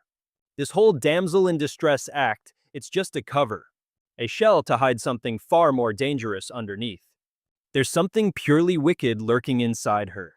I have to be on my guard around her at all times. Man, a woman's intuition is a truly terrifying thing. Noticing the sheer terror on the blonde's face, Han-Su tried to calm her down. Hey, no need to be so tense. Didn't I just say, I'm only here to make you an offer? Meanwhile, Mr. Brown Hair had been listening to this whole exchange and his face was just one giant clueless question mark. He kept his bow raised, ready to let an arrow fly at any moment. What kind of game are you playing? If you keep spouting that nonsense about being a leader or whatever. Before he could even finish his threat, the blonde girl shouted, cutting him off. Stand down, I'll handle the conversation. Seeing her take charge, the brown-haired guy finally relaxed his stance. But he was still suspicious, thinking to himself, our leader? I've never seen her this rattled before. The blonde girl stepped forward. She looked more than capable of handling this on her own. Why are you making this proposal to us? I need to know your reason. And even if you're strong, don't for a second think we'll go down without a fight. She said all this, while slowly inching backward, right behind her brown-haired bodyguard. Hansu heard her but couldn't care less. She replied coolly, everyone has their reasons. And mine is that I need someone to fight on the front lines for me.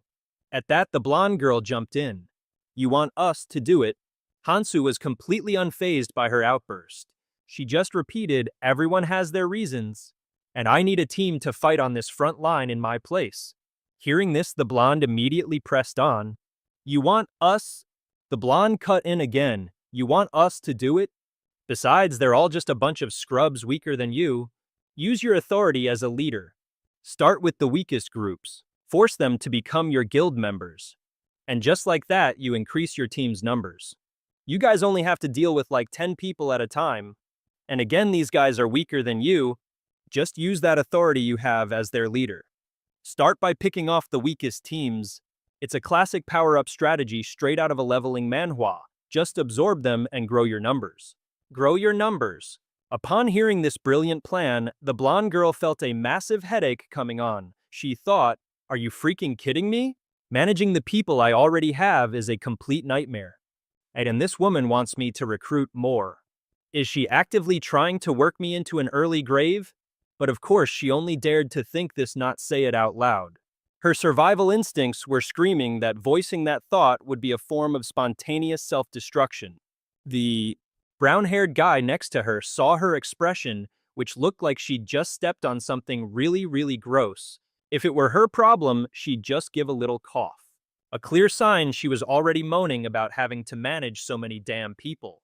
The blonde girl just held her forehead, completely fed up, and replied, are you serious right now? I just wanted to get through this whole thing in one piece peacefully. But I guess that's not an option anymore, is it? So fine, I'll give it a shot.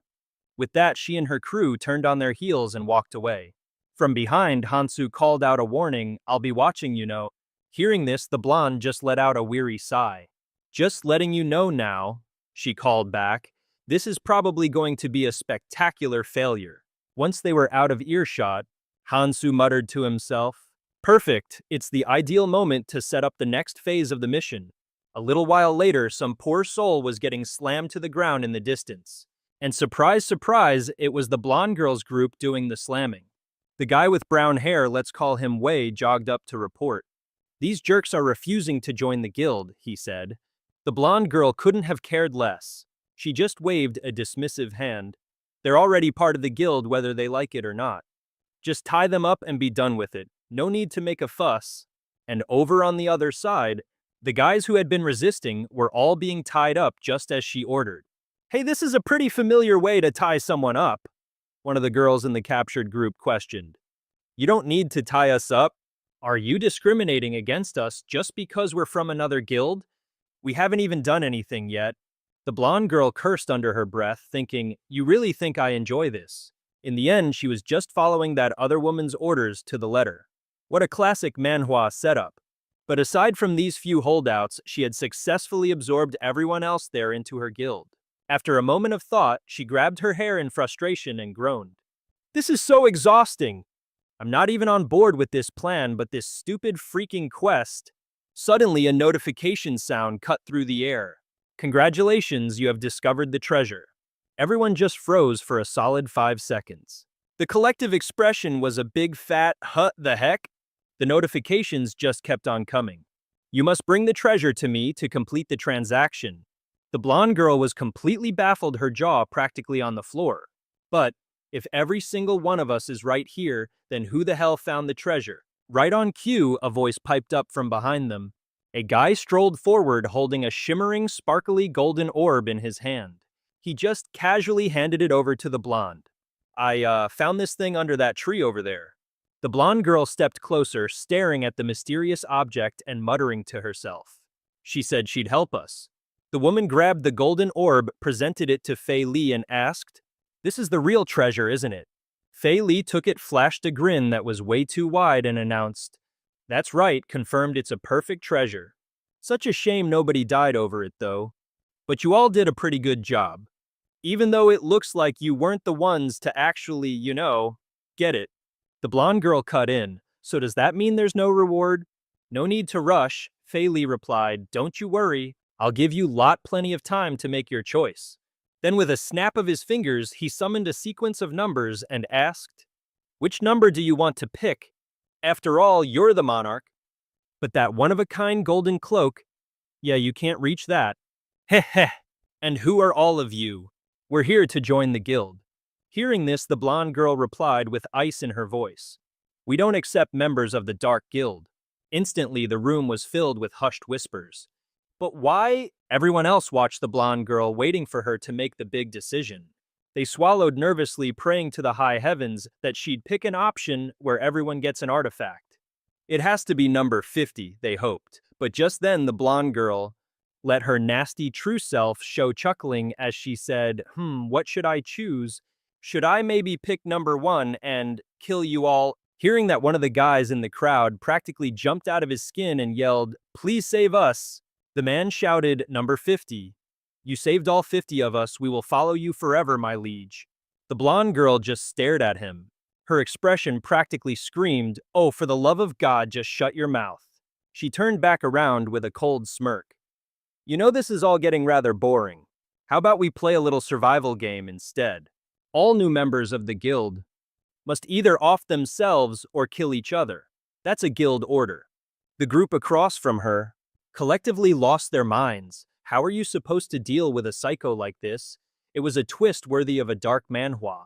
Shouting, no way, they geared up to jump the blonde girl all at once.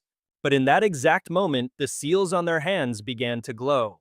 One of them roared, you think we're going to obey you just because you're the monarch? But then they realized something was changing. The seals on their hands began to crack apart. It wasn't just one person, it was happening to dozens of them at once. Seeing it, they cried out, my guild tattoo, it's gone? So does that mean we're not part of the guild anymore? We're free. Fei Li shoved his way in with a smirk. You clowns really think that order means anything without loyalty? How pathetic. Now scram, this place is about to be sealed off for good. The path to the 3rd floor is now open. That snapped the crowd out of their daze. Suddenly, it was a full-blown marathon toward the 3rd floor gate with everyone screaming their heads off. Crap, we have to get out of here now. While the mob was busy freaking out, the blue-haired girl had already managed to untie herself.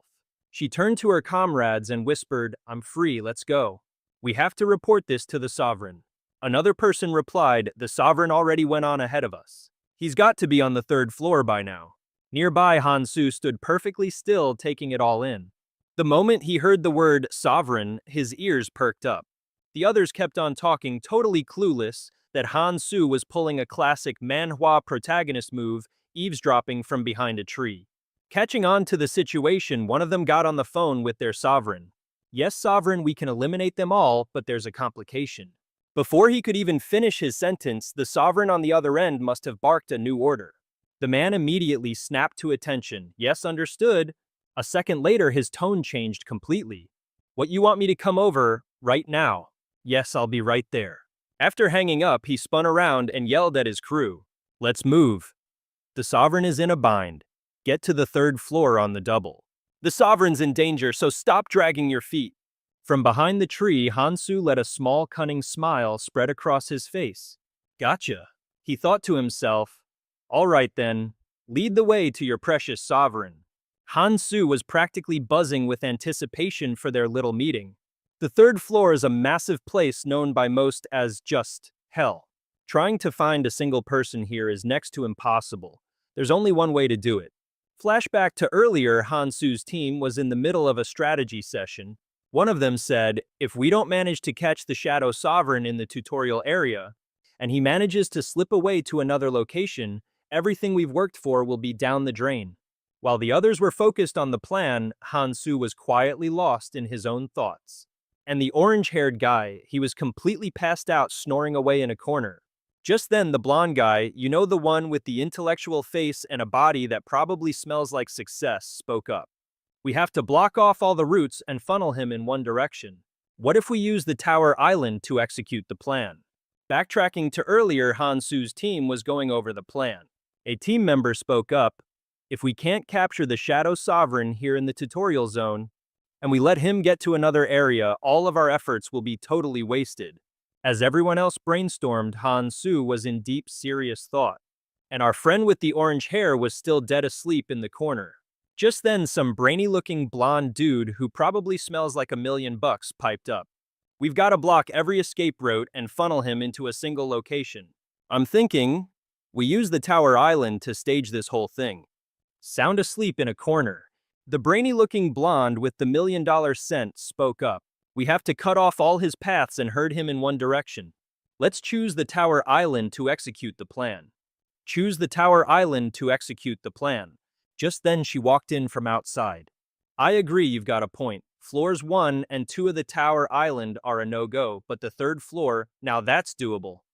There are hundreds of spawn points on the third floor, but the second he sets foot up there, he's gonna need backup from his guild. That means he'll have to summon them from all over the place. She emphasized, that will be your one and only chance. The third floor of the tower is the final gateway you have to pass through before entering a whole new world. And while it's a little different from reality, the environment is an exact replica. The monsters here are also on a completely different level, like something from a top-tier manhwa. At that moment, the orange-haired guy who'd been dozing off suddenly snapped awake, exclaiming, "So the plan is to lure him in." He then proceeded to state things that literally everyone already knew. If he even gets a whiff of danger, he'll immediately go into hiding. We wait until he feels all safe and cozy, and then we strike. He's super cautious. I bet he's gonna call his entire guild to that area. Listening to this guy's brilliant insights, Han Su shot him a look that just screamed, "Are you done yet? Go play in traffic or something." The orange-haired dude continued completely unfazed. He might not be as strong as me, but he's still, really strong. You know what you need to do to kill him, right? Anyway, back to the present. Han Su was holding a crimson gem in his hand, a perfect replica of the skin extractor gem he'd scored from the treasure. Everything was perfectly in place.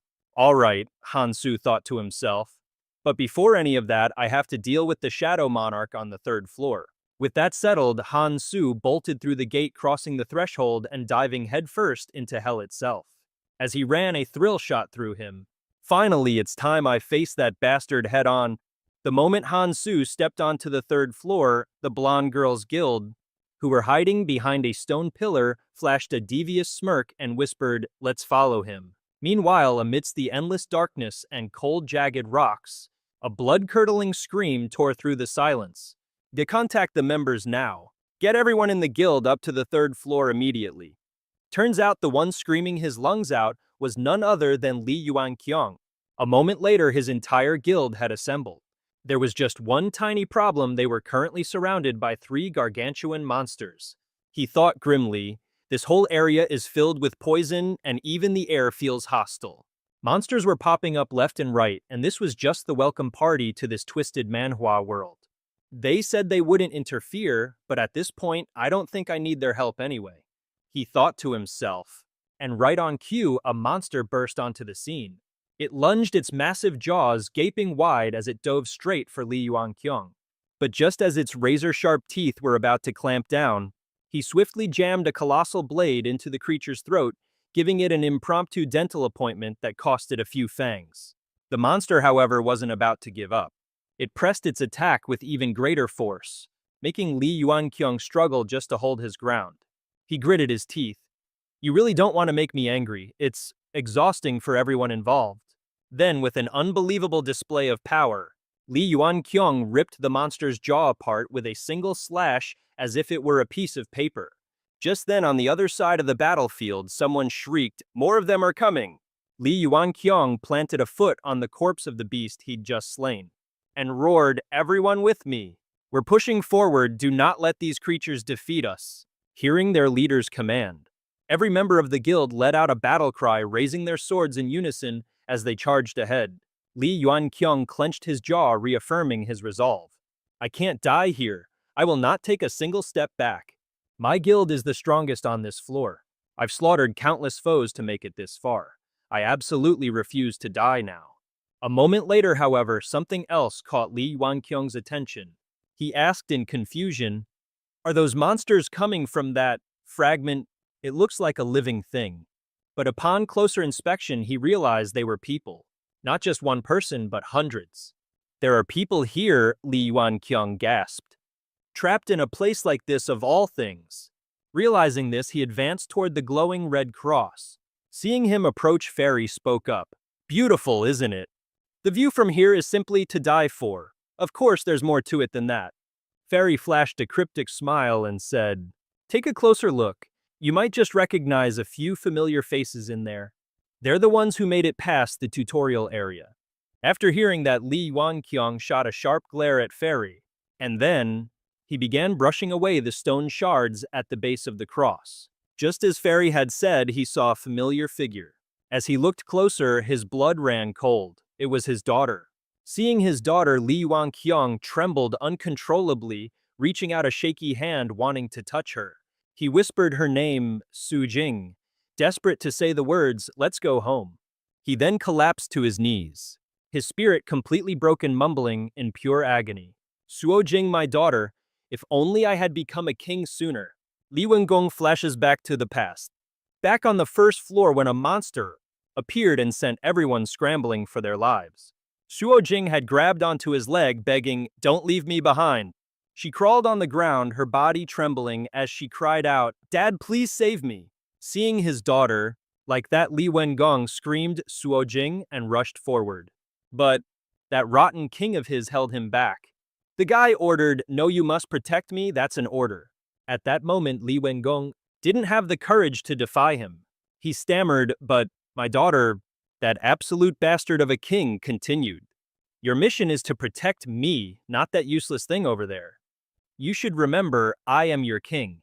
If I'd known monsters were here, he added, I would have used that little small fry as bait a long time ago. A moment later, Suo Jing seemed to have completely lost consciousness. Only then did Li Wengong rush to her side, holding her and pleading, Suo Jing, my child, please wake up. In stark contrast to his overwhelming grief, that king of his felt absolutely zero remorse. In fact, he had the gall to say, to die for your king is your greatest honor. That was the last straw for Li Wengong. All right, that's it, you're done for. He got to his feet, muttering under his breath. If I had known that my daughter was just cannon fodder, in the eyes of a king like you, I never would have joined this guild. But the king was oblivious. He didn't realize that aside from the giant monster, right beside him, another one had just been born. So he was still shouting back. Let's go quickly, while the monsters are busy eating that brat's corpse. You cannot defy my orders. He didn't even get to finish his sentence before Li Wengong lunged forward and with a single strike, sent him on a one-way trip to the great beyond. After taking out the trash, Li Wengong stood there, a blood-stained knife in his hand. He declared in true Manhwa protagonist fashion, if a piece of garbage like you can be a king, then so can I. Immediately after, a sigil on the back of his hand began to glow, proving that Li Wenqiang had everything it took to be a king. His mission to squash bugs just like that last guy. He clutched his hands, trembling as he spoke. Because of this power, for my daughter's sake, I will rule this world. Li Wenqiang was filled with a deep sense of regret. His resolve hardened, a single tear fell, and the game was over. He vowed to himself, I will not stop until I find my daughter. Fast forward back to the present, where Li Wenqiang was still in a state of utter disbelief. He muttered, I thought I'd never see you again. Thank the heavens, the gods must still have a soft spot for me. A moment later, Li Wenqiang spun around and urgently asked Fairy, quick, tell me, how do I save her? Fairy, who had been watching this touching family reunion, just burst out laughing and said, whoa, chill out, that's just a model. We created a data clone of you and stored it in that cross. Even though it's just a copy, it has the exact same power and memories as the real you. Pretty meaningful, right? Means a lot to you, doesn't it? The rules are simple. We need raw materials to create a new item. Just stuff a living person inside. Upon hearing this, another guild member's face lit up with hope. He asked, wait, does that mean my son can also... The one who died in that cross. Over on the other side, Li Wenqiang was getting just as antsy, blurting out, but Asi, where are we supposed to find someone to sacrifice? Just then, the humanity in Li Wenqiang's smile began to fade. He thought to himself, all I have to do is sacrifice the weakest one and Su Jing will live again. You know, when it comes to his daughter, all lives are equal, lie expendable. But it seemed Fairy could read his dark twisted thoughts like an open manhwa. He immediately shot the idea down. Nope, you can't use your own guild members. That's too easy. I want you to shove someone else in there. So choose very carefully. Oh, look at that. 4 more players have made it to this floor. There aren't many survivors left up here, as you're probably aware. Fairy said, his voice absolutely dripping with sarcasm. Enraged, Li Wenqiang slammed his fist against the cross and growled. Damn it, I've come all this way. This is my only chance to see my daughter again. But just as he was being consumed by despair, a voice suddenly called out from behind Li Wenqiang. My lord, the scout's reporting that someone's climbing up here, and they've already pushed our guys off. Hearing this, Li Yuanqing just cracks a smirk. It was the kind of smirk that screamed, oh, you are so dead when I get there. He then barks out an order, take them alive for me. Meanwhile, back at the spot where the guild member from Li Yuanqing's crew got his clock cleaned, a lone figure quietly steps onto the scene. And that person is none other than Hansu. He wipes a few drops of sweat from his brow and lets out a sigh. Man, what a drag. A cigarette would really hit the spot right now. Just then, Hansu realizes he's about to have some company. He glances over to the side and mutters, well, here they are, it's Li Yuanqing's guild. Hansu sizes up their leader and thinks to himself, one of the overlords I'm destined to destroy, the Dark Overlord, Li Yuanqing. What a classic manhwa title. The list of crimes this guy has committed would take a novel to write down. Granted, he hasn't actually done them yet, but it's only a matter of time. A Dark Overlord can't save anyone. After losing his daughter, he became obsessed with finding his son, a fixation that dragged him straight into the abyss. In his desperate search, he orchestrated a massacre, becoming a butcher without a shred of remorse. As Hansu draws his weapon, a thought crosses his mind. Either way, I'm going to save your son, even if it means I have to kill you to do it. One of the guild members spots the weapon in Hansu's hand and has a sudden flash of recognition, shouting, it's him, the guy who uses chains. When Li Yuanqing hears he's finally met the enemy he's been dying to kill, he laughs like a complete psycho and says, how perfect, the very man I wanted to kill just served himself up on a platter. This will certainly make a fine gift for Song. A second later, Li Yuanqing's expression shifts dramatically. He roars, I'm going to put your worthless life to good use. Hansu just furrows his brow, not saying a word. He's probably thinking, just shut up already, you little gray-haired gremlin. Without another word, Li Yuanqing draws his blade and charges forward. Hansu quickly gets into a defensive stance, but before the two of them can even clash, the ground suddenly begins to shake violently. Both Li Yuanqing and Hansu immediately snap to high alert. A moment later, the ground explodes into smithereens, and from beneath the layers of earth and rock, a monster, another colossal one shaped like a gigantic worm, bursts forth. As the chubby worm emerges, dirt and rocks are sent flying everywhere. The members of the Dark Guild take one look and immediately start screaming in panic. Overlord Li Yuanqing stares at the monster before him. He can immediately tell this thing is way too powerful and yells in frustration, damn it, there's a monster here. We have to retreat now. He turns back to Zhang and orders, don't let that chain wielder escape. Zhang turned back to keep watch. It's a matter of skill, Hansu interrupted. In the next instant, Hansu cracked his chain, swiftly coiling around the fat worm like it was a giant burrito. With a single swing of his arm, the entire colossal worm was instantly sliced into pieces, which rained down upon the ground. After making short work of the monster, Hansu declared, now there's nothing left to stand in my way. If you don't have the guts, then I'll do it. And with that, he charged directly at the still-stunned Wen Jing up ahead. Having just witnessed that entire spectacle, he couldn't help but gasp in sheer astonishment. What is this guy, some kind of monster from a horror manhwa? Then he roared, men kill him. At their king's command, the lackeys immediately charged forward. Seeing this, Hansu just smirked. You're not surrounding me, I'm the one surrounding you. That whole mob was sent flying with a single whip of Hansu's chain the moment they rushed in. Hansu stood in the center of the chaos, swinging his chain with gusto. Clear the stage, the main character has arrived. Wenjing watched. The scene unfold, looked up at the sky, and screamed at the heavens in pure rage, "Who the hell said he doesn't kill people?" Hearing this, the white-haired girl shot him a judgmental glare and asked, "What kind of garbage intel was that?" Meanwhile, the links of Hansu's iron chain continued to fly relentlessly, making it incredibly difficult for even John to dodge them all. While parrying a blow, John screamed, "Arg! I know he's strong, but I don't see him using any techniques. It's like he doesn't even know any skills." Hearing this, Wenjing didn't even bother asking if the info was solid. Instead, he immediately bellowed, "Fine, I'll trust you one more time. Overwhelm him with numbers.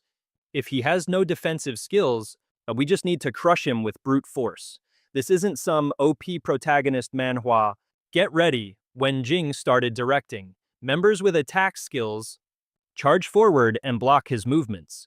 Hearing their king's order, the underlings shouted in unison and immediately shifted their formation. But was it going to be that easy? Please, you guys are still amateurs. Seeing them charge, Hansu instantly leaped into the air. Just then, another spectacular attack came flying in. Jun had been lying in wait from behind, just biding her time for Hansu to leap into the air. "Surprise bet, you didn't see this coming, did you?" she roared. Only then did Hansu finally spot Jun right in front of him. With danger breathing down his neck, Hansu's survival instincts kicked into overdrive. In a split second, he thought, "If I can't dodge this, I'm damn well gonna counter it." Right on cue, the enemy Jun brought her blade slashing down.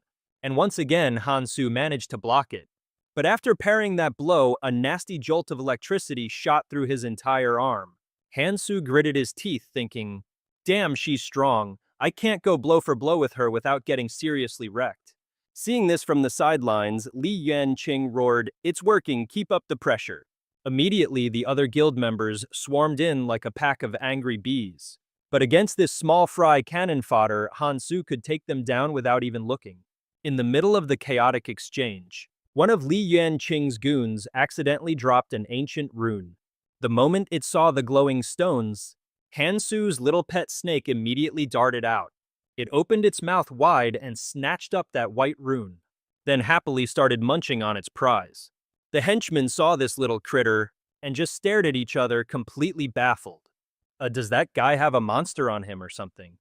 Is that thing absorbing the ancient rune? Li Yuanqing saw this too, and he frantically yelled at his underlings, "Don't let that thing get any stronger." Over on this side, the white-haired girl the coach had just sent into the ring waved her hand and cast a spell. A series of sickly purple magic circles popped up right under Hansu's feet, and in the next moment, a bunch of slimy tentacles shot up from the ground, wrapping tightly around him. Just then, the expert fighter Jun didn't hesitate to leap high into the air, swinging her sword to finish Hansu off. But since he's the main character in this manhwa, of course, he wasn't going to die. Hansu reacted in a flash, raising his chains to block the attack yet again. Seeing this, Li Yuanqing on the other side started screaming his head off again.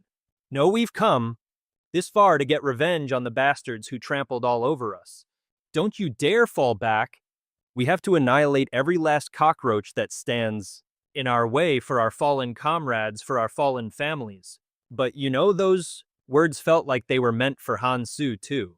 After hearing that little inspirational speech, he just got even more fired up. On the other side, Luan Qiong wasn't done yet. He bellowed, "My words shall guide how we live and how we take our revenge." Hansu watched and assessed the situation. If necessary, that guy would force his own clan members to fight regardless of their condition. Even though this completely contradicted his grand declaration about not treating his clan like cannon fodder. He's just trying to wear me down before going all out.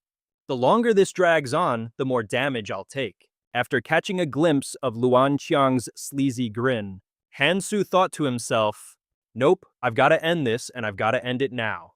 Just then, the white-haired girl launched another attack, shouting her move like a weather forecast. "I'm gonna bind you in your dreams." Hansu shot back, grabbing the dagger from his iron chain.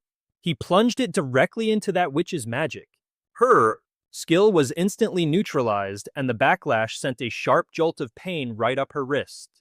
Hansu, then proceeded to clean house, wiping out the small fry minions and clearing a path straight to his target. Seeing Hansu charging straight for her, the white-haired girl's demeanor flipped in an instant. A twisted smile spread across her face as she said, "Fall right into my trap." Immediately after, those creepy tentacles erupted from the magic formation on the ground once more, again wrapping tightly around Hansu's ankles. Both of his legs were caught, and this time there were way more of them. The tentacles then coiled themselves firmly around Hansu. Seeing him caught, the white-haired girl gloated. "Did you really think I'd just let you charge straight at me?" Now, seeing that Hansu was at a disadvantage, Luan Kyung spoke up, his voice dripping with arrogance. "No matter how hard you struggle, you're still all alone. You're not walking out of here alive. It's time for you to pay the price." The moment he finished speaking, he brought his massive blades swinging down. A brutal strike delivered with vicious flair. After managing to wound him, Luan Qiang burst into crazed laughter. His face was a mask of pure ecstasy as he screamed, "I've won my daughter will live again. The first step of my plan is finally—" But he didn't get to finish. Hansu cut him off, his voice dangerously calm. "Are you sure about that?" He then raised a hand and clamped it firmly around the blade buried in his shoulder. The weapon had sliced halfway through him. And then, like a scene straight out of a badass manhwa, he looked up and smiled. "You're not getting away, son of the Grim Reaper. I've already got a coffin picked out just for you." Hearing this, Li Yuan King was absolutely seething, grinding his teeth so hard they squeaked. Hansu just smirked at the sight. "The saltier you get, the more I enjoy this." But just as Hansu lunged with his dagger, his attack was parried by another dagger. Li Yuan King gloated. "You fool! Did you really think I'd only come with one weapon? I've seen right through all your little tricks. You're still just a rookie, aren't you?" "Oh really?" Hansu shot back. "Funny you should say that. The chains aren't my only weapon either." As he spoke, Hansu summoned another dagger of his own. "Surprise, surprise, bet you didn't see that coming, huh?" Hansu then yeeted the dagger straight at Li Yuan King. And since this guy clearly doesn't have the plot armor of a manhwa protagonist, he couldn't dodge it, taking the blade right to the chest. The white-haired girl and John, watching from the sidelines, completely freaked out. "My king? Get away from our king, I'll kill you." Hansu couldn't be bothered with their pointless chatter and just slowly got to his feet. Meanwhile, Li Yuan King, using the last of his strength, propped himself up to ask Hansu, to think you'd use your own body as bait." Then he suddenly bellowed at his subordinates, "This is an order. Get him now." "Ugh, to think you'd use your own body as bait." He then suddenly bellowed at his subordinates, "This is an order. This is our chance. Take him down before his wounds heal." Hearing the command, the guild members charged forward once again. But Hansu didn't even give them a second glance. Instead, he just stood there calmly dropping some life advice. If you intend to take a life, you must also be prepared to lose your own. Do you have that kind of resolve? Your men are dying for you just as you've always made them do. A moment later, in a totally shocking twist, worthy of a top-tier manhwa, Hansu had single-handedly wiped out the entire guild. At this point, Li Yuan King was utterly broken. The dude was in pain, an absolute emotional wreck. He suddenly started screaming hysterically, "Why are you getting in my way? What did I ever do to you to deserve this?" But because of his injuries, he ran out of steam after just a few shouts and was left gasping for air. He then switched tactics to interrogation mode. "Is this about that stupid rule you came up with? That ridiculous rule about not killing other travelers?" Hansu just sighed, tired of this whole song and dance. He was so sick of having to plead his case.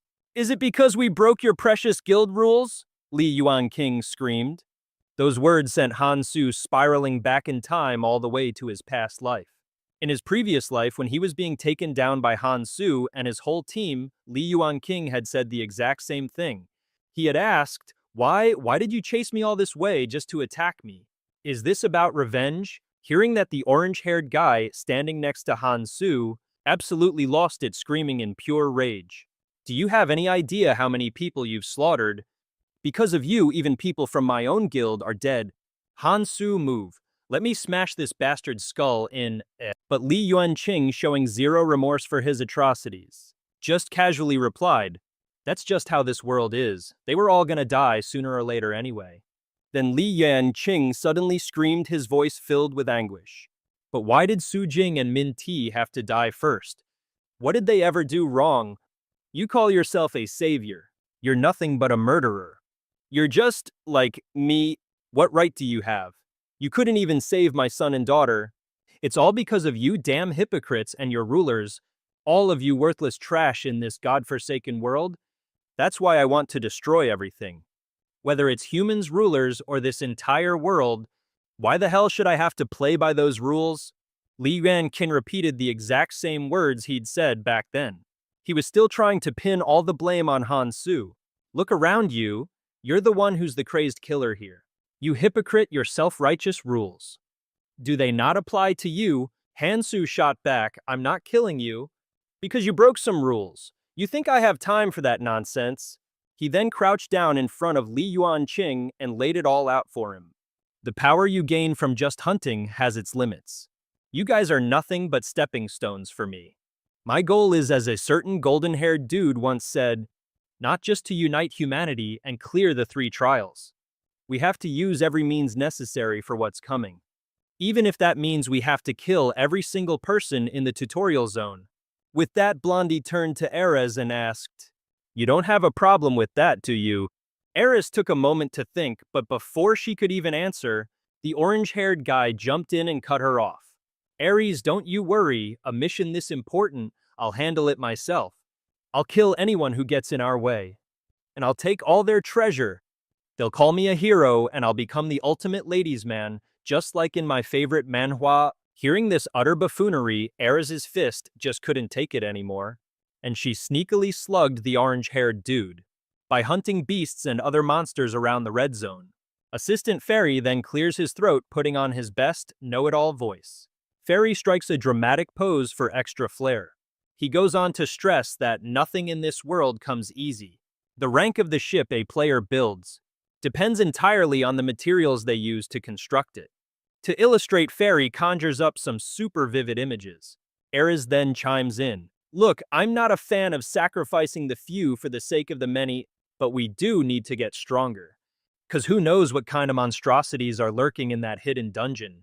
Then Erez adds firmly, even so, we have to find another way, one that doesn't involve killing everybody. Meanwhile, the orange-haired dude, fresh from getting blasted by Erez, scampers over to the blonde guy, whining, "What did I even do? I didn't do anything, I didn't even touch her." Then he turns back around, puffing his chest out. "Honestly, there's no one better for the job than me." Just then, a magic circle materializes right in front of Mr. Orange. Boom, and just like that, he's fried to a crisp, a classic Manhwa trope. The culprit none other than Han Su. He calmly asks, "So what did that little magic circle of yours have to say?" The orange-haired guy, having been zapped, just keels over and passes out. Over on the other side, Ken chimes in, "The tower's dungeon must be cleared. But we can't do it with just regular hunting. There are certain people we need to handle before this tutorial is over. We need to eliminate them. So, let's put them to good use." At this point, Mr. Gossip himself, the orange-haired dude, pops back up and butts in. "Yeah, that's right, if we kill all the bad guys and absorb their runes. Yeah, we'll definitely get strong enough to clear the hidden dungeon. We get to level up and become heroes. It's perfect." Han Su, hearing this, just shrugs. If everyone's on board, then so am I. Just then a hand lands on Han Su's shoulder. The person behind it then tells him, "Jung Han Su, don't overthink it. Anyone who gets in the way of our goal, just get rid of them."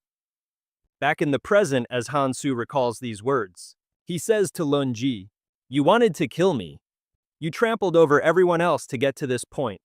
So why are you making a face like you don't deserve exactly what's coming to you? Wouldn't it be better to just accept that this is why we're fighting now?" Hearing this, Lun Ji just bursts out laughing. "Ha, I thought you were trying to play the hero, but this is the real you, isn't it?" It finally dawns on him. Ah, we really messed with the wrong guy.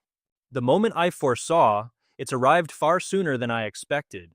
Li Yuanqiang began to deliver his last words. "If you find my son, please take care of him.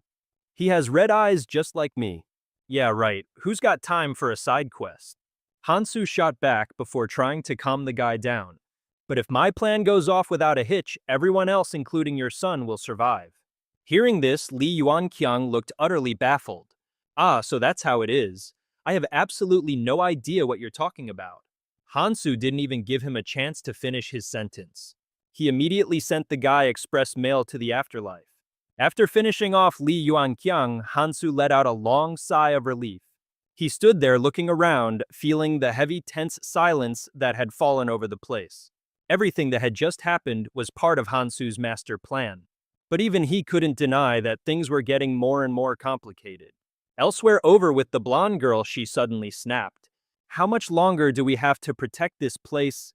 The brown-haired guy nearby heard her and said, "You're free to leave if you want, you know." Hearing that, the blonde broke into a cold sweat and stammered, No, that's not what I meant at all. We were trying to tail her secretly, but we got made. If we have to, we'll ambush her. Well, speak of the devil and he shall appear. Right on cue, Hansu materialized behind them. He spoke up, I deliberately left you all to your own devices. So did you do a good job guarding this place? The moment the blonde heard Hansu, she flinched instantly, switching to her best good girl act. Of course, we even managed to capture the creeps who were tailing us here. Oof, so much for their stealth skills. Seeing the blonde's reaction, Hansu thought to himself, she didn't see it. I was planning to kill her if she had. But I've already taken care of the problem. She'll be fine. Did you do a good job guarding this place? The moment the blonde heard Hansu, she jumped quickly, putting on an obedient face. Naturally, we even nabbed the guys who followed us here. How utterly embarrassing for them. Hansu observed her reaction and had a classic internal monologue just like in a dramatic manhwa. She didn't see what happened. Good thing too, I would have had to kill her if she did. But since I've already cleaned up my mess, she's in the clear. I've handled it so she won't find a thing. With that thought, he turned to leave. But not before announcing, good work, we're done here. You can all go now. Blondie heard this and wasn't buying it for a second. Wait, that's it? What you mean, we can just leave? Her brown-haired companion spoke up. Your Majesty, we should go. Let's turn back and find another path. But Blondie wasn't having it. Her internal monologue was basically, the more you forbid me, the more I'm going to do it. She announced, no, we press on. I must find out what that person did. Ooh, this girl is interesting. A moment later, the sound of fairies clapping echoed. He shouted out, fantastic, a new traveler has arrived. Excellent, excellent. This is getting so interesting. So then shall we begin? As for how to use that holy cross, on the other side of things, Hansu had already stepped through the gate. He picked up a fragment, looked at it, and muttered, this form is meaningless now. The place Hansu had reached after passing through the gate was the very spot where separated travelers were meant to gather, after they had clawed their way through all the rooms from the first to the third floors. And this was the fourth floor. By now, Hansu had already ditched the disguise he was wearing earlier. He stood there thinking to himself, my dear Tower Island, I'm coming for you. He could feel himself getting closer step by step to his ultimate goal. But at the same time, he knew that plenty of obstacles still lay ahead. In the world of a manhwa, you can never predict what's going to happen next. With old enemies on his heels, Hansu had to prepare himself for even more brutal battles in the future. However, one thing was for sure, there was no turning back now. Over at the preparation area for entering the fourth floor's red zone, it seemed like a full house with people bustling back and forth. Just beyond the waiting area was a river as red as blood. This place also happened to be a specialized workshop for building the boats needed to enter the red zone. All sorts of big shots and absolute monsters were present. The materials would have to be gathered from the various monsters inside the red zone. Once preparations were complete, you could set off. A man saw Hansu standing all by himself and came over to clap him on the shoulder saying, hey kid, why are you standing here all alone? Wanna join our team? You know, by hunting beasts and the various monsters around the red zone. Assistant Fairy began to clear his throat with a scholarly air. Fairy raised a hand, striking a pose for dramatic effect. He stressed, nothing in this world comes easy. The class of the ship that you players create will depend greatly on the materials you use to build it. Fairy then conjured up some incredibly detailed images. They displayed all the types of ships and the materials required for them. He then reminded the players of the reward. If a player can successfully build a boat, that person can leave, along with anyone they wish to take with them, and making a big boat is always going to be better than making a small one. The all-powerful assistant fairy generously provided the players with a detailed list of basic and essential materials. The list even came with descriptive images and detailed information. After rambling on about a whole bunch of rules, Fairy announced that it was almost time to step into the new world. It told everyone to get ready to depart. The players immediately stood before their designated gates. One brown-haired guy looked at the majestic, untamed wilderness outside his jaw, practically hitting the floor in amazement. The brown-haired guy turned back and urged everyone to try and build a ship big enough for the entire guild to travel together. Another guild chimed in, offering to help and requesting an alliance. Kang Hansu, standing in the back, couldn't have cared less about these inter-guild alliances and friendships. Right now, the only thing on his mind was finding that place. Sang Jin came up from behind him and started a conversation. He asked if Hansu had finished doing all the things he wanted to do, and mentioned that his group had arrived early to gather materials. Kang Hansu confirmed that he had indeed finished his tasks, and now he wanted to confirm if Sang Jin remembered what he had told him back on the first floor, a crucial plot point in this real-life manhwa. He confidently affirmed that he had prepared everything Hansu had mentioned on the first floor. Sang Jin tentatively asked about the system. The name of the floor he was on appeared the 5th floor dungeon. He grabbed the spear and sword from his back. According to Ralph Lauren, whatever existed in this place was still a complete mystery. Suddenly, a barrage of swords rained down from the sky. They completely surrounded them. Sang Jin recognized him from the first floor. He remembered that form of his, and Hansu bluntly admitted that he no longer needed to keep up the disguise. Noticing how carefree Sang Jin seemed, Hansu couldn't help but wonder why. He was still hanging around here instead of gathering materials for the giant ship. Time was running out, and the materials were limited. Sang Jin was brimming with confidence, stating that the guild and me already had that covered. Sang Jin repeated the name Mihi, his voice laced with suspicion. The scene abruptly shifts to somewhere else in the quest area. A monster riddled with countless arrows let out a scream of agony. The one who fired those powerful shots was none other than Mihi. A shot of Mihi looking absolutely confident appeared thanks to the assist. Sang Jin recalled his reunion with her on the first floor of the Tower Island, and he insisted that the Mihi of today had changed an awful lot. While Sang Jin was busy rambling about how happy Mihi would be to see Hansu again, our boy couldn't be bothered and simply tossed a snake in Sang Jin's direction. He walked away, throwing a line over his shoulder that he didn't need the snake anymore. So he was leaving it for Sang Jin, who probably needed it more.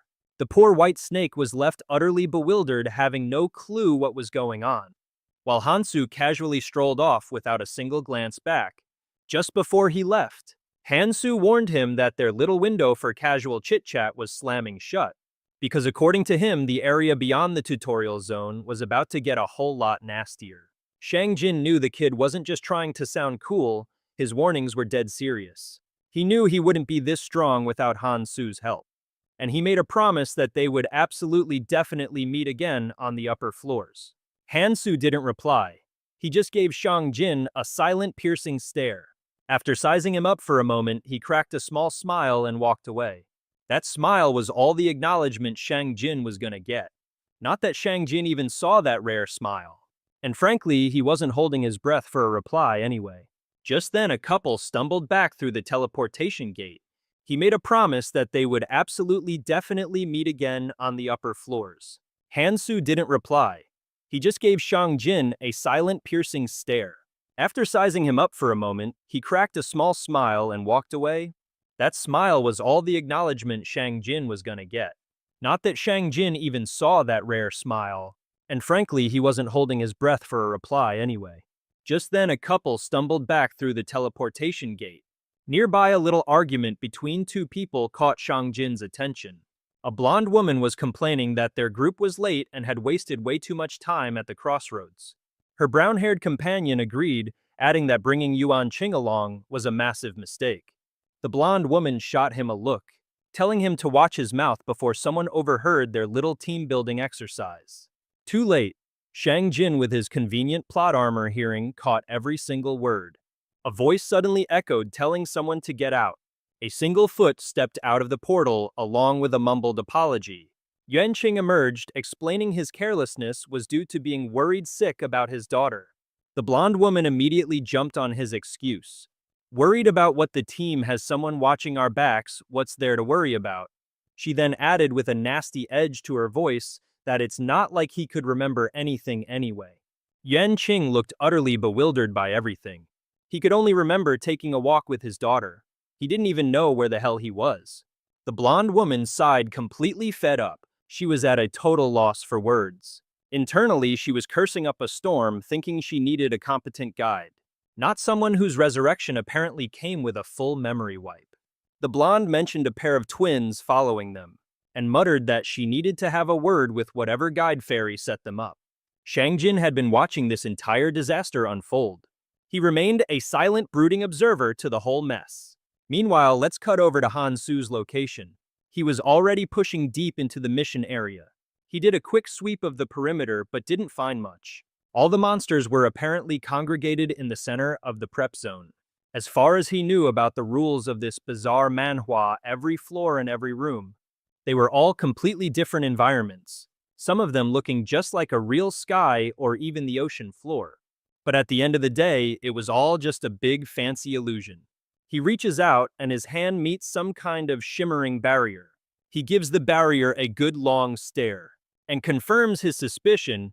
Yep, there's definitely a hidden seal here. He'd heard this tower was supposed to have 4 floors, but in reality there are a total of 5.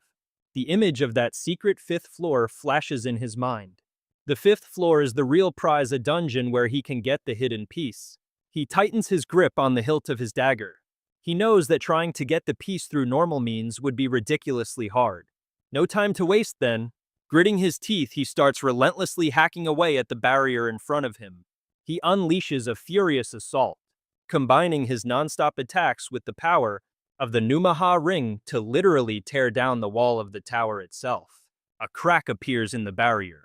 He plans on using this little opening to execute the next phase of his plan. A massive explosion erupts, sending dust flying everywhere. Hansu coolly climbs right through the hole he just made. He's dead serious about pulling off the absolutely bonkers plan he cooked up. Hey, if you can't climb up from the inside, you just gotta climb up from the outside, classic manhwa logic. Looking at it from out here, the sky-piercing tower looks both terrifying and magnificent. He glances back at the hole. He just blew in the tower wall, and in the blink of an eye, it's already vanished. Seriously? If he didn't have the Numaha ring, it would have been next to impossible for him to even attempt a crazy stunt like this. Hansu stares intently at the system window floating in front of him. Looking at the wall of stats on the panel, he can't help but curse inwardly at how pathetic they are. His strength is at 60.8%, dexterity is at 61.1%, stamina is at 66.7%, perception 67.7%, and the rest of his stats are at 58.7%. As Hansu dangles there, scaling the tower from the outside, he mulls over his less than stellar numbers.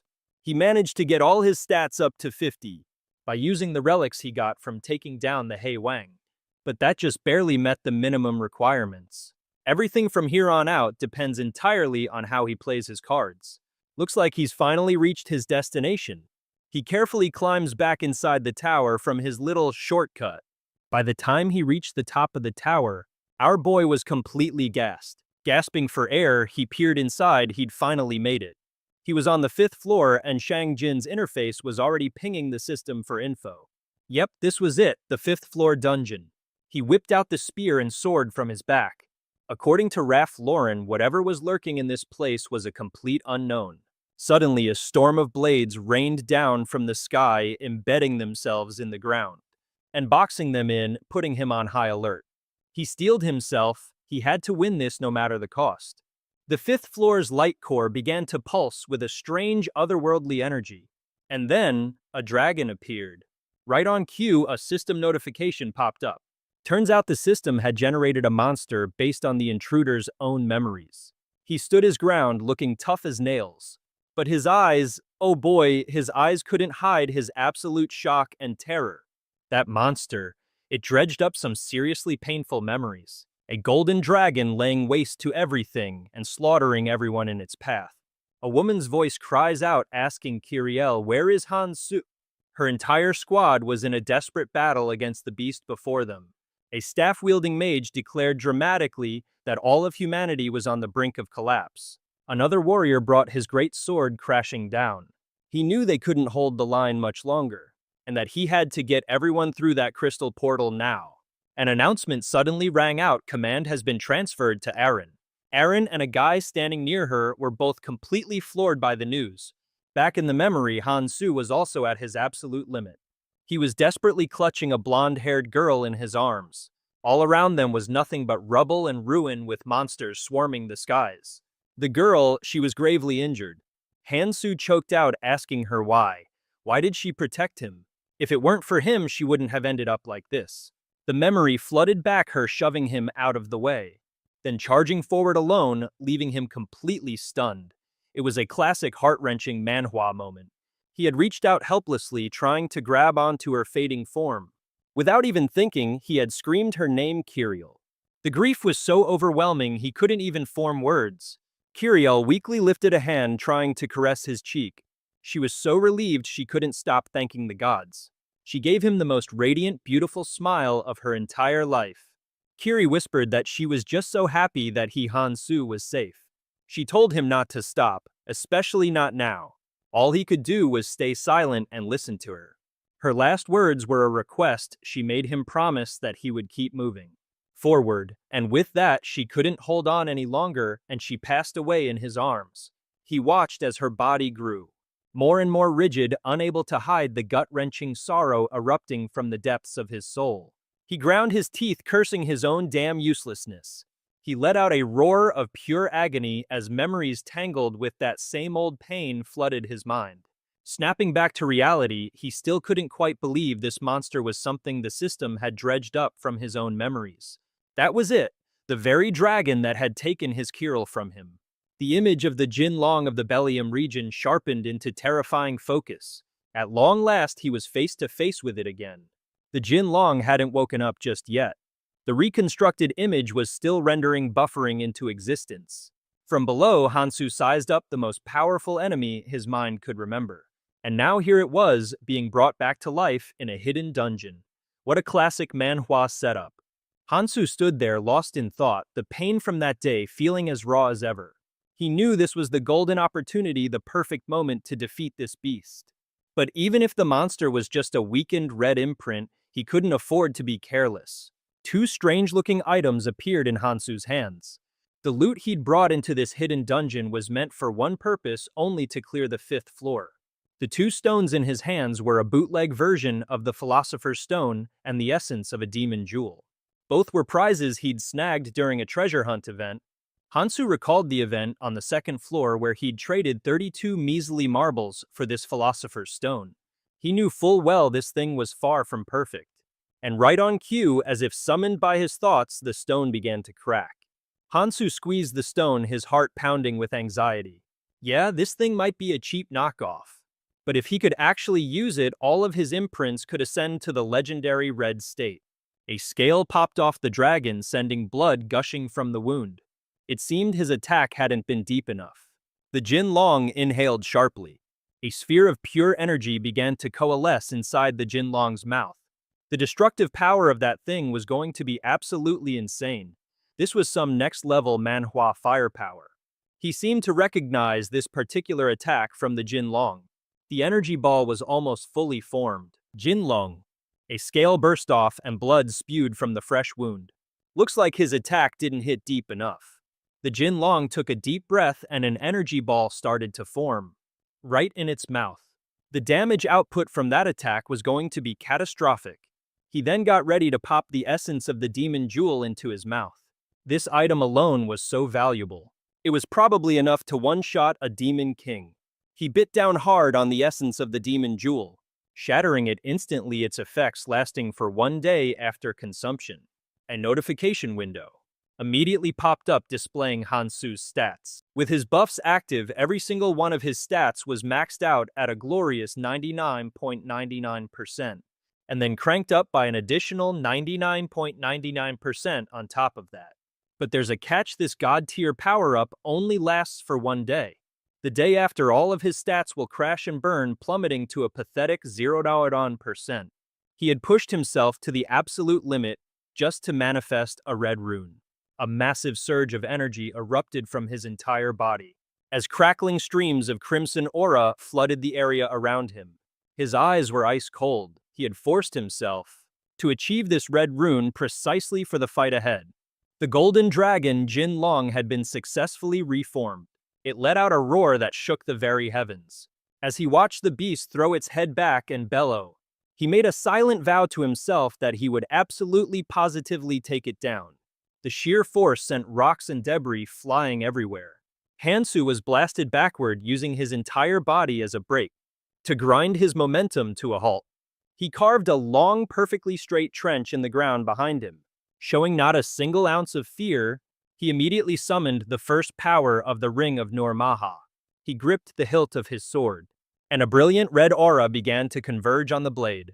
This first power was none other than the 99% red annihilation. Sword in hand, Hansu charged straight for Jin Long, but the dragon just stood there like an unmoving mountain, completely unfazed and without a hint of fear. What a classic Manhwa showdown. A mercilessly sharp strike, impossibly fast and unwavering, was unleashed, with incredible power and decisiveness from Hansu's position. But even with his body and his very sword overflowing with buffs, it wasn't enough. His blade couldn't even slice through the ridiculously tough protective armor of Jin Long. He looked down to see his sword had shattered in two, and the damage he dealt to Jin Long, it was nothing more than a tiny scratch. He seemed to recognize what kind of attack Jin Long was preparing. An orb of pure energy was steadily taking form. Jin Long took a deep guttural breath.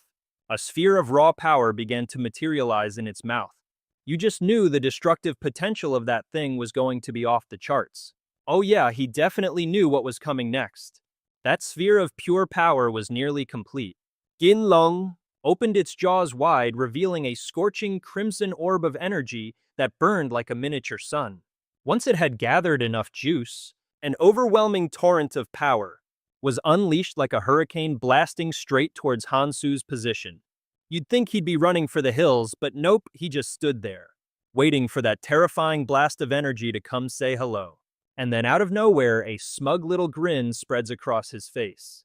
Meanwhile, in another part of the mission area, a giant, long-tongued chameleon monster lay defeated, tongue-out eyes rolled back, the whole dramatic shebang. Shang Zhen hopped right on top of the loot he'd just scored.